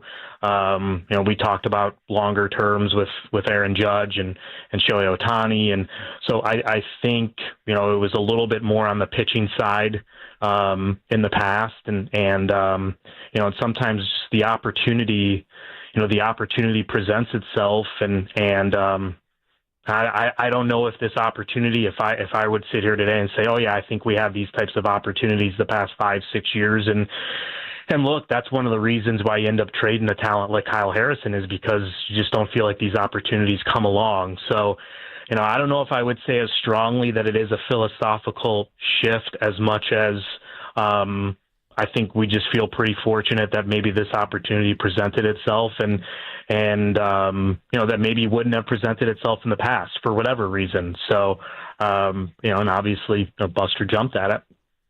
Zach, I know that your job and the name of the game is just winning baseball games, but if we can just put wins and losses to the side for just a moment, I haven't felt a buzz from the Bay about the Giants like this in a really long time. How valuable is that to you as an organization? Just the buzz that this fan base feels right now. Yeah, I mean, it's huge. Buster talked about this when he got hired.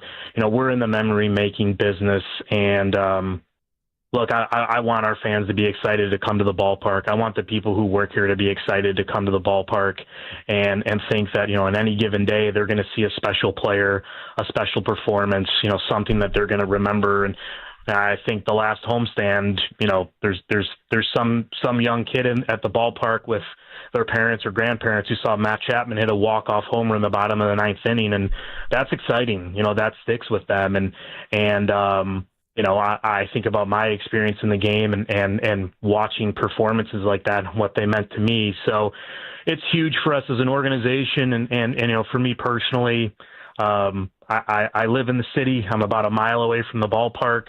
And my wife works in the city. We raise our child in the city, and to feel the city buzzing, because for the Giants to have any reason to amplify that, it's awesome. It's something I'm proud to be a part of, and I think it's important to Buster. Just this is his way of giving back to a community that's been supportive to him, and it's huge. It's what we do this for, and hopefully we can go out and win games, and our fan base give them something to keep coming to the ballpark and be excited about. Just love it. GM of the Giants, Zach Manazian. Just a couple quick ones, Zach. The rotation with Kyle gone. Is Verlander ready? Is Wisenhunt close? How do you guys play that the rest of the way? Yeah. So JV should be activated. We have him as a probable right now for our series against the Guardians, and yeah, the AAA pitching, not just Wisenhunt, but Carson Seymour, Trevor McDonald, Carson Ragsdale, Mason Black. Those are all younger starters, still continuing to develop. All guys that we think can pitch at the big league level, and just continue to develop them. And if we need to go to that group, we certainly will. But we really like the five that we have going out there with JV back, and knock on wood, we can keep this group healthy. And I think they've done a great job so far. And if we can keep them healthy, I think they'll do a great job going forward. Still a month and a half until the deadline. What is the willingness to do more if needed? You're never going to hear me say no. So We'll keep looking. It's just part of the job, is to always keep an eye out on what's available and how to get better. But as I say that, I say it with a lot of respect to the talent in that clubhouse right now, that, I think we have a good team, a lot of good players, good people, high character. I think it's a team we're proud of. So, feel great about where we're at, but, we'll always keep an eye on what's available, but also on the other hand, feel really good about where we're at. And Zach, let's see if we can help you sell some tickets for tomorrow night. Is he definitely in the lineup tomorrow night? I sure hope so. I think it's worth planning on it. We haven't talked to him, like I said, but my expectation is for Rafi to be in the lineup. So I'm a fan just like everyone else, and I'm eagerly waiting to see, but I feel pretty comfortable he's likely to be in there. Yeah, I'd love to ask this with the press conference already scheduled. Has the physical been passed, or is that still ahead? Yep, physicals are passed, and we've all lived through that. That's why I asked, Zach. When I was talking to Buster yesterday, I just kept telling him, this is not done till it's done. And, not only the Carlos Correa physical, but I was actually on the other side of the Wilmer Flores fiasco when he was with the Mets. Yep. So I've lived firsthand through a lot of these things, and we were fortunate to get everything completed just before yesterday's game. Hence kind of the late change with Kyle and Jelly starting the game and so on and so forth. So it's all approved and by the commissioner's office, and we're excited. Zach, congratulations, and thank you so much for spending some time with us today. Yeah, thanks, guys. Appreciate it. And, yeah, obviously just super excited. As are we. All right. Thank you, Zach. Yep. There he is, GM of the Giants, Zach Manazian, here on Willard and Dibs on 95.7 The Game. I can't wipe this damn smile off my face, Willard. I can't. Did you see the top 2 vote getters for National League DH in the first round of All-Star voting is done? No, I did not. Number 1 is Shohei Ohtani. Number 2 is RAFAEL DEVERS. Oh, wow. You can do that? He hasn't even played in the National League yet. And he's number 2. He's got 0 at-bats in the National League. And he's number 2 in the NLDH All-Star voting. Dude. How about that? Physical past. Whew. I mean, we've had press conferences scheduled before that didn't end up happening. So when I got the email a couple hours ago that I guess this is happening right off the top of our show tomorrow. It's at 2:30. 2:30 tomorrow. Yep. So I saw that was happening. I'm like, okay, that's great. Are you doing the physical at 2:15 or like, is this done already? So that means Rafi is here. Yep. It is done. Yes, they're going to ... They're not going to tell us until they're ready to tell us. But yeah, Rafi's going to be batting, I think, in the first inning tomorrow night. So we got the news from, I think it was Robert Murray who had it first, and then Passan confirmed like 15 minutes or 20 minutes before the game started. So around like 3:45 yesterday, right around then. And then while the game was going on, the Giants put out a press release. Right. I think once the press release is out, that generally I think you assume that the physical has been done at that point. Yes, but then again, for instance, I can't remember in terms of press release, but the Carlos Correa press conference was scheduled. It was scheduled. He was dressed for it.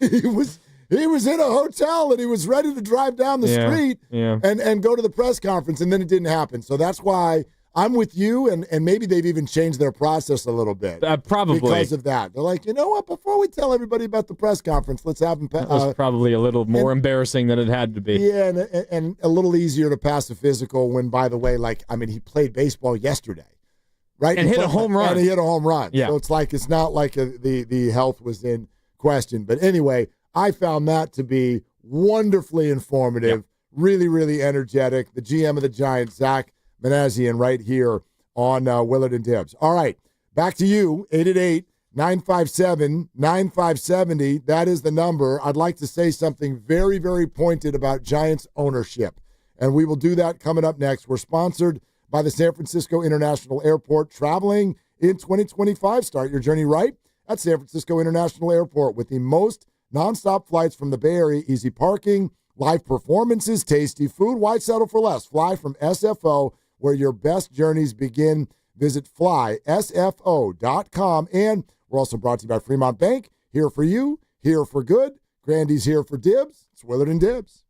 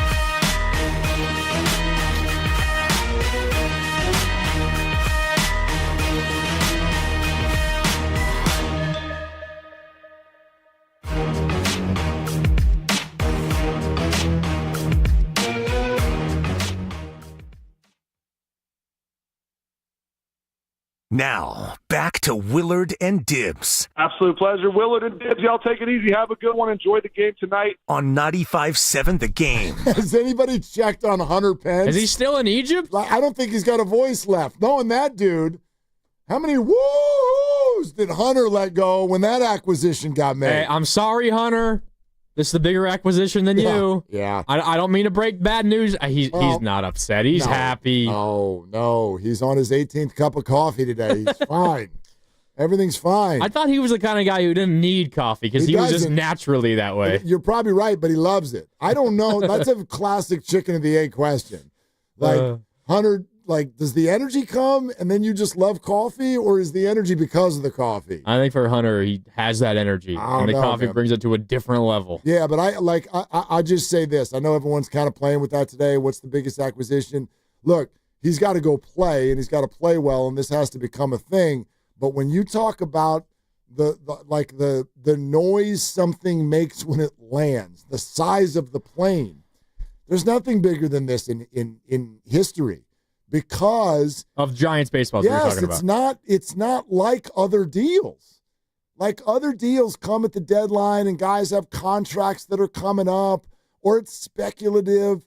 The beauty of deals like Jeff Kent and Kevin Mitchell, you were giving up players at that time who you really, as Giants fans, you were excited about.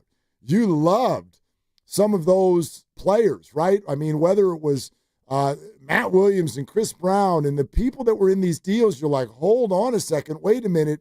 And then their play took everything to a different level of conversation. This is different. You just traded for someone who's got 8 years left on his deal. And who's 28. At 28. In his prime. For north of $250 million.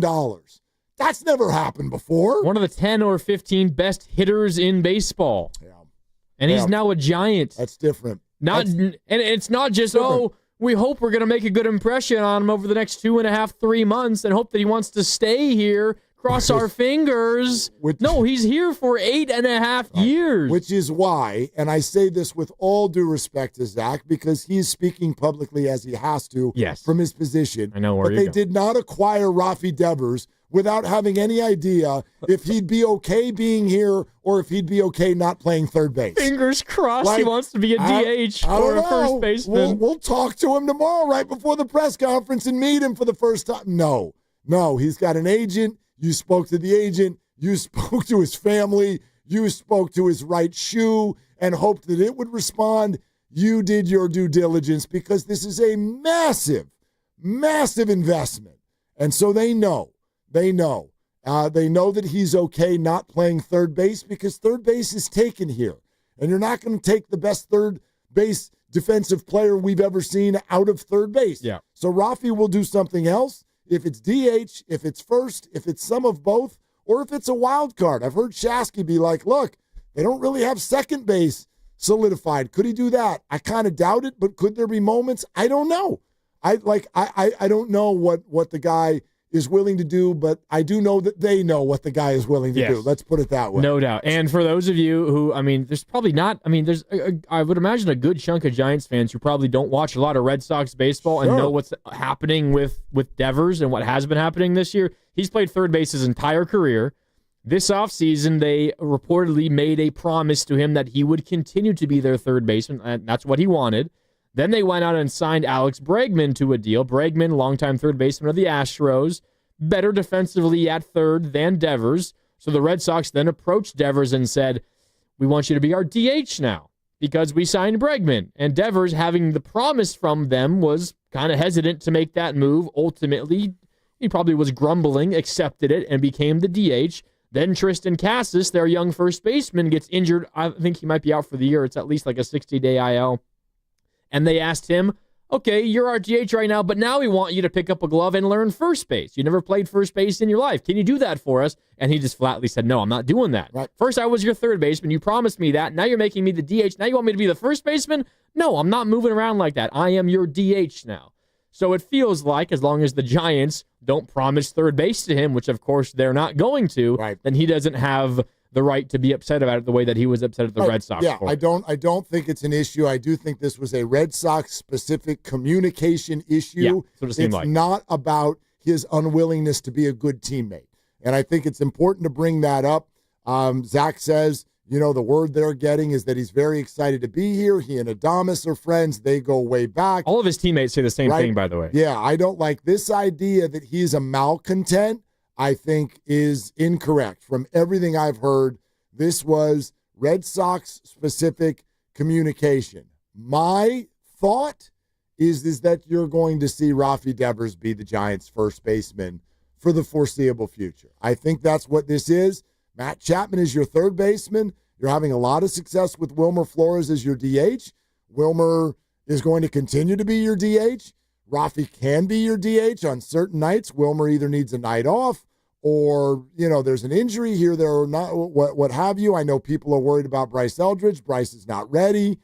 I think that Rafi Devers is going to be the Giants' first baseman. Maybe. It is a position he's never played. Yep. And there's a challenge in learning that. And he hasn't picked up a glove all year, although he's been working defensively. He's been working on the side. Yep. So who knows? Even going back and playing third base for a couple of weeks while Chapman is out might still be a challenge. Because, again, he hasn't played it all season.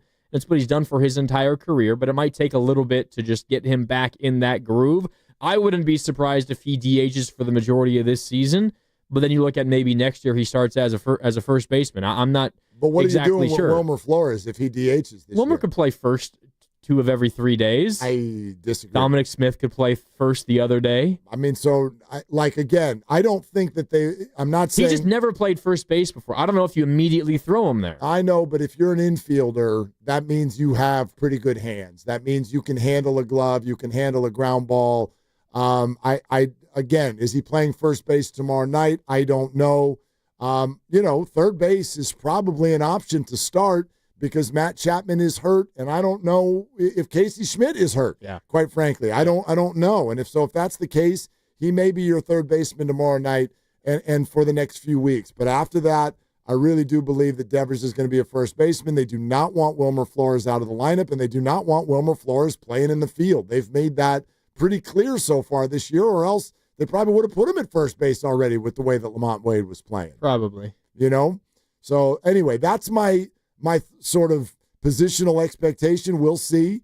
888-957-9570. We really want to hear from as many Giants fans as possible today. On an emotional level, how did this hit you? What the Giants did yesterday, the acquisition of RAFAEL DEVERS, one of the best hitters in the game. He's on his way. Physical has been passed. Kyle Harrison, Jordan Hicks, James Tibbs, and one other rookie ball player on their way to Boston in exchange. And Devers is now a Giant for 8 years running. Just a crazy middle of June deal that takes place. And I do want to circle back and focus for just a second on ownership and what this deal means to me as a Giants fan. Like, Peter McGowan saved baseball in San Francisco. This ballpark got built largely because of Peter McGowan.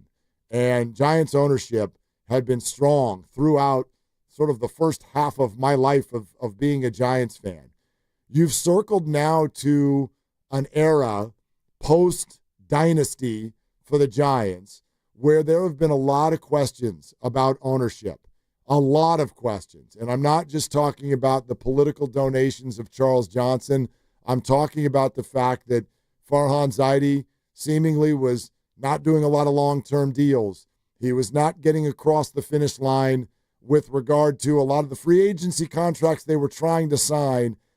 All the while, Mission Rock project ongoing, and Greg Johnson at times throwing out the signal that, yeah, they wanted to pull back a little bit on payroll.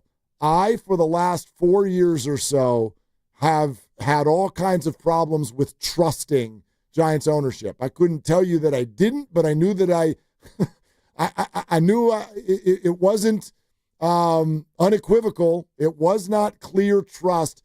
I did not know exactly what to feel about the finances of this ownership group, and today I do. No doubt. That ended immediately with this deal. That tells me they're in it to win it.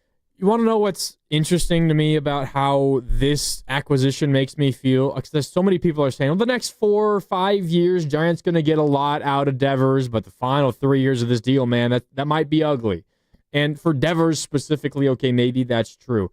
I think what this deal signals to me is it almost doesn't matter if the final 3 years are ugly, because I have this newfound confidence that under Buster Posey and under this ownership group, maybe it changes 5-6 years from now, who knows? But I have a newfound confidence that I have not had in the Giants in a very long time, that no matter the circumstances, they're going to push their chips to the middle of the table, and they're going to make the financial investment necessary to win baseball games. And if that means going out and signing another or trading for another big contract 6 years from now while Devers is making $30 million at age 34, like, I have confidence that they're going to do that. I have confidence that even if a move like this maybe turns out to be a failure, or the Adames moves turn out to be a failure, that the Giants are going to follow that up and say, all right, we just missed on that one, but we're going to go out and give it another try. I don't have the fear that this is going to be a team that now shrivels up and stops spending money. I haven't felt that way about the Giants in a very, very long time. And while so much of this is about confidence for the right now, my mindset has entirely shifted for the future as well, because this feels like a commitment to winning that I just haven't quite felt from the top down in a really long time. I'd also throw this out there. 2033 is a long time from now. Yep. So the fact that Devers is making $28.5 million in 2033, I don't even know if that's going to be that big of a contract by then. You want to know why it's a little smaller? Because there's also deferred money. Yes. The Giants are in on the deferred money game. Let's go. Not a lot, though. It's like $7 million. Yeah, it's about. It works out to about. Well, it looks based on his contract like it's maybe a couple million a year for the remaining years on the deal. But yeah, he's going to be making less than $30 million. I mean, Shohei's making 70, right? And that's all happening many, many years from now. So from the ballpark to wine country, summer's better when your car's ready to roll. Valvoline Instant Oil Change gets you in and out in about 15 minutes, no appointment needed. For locations and coupons, visit BayAreaOilChange.com. 888-957-9570. That is the number. What does this say about Giants ownership? What's your emotional reaction? We can get into the positional move. There are some things I'd like to share with regard to the Kyle Harrison side of this as well. We'll do all that coming up next. Grandy's here for Dibs, Willard, and Dibs. Citizens, since we each upgraded to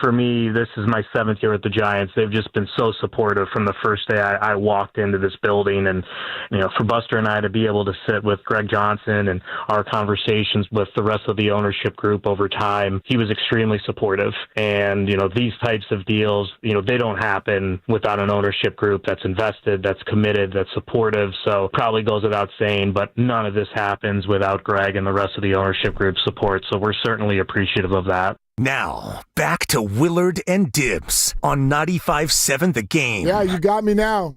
You have my trust, Giants ownership. You didn't before. You didn't, but you do now. That's honestly all it took. All I want to know as a fan is that you are going to take your money and try to win. That's it. That's it.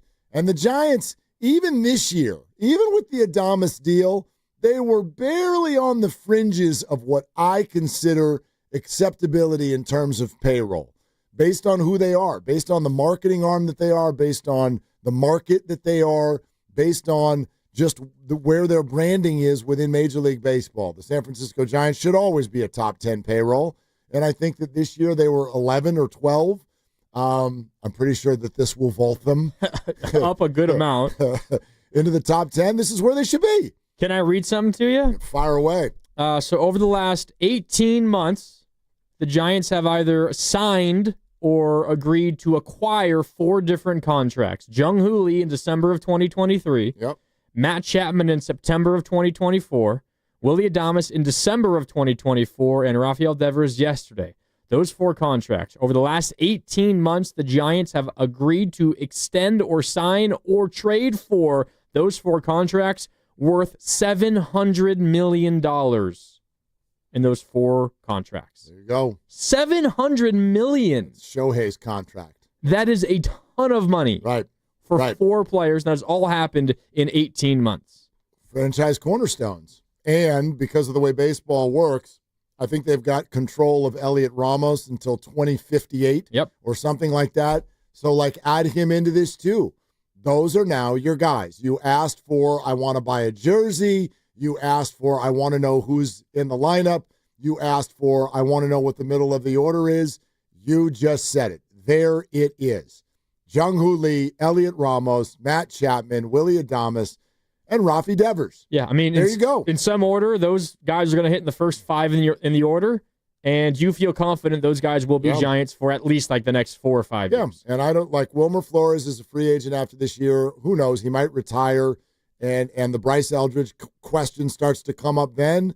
I, for one, and we can get into this a little bit, I'm kind of excited, even though I was excited about Bryce, and I'm still excited about Bryce.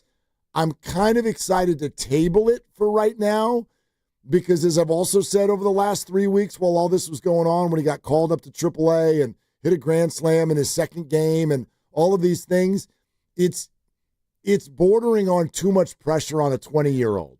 A lot of people are like, call him up. He's not ready. He can't play first base yet. And, oh, by the way, he's hitting under 200 in AAA right now. That's a small sample. I'm not saying that the guy can't hit, but there's just no desire to rush that. And so taking the pressure off of that situation is yet another positive in this deal for me. Yeah. You don't feel the need to rush him up here, and it's something that Zach Manazian was talking about as well, who was with us last hour here on 95.7 The Game. And I remember he was on with the Morning Roast a couple of weeks ago, and he was talking, at that point, it was the whole conversation was Bryce Eldridge and the pressure on Bryce Eldridge. And you're going to call him up if his glove isn't ready, but his bat is, you're going to DH him, or you're going to live with mistakes at first base. And now that's all pushed to the background. All to the background. Just imagine for a second what was going through Zach's mind when you last spoke to him.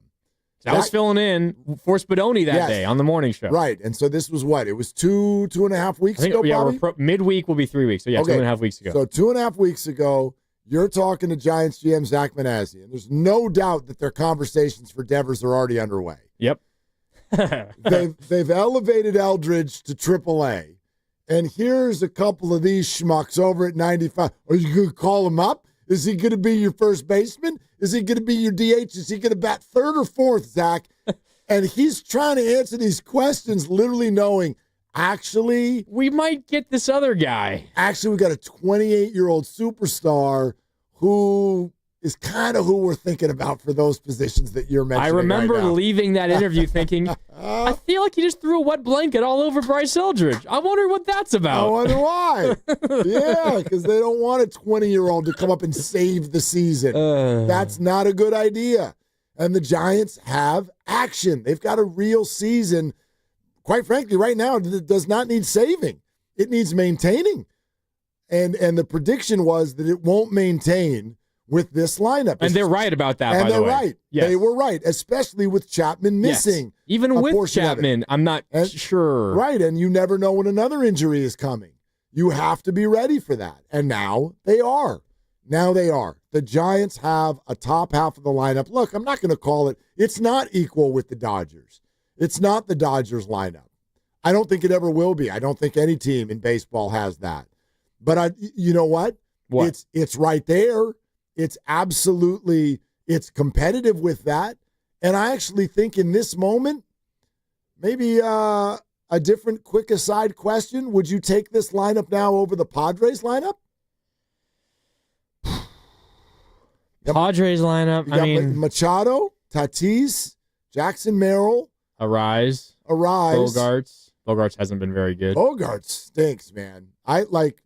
He has been disappointing for what the Padres are paying for him. That lineup is still pretty darn good. I know they haven't been good late. If you're asking me the team as a whole, I'm taking the Giants team as a whole if you include pitchers and bullpen. There's no doubt. I think there's a leeway to – I wouldn't hate you if you chose the Padres or the Giants lineup. But it's right there. I think it's pretty close. Yeah. But as a team, I'm taking the Giants now. Yep. Yeah. Yeah.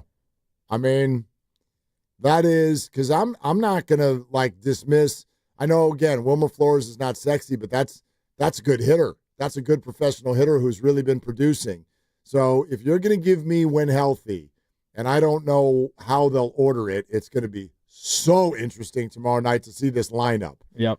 You know what I mean? God, I wish they were playing tonight. Right now, Dibs will be back tomorrow. I'm going to tell you this right now. Hit the breaking news sounder as soon as that lineup comes out during the show tomorrow. During the show tomorrow, whenever that line, but your top, Jung-Hoo Lee, Elliot Ramos, Willie Adames, Matt Chapman, Devers, Wilmer Flores, and now Devers. That's the first 6 hitters in your lineup. That's a good lineup. It is. That's a good sort of dangerous lineup. I remember this happened a couple of years ago now, and I think you brought it up and referenced it maybe a couple of weeks ago, and every so often I remember it makes its way back up to the top of all of our minds.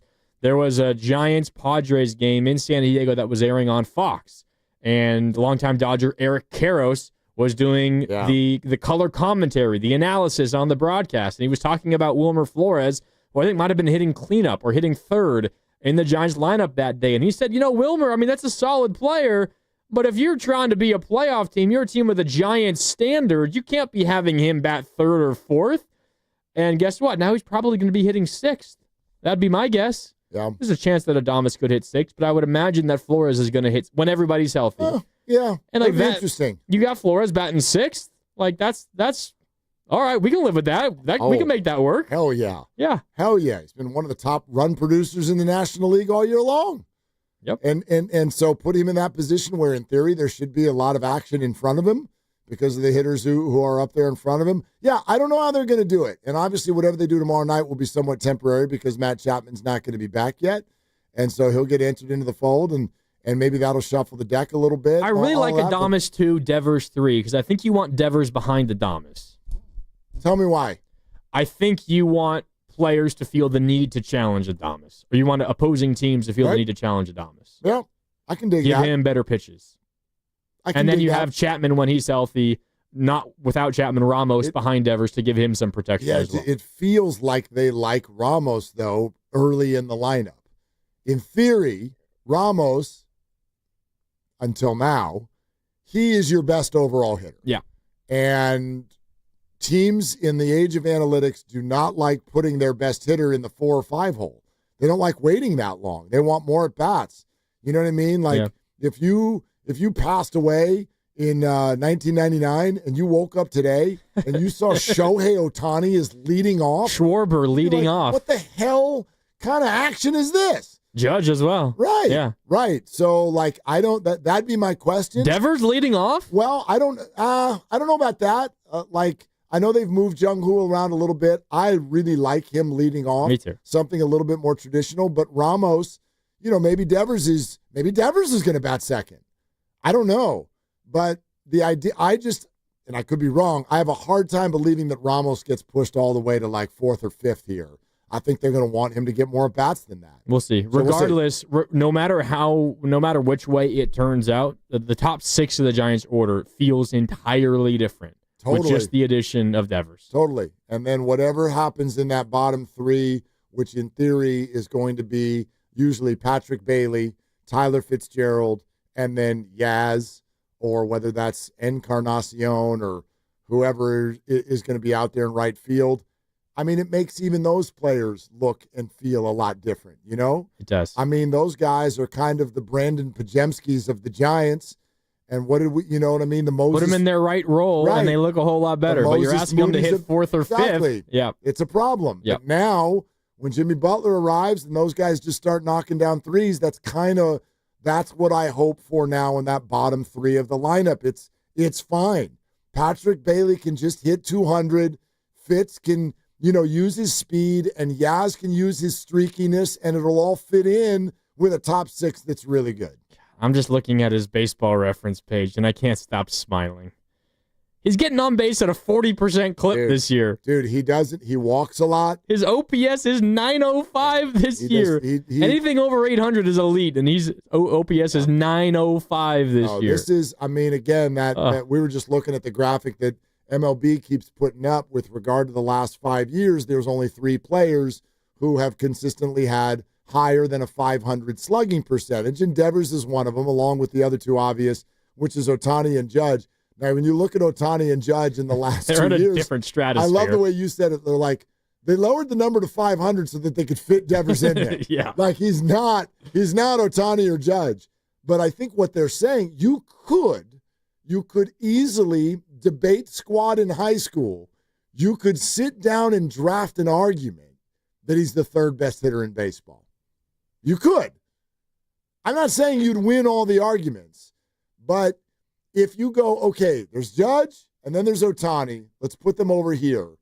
Give me the next best hitter in baseball, and I'm going to make it multiple choice and give you 4 answers.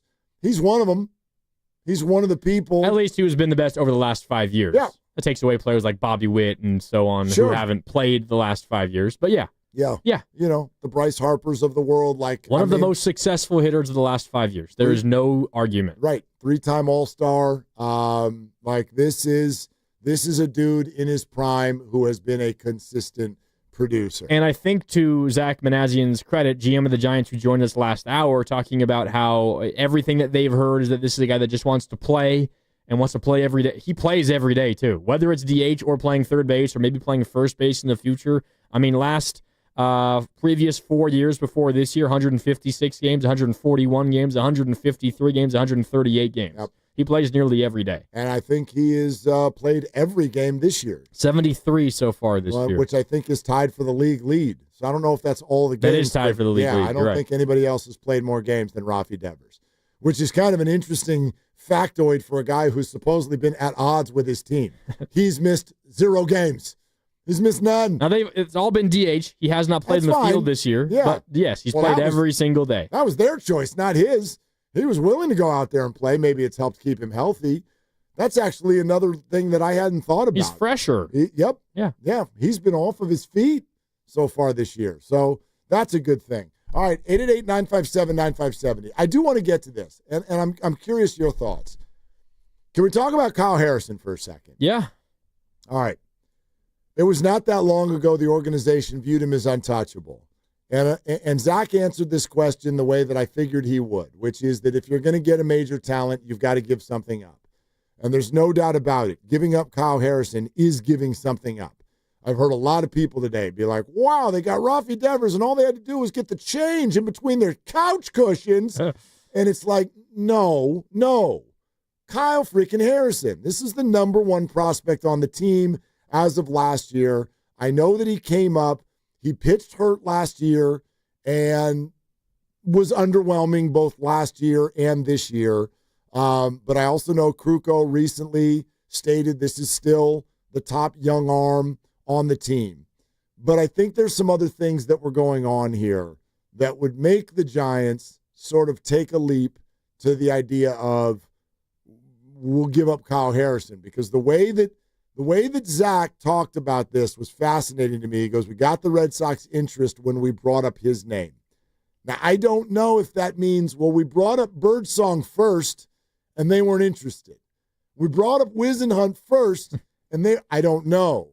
Maybe the Giants brought Harrison up first. And that would not surprise me for two reasons. One, he's been the big name, so maybe that gets Boston's attention a little bit more. But B, I get the sense that Kyle and the people around Kyle have not been entirely comfortable through the injuries last year and whatnot with the way the Giants were handling things and the way they were asking Kyle to do this, that, and the other. And then I will say, because of that feeling, the feeling kind of became mutual. I'm speaking a little out of turn. This is my sense. I'm not reporting it. But I do wonder about the overall view of Kyle Harrison from the organization. My gut tells me that there was a stubborn ego involved, maybe a little bit from both sides, that was starting to concern people or annoy people a little bit. That's just my sense. That's just my read from afar. I think it's also probably easier for those feelings to begin to develop when it is a player of his expectation, magnitude, caliber, as the number one left-handed pitching prospect in baseball for a time. And as you said, as recently as not this most recent offseason, but the offseason prior, the number one prospect in the Giants organization. And not that he's been bad and not that you expect him to never be able to be good, but hasn't come close to living up to expectations yet. Yep. And when you pair that with maybe what you're talking about, it becomes easier for, I think, those feelings to come in. And if you're asking, what do I think? How do I think the negotiations went? I think the Giants bring up Kyle Harrison's name before they bring up Wisenhunt and before they bring up Birdsong. You felt that way, didn't you? I felt that way. And I think that's how they feel. But isn't that interesting? Do y'all know that Carson Wisenhunt could be sitting in the chair next to us and nobody would even know that that's Carson Wisenhunt, but none of us want to give up Carson Wisenhunt. Well, hey, if you would have told me you would have given up Wisenhunt to get Devers, I still would have done that. Yes, of course. But I'd be more willing to give up Harrison than Wisenhunt. Fascinating. And honestly, it's weird because some of that is why the Giants were so hesitant to give up Harrison 2 years ago, when they could have traded him for whoever the hell was the popular guy on the trading block. Yep. So, maybe you're making another mistake by not trading Wisenhunt. Maybe he turns out to be worse than Harrison. And the Giants probably kicking themselves for not trading Harrison 2 years ago when his value was sky high. Listen, I could see Kyle Harrison still becoming a star. I can absolutely see it. The difference is, the Zach Wheeler comp that everyone's been making for the last 2 weeks because of Buster's comments, a couple of things on that. First of all, Zach Wheeler got traded to the Mets for Carlos Beltran. Wheeler never did crap for the Mets. He had a good year. He was okay. He wasn't great. He was okay. Yes. It was not until he got to the Phillies that he became great. So the acquiring team there, it's not like they pulled a fast one on the Giants. They got nothing out of it also. The Giants got Beltran, who played well, but they didn't win. But the difference here is, even if Kyle Harrison becomes a star, if Devers just continues to be Devers, you still won that deal. Like, you're not getting Devers for 8 weeks. You're getting him for 8 years. That is completely different than any deal that we're going to compare this to. We've never seen anything like this. Ever. Not with the Giants. You've never seen them acquire somebody for 8 years on the trade market. You want to know what's crazy is if the contract was shorter and maybe even just like 2 years, like a year and a half left, think there would be more people, because you go out there and you read, whether it's on The Athletic or on ESPN or on MLB.com or whatever it is, grades for the trades. And there's all these people saying, well, the Giants just took on an albatross of a contract that every analytic department in baseball has as, a negative value for the life of the deal. If it was a shorter deal and the Giants might get less out of Devers as a result, somehow that makes it more valuable for the Giants. I can't follow that kind of logic. Yeah, you have him for 8 years. Maybe the final couple of years you don't get as much value back from him. I don't care as long as he gives me a good 4 or maybe 5 years. I don't care. What are the deals that Warner and Kittle just signed? They're aging. Did anybody look at those deals and be like, but what about 2029? I don't care. Go win. Devers will be making $28.5 million in his age 36 season. Okay. Juan Soto will be making $46 million at 40 years old. Vladimir Guerrero Jr. will be making $29 million at 40 years old. Mm-hmm. If you have the opportunity to lock up one of the best hitters in baseball for a long time, guess what? You swallow hard and you do it. No questions asked. And that's why the Giants in the past have been left at the altar sometimes, because they have been unwilling to swallow that pill. And they swallowed that pill. Do you know that as far as years, this deal for Devers lines up exactly with the deal that the Padres signed Bogarts to? Bogarts will make $25.4 also in 2033. How old will he be? 40. And he Devers is already much better than Bogarts. Way better. Yeah. Way better. Like we do. The National League West thanks the Red Sox for being their farm team. Mookie, Bogarts, and Devers. Exciting. But the Bogarts thing has not really worked out. The Mookie thing clearly has. And then World Series. We hope that the Devers one does. One other thought on the Kyle Harrison situation. There was a quote from Mike Krukow a week ago that caught my attention, and I didn't know exactly what to feel, but it didn't feel good. He was talking to Harrison, he said. He shared this conversation. So I was talking to Harrison about why he doesn't throw a 4-seam fastball, only a 2-seam, because everyone wants Kyle to what? Develop more pitches, right? It's like, you got a good fastball. It's one above average pitch, right? Right. What else are you? So why don't you throw a 4-seamer? And his answer to Kruk was, I don't need to. Oh, I don't like that answer at all. I don't like that answer at all. Pretty clearly, I think you do need to. Right. So that's kind of my sense, is that stubborn ego is a part of the conversation as to why the Giants decided that it was time to deal Kyle Harrison. Jonathan Paplebond is going to join us in a half hour. Oh. Yeah. Longtime Red Sox reliever is now on their broadcast. We really do want to dig in for you to hear what the Boston folks are saying about Rafi. And you know what I mean? It's kind of like when we had to go to Miami to be like, y'all hate Jimmy Butler? Like, was there something wrong? I want to ask those same kind of questions in Boston with regard to Rafi Devers. I feel like we're going to get some different answers, but we'll get that in a half hour from Jonathan Paplebond. 888-957-9570 is the number. What does this mean for Bryce Eldridge? What does this mean for Buster Posey as far as his Q rating? We'll get to all of that. Your phone calls welcome. Grandy's in for Dibs, and this is Willard and Dibs.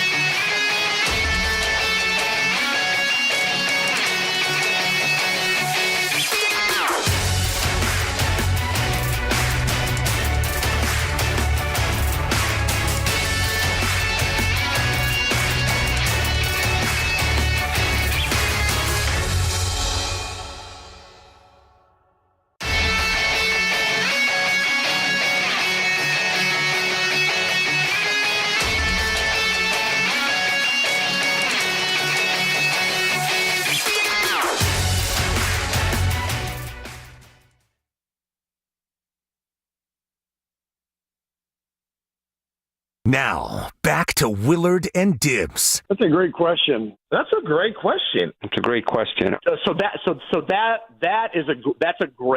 great question. On 95.7 The Game. Farhan Zaidi talked to Susan Slusser over the weekend. Oh.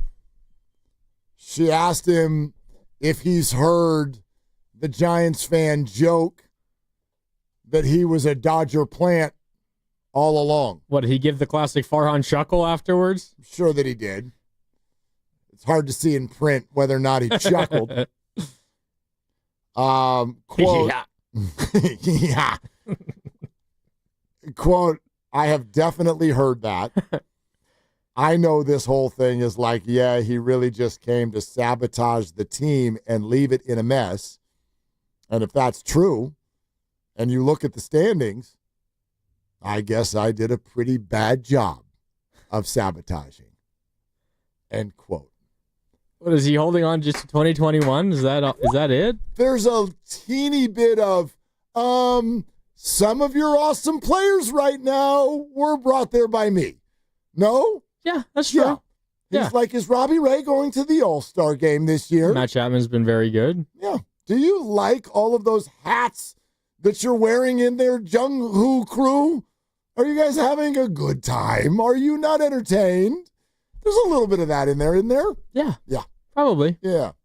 So, anyway, I just thought that was a funny quote. This same thought crossed my mind, the question that Steiny brought up during the crossover, which was, how is ownership different?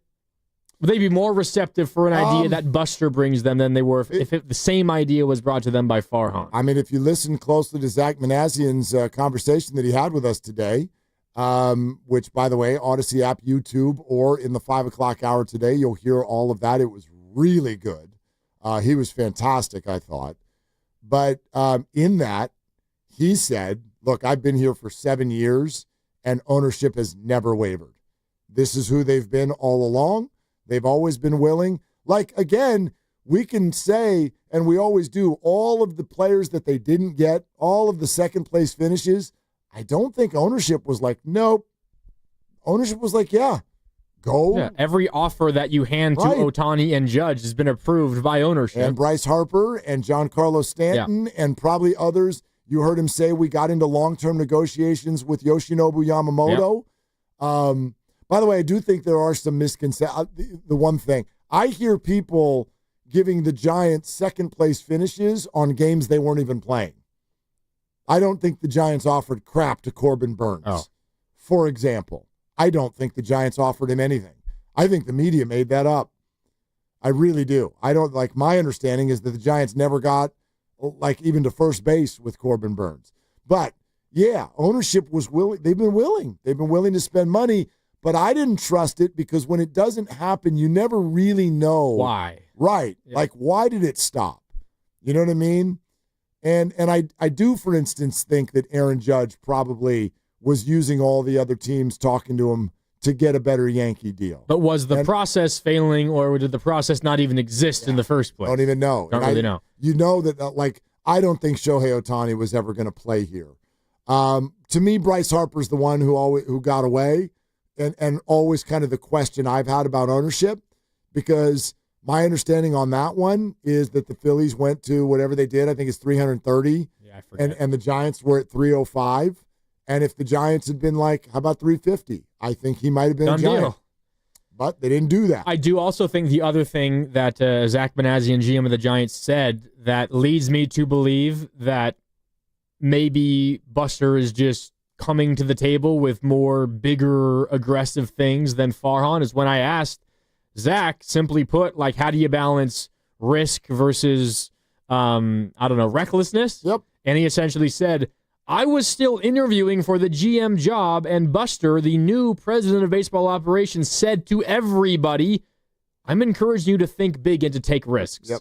And if that's something that the new president of baseball operations is emphasizing, like on his first day in the building, generally that's a change from how it was run before. Well, look, here's the bottom line, I think, for fans who, if you're just watching, going to games, listening to games, whatever it is on a daily basis, here's to me what is the end-all, be-all when it comes to Farhan Zaidi and Buster Posey, because nobody's perfect, and I'm well aware that I had been a very, very stubborn voice with regard to kind of supporting Farhan Zaidi for years. He made a bunch of mistakes, quite frankly, but I also think he did some good things, and again, some of them we were just mentioning.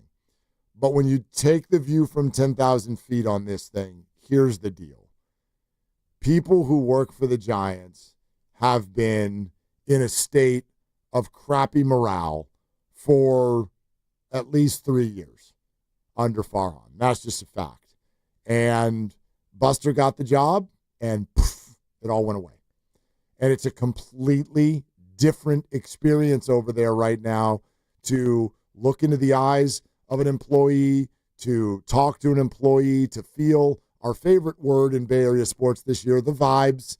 They are completely different, and some of that comes from just the hope that a person creates, and some of that I think comes from what's created in terms of just your surroundings. And I think that Buster has clearly come in and said, A, be aggressive, B, we're going to connect to our past, C, we're going to connect to the fans. And Farhan just, that's not his thing. That's not what he's good at. He could never really, quite frankly, even understand why the fans felt the way they did about him.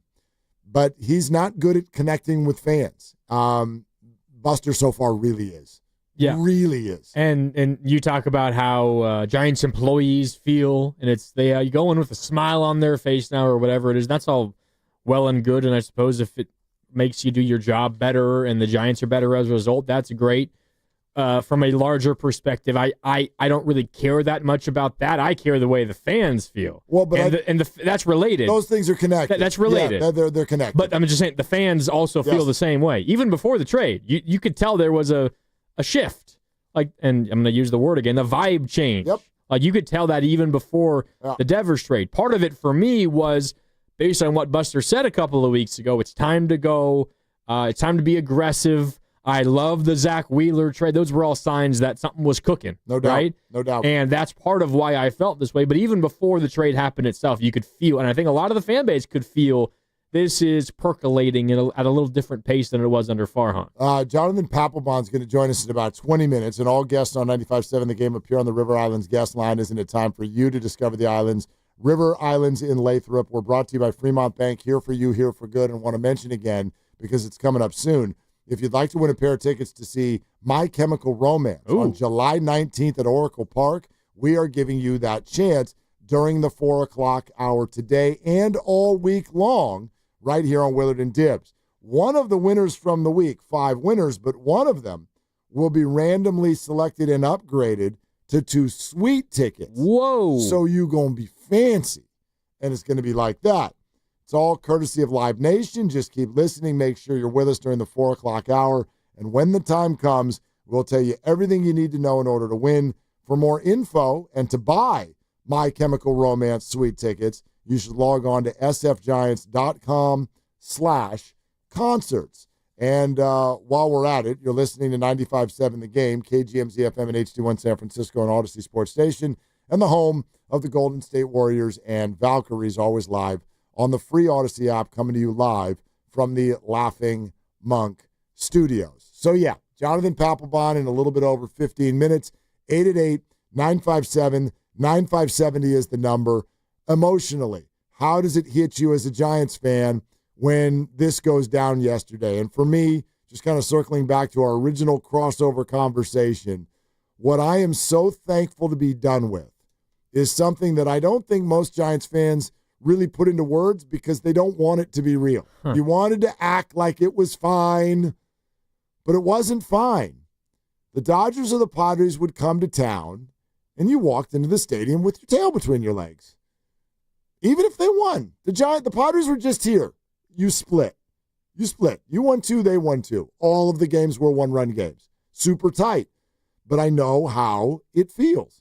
You walk out of there, and you're just like, there's this thing in your belly that's like, we're not as good as that team. Even though your pitching staff is better than that team. but your hitters aren't. And quite frankly, most ballparks you were playing in, you lose that game at the end because Tatis bat flipped a ball that was going out of almost any stadium, but not this one. And so you won a baseball game, I think 4-3, but you still walk to your car going, good Lord, like we don't have anybody who hits the ball like that. And I'm so sick and tired of that feeling. I'm so sick and tired of feeling like when those teams are playing one another, you're just, you have jealousy. You have jealousy when their lineup is at the dish. And today that's gone. And that's a big, big, big deal. The way that I felt, this isn't the first thing that I felt, but everything that you were laying out, I agree with. And it's just the overall excitement of it happening in the first place. And it's, oh my God, we have Devers. And okay, you get through the initial reaction. And then my mind goes to, this is the kind of move that the Dodgers make. This is the kind of move that the Padres have made in the past. And it's part of the reason why they are one of two of the better baseball teams in the league, and for the Dodgers specifically, like the most dominant team in the league over the last 5+ years because of moves like this. A disgruntled superstar, Devers is a superstar, a disgruntled superstar who, for some reason, is made available. And just about every single team in baseball should be interested in that guy. Yet how are the Dodgers the one that always find a way to acquire him? You have a guy who is upset at his current situation. The team is upset at him. They want to part ways. It's the Dodgers that swoop in and get the deal done and steal that star away from the other team. Remember, the Mookie Betts one is an easy one to point at, and that was less maybe like actual friction between the two sides, but that was also a confounding one if you're the Red Sox. Yep, mismanaged the contract situation, no doubt. That was a trade, but even in free agency, you remember all the craziness about Freddie Freeman and how he negotiated or how his agent failed to negotiate the contract with the Braves? Yep. And it was miscommunication. The Braves wanted him back, and they had the contract offer that he signed with the Dodgers for, but it didn't get to his agent, or his agent didn't give it to Freddie, or whatever the reason was. Remember when he went back to Atlanta and he was crying? Yeah. It was as if he didn't even want to be a Dodger. And the Dodgers swoop in and they say, all right, here you go, Freddie, we'll give you what you want. And now he's a Dodger. Yep. The Dodgers were always the team that, and they're still going to be, the Dodgers were always that team that capitalized on those unique circumstances where a great player in his prime, for some reason, is leaving his longtime team. The Giants were never the team that snuck in and took advantage of that situation for whatever reason. I don't know the exact reason. Maybe it was Farhan not having a relationship with Craig Breslow, a former relief pitcher. Maybe Buster has a friendship with him, and that was an inroad, and that's why this got done. Who the hell knows? Whatever the reason was, the Giants never took advantage of those situations. This was a situation that every team in baseball should have been interested in. And in the past, the Dodgers, the Padres, the Yankees, the Mets, those teams were always the teams that took advantage of those situations.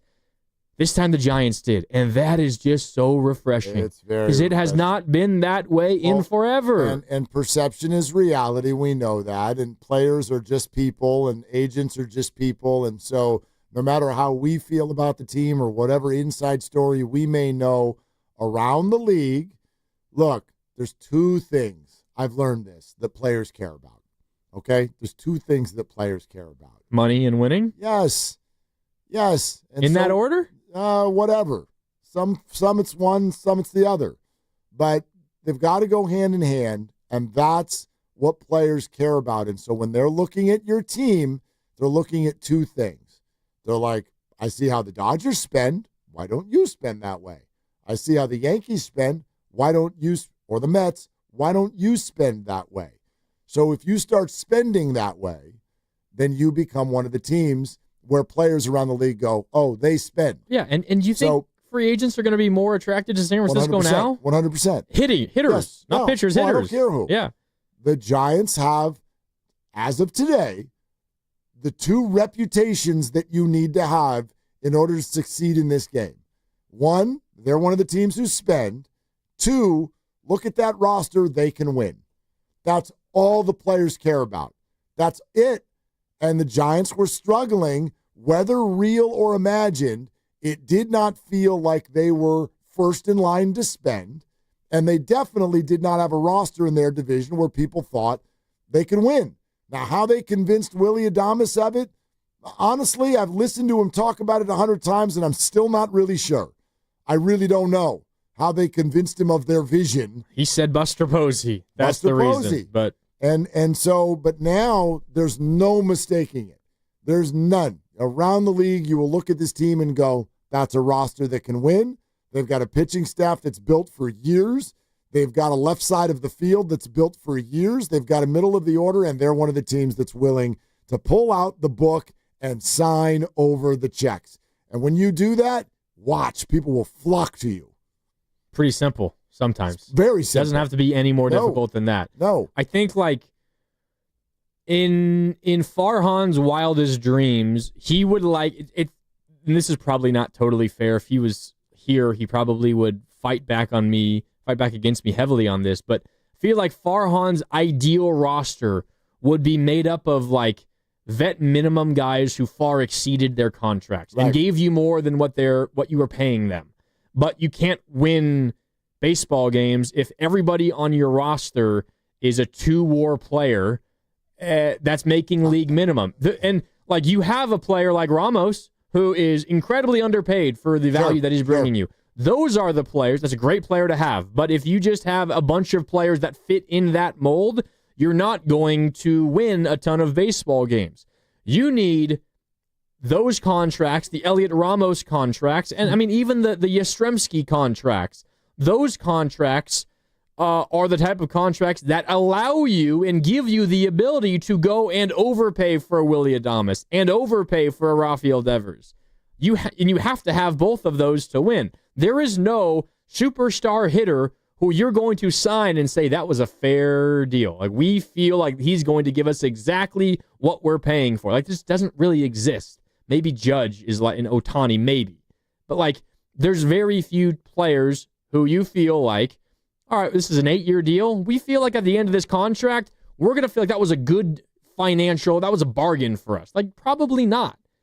It's a long-term deal, and you know what happens at the end of contracts. The player gets in their mid-30s, and then it's all a mess at that point. But you have to have a balance of both, and it feels like the Giants are in a situation now where their bargains are bargains so that they can go out and overpay for somebody else. Do you know off the top of your head what Ramos makes this year? Oh, no. Is it like $1 million? Less than $1 million? Less than $1 million. Like Brock Purdy 2 years ago would have looked at Ramos and went, that's all you make? Was it like $600,000? What is it? $780,000. Wow. That's what Ramos makes. But those contracts allow you to acquire a Devers. By the way, Ramos is 25. Do you know how many more years of team control? Like 5? The Giants? Next year, ARB 1. Year after that, ARB 2. The year after that, ARB 3. Keep on going. The year after that, ARB 4. They've got Ramos till he's 30. Now, he'll make more in arbitration than $700,000. But it'll basically be 4 more 1-year deals. If he stays on the track that he's on, a gigantic bargain. It could get up to $20 million, but it'll be like a 1-year, $20 million deal. And that's like years from now. Complete and total bargain. Yeah. But you need both. And those contracts allow you to do what they're now doing. 100%. 100%. Mike in Santa Clara here on Willard and Dibs. Hi, Mike. Thanks for calling. What's up, guys? How you doing? Yo. Just wanted to say, honestly, like, we smoked him on the trade, in my opinion. I personally think it was I'm not saying it's chump change because we gave up some good pitching prospect out of it. But just thinking of, like, the batting lineup, I think it does put us in a factor of, like, we are competition now for the NL West. And I'm loving to see when Devers actually comes in and does everything. But just thinking of that lineup, and like you guys were talking about, even like the role players, like, Ramos, Jung-Hoo Lee, Tyler Fitzgerald, and when Chapman comes back. And you know what? To even put into perspective, even though it might give him a little bit of leeway of extra time to actually get ready, Eldridge at the same time. If you put all those guys together, granted we haven't seen what Eldridge can do in the big leagues, but it still gives a lot of like optimism for what we can do in the future. But it also brings into the play of teams, players actually wanting to come and play for the Giants now that we're looking to actually have a team that can actually have bats and also pay a little bit more on top of it, even though, it's $250 for Devers, and we did pay the Adames trade and then the Adames signing, but it shows that we are looking to make moves.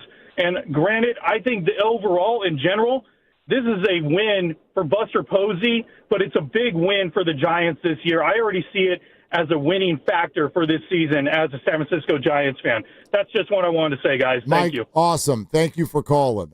This is my favorite thing because I get it. I'm like overly optimistic all the time, but today is the first day in a long time that you can have a straight-faced conversation about the Giants being a contender in their division and not have whoever you're talking to laugh at you. You can't do it. You want to hear a completely objective voice on this? Yeah. JP Morosi came on my Fox show last night. Listen, Whoop. Yeah. Whoop.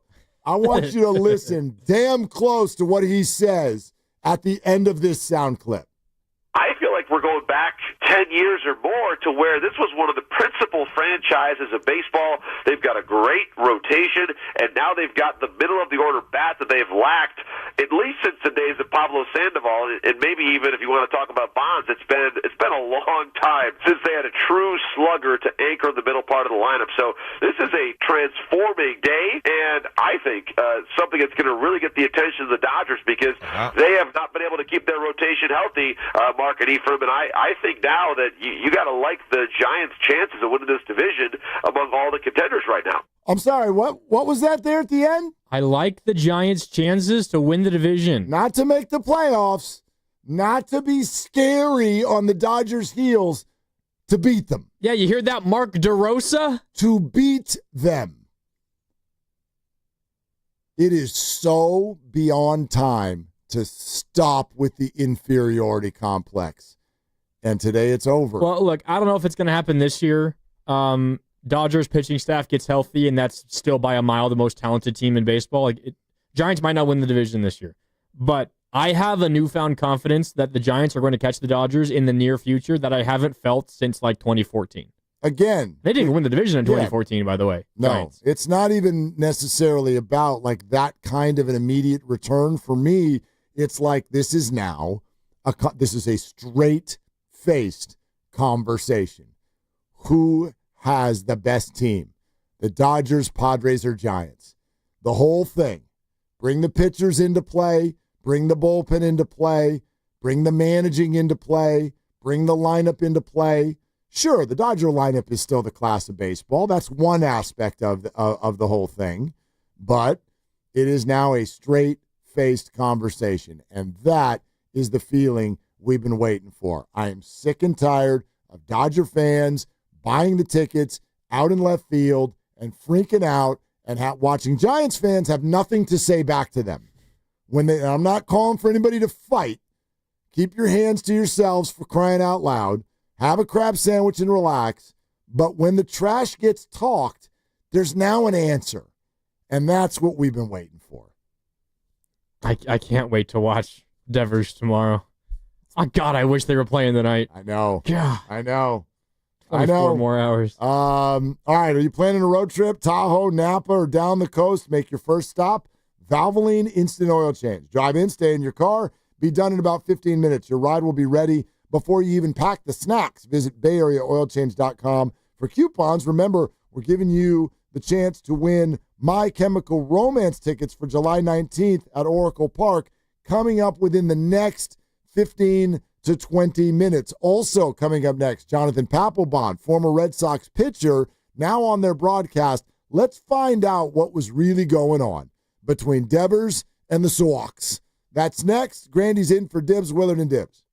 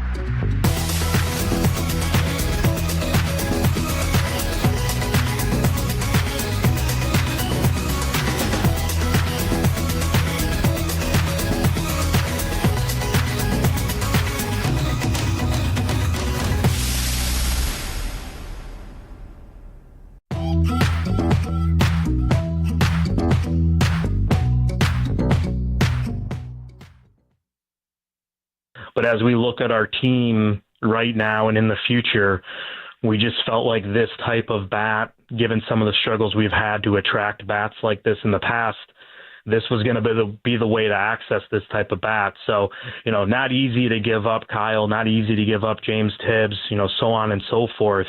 But just the price of paying business and to get someone like this who I think has the potential to transform our offense just felt like the right thing to do. Now, back to Willard and Dibs on 95.7 The Game. Yeah, it's a game changer, big time. One of the elite bats in baseball on his way to San Francisco. By the way, the physical has been passed. We found that Thank out God. in talking to Zach Manazian, the GM. The press conference to introduce is set for 2:30 tomorrow. The first at bat is set for approximately 6:57. I'm hoping the Giants get out of the top of the first without any issue. You think he's in the top 3 of the order? He better be. Yeah. Third is. I think he's sitting third. Yeah, you got to do that, right? But let's find out a little bit more about where this has been in Boston. Maybe why the Red Sox would do what they did here. Grandy's in for Dibs, Willard and Dibs. Glad you're with us. 95.7 The Game. And joining us on the River Islands guest line is none other than former Red Sox pitching stud Jonathan Paplebond, who is now on the broadcast with the Sox. Hey, Jonathan, thank you for coming on. What's up? Oh, nothing much, man. What's going on with you guys? Well, a little trade that's got us buzzing a little bit out here in San Francisco. So take us through. Heard. Yeah, did you hear about it? I figured you might. Yeah. I mean, this is being painted as a disgruntled guy. They're not getting along, and that maybe is leading to people to say that, Rafi is a malcontent. But I don't know that Sox Nation feels that way. How would you describe it, Jonathan? I'll describe it real easy for you. This decision was not made by Alex Cora. This decision was not made by Craig Breslow. This decision was made by the man who cuts and writes his checks, John Henry. John Henry flew into Boston about a month ago to have a sit-down, very serious conversation with RAFAEL Devers and asked him to do what the team needed, in order to make the team better. He said no to that, and now John Henry has made the decision that he doesn't want that in his clubhouse. He wants a certain type of player that plays the Red Sox way, and it doesn't matter how much money you are or how good you are. He did the same thing with Manny Ramirez. He got rid of him as well. So this is all done by John Henry because he didn't want to help the team in ways that John Henry felt that he needed to help the team. Period. Jonathan, why do you think he didn't want to help the team in ways that the owner wanted him to? Why do you think it got to that point? I don't know. I think that it all kind of started off on the bad foot. It really did. It started off bad foot when they got Bregman in. I think there could have been a little bit more dialogue between the coaching staff, the owner, and Devers on what they were trying to do. I mean, at the end of the day, when you get into it with the guy that writes your checks, it's usually not going to end up well. I don't care what job or business you're in, it just doesn't end up well when you do not go along with what the guy that writes your checks. It's the same thing. And I compare him to David Ortiz a lot because David Ortiz was willing to pick up a glove and play first base and do whatever it took. And I was very surprised that David Ortiz's relationship with RAFAEL Devers to call him and talk to him, but there were no calls, there were no responses. RAFAEL Devers does not do media. He does not talk to the media. He does not make himself available. He does not do team functions. And he had became a cancer in the clubhouse of the Red Sox way.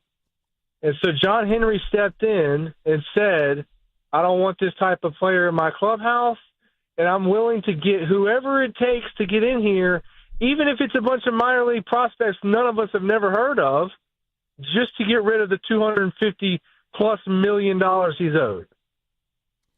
Jonathan Paplebond on the Red Sox broadcast, former Sox pitcher, joining us here on 95.7 The Game.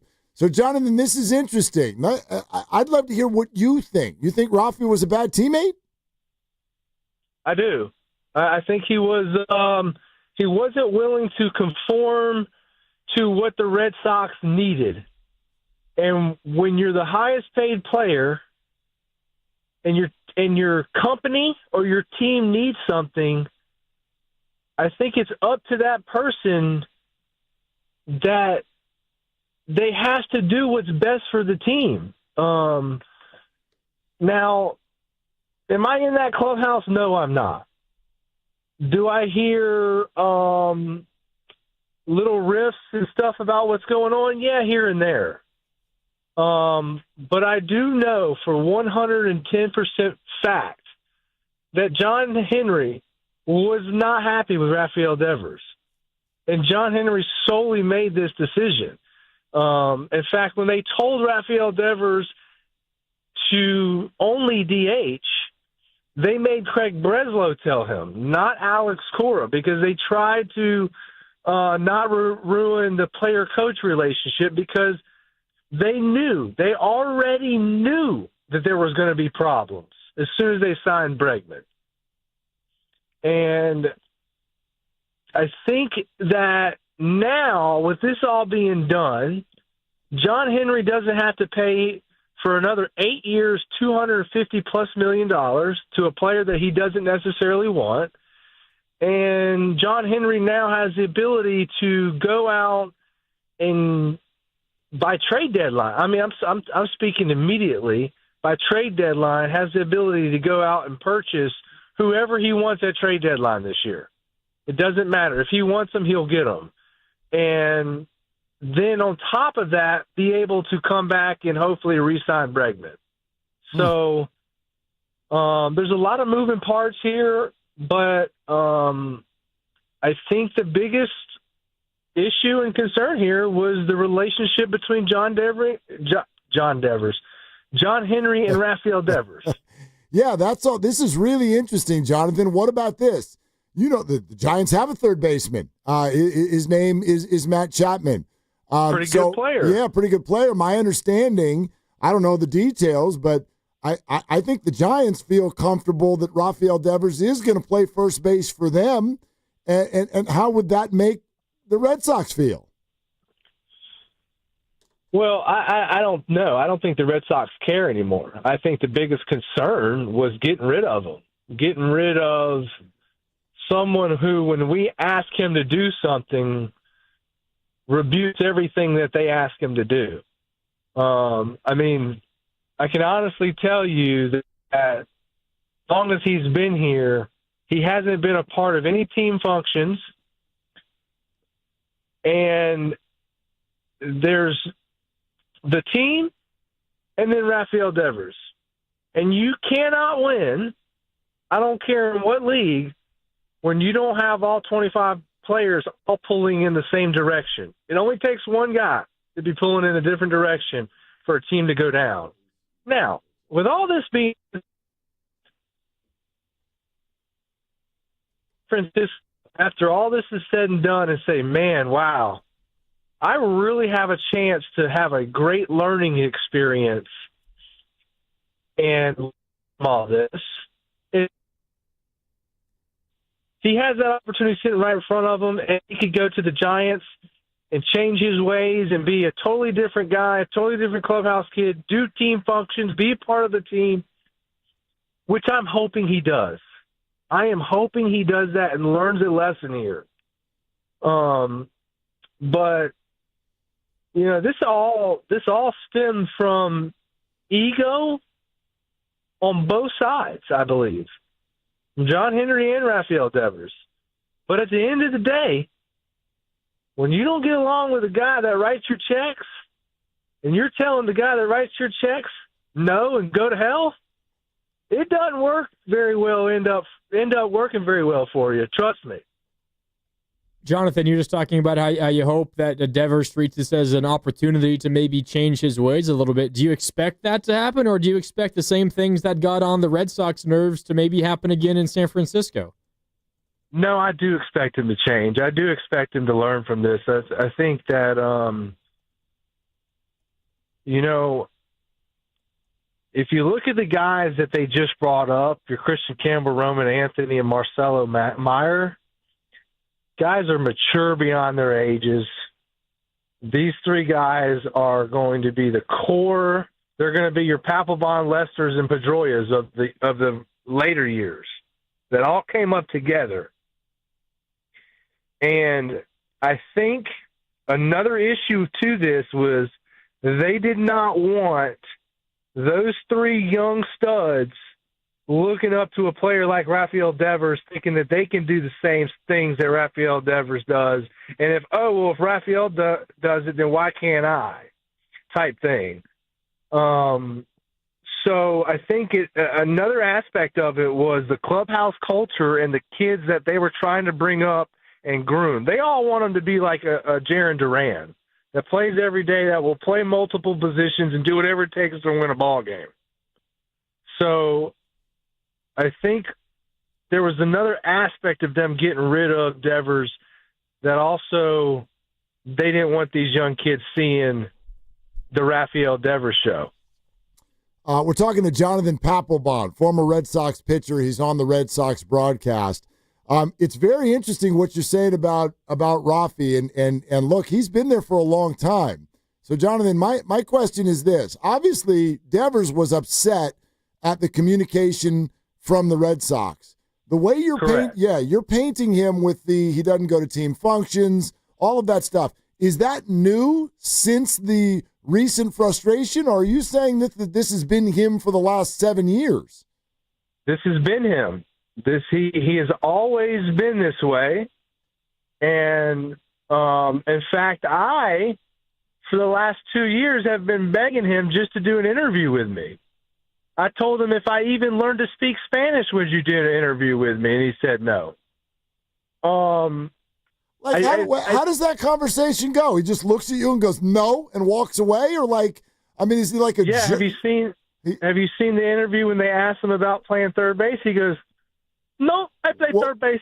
Right, but I know, my perception as an outsider was based on the current frustrations that had unfolded. No. This has been since he has been there. These issues have owned since he's been there. Well, then why did they sign him to a massive deal in the first place? I think that was another mistake that they made. I think that early on in his career when they did sign the deal, I think they were hoping and possibly praying that they could get this guy conformed to how they wanted him to play and be a part of the team. And I just think over the years they just couldn't. And I think once signed the deal, it only got worse, in my opinion, because it was almost like he had some kind of power. Now he got killed. I really do. Rafi's not. He's not a bad person. Don't get me wrong. He just didn't want to do things in a teamly way, and he wanted to do things on his own. And I think after a few years of that, it really did start to run the front office kind of feelings towards each other. And I think that's why they started to do the Bregman deal, because they started to feel like, man, we may not be able to get what we want out of this guy 4 or 5 more years down the road. If it's this way now, how's it going to be in 4 more years, right? So, it's a bad deal from the relationship with the front office, the owner especially, and now it's just gotten really sour. And I really do hope and wish that, he can go to San Fran and still be the player that he can be. Now, I know it's a different type of hitter's park. He's not going to have the green monster anymore. And, some of these home runs will be caught. But I still think he's a great, great, great player. Manny Ramirez was still a great, great player when John Henry let him go.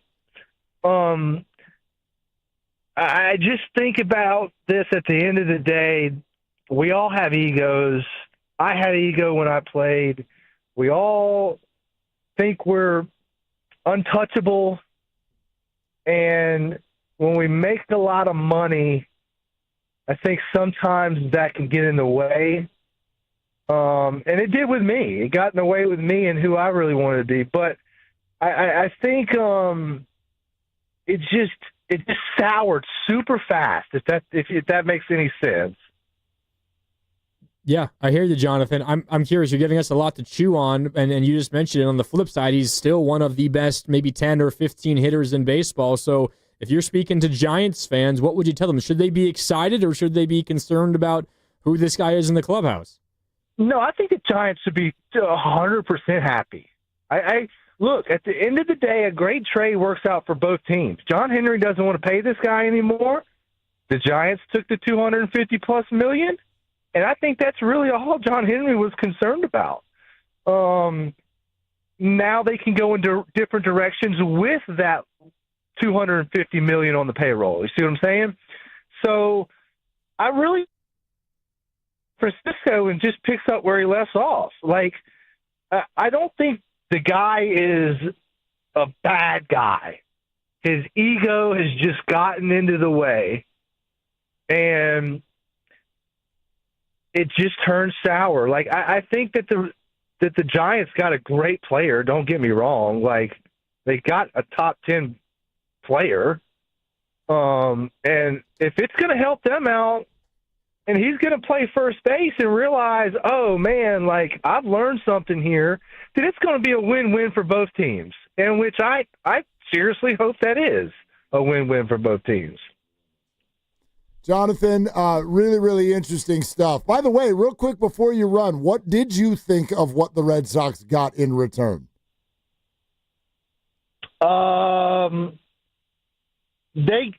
I don't know these kids. I've been trying to research them, but nothing that's going to pop out or be eye-popping. I mean, like, you got some minor league guys and a big leaguer, right?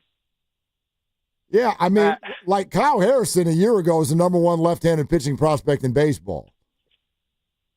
So, see, to me, I don't study minor leaguers. I study the big league team, but I think at the end of the day, if one of those prospects that they got in return pans out, I think John Henry will be happy.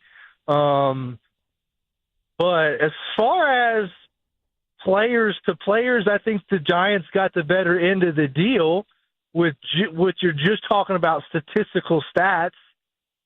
I think they got a great player, but only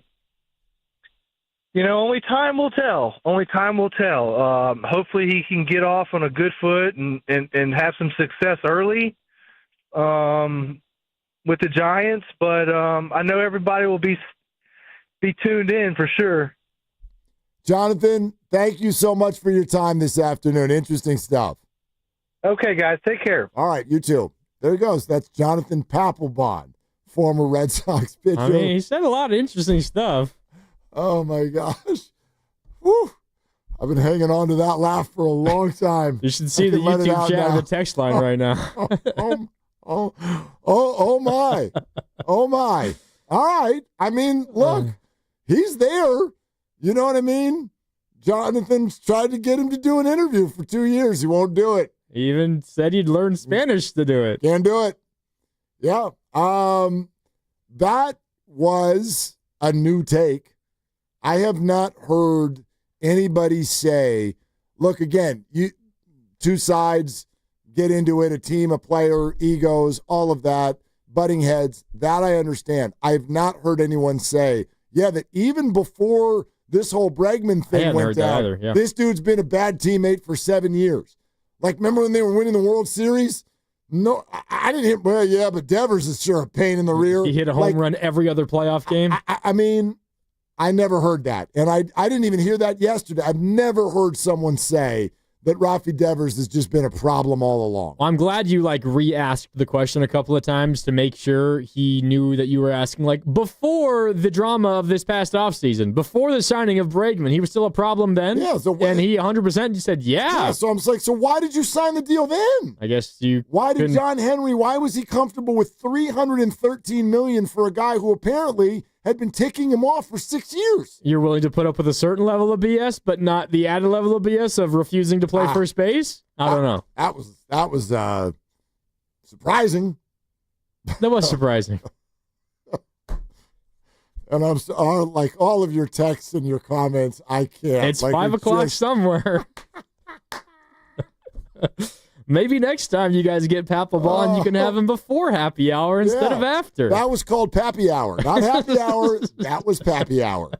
Okay. Look, I don't know Rafi. I don't know these people. I will say this. I kept thinking to myself anytime remember at the beginning when he's like, dude, you do not get into an argument with the person who cuts your checks. I'm like, you do if you're a Major League Baseball player. That's a guaranteed $313 million. There's not a damn thing John Henry or anybody else can do about it once you sign that deal. Yeah, it's still... you can tick, again... if you want to stay there, it's still not best practices to argue with the guy that signed your checks, maybe though. He didn't want to stay there. Maybe not. I have no idea what Rafi wants. But my sense is that Rafi's going to have a big old grin on his face tomorrow, and that he's going to play wherever the Giants want him to play. We'll see. I hope so. He's not playing third base here either. He's not playing third base. That's what he wanted. That's what he apparently wanted from the Red Sox. I'm the third baseman. And then he willingly became the DH after some grumbling, and then they asked him to play first base, and he said no. Right. I think he's DHing tomorrow. Ooh. Should we put a little side action on? Where the hell's Wilmer Flores playing? First base. Where's Dominic Smith playing? Either Dominic Smith or Wilmer will play first base. Why would Wilmer play first base for the first time all year? This would be the first time in Devers' career that he'd play first base. Why would Devers not play third tomorrow? Why would he not play third base? That's more likely than first base. I'll say third base tomorrow night. Okay. I guess it might depend what Casey Schmidt does. Schmidt could also play first, but exactly. Or Dominic Smith. I don't even know who's pitching for the. Yeah, it might be matchup related. Oh, we're back to the spreadsheet. Risotto, you're tapped in. Where do you think he's playing tomorrow? You think he's playing third base? I think he's playing third base. DH is Wilmer, isn't it? I think Wilmer will DH and Devers will be in there at third. That's what I'll go. We'll see. You want to put something on it? I kind of forgot Chapman was out. I love it. I'll just say he's not playing first base. All right. Lock that up. Okay. My Chemical Romance tickets coming up next. Stay tuned if you want to win My Chemical Romance tickets. That's coming up next. We're brought to you by Fremont Bank, here for you, here for good. And those of you on hold, stay right there. 888-957-9570. It's Pappy Hour on Willard and Dibs.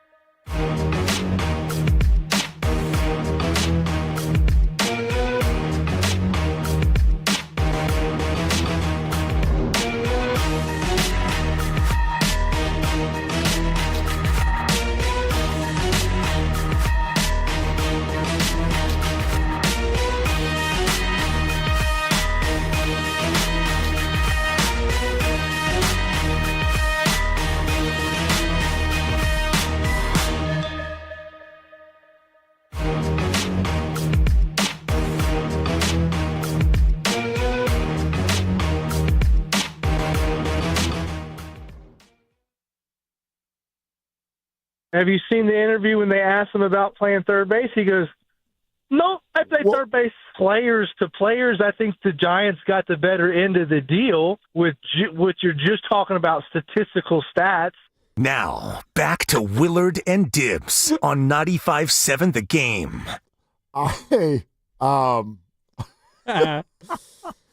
I'm not quite sure what to do in the post-Jonathan Paplebond era here on 95.7 The Game. I'm just going to be honest with the audience. I'm not sure what to do with that. I will tell you, I would like to share all of the jokes that just happened off of air during the break. There were many. The lovely Christy texted me and wrote statistical stats with a laughing emoji. I had missed that comment. Did he say that he was looking at the statistical stats? Players to players, I think the Giants got the better end of the deal with what you're just talking about, statistical stats. Right. Amazing. It's amazing. That's amazing. I don't. He was very nice to come on. That was very nice of Jonathan Paplebond. And generous with his time. It was very generous with his time. Took him a while to get some words out. But. Well, my comment was it works out well that Jonathan Paplebond is the only guy I've ever met who can have bad cell service, but you still don't miss a word.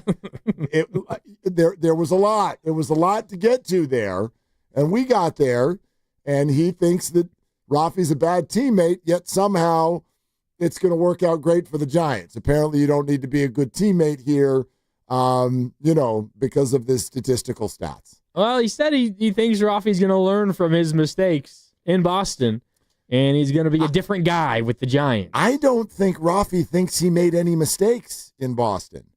This is yet another, if you want another, I know we've been doing this all day, the overlap and the comparisons between the Jimmy Butler trade and the Rafi Devers trade is like, how do they feel about the argument that they were in with their specific team?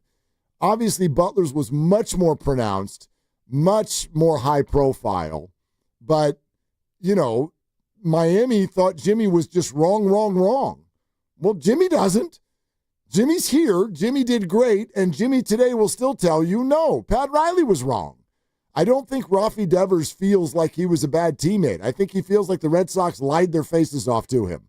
They reportedly promised him that he was going to continue to be the third baseman. Then they signed a third baseman and a high-profile one in Alex Bregman, made him the third baseman, and Red Sox, okay, Bregman's a better defensive third baseman than Devers. That's like the right baseball decision.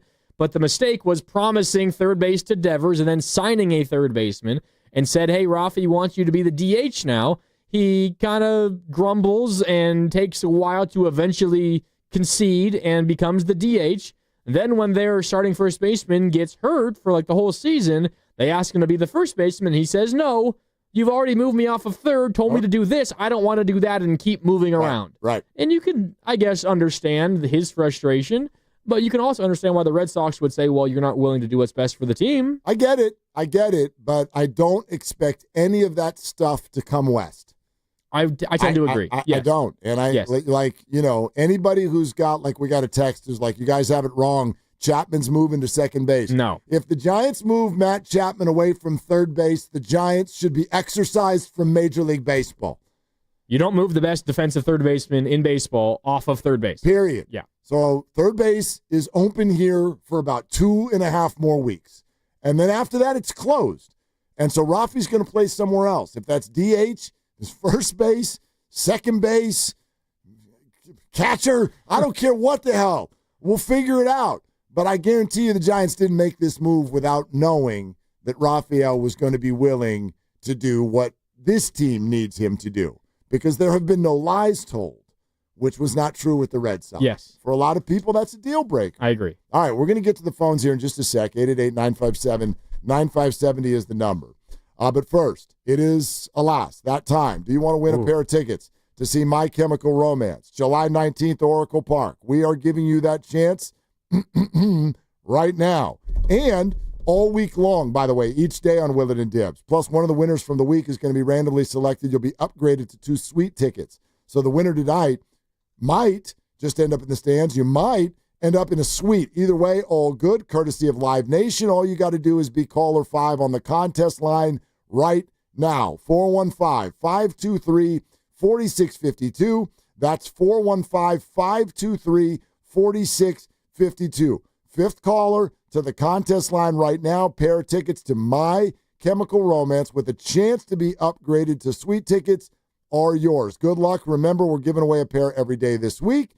For more info and to buy tickets to My Chemical Romance in the suites, log on to sfgiants.com/concerts. Best of luck. All right. It's a pretty cool prize. Yeah, good luck to everybody. Sweet tickets at Oracle? Yep. That's it. I mean, it's almost pretty sweet. Like who cares what the show is? Just go to the suites. But My Chemical Romance, good luck to each and every one of you. All right, out to the phones. Let's go to Connor in San Leandro. Hi, Connor. Thank you for calling. What's up?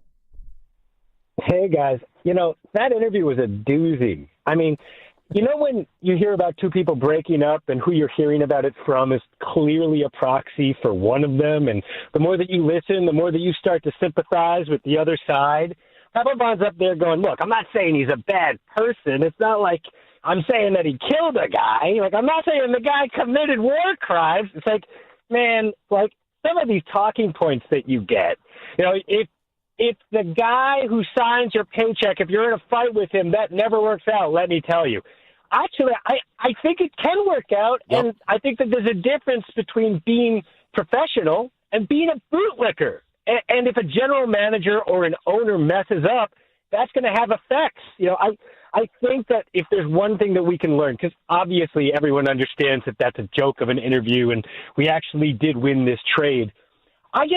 I'm watching the way that all Boston fans are reacting right now, and I know that we've had these comparisons to Jimmy Butler, but we have a current dispute in Bay Area sports, and I hope that if we trade Brandon Ayuk by the deadline, that we are far classier than Boston is being right now. Like, please, Bay Area, do not sound like Boston sounds right now, because it's so clear who was right in this just from hearing that interview.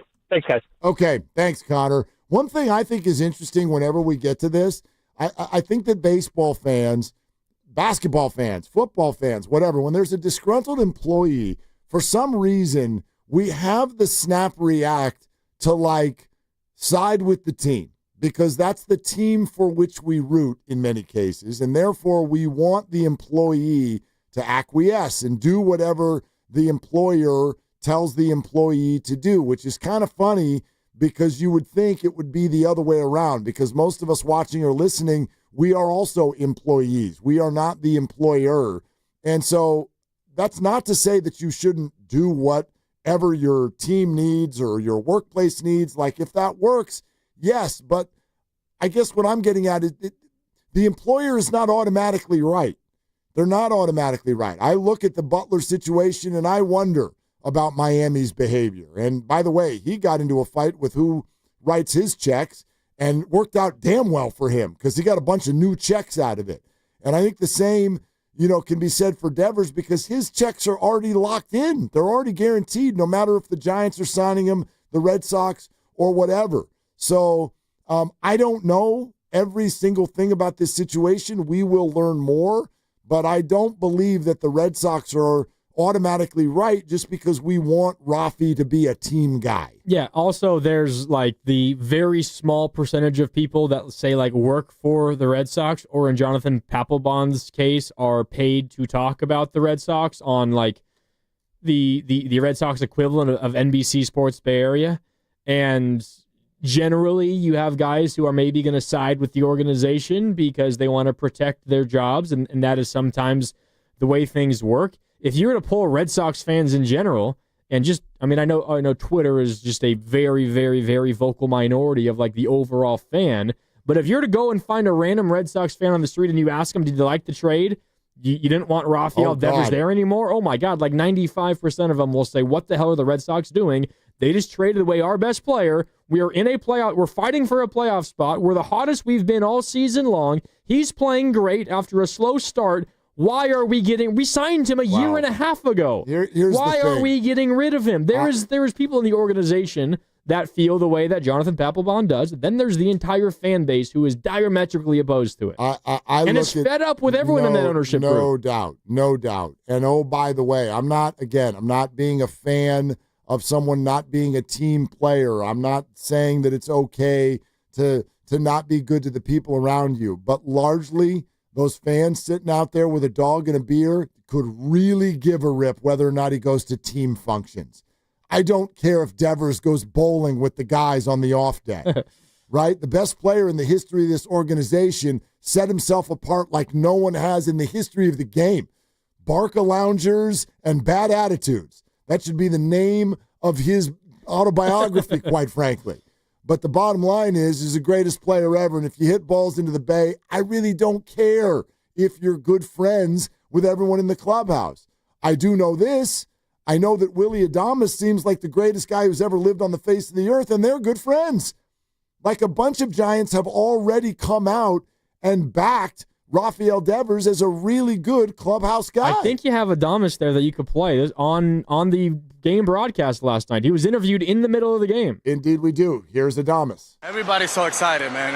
I mean, me personally, I'm like thrilled, man, to have him on the team. Obviously, he's one of the best hitters in the game, and to have him in the team, I think it's going to help us, to do a lot of damage in this division. And obviously, we need a bat like him in this lineup. So now when we get Chappie back in the lineup, it's going to be exciting. I mean, that's from supposedly the greatest clubhouse guy who's ever walked baseball's earth. And he's talking a lot about, Devers' on-field ability and his bat, but I mean, he's not going to outwardly on national television say he's a terrible clubhouse guy. But yeah, that doesn't seem like a guy that has that many worries. No. And I think Dominic Smith said some good things about him, too. He was in Boston last year. Yeah, and he said that he's great. And that's coming from the guy who, by the way, checks notes, is probably going to lose his gig. That's probably who's going to lose the gig. You know what I mean? Yeah. And Dominic Smith has been an interesting guy for this team for the last week and a half. But, once Matt Chapman comes back, what are you doing with Dominic Smith when RAFAEL DeVers might be playing first and bats left-handed? What are you doing with Dominic Smith? So, anyway, you're listening to 95.7 The Game, KGMZ FM and HD1 San Francisco, an Odyssey sports station in the home of the Golden State Warriors and Valkyries, always live on the free Odyssey app, coming to you live from the Laughing Monk Studios. All right, the GM of the Giants, Zach Manazian, joined us earlier in the show. We'll have that for you in about 5 minutes. 888-957-9570 is the number. We'll continue to take your phone calls, and we're largely talking out what took place yesterday. Happy Father's Day to each and every one of you. And if you're a dad and a Giants fan, it was a pretty good day, pretty good 1-2 punch, because this it changes Giants baseball on so many levels. I trust ownership now. We're even more excited about the Buster Posey era and what it will mean. You've got a middle of the order. You've got at least 5 or 6 players who you feel like you can count on that are in the lineup every single day. All of these things are wonderful things, but for me, what stands out above all is the loss of the inferiority complex that I've seen so many Giants fans have the last 5 or 6 years when watching them go up against the Dodgers and the Padres, because it just felt like we did not have a lineup that could hold up, and now the Giants do. You played what Adames said in game. They also, ESPN did, Carl Ravitch and company, interviewed Kershaw during the game in the dugout. Yep. You want to play that piece of sound for me? Sure. This is from Sunday Night Baseball on ESPN. Buster's really doing it. Not only Buster Posey's really doing it over there. Good for Buster, man. He's going for it. I consider Rafi one probably, top 10 hitters in the game at worst. Right. So he's definitely a game changer. It'd be interesting to see what position he plays over there. I know they have a big prospect at first base coming, so it'd be interesting to see if he plays first. Obviously, they have Matt Chapman, who's one of the best in the game at third. So even if he's just DH for however long that contract is, I don't even know what they gave up. I know Harrison was supposed to pitch today, so exactly. He's a good one. That's interesting coming from the Dodger dugout in the middle of this game. It's weird because part of it is like a little cutesy, and the Dodgers look at the Giants. They're finally doing something. We gotta look at little brother. You finally climbed. There's a little bit of that, but it's also when was the last time the Dodgers worried at all about what the Giants were doing. I feel like it's been a while. Yeah. They won the division in 2021. That felt a little more fluky than anything else. And then the Dodgers immediately eliminated them a week later. And then in 2022, the Giants were nowhere close to competing with them again. Right. So there's a little like air of superiority there, I think, from Kershaw and the way that he's talking about it. But it's also like, I mean, what the Giants did just rippled through the entire Dodgers dugout. No doubt. And I actually do think players think this way. Like, I don't know if you caught this, but during the game last night, Mookie Betts got to second base at one point. And the camera cuts over there, and there's Willie Adames standing next to Mookie. They get their arms around each other. They're laughing it up, and they're just sharing a moment with one another. And I know there are plenty of fans, especially those who've been around for a long time, who don't like that stuff.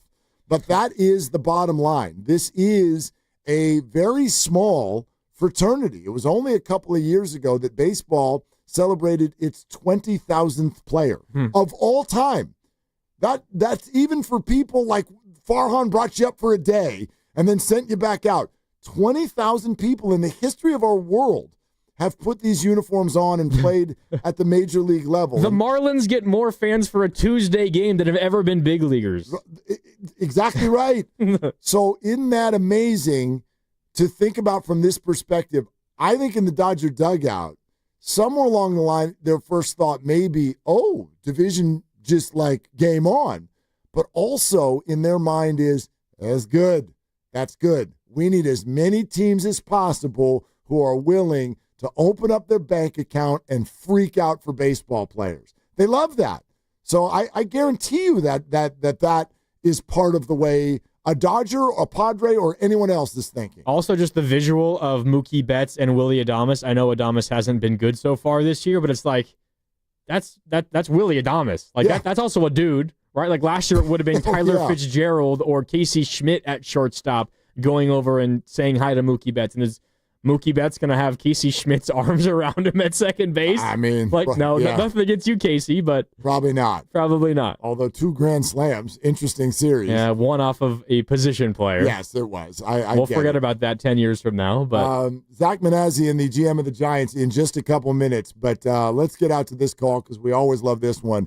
It's Phil Mo Mike, ladies and gentlemen. Phil Mo, what's up? Hey, what's up with it? Hey, Paplebond. I mean, I wasn't following about the first, but he was kind of full of himself. He put a Ricky Henderson and named himself in third person or something like that. But I don't know if he was drunk. Anyway, love the trade. I love the trade. I don't know if he might have been off the kush. He might have been off some cookies. Maybe. Anyway, but maybe. But nah, I love the trade. You got a dog. You got like a boy now. You feel me? It was so hard to get a boy in the game. Like we got a real like player now. Like we got our best player since like we got a dog. But I like Kershaw's comments. I've been hearing it all day. What stuck out to me about his comments, you kind of alluded to a little bit, Willard. He's like, okay, that's what's up. I'm seeing the Giants. I see what they do. Kershaw, you could tell he's comfortable in his skin. You feel me? I got like a little bit level. I've never really heard him talk like that. But obviously, he's no dummy because you ask Paplebond, what do you think about the players? He don't even study minor leagues. Yep. Kershaw was like, I know they got a first baseman coming up that's supposed to be pretty good. So it's a sign that he looks at different teams. He's studying. He's aware. I don't know if I was in the league, if I would be paying attention to minor league players. But he's aware. And when they signed Posey, that's very huge because people around the league obviously noticed because the first thing he said was not Buster Olney, it's Buster Posey. No doubt. And I think, Philmo, a couple things on that. You'll hear the interview info that we did with Giants GM Zach Manazian here momentarily. Philmo, always great to hear from you, brother. Appreciate you. One thing that I was wondering about, because people have kind of said, Buster's just a figurehead, and he's going to let the baseball execs do their thing. Manazian. Yeah. I wanted to know who's really making these calls and pulling these strings, and I didn't know if we would get to know, but we did. And Zach very much laid it out that the big-time calls to really push this across were being made by Buster Posey. So he is in on the ground floor doing the darn thing every day. And getting a lot done. Again, in the last, you take out the Jung-Hoo Lee contract, It was Posey who negotiated Chapman's extension, 6 years, $151 million. It was Posey who negotiated Adames, 7 years, $182 million. And it was Posey who negotiated the deal for Devers, which ultimately has the Giants taking on 8.5 years and $254 million. Ooh. Not all Posey, but vast majority Posey for those 3 deals. Doing work. And the GM that he put in place has been in the organization for a long time. His name is Zach Manazian. He was big in this as well, and he joined us earlier today on Willard and Dibs. We wanted to let you hear that. We started out by asking him, hey, how long have you been cooking this deal up? Yeah, guys. No, thanks. Thanks for having me. And yeah, we're all very excited. And I think I can't even really recall when the kind of idea kind of first came up. And but I feel like there's been some conversations between our front office and the Red Sox office, probably dating back maybe 2-3 weeks. We kind of throw ideas around the office often, and Buster went to Craig Breslow, asked if this was something, they would consider, and they said they were open to it, and we all kind of got to work. Yeah, I think a lot of people would love to know whatever we're allowed to know in terms of how something like this did come together. We know there were some frustrations between the Red Sox and Devers, but to have something of this magnitude happen in mid-June as opposed to at the deadline, what kind of led to that? Yeah, and I think, and Buster's talked about this a little bit as the trade's been announced, just felt like we matched up pretty well. And it's tough to speak about it from the Red Sox, point of view, but from our standpoint, Buster had just basically a harmless question to Craig Breslow about would they talk about Devers, and Craig had responded that they would consider it, and then from there I actually had conversations with one of their front office members, Brian O'Halloran, a couple times, and had some discussions about potential players maybe that we could potentially build a deal off of, and you try and read the reaction and read the tone of voice, and kind of felt like us mentioning Kyle Harrison would maybe be something that had some legs, and it seemed like it, and at that point, as things started to get a little clearer, Buster kind of took it over and did the heavy lifting with Craig Breslow, and able to get a deal done. So as far as it happening in June relative to July, Buster he was aggressive, and Boston seemed open, and we felt it was an opportunity we just couldn't pass up. It goes without saying, Zach, that this is a big enough investment that you and Buster needed the green light from ownership before pulling the trigger on a move like this. Were they all in when you and Buster brought it to them, and what was that conversation like with ownership? Yeah, I mean, they've been really, for me, this is my 7th year at the Giants. They've just been so supportive from the first day I walked into this building, and for Buster and I to be able to sit with Greg Johnson and our conversations with the rest of the ownership group over time, he was extremely supportive.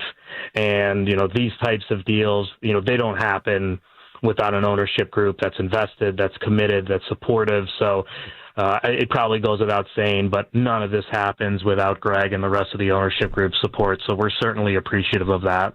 Giants GM Zach Manazian is with us here on Willard and Dibs, 95.7 The Game. Grandy in for Dibs. Zach, what position is he going to play? We're going to end up talking to him when he's in town, so we haven't had that conversation with him yet. But we'll have it, and look, by all accounts, and even in Buster's conversations with Craig, he's a winner. He wants to help us win. There's been some things since the trade that have gotten back to us, really positive about how he feels about coming here. So we'll have that conversation with him, and go from there. Zach, I'm sure you will. That said, for $254 million, I gotta figure that there had been some poking around in terms of his willingness to not play third base. Obviously, you have that position covered here, and obviously that was at odds in Boston. So I would imagine we can at least say that, right? He's going to be willing to, and the plan is for him to not play third base. Yeah, like I said, I wouldn't want to get too far ahead of ourselves. I mean, I think it's really important that we communicate really well with Rafi, and I think as far as as the trade's going down, I mean, Craig was pretty open with Buster, his thoughts about the whole position thing. As a front office, you have contacts and you try to feel things out, but given some of the rules, you never 100% know. There's always a little bit of risk, these types of things, but I think a lot of this will get cleared up pretty soon here, and like I said, it sounds like Rafi's really excited to come over here, and I think it'll all work out just fine. Zach, obviously, we're talking about what position he's going to play because that's what all the drama was kind of born from for him in Boston. How much of the drama between Devers and the Red Sox reflects on the type of person and teammate he actually is, or is that more so, in your opinion, just unique to what that situation was? Yeah, like I said, it's tough for me to speculate on another organization. The work that we did on the person and the teammate was great. A lot of positives. I actually watched Rafi play in the International Prospect League in 2013. I think he would have been 15 years old. So have followed him for quite some time, and with him having been around the league as long as he has, a lot of positive interactions from teammates, staff, so on and so forth. So difficult to say, his situation there, but everything that we got back was this is someone who's going to fit into our clubhouse and this community very well. Zach Manazian, the GM of the Giants, is joining us here on 95.7 The Game after the big trade the Giants land Rafi Devers. Yesterday, he will be introduced to the media before the game tomorrow night at Oracle Park with the Guardians in town. Zach, I'm really intrigued by the way you sort of pitched your conversations with Boston and that they got interested when you brought up Kyle Harrison. I know you and Buster represent something new atop the front office, but it wasn't that long ago that the Giants front office was not willing to discuss Kyle Harrison in a deal. So what led to that? Well, I think it's Rafi Devers. I don't know if it's any kind of negative reflection of Kyle. Him getting optioned this year, I thought he was a true pro about it. He went to AAA. He threw well. He came here, pitched out of the bullpen, was excited to do so, threw well. I thought he threw well as a starting pitcher.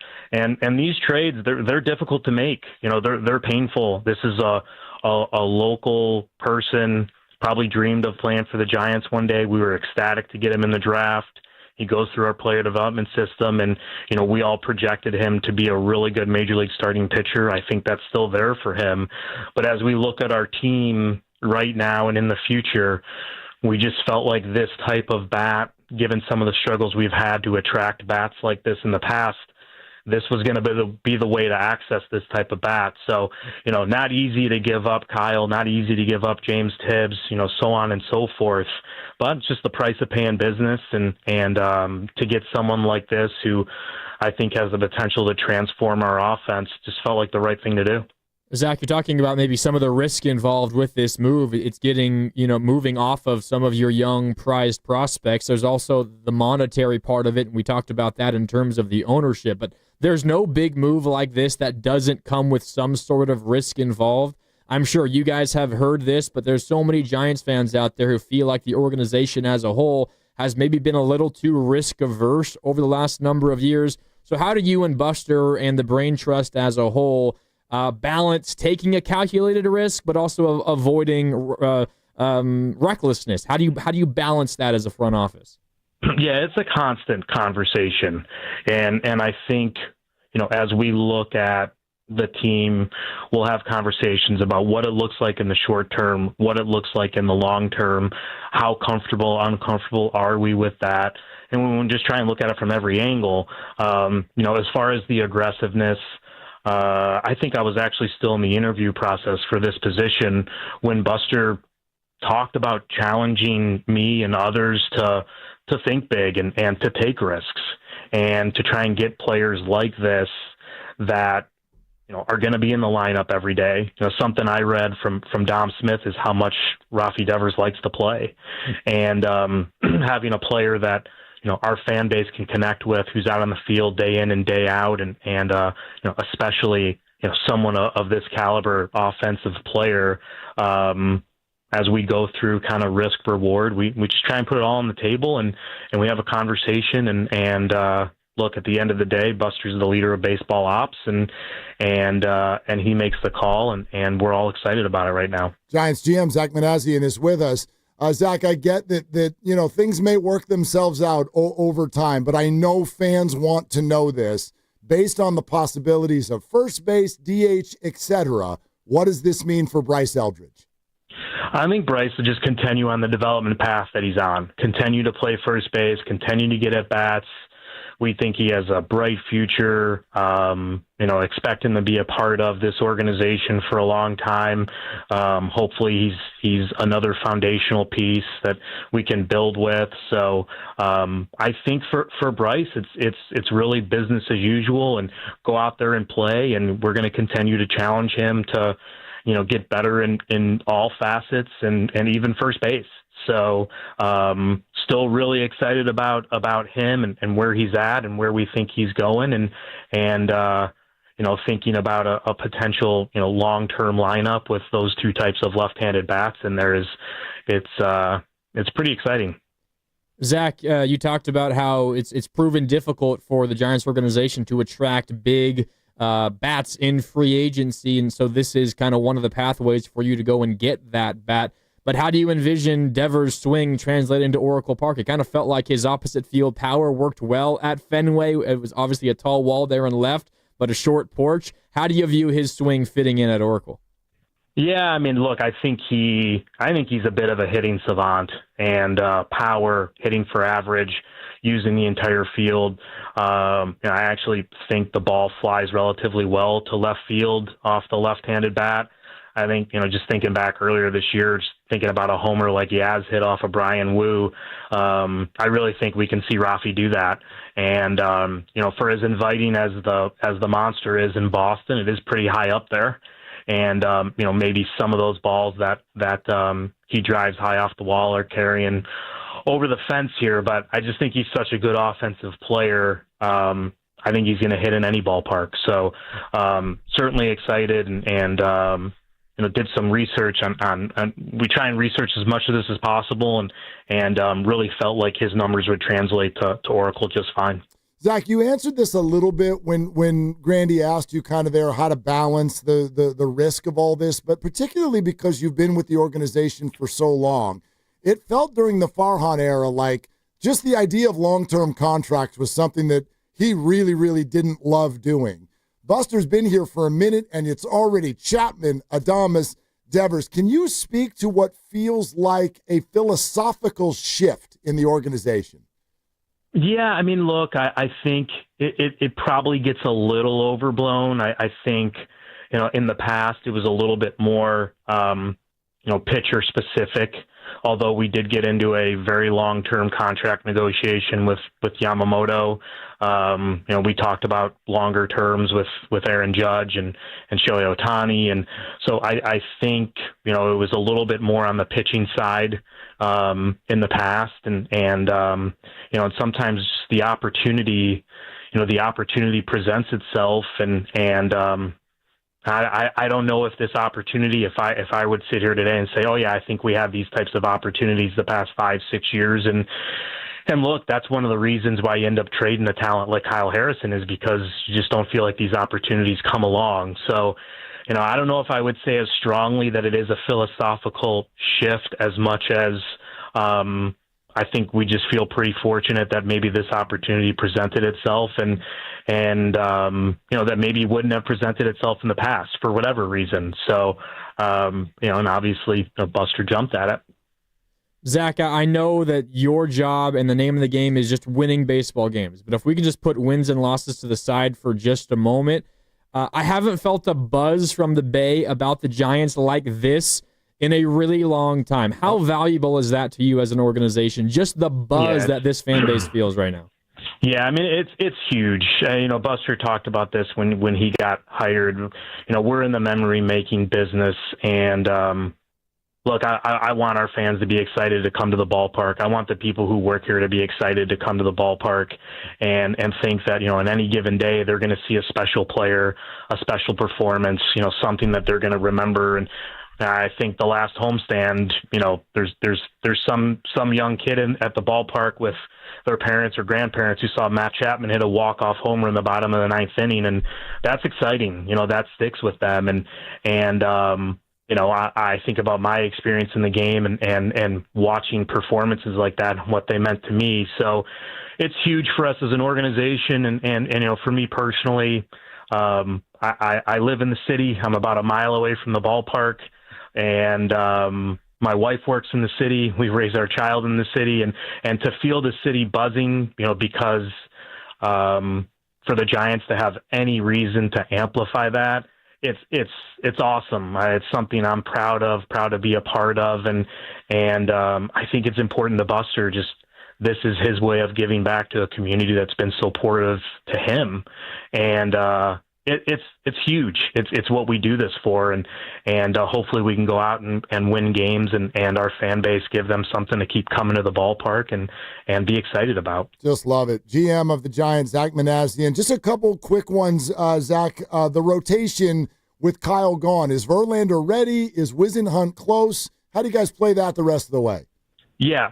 So JV should be activated. We have him as a probable right now for our series against the Guardians, and yeah, the AAA pitching, not just Wisenhunt, but Carson Seymour, Trevor McDonald, Carson Ragsdale, Mason Black. Those are all younger starters, still continuing to develop.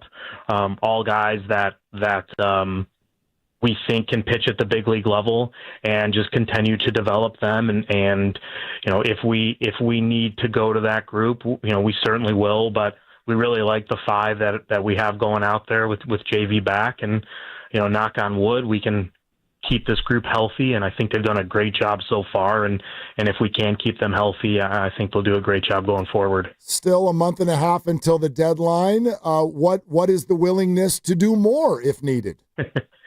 You're never going to hear me say no. So We'll keep looking. It's just part of the job, is to always keep an eye out on what's available and how to get better. But as I say that, I say it with a lot of respect to the talent in that clubhouse right now, that, I think we have a good team, a lot of good players, good people, high character. I think it's a team we're proud of. So, feel great about where we're at, but, we'll always keep an eye on what's available, but also on the other hand, feel really good about where we're at. And Zach, let's see if we can help you sell some tickets for tomorrow night. Is he definitely in the lineup tomorrow night?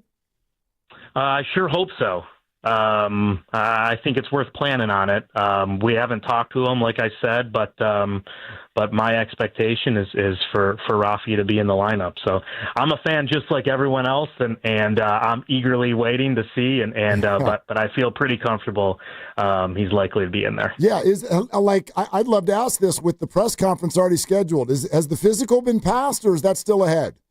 Yep, physicals are passed, and we've all lived through that. That's why I asked, Zach. When I was talking to Buster yesterday, I just kept telling him, this is not done till it's done. And, not only the Carlos Correa physical, but I was actually on the other side of the Wilmer Flores fiasco when he was with the Mets. Yep. So I've lived firsthand through a lot of these things, and we were fortunate to get everything completed just before yesterday's game. Hence kind of the late change with Kyle and Jelly starting the game and so on and so forth. So it's all approved and by the commissioner's office, and we're excited. Zach, congratulations, and thank you so much for spending some time with us today. Yeah, thanks, guys. Appreciate it. And, yeah, obviously just super excited. There it is, Zach Manazian, the general manager of the San Francisco Giants, in a wide-ranging conversation after the acquisition of RAFAEL DEVERS and the passing of his physical few. Yeah. Thank God. Yeah. Meantime, while you were listening to that, the general manager of the Red Sox, has started what you called the smear campaign. And it's funny. I don't know about you. The first thing that popped to mind is yet another comparison between this and the Luka Doncic trade in the NBA. Nico Harrison just taking a dump all over Luka. Once again, we're talking about a trade that nobody saw coming for a talent that its fan base thought was going to be their guy for a very, very long time, and done with the timing sort of feeling awkward, the return not feeling right, and then we get all of those little whispers that came from the Dallas Mavericks, and now you're getting this from the Red Sox. How do you fit this one? Try this one on for size. Red Sox, and this is not just their GM, but this is kind of their Buster Posey, their chief baseball officer, Craig Breslow, on moving on without RAFAEL DEVERS this year. Quote, I do think that there's a real chance that at the end of the season, we're looking back and we've won more games than we otherwise would have. Now, explain this one to me, Willard. We're better without you. You get rid of your best hitter. Yep. By a mile. Yep. You acquire a pitcher who you sent down to AAA. Immediately. A pitcher who's playing in rookie ball. A person who was drafted in the first round last year, an outfielder who's in high A ball, and another pitcher who's on the injured list, and even when healthy, became a forgotten man in the Giants' rotation/bullpen. Correct. And you're better? Correct. He must have been the worst person in the history of clubhouses. Well, just ask Jonathan Paplebond. He was a bad guy. He was a bad guy. I get you're trying to sell it because you have to. This feels a little strong. Well, I mean, one of the follow-up questions was, hey, you just gave up a generational talent for 3 minor leaguers and a guy on the injured list. A couple things about that. I'm not really digging the fact that the Red Sox seem to be pitching to their fans that Kyle Harrison is a minor leaguer. I get why they think that because they sent him to the minors. Yes. But he's been in the big leagues for a year and a half, and he's a huge, huge supposed future arm. But whatever. The question is, hey, boy, things must have been really, really bad. And Breslow basically said, I understand the frustration, but we're trying to build this team both for 2025 and beyond, which is going to be a woefully unsatisfying answer to Red Sox fans. The Red Sox have not been to the postseason since 2021, just like the Giants. Yep. And while they can say that we're not waving the white flag on this year, and you're not trying to lose baseball games anymore, but you cannot convince anybody that this move somehow makes you better this year. No, this isn't about baseball. No, and this is about money and relationships. You think that maybe your team is better in 2032 with this deal? Maybe you think that. And this is why this move and what happened yesterday and what we've been talking about all day today is so refreshing to me. It has felt like for years now, the Giants make decisions because they're scared of hurting their chances 5 years from now, and they're trying to be better 5 years from now at the expense of being better now, and then 5 years comes around and they're still not good, and they're still making decisions with the future in mind. And I'm at a spot now where I feel like the Giants are maybe putting themselves in a worse spot like in 2032 because you're going to have this money tied up to an old guy. Okay, it's not a ton of money, but like whatever. Yeah, it's not even that much money. But I'm at a spot now where I still feel like at that point the Giants are going to be like, all right, we just spend more money then and we get better then. We're going to worry about then. We're going to get better now. And I really feel for Red Sox fans because they've had to deal with this with Mookie Betts. Jonathan Paplebond said the same thing about Manny Ramirez way back when. They had to deal with the same thing about Xander Bogaerts. I know Bogaerts hasn't worked with the Padres. Mookie Betts, though, is still one of the best players in baseball. They've had to deal with this same exact thing time and time and time again. The Giants haven't really been like, we have a really good player and we're going to let him leave. It's just been we haven't been able to get a good player in general. Trying to find one. So it's not it's not an apples to apples comparison, but I really do feel the way Red Sox fans are feeling. because I felt like for a year the Giants have valued the what if 5 years from now over what is currently happening right now. I hear you, and I get the comparison, but for me, the very, very big difference in sports, again, Buster Posey's words, we're in the business of making memories. The memories that are being made in Dallas and Boston with these trades this year are that, remember when the organization pulled the rug out from under our feet? That's like any frustration that you've had with the Giants in recent years, they've never done that. They've never pulled the rug out from under the feet of the fans. True. That's what the Luka trade is. That's what the Devers trade is. That's what the Mookie Betts trade was. But you could argue that the rug was never under the feet of fans. That's fine. If you're trying to put a rug under their feet and you're having trouble doing it, is very different than it's here and you yanked it out from underneath me without asking. Yeah. Like, that's kind of the way I see those two things as different. Let's go to Jose in Oakland. Thank you for calling, Jose. You're on Willard and Dibs. Grandy's in for Dibs. Hi. Hey, guys. Good afternoon. What's up? You know what? This goes to show that Buster, like they say, he's playing chess, okay? He's not playing checkers. He knew what he wanted, and he planned in advance. It's obvious that if, let's say, Nevers became a free agent tomorrow, and the Giants come with an 8-year, $30 million a year offer, they're going to get laughed out of the office, okay? They would immediately go to the Dodgers or the Yankees, who would offer, anywhere between $40 and $45 million a year because the player is worth it. So we're getting a player under control for the next 8 years. We're getting him cheap in comparison to what it's going to cost eventually.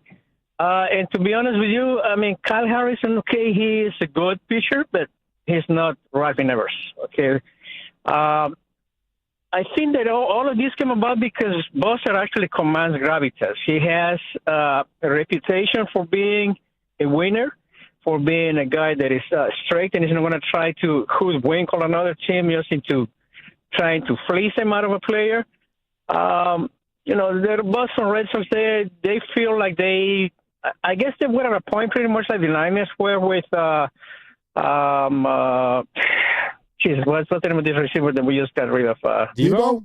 Number 19. Yeah, Debo. Yeah, with Debo. Okay, Debo was a good player, but they were done with his act. He wasn't a bad influence, but for some reason they felt that they had to move on. And I think the Boston Red Sox felt that, you know what, let's just get it done right now. And I think that it was smart because if they had waited a bit longer, they would have had to give up a lot more. So I'm happy with that trade for sure. Yeah. Boston knows what he's doing. Jose, where you been, man? How come you haven't been calling? Yes, different shift of work, and it's kind of difficult for me to call while I'm working. It's kind of funny, Buzz looking at me like, why are you doing on the phone right now? Yeah, I get it. I get it. Well, why take a page from Rafi Devers and get into a fight with the boss? I don't think they would offer much for me. I would probably get fired. Yeah, so I probably would be hitting the free agent market and be there for a long time. So maybe that's going to be a no from you, dog. That's enough for me, though. Yeah, okay. I have bills to pay. I got to work. I hear you. Thanks, Jose. Good to hear from you. There goes Jose in Oakland. Yeah, timing is everything. And look, sure, it's opportunistic. Why did this happen in the middle of June? Well, it sounds like because the Red Sox, had kind of had it. And I think Rafi had as well. Like, Breslow just admitted that there was not a formal trade request, but Rafi's people had made it clear, fresh start would be nice. Yeah. Would be nice. So, in many respects, I think that this is a good lesson in a lot of things in life, sooner rather than later. Also, once you come to a decision. On the question of, and this is something that you asked Giants GM Zach Manazian, we just heard it a little bit ago, and you can go back on the Odyssey app and give it a listen there. Why this happened now, and maybe, if you're the Red Sox, you could wait, maybe get more teams involved. You shop them around a little bit. Buster Olney of ESPN reported that there was no shopping of Devers. Craig Breslow, chief baseball officer for the Red Sox, said, quote, "If we didn't get the return that we were holding out for, we wouldn't have made it." Interesting. So this is the offer, the package in return that they really wanted. Yeah, and Zach said it was when we brought up Harrison's name that the Red Sox got interested. I don't want to So the Red Sox will say we wanted Harrison. The Red Sox fans will say you just wanted to get rid of him as ASAP. I think both things are fair, but I do think that there is some recency bias in the way Giants fans are talking about including Kyle Harrison in this deal. Yeah, you're probably right. Yeah. A couple of starts the last few weeks have not quite looked like they wanted to. There's some quotes out there that don't necessarily vibe exactly the right way, and all of a sudden this guy who was untouchable a year ago is being made to be just like a throw-in. Like offering up Kyle Harrison, that's a pretty big deal. That's a pretty big 23-year-old future prospect who's already been in the big league. So I'm not saying by any stretch that I would have even blinked if I were the Giants, but that's not nothing. Like the Giants gave up last year's first-round pick and Kyle Harrison, who was supposed to be the biggest pitching part of the pitching future of anyone in the whole organization. Yeah.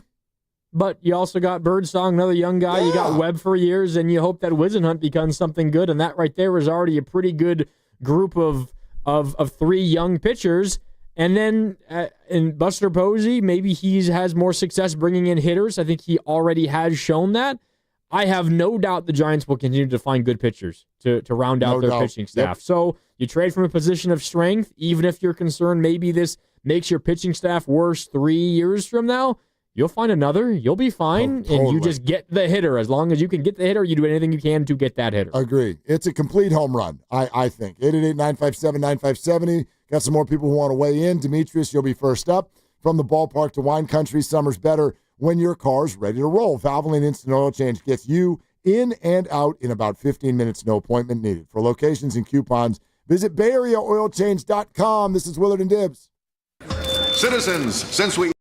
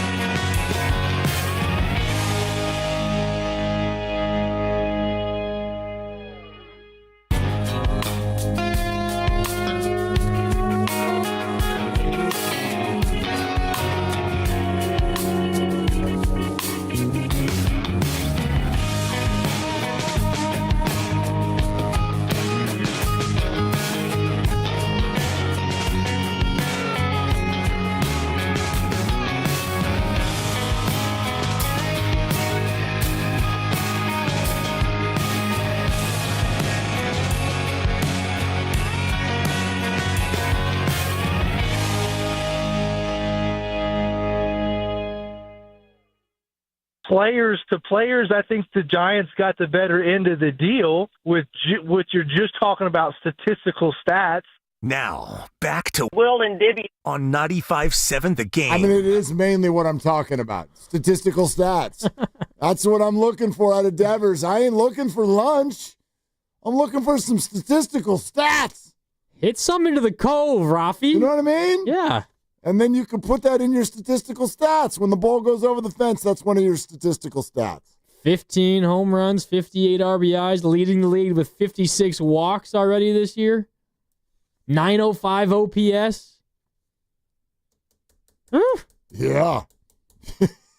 I want to see this guy play already. I know. It is kind of a weird thing like that this happened and it's an off day. 6:45 tomorrow night, man. 6:45 tomorrow night. Most anticipated Giants game since? Oh, most anticipated Giants game, I mean, since 2021 NLDS Game 5? Is it really? Is it for you? Like more so than even opening day? Opening day, like Willie Adames. This is bigger than Willie Adames opening day for me. I mean, what about like, and again, remember where you were at the time. How about Kyle Harrison's debut? No. Yeah. This is the one. This is bigger for me. Yeah. I don't argue with you.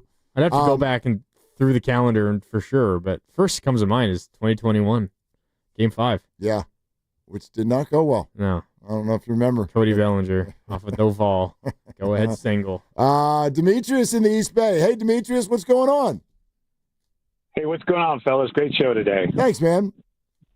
Hey, I'm listening to your interview with Zach Manazian, and I got to tell you, I'm a driver for UPS, and I'm over here in the East Bay, and, we've lost some teams to the region, but I got to tell you, people are genuinely excited about these Giants, and whether I'm delivering out in the field or I'm in the hub, I heard a guy and a gal driver the other day going deep dive on the Giants rotation, and I'm like, okay, and this was before the trade, so I'm excited about it. I haven't been excited about baseball in a while, but I'm just excited about it. So it's a good thing, and it's real. It's really happening.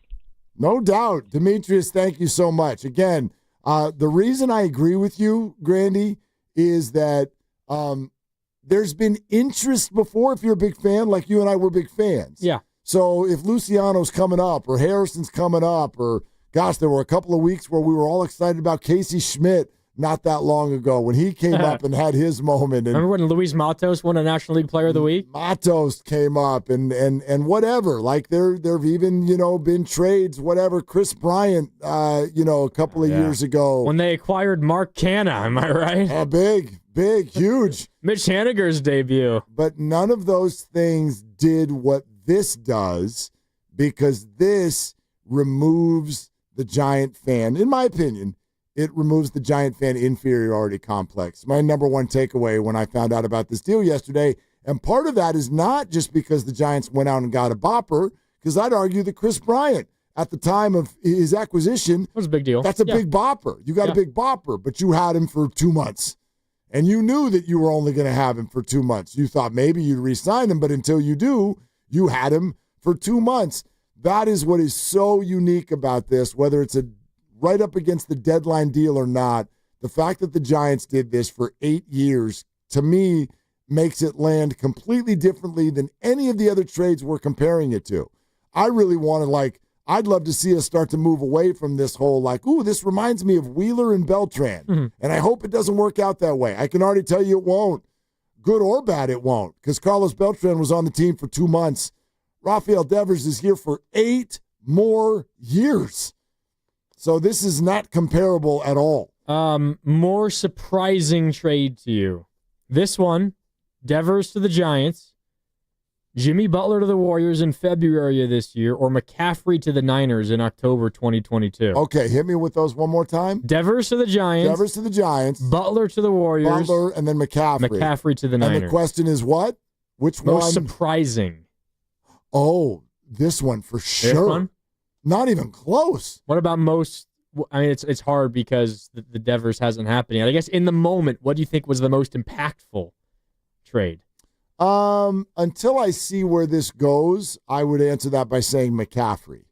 In the moment.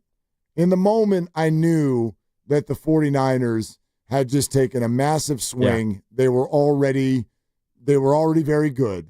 And that was obviously a hell of an acquisition and did wonderful things.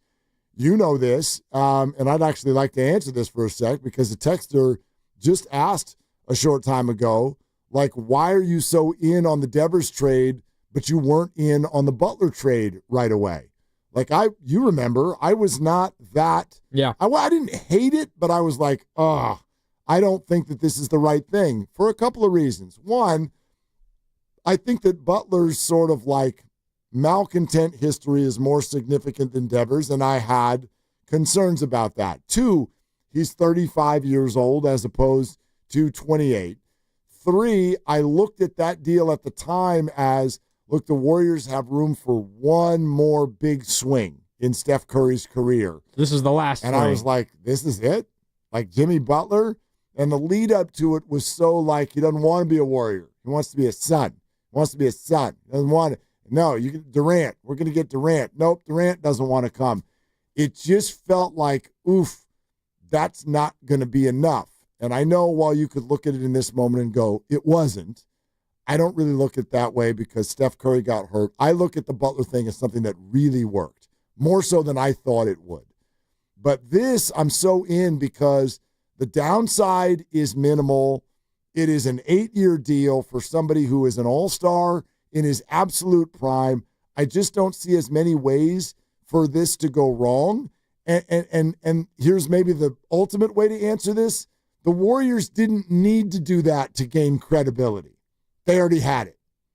The Giants needed to do this in order to fully gain credibility. And they did immediately upon arrival. It's not as if like this trade of Devers is going to like